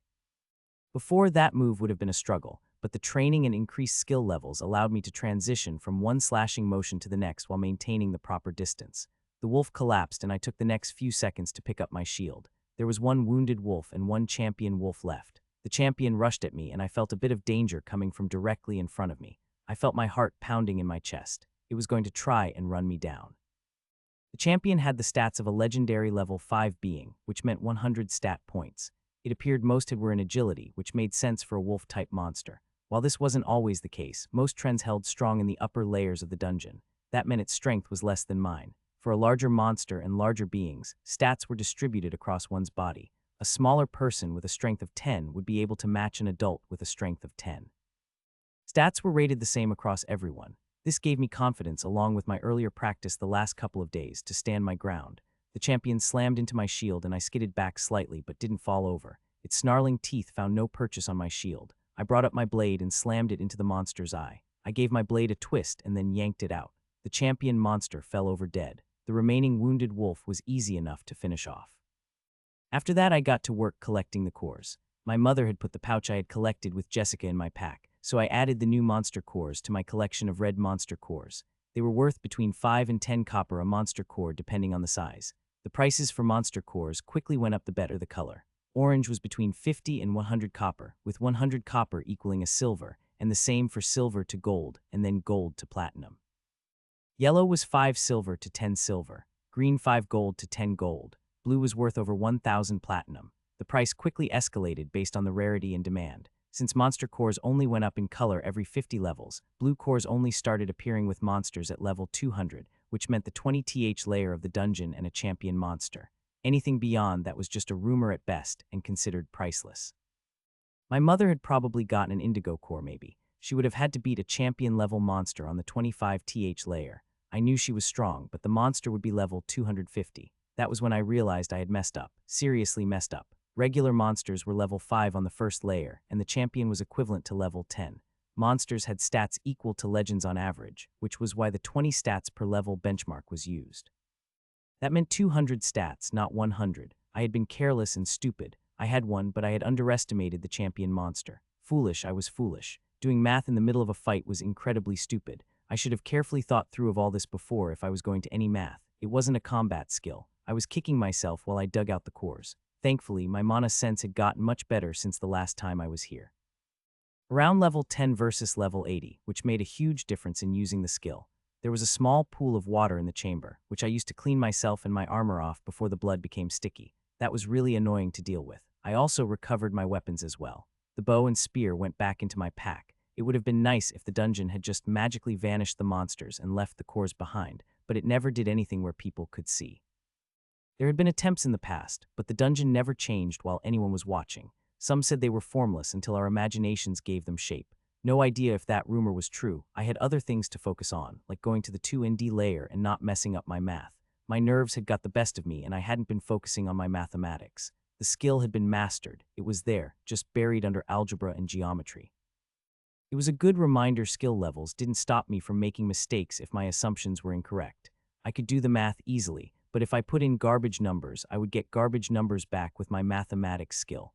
Once everything was taken care of, I looked at the passage down to the next layer. It wasn't a nice passage like the one from the surface to the 1st layer. Those passages the Adventurers Guild shaped into actual stairs for ease of use, and to make it clear that those specific passages to the surface were maintained, and not some random passage. While many passages were made more climbable by the various people down here, the dungeon was constantly changing. Some claimed they saw the same place again, but there was no way to prove such a thing. Markings and other identifiers never remained unless there was a permanent presence at the location. That was why the last bastion was famous as the only permanent place in the dungeon, besides the passages from the surface inside of cities. With people guarding the entrances to the cavern, the last bastion resided in at all times to ensure it never changed or disappeared. The passage to the 2nd layer was a broken and crumbling staircase, manageable but difficult. This is also what made leaving the dungeon difficult. Lower one went, the more inaccessible the passages became, and it was easier to go down than up.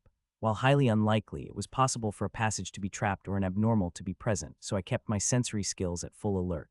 That was key when moving to a new area. Even if I thought it was safe, it was best not to treat the dungeon so casually if I wanted to stay alive. The bottom of the passage was empty. Monsters rarely appeared at the bottom of passages, but rules had exceptions.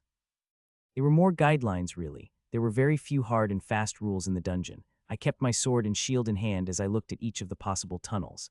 5 options this time. One led to another passage down, I could sense that. But the other 4 I had no idea. I picked one that was stone. I didn't like the look of the 2 vine-covered tunnels. The last one had a weird smell I didn't want to deal with. I trusted my gut or intuition. Sometimes that was the most important thing one could do. The first set of monsters I ran into were large snails that shot acid, a very annoying monster to face. I considered backtracking. While I could win, they would do too much damage to my equipment. The proper way to fight such monsters would have been magic, but I didn't have the skills for magic spells. If I wasn't going to stay down here for months, I would have fought them, but it was better to preserve my fighting ability. Before I departed, I considered if there was a way I could kill them without damaging my equipment. This felt like an important choice. Turning back was the safe decision, the smart decision. I could pick another tunnel easily enough since the dungeon rarely reset the last intersection a person had been at. However, I wanted to overcome this challenge. There were 5 snails about the size of a large dog slowly moving about a large bubbling pool of yellow liquid. Yellow and bubbly normally meant acid. Green and purple normally meant poison. Again, these were guidelines, not rules regarding monsters here in the dungeon. I pulled out an arrow from my pack and slowly began to etch into the stone floor fire runes. The arrow tip would be heavily worn out after this, and just carving runes wouldn't do anything, but I had a plan. If it didn't work, the snails were slow enough that I could leave them behind without an issue. After carving a bunch of runes, I got out the red monster cores I had collected. I began to grind them up using the pommel of my sword on the back of my shield. Once the cores had been turned to red dust, I carefully used a knife to sprinkle in the core dust into the very shallow fire runes. My danger sense began to grow, and I used my mana sense to bring them to the brink. 1 bit of mana and they would go off. I cleaned off my knife, sword pommel, and shield. Raw monster core dust was very bad for a person. Monsters and people emitted a small amount of mana. The snails were magical monsters, which meant they were releasing more mana than me, from what I could tell with my mana sense. It was a very precarious balance, and this was the kind of trap that would make Trap Master and Zoe yell at how terrible it was. There were many issues, like the monsters could avoid it. The monsters could spit acid and activate it ahead of time, but I had a good feeling about this plan. I got my bow out and shot an arrow at one of the snails. It sank into their mucus, drawing a small wound, but not much. Snail and slime monsters were really resistant to physical attacks. I backed into the tunnel as all 5 monsters came after me. I made sure to stay far away. While I wasn't entirely sure they would spit acid, they had a greater concentration of mana around their mouths. With their coloration and pool, it was a safe assumption to make. Monsters in the 2ND layer were quite mindless, and they all rushed towards me, and towards the incredibly shoddy runic trap I had made. Of the 5 runes, only 3 went off, but that was enough. I had set them up in a U shape to try and trap all the snails at once. Fire exploded outwards from the runes around the snails. They spat acid and kept rushing at me through the flames, but I was too far away and they were too slow. The fire burnt off their mucus and then their flesh. While the flames only lasted for around 10 seconds, that was more than enough to kill or heavily damage the monsters. I shot arrows at the ones still alive, killing them from a distance to be safe. I had done it. Lord Darren, husband of Supreme Warlady Elena. Here I said and placed the container in front of my wife, my only wife. My first wife had divorced me when I had been stripped of my title. She wouldn't be making it home. There would be some unexpected bandits. I did not take betrayal lightly, and it was time to sweep the board clean of unsightly individuals. Elena opened the container and looked inside. I thought you would have killed yourself. With how weak you are, she replied. She was teasing me in her own unique way. Despite her lack of social skills, reading Elena was always a challenge with her stats and other skills. Then you would have killed him anyways and made a mess. It was better that I do it, I replied, and she nodded. That is what I like about you. You might seem soft, but you have a spine of steel, rather than the other way around. Your title and other children. That was more concern than I expected, but she was probably checking to see if loose ends were tied up. Timothy was executed, as you know. Using the invitation I had sent for the wedding to sneak an assassin in, I replied heavily. It was sad to lose a child, but I was more upset about the wasted time and investment. Useless, completely and utterly useless trash. And my father is in the container. Derek has taken up the title of Duke. I have been banished from Terrander for inciting trouble and stripped of the title of Duke. I am a landless lord now, I replied with a smile. Now that I had been banished but not killed, everything was falling into place. Elena didn't know I wanted this and was the real mastermind behind everything. With my father now dead and loose ends tied up, it was finally time to enact the plan I had dreamed of since I was very young. The last time I had made too many mistakes. The midget might be a metaphor, but it was a good one. Looking at Elena, she really was the perfect wife for someone like me. Out of all the women I had over the years, she was by far the best and hardest to manage. Even with my Tier 5 social skill, she still resisted in her own way. At least she had fulfilled her part of the bargain long ago after her son was born. I did not have the skills to level easily. Being level 100 was important for what I had planned, one step leading into countless others. The Eldarin Empire failed for many reasons, the most important one being darkness at its core. But it was time for it to be reborn. It had taken far too much planning to reach such a position with the levels and stats I had, and this could only be considered the first step. Still, the first step was always the hardest of any endeavor. A shame that your father schemed against me and my son. Our son, she corrected herself. Apparently, I was forgiven for handling the issue on my own without requiring her help, which was what I had expected of her. It was only our marriage that saved me from retaliation from the king's court, also precisely within my plans. My other son might have married the princess, but my father represented a large faction of nobility and had used my estranged son as a pawn to try and incite Alina to wrath. It was utter foolishness, but that was what they had schemed after I incited them to do so. The power of a few carefully chosen words was far better than any combat skill. Now my son had been blamed and executed, and I had killed my father so Alina wouldn't have to. But the most important thing was my banishment without any other penalties or oaths. I was free without any suspicion upon myself. So where is Justin? Is he okay? I asked. We were in the city of Monolith, not far from the 5-star Institute of Healing. I needed to express care for him to target Alina. It was a small, weak point in this woman just like her family, but an important one. I also liked Justin more than my other children I had over the years.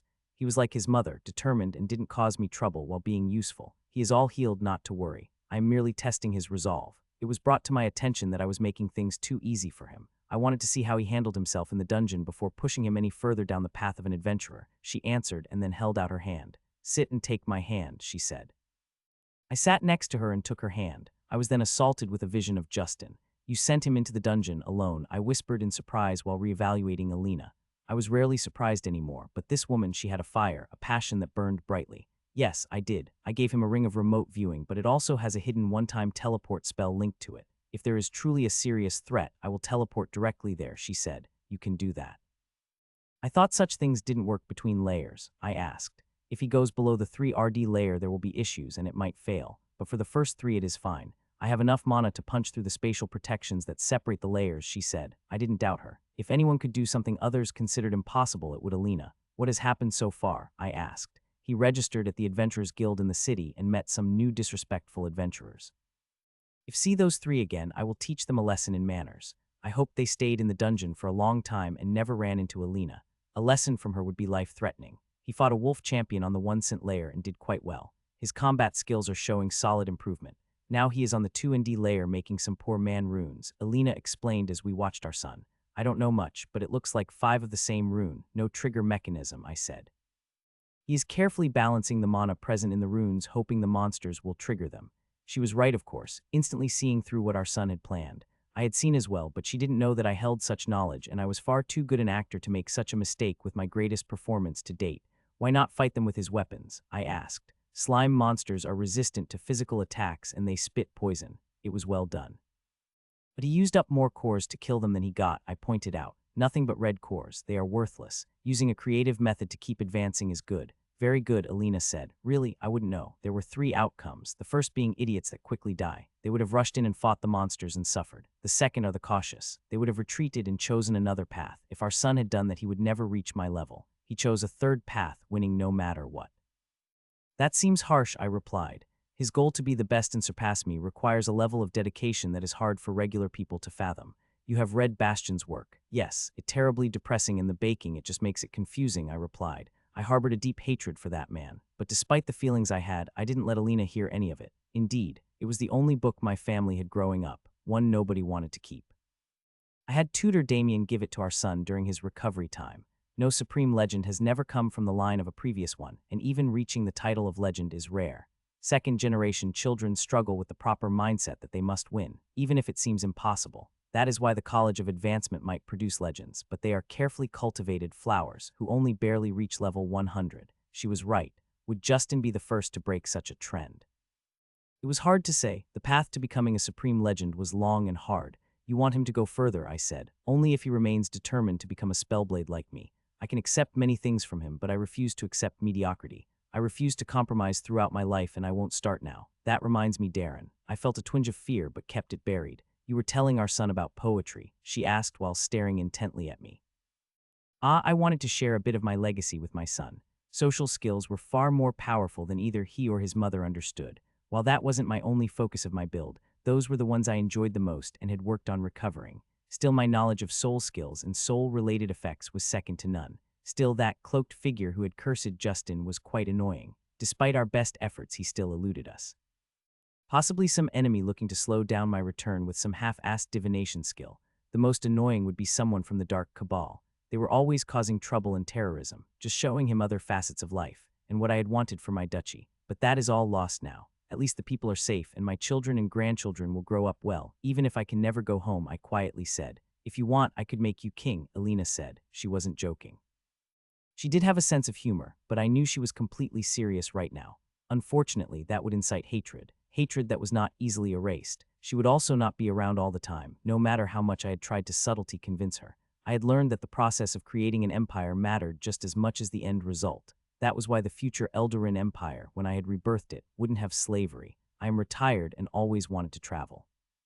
I did take a decent chunk of my wealth with me to live comfortably, but I am destitute compared to previously. No elite guards for me anymore, I said. Is that love? I asked in a slightly teasing tone. No, you were the best option as a father, and you can teach important social skills to our son. Even drama if you wish, she said. What really? I asked, another surprising concession. Did she understand how high my social skills truly were? None of your other children wanted to learn such skills. Perhaps Justin will have a hidden talent. Instead of a spellblade like me, he could become a bard, recite poetry and kill monsters with puns. Now there was her dry wit she rarely shared with others. I wasn't worried that she had latched onto my ultimate skill since I had started that rumor to begin with about people with social skills and bards. It would be punny. No, why did the hero bring a ladder to fight the giant, to take it to the next level? Alina's mouth twitched slightly and I considered it a win. I didn't push any further. The real trick was making everything seem natural. You going to watch him all 3 months? I asked. Yes, he is not strong enough to go unsupervised. When will he be strong enough? I asked. When he can spar with me as an equal. That was not going to happen for a long time, or I could teach him the dreaded art of puns. That was my favorite tier 6 skill. Unfortunately, no one survived such a thing, and I yet to recover it, punjitsu. A delightful combination of puns and soul magic. If I had to guess, one of her family members had liked puns. The memory of her family made her weak to them, or I was just that good. But even with my talent, I knew her reaction was truly natural. I could imagine selling this information to an information broker who would pass it on to some assassins. Training in the art of puns to take down Supreme Warlady Alina. It would almost be funny if she wouldn't be upset with me for sharing private information about her. Still, I could only imagine assassins rushing at her shouting puns to mentally distract her to create an opening. A shame that no one remembered such an amazing skill, since everyone who had heard it had died horribly. You are thinking something stupid. Either pay attention to our son or go do something else, Alina said. Sorry. The fight was exciting, but this must be incredibly boring for you. It is for me, I replied. We both had killed far too much to be interested in such boring fights. It is, but I can't take him into the dungeon myself. What, why? I asked. I knew the answer, but once again I couldn't reveal it. I scared it. What? I asked, confused. Monsters of the first 5 layers flee from my presence or don't appear at all, she said with a touch of frustration. The dungeon. The place that has been doing the same thing for millennia. It is scared of you, I asked incredulously. It had happened to me as well long ago. I considered it amusing more than anything else, proof of my power. It is rare for people of my level to wander about the top layers. We are always moving between them, never wandering about. But I wanted to explore a bit, to refresh myself on how weak the monsters were, and I made the discovery, she replied. You actually scared the dungeon. I know you hate the place, I said. Yes, it does give me hope that I might reach the source of evil one day and destroy it for all time. I didn't mention how it was a vital source of mana cores or natural treasures. Also, for experience and leveling of skills. Alina didn't care about the wider societal impact if her quest was ever completed. She knew, but she didn't care. She wanted to avenge her family when a passage had broken to the surface and unleashed monsters upon her family. That one single moment had come to dominate her entire life and thinking, and now that she had reached over level 150, she was more set in her ways than ever. While she could bend slightly, she would never yield or change. That was the kind of determination that saw her become a supreme legend. But it was also what made her incredibly stubborn and single-minded about certain things. It was a shame, but nothing could change the core of personality, not even me. Oh, an ice biome. Ice spiders, I said. Spiders. It is always spiders. I dislike them. Very annoying to fight with all their limbs and other abilities. The dungeon loves them. I think they were rated quite high as one of the most common monster archetypes encountered by the College of Advancement. Studying, I asked with a slight grin. She was known for many things, but not book learning. I knew she could learn from books, but it was the light teasing I was allowed to get away with and allowed me to influence her. I keep up to date with their latest publications. While most of it is trash or just something old reviewed in a new way, they occasionally have some interesting pieces of information. The study on monster archetypes was interesting enough to catch my attention. Aralina, never change. You are both predictable and exciting, wrapped up in pure power and deadliness. Truly the perfect woman for someone like me. This was going to be a hard fight. The Minotaur had a large club in one hand and based on its appearance had a high strength stat. Its longer reach would make it a pain to fight. There were no traps or other monsters in the large chamber, but there were thick stone pillars with magical torches on their sides. The dungeon did have a sense for dramatics, adding in light like this for the champion's chamber. A bow would work best, and then switching to my sword. My shield would be useless. I needed to dodge, not block. I changed around my equipment and set my pack to the side at the entrance to the tunnel. Steadying my breathing, I took aim with my first arrow and fired. It sank into the monster's thick neck. It was twice as tall as me and seemed mostly made of muscle. It let out a roar and spun to face me, but I had already ducked behind a pillar. I used my sensory skills to track its movement while it spun about looking for me. I knocked another arrow and stepped out from behind the pillar. I fired a second arrow. This time it sank into the monster's rear right shoulder. It was already spinning towards me, and I managed to get off a third arrow which sank into its gut. Casting my bow aside, I drew my sword and raced forward. A shield would only slow me down for this fight. The Minotaur swung its club. Instead of backing away like I had with the troll, I had learned what to do in such a situation. I forced myself to slow down and juke to the side. The club missed me. I was ready to rush forward and took the opening that had just been made. I ran past the monster, cutting at its leg with a deep slash and kept moving. It roared again and spun around, but I had moved out of range and it had taken a heavy wound to its leg. It would heal in time, especially since it looked like the champion had a lot of vitality as a physical monster. It rushed towards me again, and this time it hesitated, swinging, trying to adjust to my dodge from last time. I didn't hesitate and kept running forward more quickly and juked to the monster's left while it tried to turn. I body-checked it, sending it stumbling while leaving another heavy gash along its side. RAWR. It madly rushed after me and I kept running for one of the pillars, an immense sense of danger coming from right behind me. Just before I would run into the pillar, I stepped to the right in a feint and then dove left. The monster tried to adjust, but was too late and slammed head first, or horn first in this case, into the stone pillar. I quickly came back up to my feet and rushed in, delivering several slashes. While a stab might have done more damage, the risk of my blade getting trapped in its body was too great. The Minotaur freed its horns from the stone pillar and took a couple steps towards me. It then fell on the ground. I stabbed it in the head to make sure it was dead and let out a sigh of relief. I had beaten a champion of the 2D layer. I made sure to keep my breathing under control even while I smiled. I had beaten a level 20 monster with around 400 stat points. I also knew this was my limit. I would go down to the 3D layer of the dungeon, but I wouldn't be facing another champion monster there. While I had won, the dodges had been far too close for comfort. There was no room for error. My shoulder was also sore from the body check I had done on the monster. Already my healing points had dropped by a quarter from such a minor bruising. It would be nice if I could regulate them better, but I didn't have the skill for that. They would kick in immediately regardless of the injury. A sore shoulder wasn't the worst, but healing it wouldn't keep my combat ability at its peak. Fighting by myself was a lot different than the time I had come into the dungeon with Squire Jessica. Back then, it had almost seemed like a game. Methodically picking the best way to deal with each monster. But it was fake, there was no real risk. This was real. While my mother was watching me, I had no doubt about that. There was no way to teleport between layers in the dungeon. She could be hanging back at a distance where my sensory skills wouldn't reach, but I had backtracked a couple of times and the tunnels and chambers had changed. So it didn't appear that she was following me, and I was down here by myself.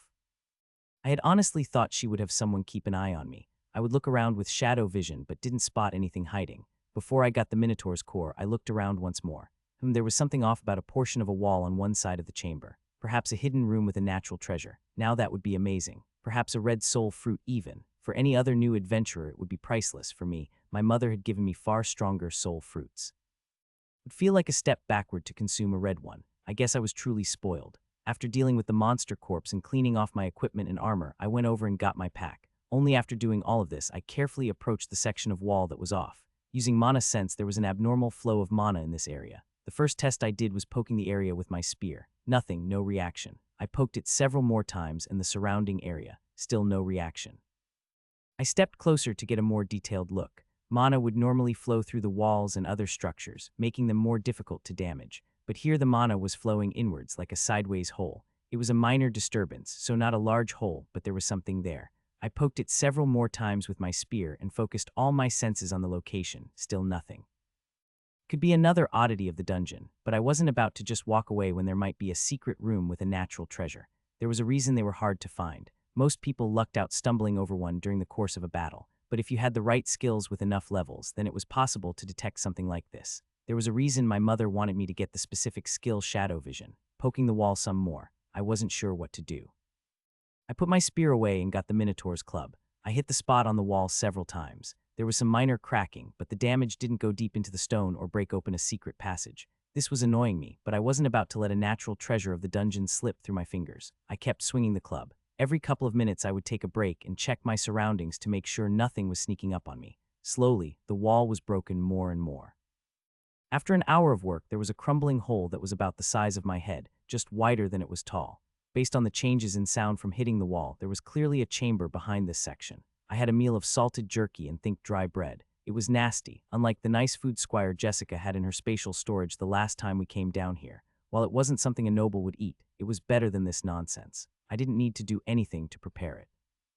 Cooking was going to be something I learned for sure. While I didn't mind pushing myself, there was no reason to be miserable the rest of the time.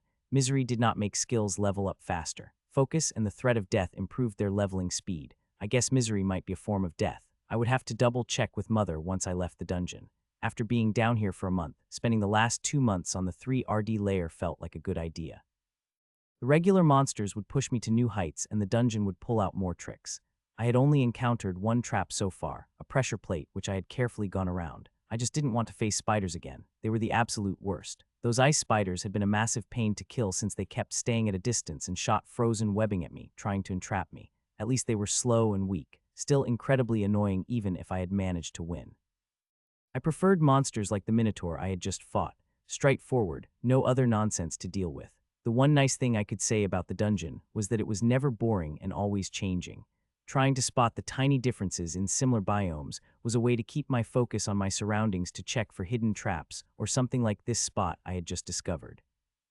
Once I was done eating my cold, sad meal, I got back up and began swinging the oversized club several more times, slowly breaking down the wall.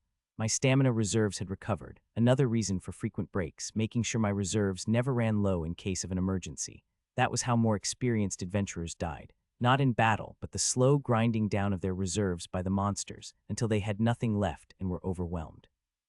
That was why it was important to always keep an eye on them. My skill system sense helped with that, letting me more easily feel what my reserves were at. The constant checking of just my reserves had unlocked that skill previously. Now it was something I was constantly working on, just like my breathing. Finding a natural treasure of the dungeon wasn't easy. People were more likely to find other people or lost gear than natural treasures. I had already come across a couple of packs and corpses. The adventurers' plates were put away in my pack to return to the Adventurers Guild so they could be marked down as dead. The fact that my mother had found 2 green soul fruits and hadn't used them herself was incredibly impressive. I would have to ask her how she had done it. Perhaps there was a treasure sense skill. If there was and she had it, that would be incredibly powerful. Or perhaps some upgraded version of depth sense, or it was shadow vision. She had specifically got me this skill.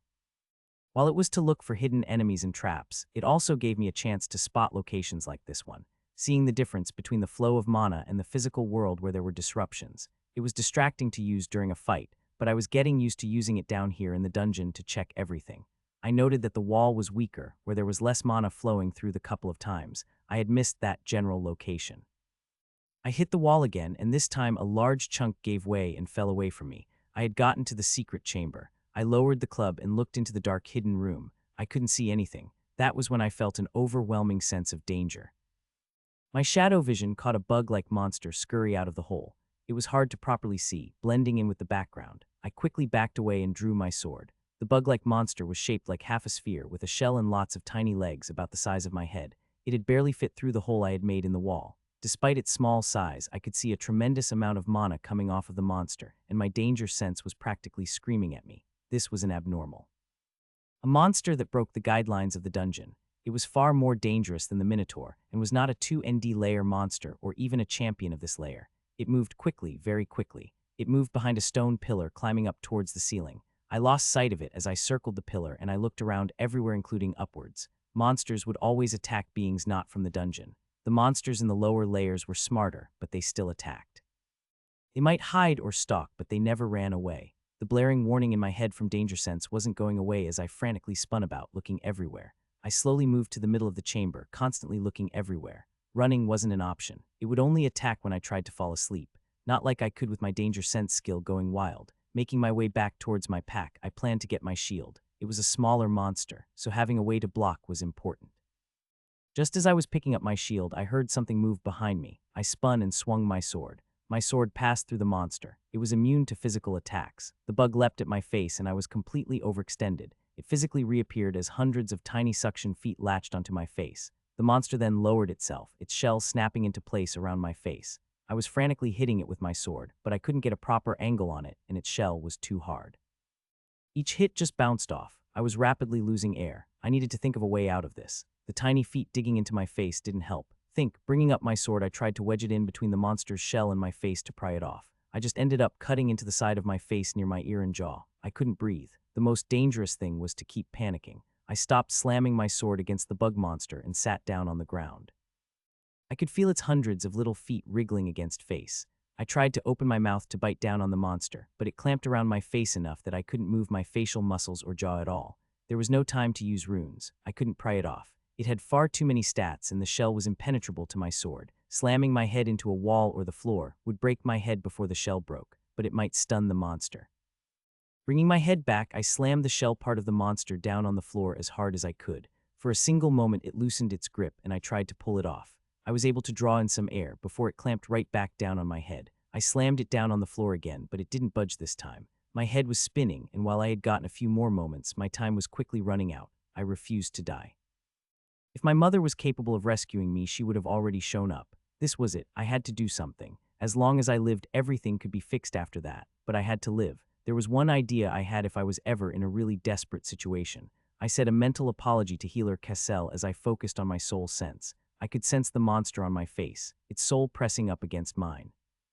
Focusing on my soul and the monster's soul, I brought my hand back and then slapped the monster's shell with my soul extruding slightly from my hand. This hurt an immense amount, like pulling out a tooth with my bare hands. Everything was screaming at me not to do this, but I refused to die. As my physical hand struck the shell of the monster, my soul pushed into the soul of the monsters. They didn't merge or combine, but my soul forced the monster's soul away from its shell. The monster froze as I felt its soul ripple as it rebounded. My soul was already chaotic after everything I had been through, so I barely felt the side of the effects of what I did. I struck again and again, the oscillations in its soul grew. Just as I thought as I would pass out from the pain or the lack of air, the monster went completely limp and fell off my face. I sucked in a deep breath of air. Looking around, I saw my sword. I quickly picked it up. I then stabbed into the bug monster that was laying on the ground with its shell facing downwards and its tiny little feet exposed. My blade only went in a few inches. Die! I screamed in rage and pushed down with all my might. The sword slowly sank into the monster. It began to squirm. I kept pushing, pinning it to the floor. I wasn't about to give it a chance to recover. Even with it being upside down and pinned with my blade in its center, it still kept trying to flip and throw me off balance. Its strength stat was quite high, enough to contest me even in a disadvantageous position. Blood trickled down my face and onto the ground from where I had tried to pry the monster off and where its feet had dug into my flesh. That could be dealt with later. The first thing was that I had to win. Die, I shouted again. I was not going to be monster food in the dungeon. I was just in Burnstock, future legend. My story wouldn't end here. That was when I felt an overwhelming sense of danger coming from above. I brought my arm above my leapt forwards and to my right, letting go of my sword still in the bug. A second bug landed on my upraised arm and quickly began to crawl towards my face. I brought my left hand up and over my mouth just as the bug reached my face. The second bug clamped down on my face, but my hand allowed me to breathe and I knew what to do. I brought my right hand back and focused on soul, forcing it outwards. The pain was immense, but I wasn't going to stop. I was going to win. I swung and struck the second bug with my palm over and over, just like the first. After 6 hits, it finally fell off my face stunned. Looking around, I saw my sword on the ground and the first bug had disappeared, but there was a green blood trail. I kicked the second bug over towards my sword as I raced for it. The second bug skidded across the floor on its shell. I scooped up my sword and drove it down, putting all my weight behind it. You wanted to fight, then let's fight. I kept pushing down and moving around in a circle with my blade as a pivot point, digging into the underside of the bug monster. Bringing my blade up a bit, I then slammed I back down while leaping up slightly and pushing down.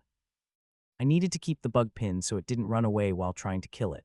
That meant increasing the damage by moving my sword while it was in its body. The monster didn't make a noise as it thrashed about. If it could, it was probably screaming in pain. I felt no sympathy. It had tried to kill me and was a monster. Nothing in the dungeon deserved any sympathy. I leaned to the side and pushed the bug across the floor on its shell into a stone pillar. I reached up and grabbed the magical torch on the pillar. Once it was disconnected, the flames began to quickly die, but they were still going, which was enough. While I kept one hand on the blade, I shoved the burning end of the magical torch onto the underside of the monster. The flames only lasted for half a minute before going out, but the monster was struggling less now, with several of its tiny legs burnt up. I cast the exhausted torch to the side and moved on to the next one. I used up 3 of the 8 troches on the various pillars throughout the chamber, slowly burning the monster to death. I made sure not to target the wound that my sword had created, so it would keep bleeding out. After the 3rd torch, I quickly brought my sword back out and then stabbed back down. The monster wasn't quick enough to flip over, so I would strike its shell. I struck again and again. The entire underside was a burnt green slurry by the time I was finished. "Now to find you, friend," I muttered and went back to the blood trail from the first monster. It had retreated to a corner of the room and was clearly trying to recover. Hiding from pursuit wasn't one of its strengths. I raced over and slapped the top of its shell with my hand, using my soul as a weapon. The pain was immense, but I was hoping to stun it. I slapped it 5 more times just to be sure it was disabled before grabbing its shell and tossing it back on the ground upside down.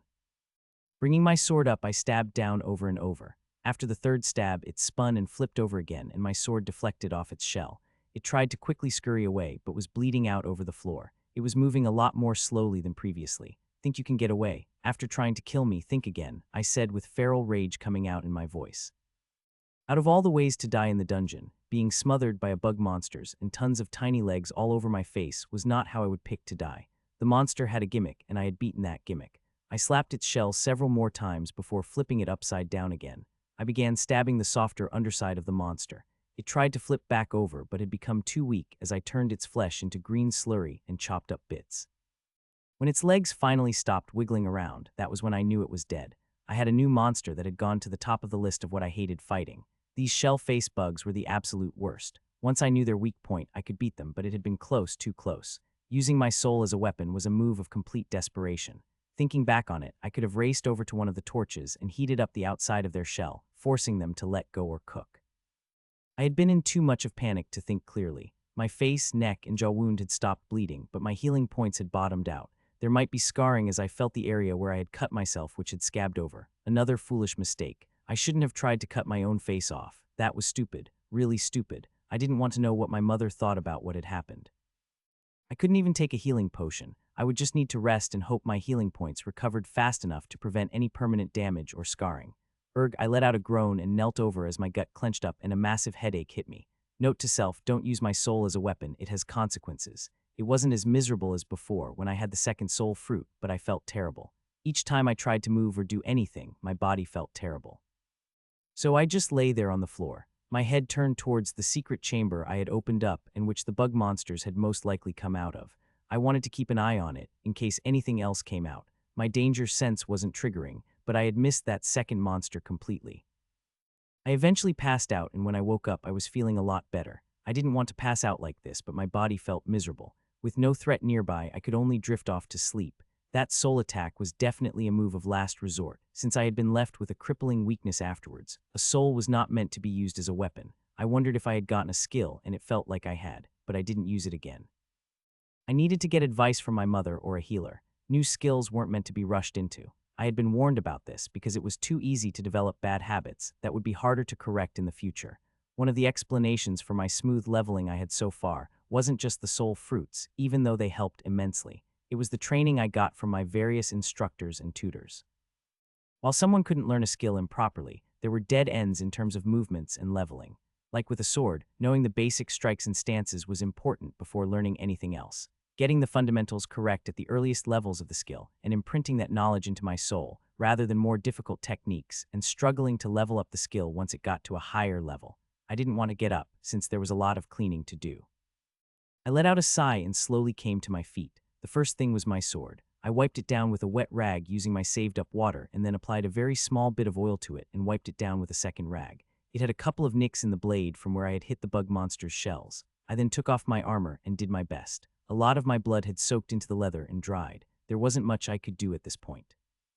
I then went to the 2 bug monsters and collected their cores. They were red and quite large, so not past level 50, but up there somewhere. Next, I checked my face and neck. The wounds had healed but still felt a bit tender. I would probably avoid any scarring. The physical damage wasn't that deep, only surface level. Healing points were consumed a lot more when injuries went into one's muscles or important body parts. I touched the scar from when I had almost been decapitated.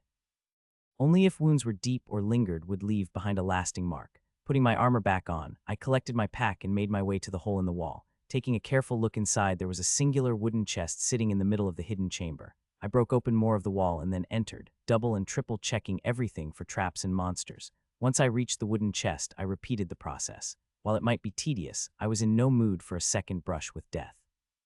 There were no traps or anything else near the chest. I stood to the side and used my spear to flip it open from a distance. Nothing jumped out at me. I approached and checked inside. Resting all alone at the bottom of the chest was a small metal ingot. People had tried bringing things out of the dungeon like weapons, but they broke down after the monster was killed. The Minotaur's club was already heavily cracked and falling apart. The same thing happened with material from the dungeon like the torches. Only natural treasures like soul fruit or this piece of metal could be brought out. The bug's shells would be breaking apart as well. The equipment was tied into the monsters by the dungeon when they were created. The only exception to useful items besides monster cores was either stuff other people had left behind, normally when they died, or a natural treasure like this. The only way a monster part could be taken away was if their core had fused with that part of their body. It wasn't rare, but it wasn't common either, especially in the higher layers of the dungeon. Such occurrences often occurred with more powerful cores. My tutors weren't sure why this occurred, but Damien had mentioned that the College of Advancement likely had a guess since they had guesses about everything else. They researched everything about the system and the dungeon, trying to unlock secrets using math and data. I didn't know enough about metal to know what kind of metal it was. I carefully collected it and put it at the bottom of my pack. Maybe a nice sword could be made from the stuff. Since I had found the material, my mother would have a hard time objecting. A basic steel blade that was only tier 1 was decent, but it struggled against stronger monsters that had defenses to protect them. With my looting done, I made my way to the passage down to the 3RD layer. The passage was more of a shaft with handholds jutting out of the stone that I had to carefully descend. Getting back up was going to be a huge pain, but I had confidence in myself. I was going to spend the next 2 months, probably a little bit less, clearing out monsters of the 3RD layer. I was going to come up early for a day's break before the deadline to check out the city some more and recover before having to deal with my mother. Knowing her, she would just send me back into the dungeon or do some more training. After the last fight, I wanted a small break from this hell and to look about a city on my own. Before I had always been accompanied by someone. Now was my chance to see things for myself. And some chocolate, my secret weakness, sweets. If Bastion took baking to the next level, perhaps I could take sweets to the next level, but I liked eating them and didn't care for how they were made. Well, I was going to try out the sweets in Monolith. My mother had given me several silver coins in my pack, so I wouldn't be short of money. That shiny metal should be worth a lot. I had seen platinum before and it wasn't platinum. Even then I wouldn't sell it. Natural treasures were meant to be used, unless one was retiring or giving them to a close friend or family member. The fact that my mother had given me, not 1, but 2 green soul fruits was not something done lightly. I could understand why she would want to make sure I could handle the pressure of the dungeon before giving me more resources. While the fight wasn't the best, I had won and lived to fight another day. That was all that mattered. Reaching the 3RD layer, I looked around and smiled. Another 2 months of being down here, but I could do it. There were 4 tunnels this time. None of them lead towards the passage to the next layer down. Looking around, each tunnel was wildly different. One had roots and glowing crystals. Another had trickles of water running down stone and disappearing into cracks on the floor. The third had a stiff breeze blowing out of it. The fourth had a sand floor and intricate stone walls that almost looked like runes but wasn't, since there was no gathering of mana in the random lines. The dungeon became more complex, with increasingly varied environments the more one descended the layers. The best option was the one with a stiff breeze in my opinion. It was the least likely to have any really weird environmental effects in the next chamber. Plant life was a bad choice, without fire magic. The glowing crystals were also concerning. I didn't want to face a golem or something with magic. I wanted to face physical creatures if possible. The water one had a similar problem. A large water-filled cavern would be a massive headache to fight in. I didn't fancy facing any water-based monsters. The sand one seemed less concerning, but it was the perfect tunnel for traps or hidden monsters under the sand. I preferred to see my enemies approaching if possible rather than depending on sensory skills. This wouldn't always be possible, of course, but I wasn't going to pick monster fights I didn't like if I could help it. If I did get a bad draw, I would try and figure out a way to win, but backtracking if it was impossible to win was an option. After my previous fights, I felt a lot less pressure to prove myself, even if my mother was watching. I had reached the 3RD layer, defeated abnormals, and found a natural treasure. The only thing left was to keep up a high rate of progress each day here in the 3RD layer. That meant an average of 12 caravans a day if possible. As I made my way down the chosen tunnel, I barely avoided stepping on a pressure plate on the floor. I had constantly been scanning and expecting something like this. I took my time to carefully inspect the trap and all possible triggers. It seemed to unleash something from holes. Probably some corrosive mist to be pushed by the wind coming through the tunnel, melting adventurers. Blindly triggering it would have led to issues as well. If you weren't fast enough, the corrosive mist would flow through the tunnel using the wind. That was why trap detection was better than randomly activating traps. And a trap could trigger the activation mechanism of other traps, leading to secondary effects. Something I had a lot of experience with when learning from Trap Master and Zoe. I also checked for better hidden traps. That was a horrible technique, but Trap Master and Zoe had told me the dungeon did it occasionally. Have an obvious trap and then place a better hidden trap behind the first, luring adventurers into a false sense of security. While it was unlikely this high up, I preferred being extra careful with traps. Unlike a monster, I couldn't just stab them to death. There was only the one trap and I moved around it very carefully. I made a strong mental note of its location if I had to rush back down the tunnel. I then continued forward to the next caravan. Looking up, there were 10 great big crow-like birds that were the size of horses. Flying monsters, of course. They were perched on outcroppings around the chamber. This was going to be a tough fight. I got my spear and bow ready. Each of these monsters was around level 15. That was higher than a champion of the 1 cent layer, but less than a champion of the 2ND layer. It would be a difficult fight, but I felt confident as I began firing arrows. They didn't kill the monsters, but wounded them enough to make attacking more difficult. Flying monsters tended to have higher agility, but their flight ability was easily disrupted once wounded. The spear would keep them back if they tried to rush my position. If necessary, I could run into the chamber and use my sword and shield, but I preferred whittling down their numbers first. My goal was to get them down to 5 before being forced to change weapons. The giant crows were fast, but they hesitated when flying at the entrance to the tunnel, allowing me to easily poke them with the spear. If they landed, they were slow and didn't have any kind of ranged attack. While they were physically tough, I could win this fight. Another 50 days of this at the very least before I tried finding my way back. Just another 599 fights to go after this one. I couldn't help but grin. I was curious what the dungeon would come up with next. I looked at the vine trellis that was the passage back up to the 2ND layer. Plants, I muttered. I had some experience with plants from my time with Squire Jessica, and they were a massive headache. I preferred to avoid them if possible. It was just that finding this passage up had taken far too long. Even with my depth sense, it was much easier feeling out the next passage down, rather than the passage up, and they could be next to each other or far apart. They just couldn't be in the same chamber, that was it. I had spent 6 days trying to find this exit. The deeper one went, the harder it was to find the passage back up, and then one had to actually climb up in most cases. At least it wasn't just a hole I couldn't get out of. The lower layers were completely unfair in this regard. The real challenge would be the champion monster waiting above me. I would be directly entering a fight without scouting out the situation first. I could look for another passage back up the layers, but that was just putting off the problem. It was also how many adventurers died. They got overconfident and went too deep. The last 2 months of fighting had made me much stronger. I could feel my skills were much higher than previously. I made sure everything was secure and I knew where all my equipment was. I began climbing quickly. The champion monster at the top would act quickly. You couldn't just stay in the passage. It would attack you there. And hanging from some vines was not where I wanted to be when I fought a champion monster of the 2ND layer. I quickly climbed over the top, scanning the chamber. My danger sense didn't trigger, and I noted a team of 3 adventurers fighting some giant vine growth. While it might seem like luck, running into another team in a passage chamber wasn't surprising. While the dungeon was supposedly infinite and ever-changing, they were good choke points. Also, the dungeon liked to connect places that already existed between layers, rather than making some place new. It was a small, subtle thing, but it just meant that encounters in rooms like this with passages were more likely. In addition, I didn't have to fight the champion monster, which was nice. I moved to the opposite side of the room and waited as they slowly hacked away at the entangled roots, sap spilling out onto the floor and their weapons. That was going to be a nightmare to clean off. Another reason to avoid plant monsters. Even after killing them, you wanted to kill them a second time because sticky sap was 100 times worse than blood or entrails. They finally won and looked in my direction. Piece for piece, fist for fist, I called out the standard friendly greeting between adventurers in the dungeon. Piece for piece, fist for fist, one of them called back and the tension left the air. I walked over. You came from the 3RD layer, a young man asked me. Yes. You heading down? I asked. Yes, he replied. I came from the passage with gravel. Is the passage back up close by? I asked. No, we have been adventuring for over a week on this layer, he replied. That was unfortunate and fortunate at the same time. The the location of the dungeon shifted so it could get confusing. Normally, you came back up in the general area where you took a passage down from the surface.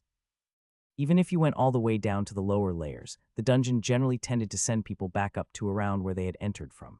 The exception being if you ran into another passage to the surface and team. If I took their passage, then my exit point could shift very rapidly. Traveling through the dungeon was possible to another location on the surface, but not easy or simple. You had to find other people, and their passage had to still be nearby.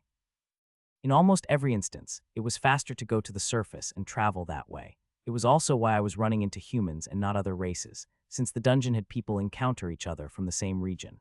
There weren't clear boundaries in the dungeon, but you were more likely to meet someone who had entered the dungeon from the same city as you than someone from another city or nation.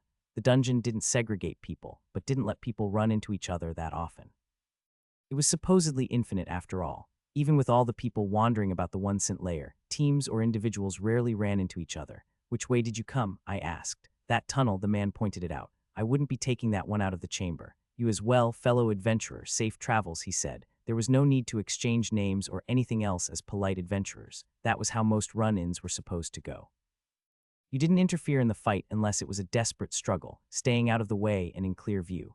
You said hi, chatted about the direction you both had come from, and then both groups would say goodbye. Anything else would just invite suspicion. There was no law enforcement in the dungeon, only the law the adventurers down here made. While there were some bad people, the risk of running into a high-level person traveling through the layers was not zero.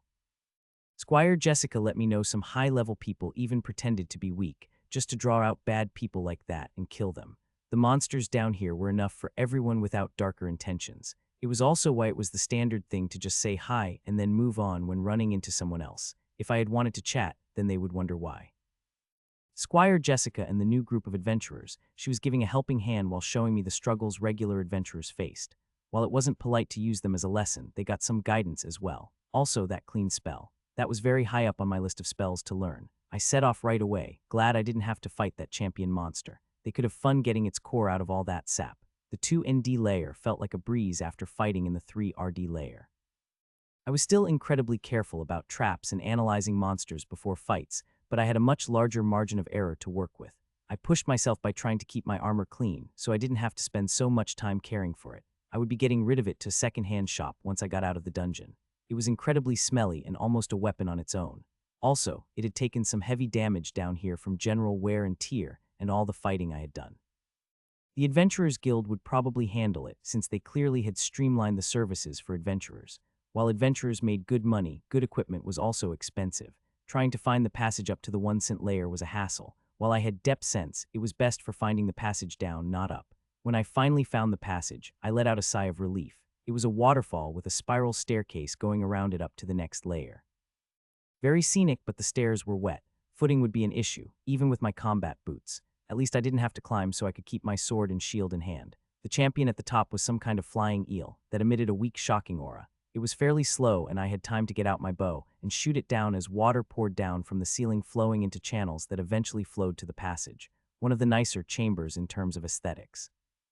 I got the monster core and continued on my way, trying to find a passage back up. I wasn't sure if I would take one that didn't lead to Monolith. I knew of the various human nations and major cities. It was why there was an Adventurers Guild. People could pop up in different locations from the dungeon, and it helped handle such issues.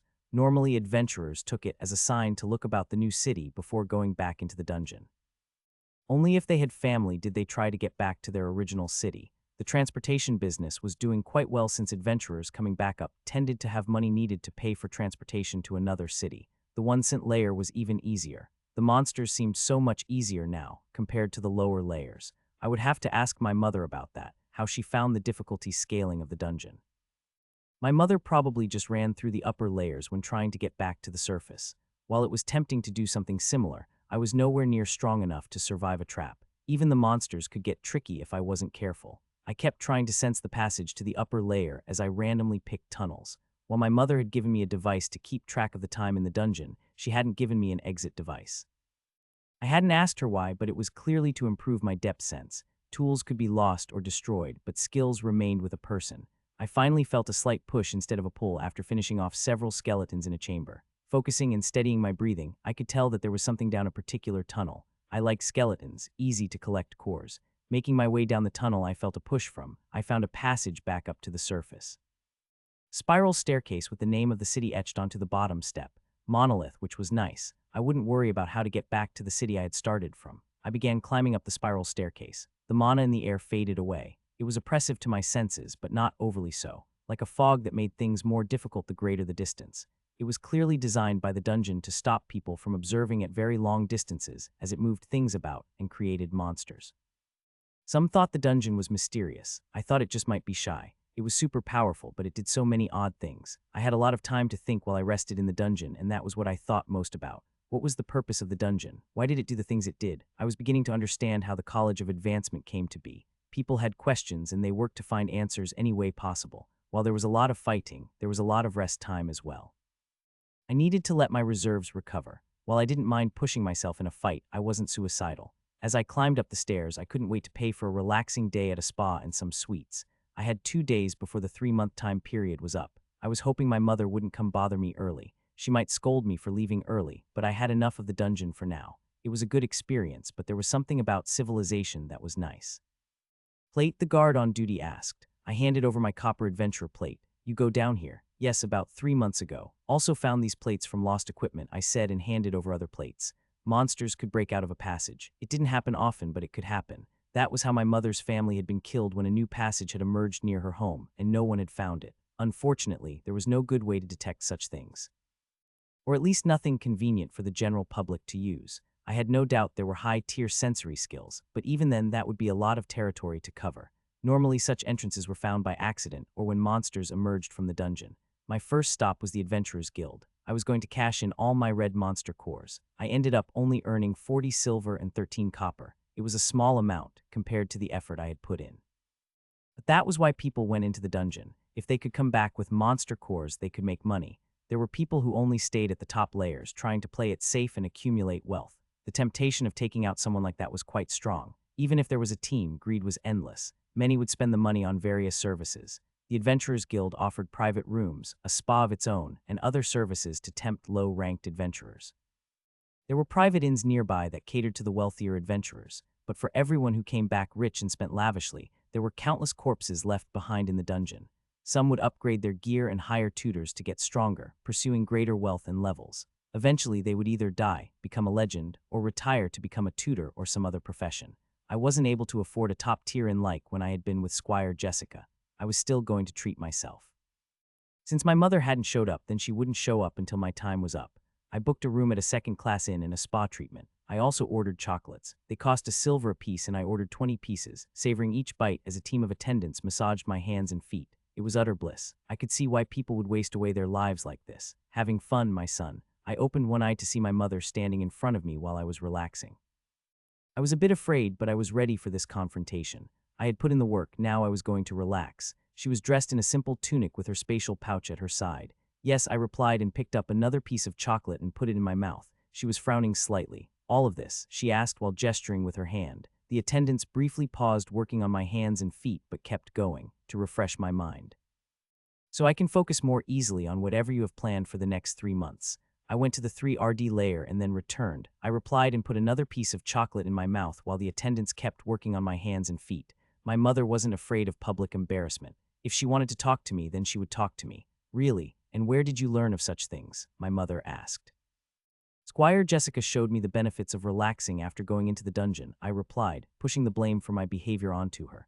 My mother clearly knew this and just stared at me. Also, I don't mind pushing myself, but I need time to relax and decompress. That was nothing, yet you are acting like you braved the journey to the last bastion, my mother said. So I should stay down there longer and keep fighting, I asked. Yes, she replied, using every moment to push further.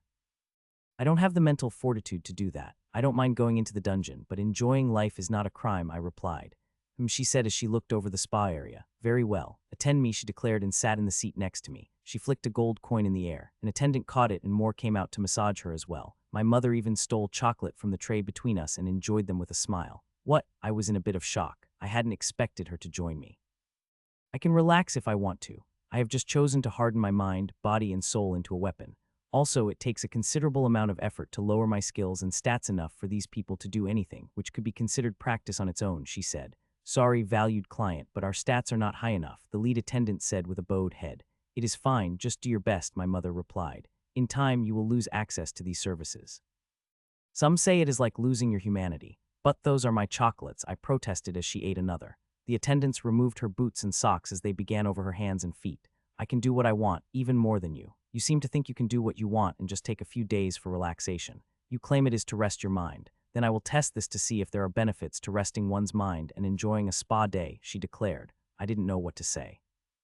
I had thought she would yell at me or something, or just not show up and pretend like it never happened. I am not afraid of anything, even relaxation. You say you want to surpass me, then you need to work harder than me. Fighting in the dungeon should be relaxation. Training to improve your skills once you return should be a wholesome vacation. Instead, you focus on shoring up your weak mentality and softness, she said. Everyone else was dead silent as we had our conversation. Is it so wrong? I asked. No, it isn't, but to reach the heights I have, your brushes with death are nothing. You think that it is something unique or special about what you have accomplished. No, I said quietly. The spa and chocolates didn't seem so great anymore. You did very well, but you lacked the drive necessary for greatness. But perhaps the soft approach is better. I am not afraid of being wrong or being shown a better way. Weakness of one's understanding of the world is something everyone should strive to correct, she declared. Then what should I have done? I asked. Stayed down there to keep fighting, finding food wherever you can and purchasing it off other adventurers. You should have looked for a champion you could have defeated and then gone down another layer. The fights would be grueling on the 4th layer, but you would improve quicker, she said. The risk would have been too high, I countered. Perhaps, but that is the only way you will reach my heights, by constantly pushing yourself and taking risks. Otherwise, you won't improve quickly enough. You seem willing to go against my expectations by indulging in this spa day. Why not go against my expectations and push yourself? My mother asked. I made my own judgment as to the danger and my abilities. I didn't want to become trapped by killing easier monsters and then having no easy way back up, I said. A weak excuse when your mindset is weak. Greatness is seized, my son. It is not handed over. My expectations are the lowest possible requirement for success.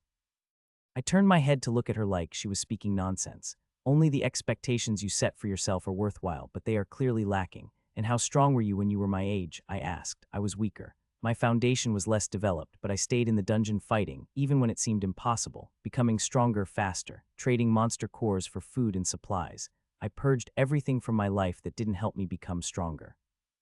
This spa, these chocolates, they are a mental trap for the weak-willed. It is civilization. I won't discard the opportunities you have given me, but I am not you. I don't have that life or death mindset of fighting in the dungeon like that. I don't mind fighting and enjoy it, but it isn't my entire life. At least you have a backbone to speak up to me. It seems the time down there did you some good after all. It is your life. I will not micromanage it unless you ask. But now is when things are easiest.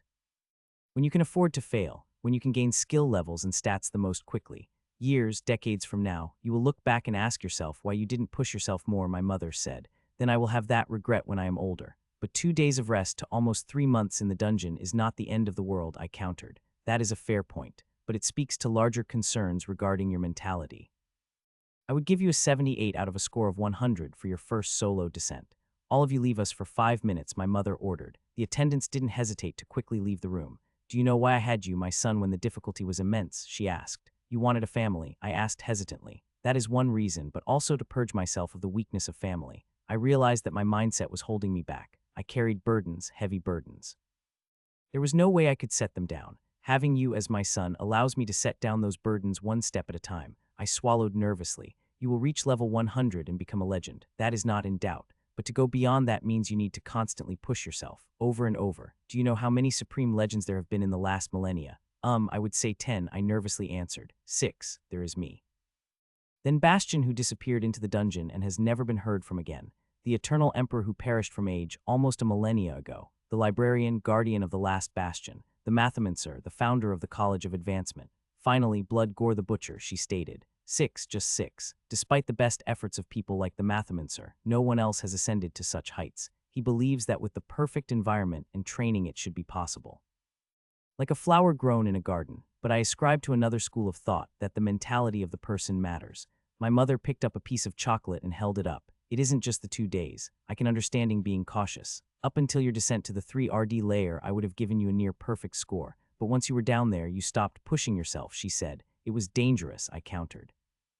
And to become a supreme legend requires risk-taking far more than that, my son. It is not a bad thing to want civilization and comforts, but know they come at a cost, weakening your long-term mental state. Instead of pushing just a bit further, you will turn back to rest and recover, she explained. But there is risk, I countered. The experience requirements increase exponentially to increase your overall level. I know you understand math. So you realize how brutal it is to climb up to my level. That is another reason for the bracelet you wear, to endure that hardship now and toughen you up. And don't bother, she said. What? I was about to get up and leave. We will enjoy the time here at this place. I find temptations like this are great for improving my will. You mentioned Squire Jessica taking you to such a place. That is one of her many failings. She was trained harshly as a child and craves experiences like this. She will never become a legend, my mother said. What, really? Can't people just keep fighting to get stronger down in the dungeon? I asked. For years, for decades, each level becomes harder and harder. Each champion monster becomes harder and harder. These mental weaknesses don't often show up on your status page, but they are insidious, slowing you down. Friends, relationships, and even memories of long-dead family members, my mother stated. Beauty, you have spoken fondly of your family, I said. I do and I am, but they are long dead. Raising you is helping me come to terms with that. I love you, and that love is replacing the love that consumed me for so long. In time you will grow up and become your own person. My love won't lessen, but I can temper it. I looked at my mother in a new light. Like a curtain had been pulled away, letting me see a glimpse of Alina, the woman who had become a supreme legend, letting nothing stand in her way. My mother called the attendants back in, and we enjoyed the spa day quietly together. She didn't say anything else, but the day felt ruined. Once it was over, she brought me to her suite at the top of the most expensive inn. She sent me to bed that night while I stewed in my own thoughts. Was I weak? Was it so wrong to relax a bit? The fights on the 3RD layer were hard enough. I didn't want to trap myself on the 4TH layer. It was just a standard safety concern. But to become a supreme legend, one needed to ignore such things. The next morning I woke up and there was a huge breakfast spread prepared, just like it had been back at the estate. A bit much when you preach austerity, I said. I picked this place because of the privacy, and if I stayed anywhere else it would cause a commotion. It is just a place to sleep, my mother said. I wasn't sure if I believed her. How does experience actually work? Since I have been wearing this, I have been blocked from earning experience, but it can't be that hard. Just kill more monsters. Foolish child of mine. She pulled out a piece of paper and wrote something at the top and then handed it to me across the breakfast table. XP to next level equal 101.1 L11 plus 0.5 L120. Solve that for L at 1, 50, 100, 150, and 200, my mother said. I did the math. The values came out to 100, 23,745, 4,353,421, 694,883,344, and 103,153,093,351, respectively. It took me around 10 minutes to work all the values out. While there was a decimal, I didn't work on calculating it out. That wasn't the point of this exercise. Every 20 levels, the experience requirement jumps up, and it keeps going up. Do the last portion of the equation with the floor function, I said. The amount of experience one gets isn't consistent for monsters, but suffice to say that monsters at the same level give very little experience. Even higher level monsters only give slightly more. That means fighting champion monsters regularly, ones that far exceed my stats and with unique skills down in the dungeon. The first levels really were easy. The experience requirement was so low compared to the later levels. People rush the early levels easily enough. This is why everyone can get the first 20 levels just with crafting experience, but why most people stall out around level 40, 60, 80, and 100. The increased experience requirements are just too difficult. Mother, I said seriously. I gave a lot of thought about what you said yesterday. Relaxing does reset my mood and mindset, allowing me to work harder. As you pointed out, this is a marathon, not a sprint. Without something to look forward to, I will struggle to keep going. And wasn't that the point of staying at level 1, to bring up my stats and skills more easily? You just won't make it with your current mindset. Tell me your status. I would bet you have a vice skill, she said.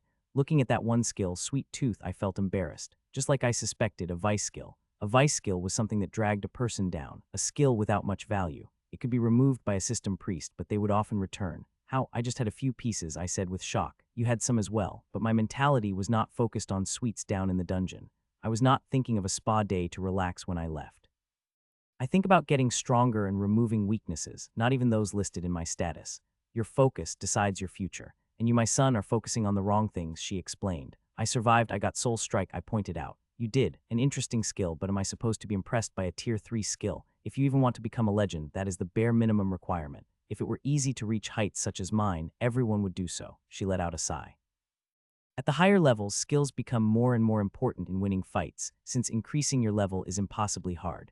That is why I have been having you focus on your foundation as much as possible. But without the proper mindset, you will struggle in the following years when things come slower and your progress isn't so grand, she declared. There are probably more soul fruits down there. I did find a natural treasure, I said petulantly. You did. Do you want a party? A celebration? The monsters you killed were simple. No advanced fighting tactics and weak skills. The deeper you go into the dungeon, the more you will experience despair as everything becomes harder, slower, and far more dangerous, she countered. But I am advancing faster than anyone else, I pointed out. But I was still doing well, I countered. No, you were not, my son. You have only seen the bottom of society. Perhaps that was my mistake. I wanted to instill a sense of humbleness and understanding in you. But it appears to have backfired and created an elitist mindset. When you are nowhere close to that level without my involvement, my mother said. I didn't know what to say to this. I felt miserable and wiped my eyes. I refused to cry in front of my mother. I didn't choose that, I pointed out, and she nodded. It was my choice. A shame I was not able to have more children to pit you against one another to create a sense of competition, my mother said. You would have your children fight each other. I asked in shock, to use as a measure of comparison. Your growth has been too much, too quickly. It has distorted the proper way to think. I will take things in hand myself going forward, my mother declared. What does that mean? I asked nervously. That I have failed as your mother. That I will now be taking a personal hand in your training going forward, she declared. What? But I thought it would be boring, I asked. It will be to a certain extent, but I have acquired the services of a healer. They will make sure you don't die. I will bring you both in the 6th layer of the dungeon. There you will fight and I will critique you and push you, just as I pushed myself when I was your age. I didn't have a healer then, but that will just allow you to keep going further than ever before, she declared. Perhaps, perhaps not. Some things will remain unknown. This last time in the dungeon, you only gained 428 skill levels. A year would be the perfect amount of time as well. You are 10.5 years old, almost old enough to qualify for the College of Advancement. I will give you a taste of real training, then you will go there and compete. Compete? I asked nervously. That isn't fair, I said, but I knew it was a weak argument. She just looked at me. Life isn't fair, I muttered. It isn't. It wasn't fair when my family was killed by monsters. It wasn't fair when the Eldarin Empire enslaved countless beings. You can either complain or become stronger. I don't tolerate complaining, my mother said. A year in the dungeon, I asked hesitantly. Yes, with personal training from me. If you aren't fighting, you will be working to improve your skills. That is easy to say when you have a spatial storage, I countered. You could have drawn the runes in the dirt over and over. You could work out math problems before you go to sleep. Even now I am constantly training my skills. Instead, you focus on sweets and spa days, my mother said with a slight sneer. She was clearly getting upset with me. I didn't say anything else as we finished breakfast in silence. My mother was being incredibly harsh, but it was hard to refute her. There was truth to her words. If I wanted to be the best, it wasn't enough just putting in the barest amount of effort. I had to go beyond that. It was hard, too hard, especially when down in the dungeon. I could have pushed myself more, but mentally I felt drained all the time. What now? I asked after finishing my breakfast. Servants cleared everything away. Now I will have a sword made from that metal you found. A master blacksmith has been arranged to craft a sword for you, she said, and I got excited about that. I also procured this for you to take if you want to. She set a wooden box on the table and opened it up. Inside, there was a glowing white crystal. I thought I wasn't supposed to take any more natural treasures or alchemical products, I asked nervously. That was just a suggestion. This is a mind crystal. It will help with training your mind stat moving forward, so having too many skills won't be an issue. There will be skills that I want you to get, and increasing that stat is important, my mother explained and pushed the wooden box over to me. Is it even safe? I asked. It is a natural treasure of the dungeon, not an alchemical product. I have consulted with a healer. There is no need to worry, she said, and I felt a sense of relief. After last time, I was a bit hesitant about using anything she gave me. What do I do? I asked. Simply hold it and your soul will naturally absorb it. I already checked with the healer I have recruited and it is fine, my mother said. While she might be harsh, I still trusted her. I picked up the mind crystal and my soul felt weird, like someone giving it a massage. I shuddered in place as my body convulsed slightly. Hold on to that for a day and it will be completely absorbed. You can rest the remainder of today and harden your mindset. Since tomorrow we will be going into the dungeon together, my mother declared. I hesitated for almost a minute. She didn't say anything, but I was sure she was mentally noting my hesitation.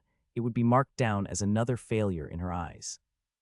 Welcome, Supreme Warlady Alina, the Master Blacksmith said while bowing deeply. Let us see your work, Master Blacksmith Verox, she declared. Of course, right here, he went over to a counter and pulled away a piece of cloth. A sword inside of sheath was resting on a wooden stand. My mother looked over it and then gestured to me to pick it up. I grabbed the gold inlaid sheath and hilt before freeing the sword. The dungeon metal was decent. Not the best, of course, probably from the upper layers, but it had a high degree of mana infusion. I would estimate some lesser variant of mithril. Placing it around the value platinum on the power table of metals, the master blacksmith explained. That's strong, I asked. Indeed, dungeon metal is quite rare, one of the rarest natural treasures. I kept the enchantment simple yet strong as requested. sharpness, Tier 2, durability, Tier 3, and the hardest of them all, self-repair, Tier 1. A solid Tier 2 blade, the tier grading system was common with adventurer equipment. Basic stuff was all Tier 1, which was rated up to red core monsters. Tier 2 was rated for up to orange. Tier 3 was rated up to yellow, which was rated up to level 99. That meant up to the 9th layer that I could safely use this weapon. The grading system was more of a guideline. My mother's blade was supposedly a Tier 5 weapon, rated up to champion monsters at the 24th layer, or level 249.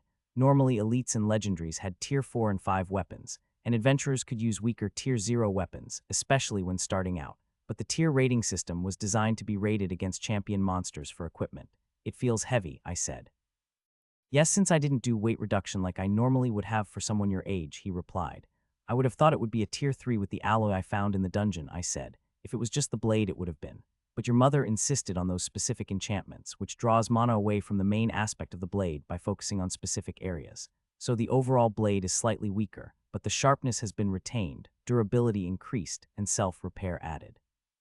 In exchange, the blade itself is weaker with less mana, Master Blacksmith Verox explained. You will adapt to its weight. The enchantments on it will serve you well. Having a strong primary weapon that requires little maintenance is important when you will be down in the dungeon for a long time, she said. I didn't even get to decide, but she was paying for everything. And how could I argue against her experience? For the self-repair, it uses ambient mana. The Supreme Warlady was kind enough to provide a blue monster core to form the nexus for the enchanting work. A bit overkill, but as long as the hilt is intact, the sword will eventually reform. It might not be my best work, but it is something I have placed my maker's mark upon, the Master Blacksmith declared. Normally, high-level craftspeople had apprentices do a lot of work, and no mark was placed, or a lesser mark was placed instead. To place his actual mark meant he stood by this work, and it greatly enhanced the value of such a weapon. Also, it didn't escape my notice that my mother was throwing every resource possible she had at me. She might say harsh words, but she did love me quite a bit. If anything, I would say she was emotionally stunted in many ways. She had spent her formative years fighting in the dungeon. That would skew anyone's thought process. No innate spells, I asked. No. But the weapon can handle channeled mana really well from skills. That is the kind of weapon you can wield with confidence for quite a while. Now it just needs a name, he said. You didn't name it, I asked while looking at the runic symbols etched into the blade. I thought I saw some familiar ones, but I wasn't sure. My knowledge regarding runes wasn't comprehensive enough. No, a weapon should always be named by its first wielder, he said. I looked at my mother. It is a personal thing. You can choose to share or not. I have never shared the name of my primary weapon, she declared. Ah, the legendary work of Grandmaster Forgeheart. If I may be incredibly rude, may I look at your blade, Supreme Warlady Alina? Master Smith Verox said. No, you may not. Its power shall only grace my hands, she declared. Ah, my apologies, he said. Every smith I talk to asks. It is no concern, she said. Why is it so special? I asked. A Tier 5 weapon, almost Tier 6. Grandmaster Forgeheart gave his very life to craft the blade, a man of immense skill and pure talent. Legendaries would beg him to provide even a glance on weapons they commissioned from his apprentices. But as his skill grew, he desired to break through and create a Tier 6 crafting skill, the dream of all us true craftsmen, he explained. The only known Tier 6 skills are combat skills, my mother said, and the Master Smith nodded at this. Indeed. But if anyone could break that barrier, it would have been Grandmaster Forgeheart. When a Supreme Legendary asked him to forge a simple blade that could withstand her immense power, nothing extra, he took up the commission. Using the most extravagant of materials and processes, top alchemists were commissioned to help refine the metal. For over a year, he worked tirelessly crafting the ultimate blade, one that could withstand anything, carrying his hopes and dreams. I listened closely while my mother didn't interrupt. Master Smith Verox seemed like he was recounting a divine revelation, but he realized the blade would not surpass the barrier of a Tier 5 blade, and his skills would not reach Tier 6. His apprentices swore these were his final words. Let all know that I lay down my life in the pursuit of even greater heights. He then plunged the almost finished blade into his chest, to quench it with his own blood and skills, killing him. They said he died with a smile on his face, and your mother pulled the blade from his charred corpse, Master Verox said. No one has dared to inspect the blade. Some say it is the only Tier 6 weapon in existence. That is why all smiths and craftspeople desire to inspect such a blessed weapon, the plainest of blades, with no ornamentation or other changes to its style. But forged as the ultimate sword, he finished while breathing heavily. I looked at my mother. Name your blade, she told me, cutting off any questions that I had. Did she really have the ultimate sword forged by a grandmaster putting his very life into the weapon, What would it be like to hold such a weapon? I looked at my blade, so simple my comparison. Beginner's blade, that is its name. This is but the start of my journey. A weightier name is not needed, I stated, and my mother nodded. I felt a slight shift in the mana around the weapon and my status. A good name, Master Smith Verzo declared. Now the armor and other gear, my mother said. They are nothing special and my apprentices did them and I checked their quality. Light armor, medium armor, shield, bow, spear, daggers, axe, and combat gloves. All tier 1 of the highest quality, he said and gestured to another counter. My mother nodded and collected all these items into her spatial storage. For a commission from you, I can smile for the rest of my days and brag to my peers, he said. We left from the shop as I followed next to my mother. We got in a magical carriage which immediately set off. So your blade, I asked. I will not speak of it. It is my most trusted companion. Your weapon is your life. Treat it well as you would close friend or family member and it shall care for you in turn, my mother declared. What next? I asked. We are going to see tutor Damien to collect your study material. He has been busy preparing a lesson plan for the next year while you are in the dungeon. I expect you to complete it within that time frame, she said, which meant she wanted me to complete it more quickly, since in her mind she was only setting the lowest possible bar for what was acceptable, which was completely unfair in my opinion, but there was no use in arguing with my mother. I had tried, and she had swiftly defeated me verbally. We reached another building, and tutor Damien was busy writing at a table surrounded by piles of books.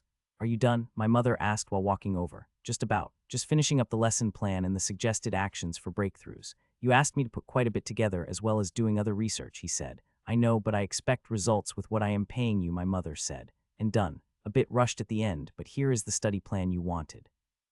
The sheets here are the research you wanted me to do as well, Damien said as my mother took the study plan that was a book in the sheets of paper. While she flipped through them, Damien looked at me. And how are you, Justin? He asked. I learned a lot in the dungeon and found a natural treasure that was turned into a sword, I said as I gestured at it on my hip. An impressive first solo descent. I am glad you are doing well. I did have some use with runes. I used a simple trap, carving fire runes into the ground and filling them with core dust. Managed to take out physically resistant monsters, I said, an inspired use. Your skills are improving at a rapid pace, he said. My mother must have told him my status. Innovative uses like that always give a lot of levels. Your time in the dungeon clearly was quite impressive. My mother cleared her throat. Oh, and I must apologize for misleading you before. The study I showed you looking at skill levels was primarily from the common population, not individuals who are more heavily tutored, he said. I thought there were higher multipliers. I asked. It didn't take into account places like the College of Advancement or outliers such as yourself, he said. My mother clearly wanted me to experience more pressure and was using Damien to try and correct what he told me earlier. It was so blatant that it was a bit ridiculous. We will be gone for quite a while. What will you be doing? I asked, changing the subject. Well, your mother is sending me to the College of Advancement with a letter of recommendation. With that, I will be able to get a coveted teaching assistant position, which could hopefully lead to a full professorship one day. I might even see you there in a year or so, he said. My mother plans to send me there. I have to take the top spot, I said, and Damien winced at that. That is very difficult. The competition is brutal. Even with your skills and stats, it will be a challenge, he said. Why, I'm gaining skill levels faster than other kids my age, I asked. Yes, but the true elites can compete against you. You have a chance unlike me with my poor background when I attended. But the mindset of that place is very different, he said with a shake of his head. Any rewards from being the top student? I asked. A single tutoring session with the Mathemancer. A supreme legend just like Supreme Warlady Alina, Damien said. A boring old man who thinks too much. You have done good work, tutor Damien, your letter of recommendation. And if you see the old man, give him this letter as well. She handed over 2 letters to Damien, who took them carefully. I will ensure I hand it to him personally, he replied. Come, my son, my mother said. Good luck, Juzen, Damien said. By tutor Damien, I waved goodbye and quickly hurried after my mother. What did you have him research? I asked. Skill combinations and progressions for you. It won't be easy or simple, but I believe we can get you other resistance skills. You will have to level them up on your own, but if you can reach immunity and then absorption, the chance to combine them into a tier 6 skill would be quite powerful, she declared. What? But resistances are really hard to level, I asked. So, work harder, do better. If you want to be the best, then seize the opportunity I am giving you, my son, Supreme Warlady Elena declared imperiously. Have you procured the necessary supplies, Healer Melon? My mother asked the middle-aged man who was completely bald. His head glinted in the light of the courtyard. He was standing in with a lot of crates. His head looked like a shiny egg. I have, Supreme Warlady, but you expect me to be using my skills constantly, he asked. Yes, the training will be relentless. I need to see to some final preparations. Son, you get into your armor. We will depart into the dungeon this afternoon, my mother declared. I barely started to nod and give an affirmative before she turned away and left. My armor was still the same damaged piece of armor I had when I first went into the dungeon. It had been repaired and cleaned up, but it was still heavily worn down. "So you are the healer she recruited, Justin Burnstock?" I asked and greeted the healer. "Yes, Healer Mellon of the 5-Star Institute of Healing." "I have read up on your medical history. May I have permission to inspect your health?" he asked. "Yes," I said. If my mother left me with him, then she trusted the man. He placed his hand on my head. "Health analyze. Well, you are in excellent condition, even a bit too good, some might say. As for your soul, I am no expert like Healer Cassell, so please don't damage it." "What are you good at?" I asked. "If I may ask, how much did she power level you?" "From level 20 to level 60 in just 3 months. Now I am trying to have all my skills catch up with my level. That will take a long time. I know it won't be easy work, but she promised me I would be safe." "And I am not about to doubt the Supreme Warlady at her word," the healer explained. "How much would something like that normally cost?" I asked. "Lots of platinum. Unless you are a noble, it is hard to afford power leveling past level 40, since you need at least a legend to help you, and the results can vary depending on the amount of risk. I come from a more humble background, so I leapt at the opportunity. Not that good at fighting, unfortunately, so level 60 is probably as far as I will ever go," he explained. "What kind of supplies have you been stocking up on?" I asked. "Potions. Lots and lots of potions. Also other medical equipment. Going to have to run a lot of alchemical toxicity screenings as well," he replied. "What, really?" I asked. Yes, your mother wants to ensure you get the best care and has consulted me quite a bit on anything medical related. Potions are a concern with your past levels of alchemical toxicity," he explained. His shiny head was distracting me. "Ah yes, I am bald. Can it be healed?" I asked. Baldness wasn't that common, a condition from stress. Standard healing uses the soul as a blueprint to fix the physical body. That is why treatment early on is needed, but treating long-term issues or issues people were born with are much trickier. It is easier to attach a limb that has been cut off seconds ago than to fix a small scar from a month ago. My baldness, well, it occurred over a long period of time, and I wasn't about to waste my mana healing myself when I could learn more by helping others. Plus, it makes me unique. You won't forget me now, he said. I definitely wouldn't. Any low-tier skills to learn healing? I asked. Mana sense is a good starting point. I know I am here to ensure you don't die while getting resistances. Your mother believes that is something important to work on, he said. That is going to be hard, I asked. Very. I doubt we will make much progress. Just getting resistant skills is incredibly difficult. Also, don't count on them. They can be overwhelmed and the more powerful monsters have crazier esoteric attacks, Healer Mellon said. I have heard the warnings. I am surprised my mother wants me to work on such a defensive skill selection, I replied. It will help your survivability a lot. Even a couple levels in a resistance skill can make a big difference, he said. I do have healing resistance, you know, right? I asked. I have seen that in your medical record. It is concerning, but I am skilled enough to work around such an issue. Also, healing can be used for very deadly attacks. Since the body and soul don't resist such skills normally, they tend to bypass most defenses, he explained. How would you heal someone to hurt them? I asked, confused. Cancerous growths. By focusing too much healing magic in a specific area, the body can create a tumor which can kill a target. It isn't quick or simple, but it is one way that healers such as myself can fight in the dungeon while improving our skills, he explained. Then there are undead-type monsters like skeletons, which are highly vulnerable to such magic, instantly killing them, at least on the upper layers of the dungeon. Well, my life will be in your hands, Healer Mellon, I said with a head bow.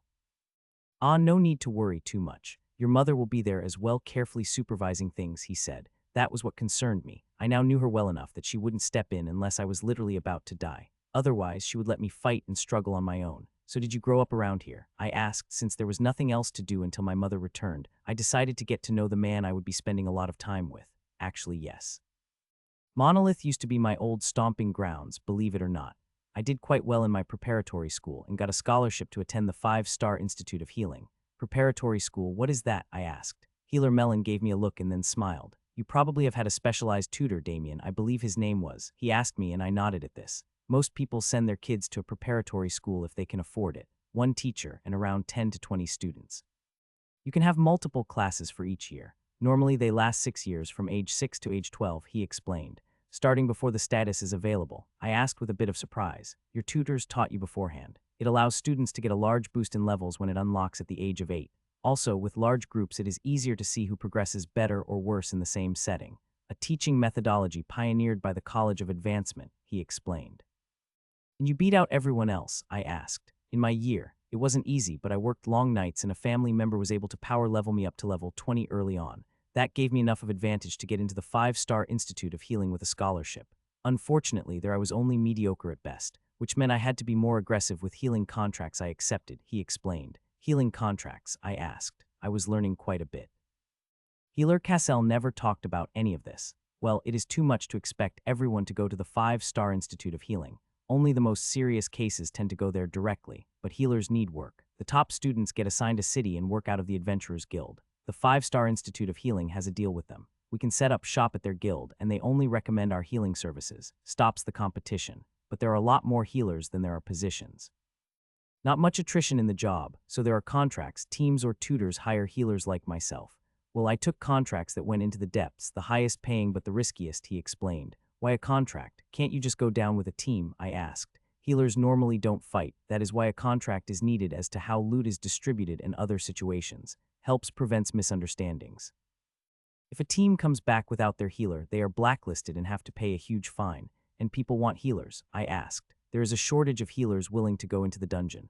Another reason why the Adventurers Guild manages things so contracts don't become out of balance. But I can handle myself to a certain extent down in the dungeon, he explained. And you made enough money and increased your skills, I asked. I also went bald from the stress. But yes, I increased my skills enough that I was able to return to the 5-Star Institute of Healing as an assistant lecturer about dungeon delving. A shame that healing rarely gives experience unless used in combat. When your mother showed up offering power leveling up to level 60 in return for 10 years of service, I immediately grabbed onto the opportunity, he explained. You couldn't pay for power leveling with the money you had, I asked. I have been saving up, but healing is not a cheap profession. Mana potions are the most common expense, since people never ask for healing for minor injuries due to healing points. It is only the big injuries, like a limb loss, and you can't slow heal an injury like that, otherwise you risk permanency, he explained. Healing was a lot more complicated than I had initially thought, but wouldn't your customers have to pay for mana potions? I asked. If they can afford it, yes. But the people in the most desperate need of emergency healing tend to be the poorest. That didn't answer my question, but it also did. It meant he healed people without expecting anything in return, or he didn't crush them financially. If you have a stable position in a big city, you can make decent money. Adventuring gives more levels, but the costs are much harder to manage. Adventuring is a risky profession, and losing a limb or even a finger can mean the end of a career. Well, my mother picked you, so take comfort in knowing you meet whatever expectations she has, I replied. It is an honor of a lifetime to serve the Supreme Warlady, he replied earnestly. With the additional free stat points I got from my levels, I will be able to do so much more. My mana is a lot higher now and things come much easier. A shame that power leveling beyond level 60 is very difficult. To become a legendary healer is near impossible, he said with a sigh. Can't you learn combat skills? I asked. Yes, a battle healer is what the profession is called. They do quite well, but they are ultimately a different profession than a full healer. They focus more on quick basic skills, while I have a much greater depth and breadth in terms of abilities. Keeping stamina up during a fight can make a huge difference, especially when the monster groups get a lot larger on the 6th layer, he explained. They do, I asked. Another thing I had missed in my studies.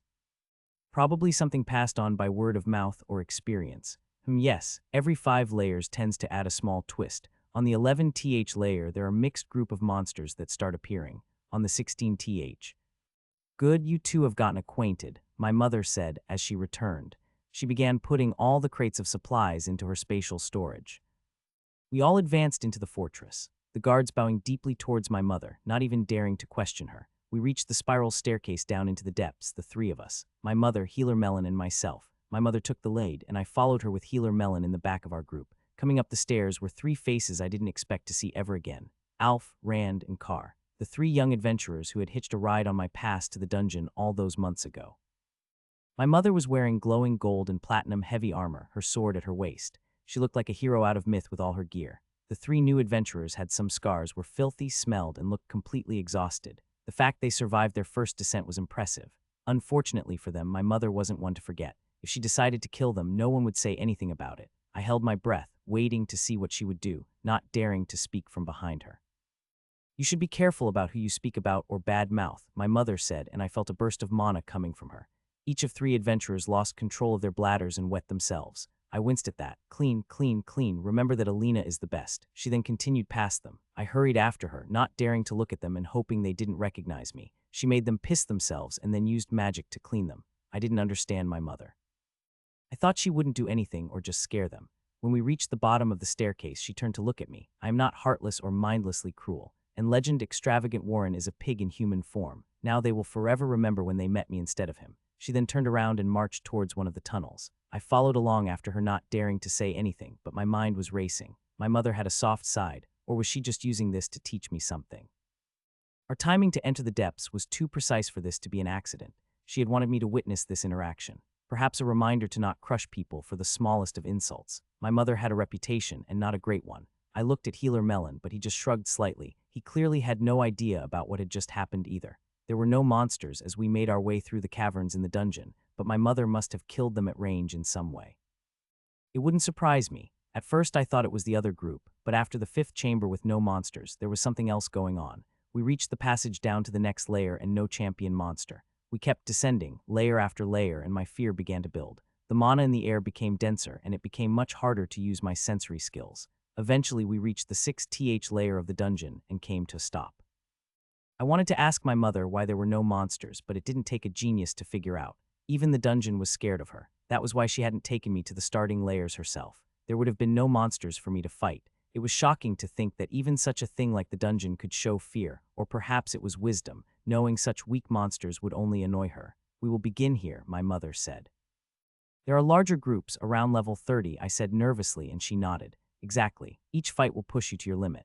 It is a good thing we can do this with regular monsters instead of just champions, which can get annoying, she replied. I just looked at her in shock. This, mother. The difficulty, I didn't know what more to say, is much higher than monsters of the 3rd layer. But you have better skills, better equipment. I am here as well, and there is a dedicated healer.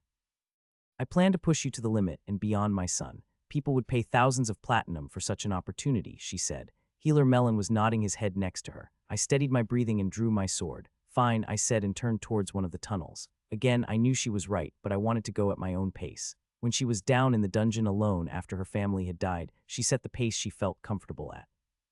She might not have had a parent and a healer looking over her, but I would bet everything I had she didn't rush down layers either. That one, my mother pointed at one with tree roots. I really didn't want that one, but I was in no position to argue. I advanced into the tunnel checking for traps. My mother remained several steps behind me with Healer Melon glued to her side. There was mana coming off a tree root, and I carefully inspected it. That was when large bugs crawled out from between the roots to attack. I swung my beginner's blade, easily cutting through them and moving around them while avoiding the odd tree root. Monsters were in the tunnels now. The dungeon got more difficult the deeper one went. My mother didn't say or do anything, content to just observe. I was tempted to not say anything, but it would have been rude. That root is probably trapped. I pointed at it, and she gave me a slight nod. We made our way around and continued through the tunnel, reaching a large cavern with vines and roots. There were over 100 bug monsters the size of my head, like cockroaches, not the face huggers I had faced in my previous descent. I looked at my mother and she just stared at me. Fight them, I asked her hesitantly. Yes, do your absolute best, she ordered. There was only one option, to rush in and start killing as quickly as possible. There was no time for intricate plans or trying to set up a stable position. I needed to kill quickly so I didn't get overwhelmed. The fight was a blur of bug guts, green fluid splattering over me, and my mother just staring at me from the side. My blade cut through the monsters with ease. If I had a regular blade, this would not have been possible. By the time I was done, I was amazed that I had won. My mother walked over with Healer Melon, uncaring of the bug guts in her path. A weapon makes a large difference. Your sword skills is quite high in Tier 1, which corresponds to red core monsters like these. You couldn't easily cut through monsters before, that is why you struggled, she said. I nodded slowly at this. Now clean yourself and then we will continue on, she said. What? I asked in surprise. She wasn't going to use her clean spell. You need to increase the level of the skill. It is necessary to eventually feed into the clean spell in Tier 3. Why do you think you have that skill? She asked. Cleaning is an everyday activity. I replied as I found a pool of water and got out a cloth rag to clean off my equipment. A reasonable assumption but incorrect. Also, this will give me time to critique you. You are right-handed, which means you could have circled to the right. You went straight forward, blitzing through the monsters. Your shield work was subpar. If you use a shield, then work on your deflection angles. In time you will get the Tier 1 skill deflection. Another skill, I asked. I dislike it. It is almost always better to dodge than deflect, but since you have a shield you will learn it. Perhaps there is an interesting spell in Tier 3 that can take advantage of such a defensive skill, but dodging is preferable and using your offhand to throw weapons. Throw is a much more useful skill in my opinion. We will work on both, do not worry. Clean faster, you are going to slow, she ordered. I was tired after the long fight, but didn't say anything as I quickly cleaned my equipment. Training under my mother was going to be non-stop. Every single moment was going to be training and pushing myself. As she lectured about all the improvements I should have done throughout the fight, I realized this was my life for the next year. While others might have paid a lot for this kind of attention, It felt oppressive and grating. I noticed that Healer Melon was collecting the cores from the monsters while my mother lectured me. He was clearly experienced in doing such a task. My mother saw me looking in his direction as I finished cleaning up. Monster processing is a skill that will quickly go up in level the deeper you go in the dungeon. If you do complete a fight without getting messy, you can get the monster cores instead of cleaning yourself up. Clean. Then she used her magic, and the little bits I had missed were all taken care of. Do better in your cleaning next time. You missed some crevices in your armor, especially around the joints, she said, and then looked around for a moment. That tunnel. I immediately headed in that direction, and the process repeated all over again, this time with lizard creatures in a desert-themed caravan. Greater cure, greater respite. Healer Melon took action at the end of the fight, filling up my reserves once more. I then got to cleaning while my mother lectured me. Don't twirl. You feel that instinct from your dance skill, but think in more straight lines, especially for fights like this. In time you will think in curves, but no twirling. Good job moving forward, just do that more quickly. A fighter in action is worth 10 just standing around doing nothing. When deflecting with your weapon, angle your blade slightly more to account for pushback. Try to avoid deflections, dodge instead, she said and kept going. Her training was as relentless as her personality. I don't know why I had been expecting anything different. The other trainers I had would have shown me the movements I should have corrected. My mother just critiqued everything all at once without mercy or regard. There was the occasional compliment, but it was only to highlight my failures in other areas. My level gain for my skills at the end of this had better be immense, since every second of this felt incredibly frustrating to deal with. I knew my mother loved me, but it was unbearably oppressive and stifling. I knew I could yell and have a fight with her as well, and she would just let me do my own thing. It was frustrating that the age of adulthood varied widely. Most nations put it at 16, twice the age of when humans unlocked their status. I was self-aware enough to know that I would regret missing out on this kind of training later on, but it was hard to think that in the moment. Everything was something for her to critique. The angle of my feet, the speed of my cleaning, the twist of my wrist, using my shield in my left hand to assist me, my breathing, which was one of my better skills. She pointed out how I needed to adjust the tempo to better suit my fighting style. Even the direction I was looking or paying attention to, she critiqued as well. I had no idea how she knew such things when I was wearing a helmet, but she did. I shouldn't have been surprised anymore. My mother wasn't a human, but a force of nature. Just like the dungeon or the system, she just did her own thing without regard for anyone else. Now I will quiz you to see if you have been paying attention, my mother said. What? You seem to be losing focus during my lectures. This is important information. How should you adjust your feet? She asked me. Slightly wider for more stability when swinging. Twist my body to bring them closer together when advancing. Angle my feet outwards more for stability, or in the direction I plan to move for speed, I said. Good, you're paying attention. Hurry up, I want to clear at least 20 chambers a day, at a minimum, she said. I wanted to scream at that. My body might be capable with Healer Melon supporting me, but my mind felt like it was about to give out from exhaustion and the constant lecturing. That is why when facing rattlings, you should account for swarm tactics. In addition, she trailed off. She never did that. I looked up from my cleaning as my mother drew her sword and turned to face a tunnel. Stay behind me. Healer Melon, go stand next to my son, my mother said. He didn't hesitate and ran over to me. I picked up my sword and stood ready. If I say run, you will run down that tunnel, staying together. Don't slow down, no matter what. This shouldn't come to a fight, but I will not be able to shield you if it does, she declared. What kind of monster would make her act this way? My danger sense wasn't going off. Minute after minute passed. After around 10 minutes, an old man with a staff walked into the chamber. Alina, the old man, greeted her. Mathomancer, what are you doing here in the dungeon? She asked. This old man was a supreme legend, just like my mother. No wonder why she was slightly nervous and on edge. Going to see an old friend in the last bastion. Sensed you in the distance and came over to say hello.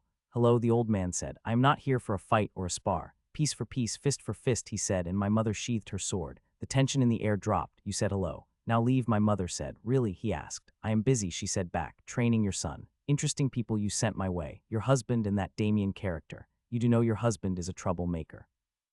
Planning to send your son to my institution? He asked. My husband can do what he wishes. His ambitions are none of my concern even if he uses my name, and my son will be attending. Hopefully he can experience the intense competition from his peers that your institution is known for, my mother said. We will see. There are always promising youngsters, but few live up to what is possible. Since you have chosen to bother us, what did you think of my proposition? My mother asked. Intriguing. My heart trembles at the very thought. I will speak to the librarian, but convincing blood gore. The only thing that man listens to is the screams of the dying and the damned, the Mathomancer replied. I will handle blood gore. He is a pig, but I have experience dealing with pigs. He will relish the challenge. Will you accept? Most likely. Age is finally catching up with me. I am not the eternal emperor, clinging to what is not possible. The preparations will be a massive headache, but you can count me as having accepted if you can get everyone else, he replied. Talk to your friend, I am sure you can convince him. I will. He can be stubborn, but I think getting blood gore will be the harder task. Now enough chit-chat about heavy topics. Let me see your son, the mathemancer said. I am watching you, she said. Don't worry. I will be nice, he replied as she stepped to the side as the old man stared intently at me. I felt mana going through my soul without hesitation, like I was being completely seen, my skills, stats, my entire status. It was all laid bare beneath his gaze in a single moment. I have heard of some of the things you have done, but to have this many skills and such levels. You really do read the research coming from my college, he said. I am not an idiot like blood gore. I can actually think. Any suggestions? My mother asked.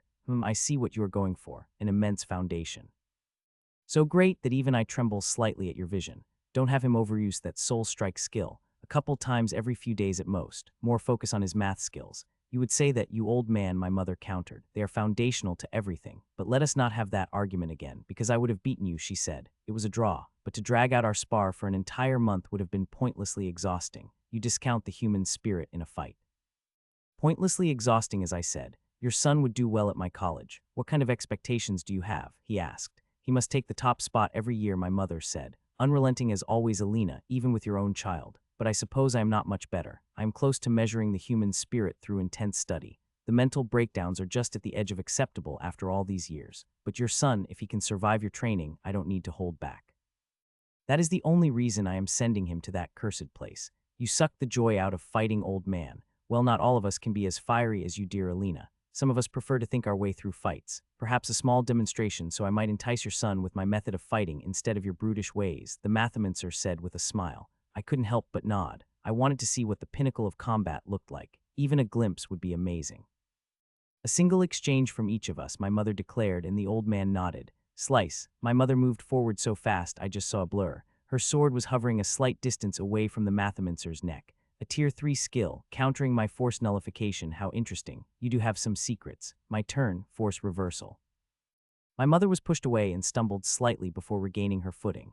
Annoying, she said, and the old man chuckled. Effective. If one cannot be hit, then how is an enemy supposed to defeat you? You kill them. Removing the head is often the best choice. Instead of your nonsense, my mother said. This was the first time I had seen her truly annoyed. And frustration builds and mistakes are made. Whatever. You have shown off for my son enough. Begone and trouble me no more, my mother said. Very well.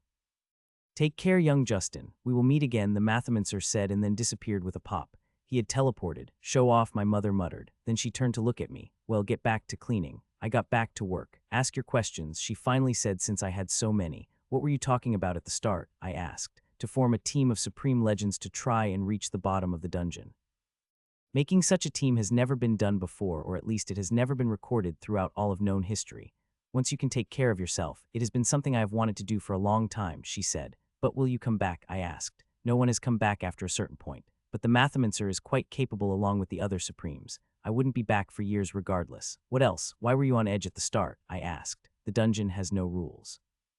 While it was unlikely he would start anything, it is best to be on guard, my mother replied. The skill you used? I asked. Slice is my favorite tier 3 skill. Simple and direct, great for beheading. I have put a lot of work into it, she said. And the mathemancer, his skills? I asked. He mainly uses force and mana redirection, countering physical and magical attacks. He can teleport as well. His main weakness is his lack of killing power.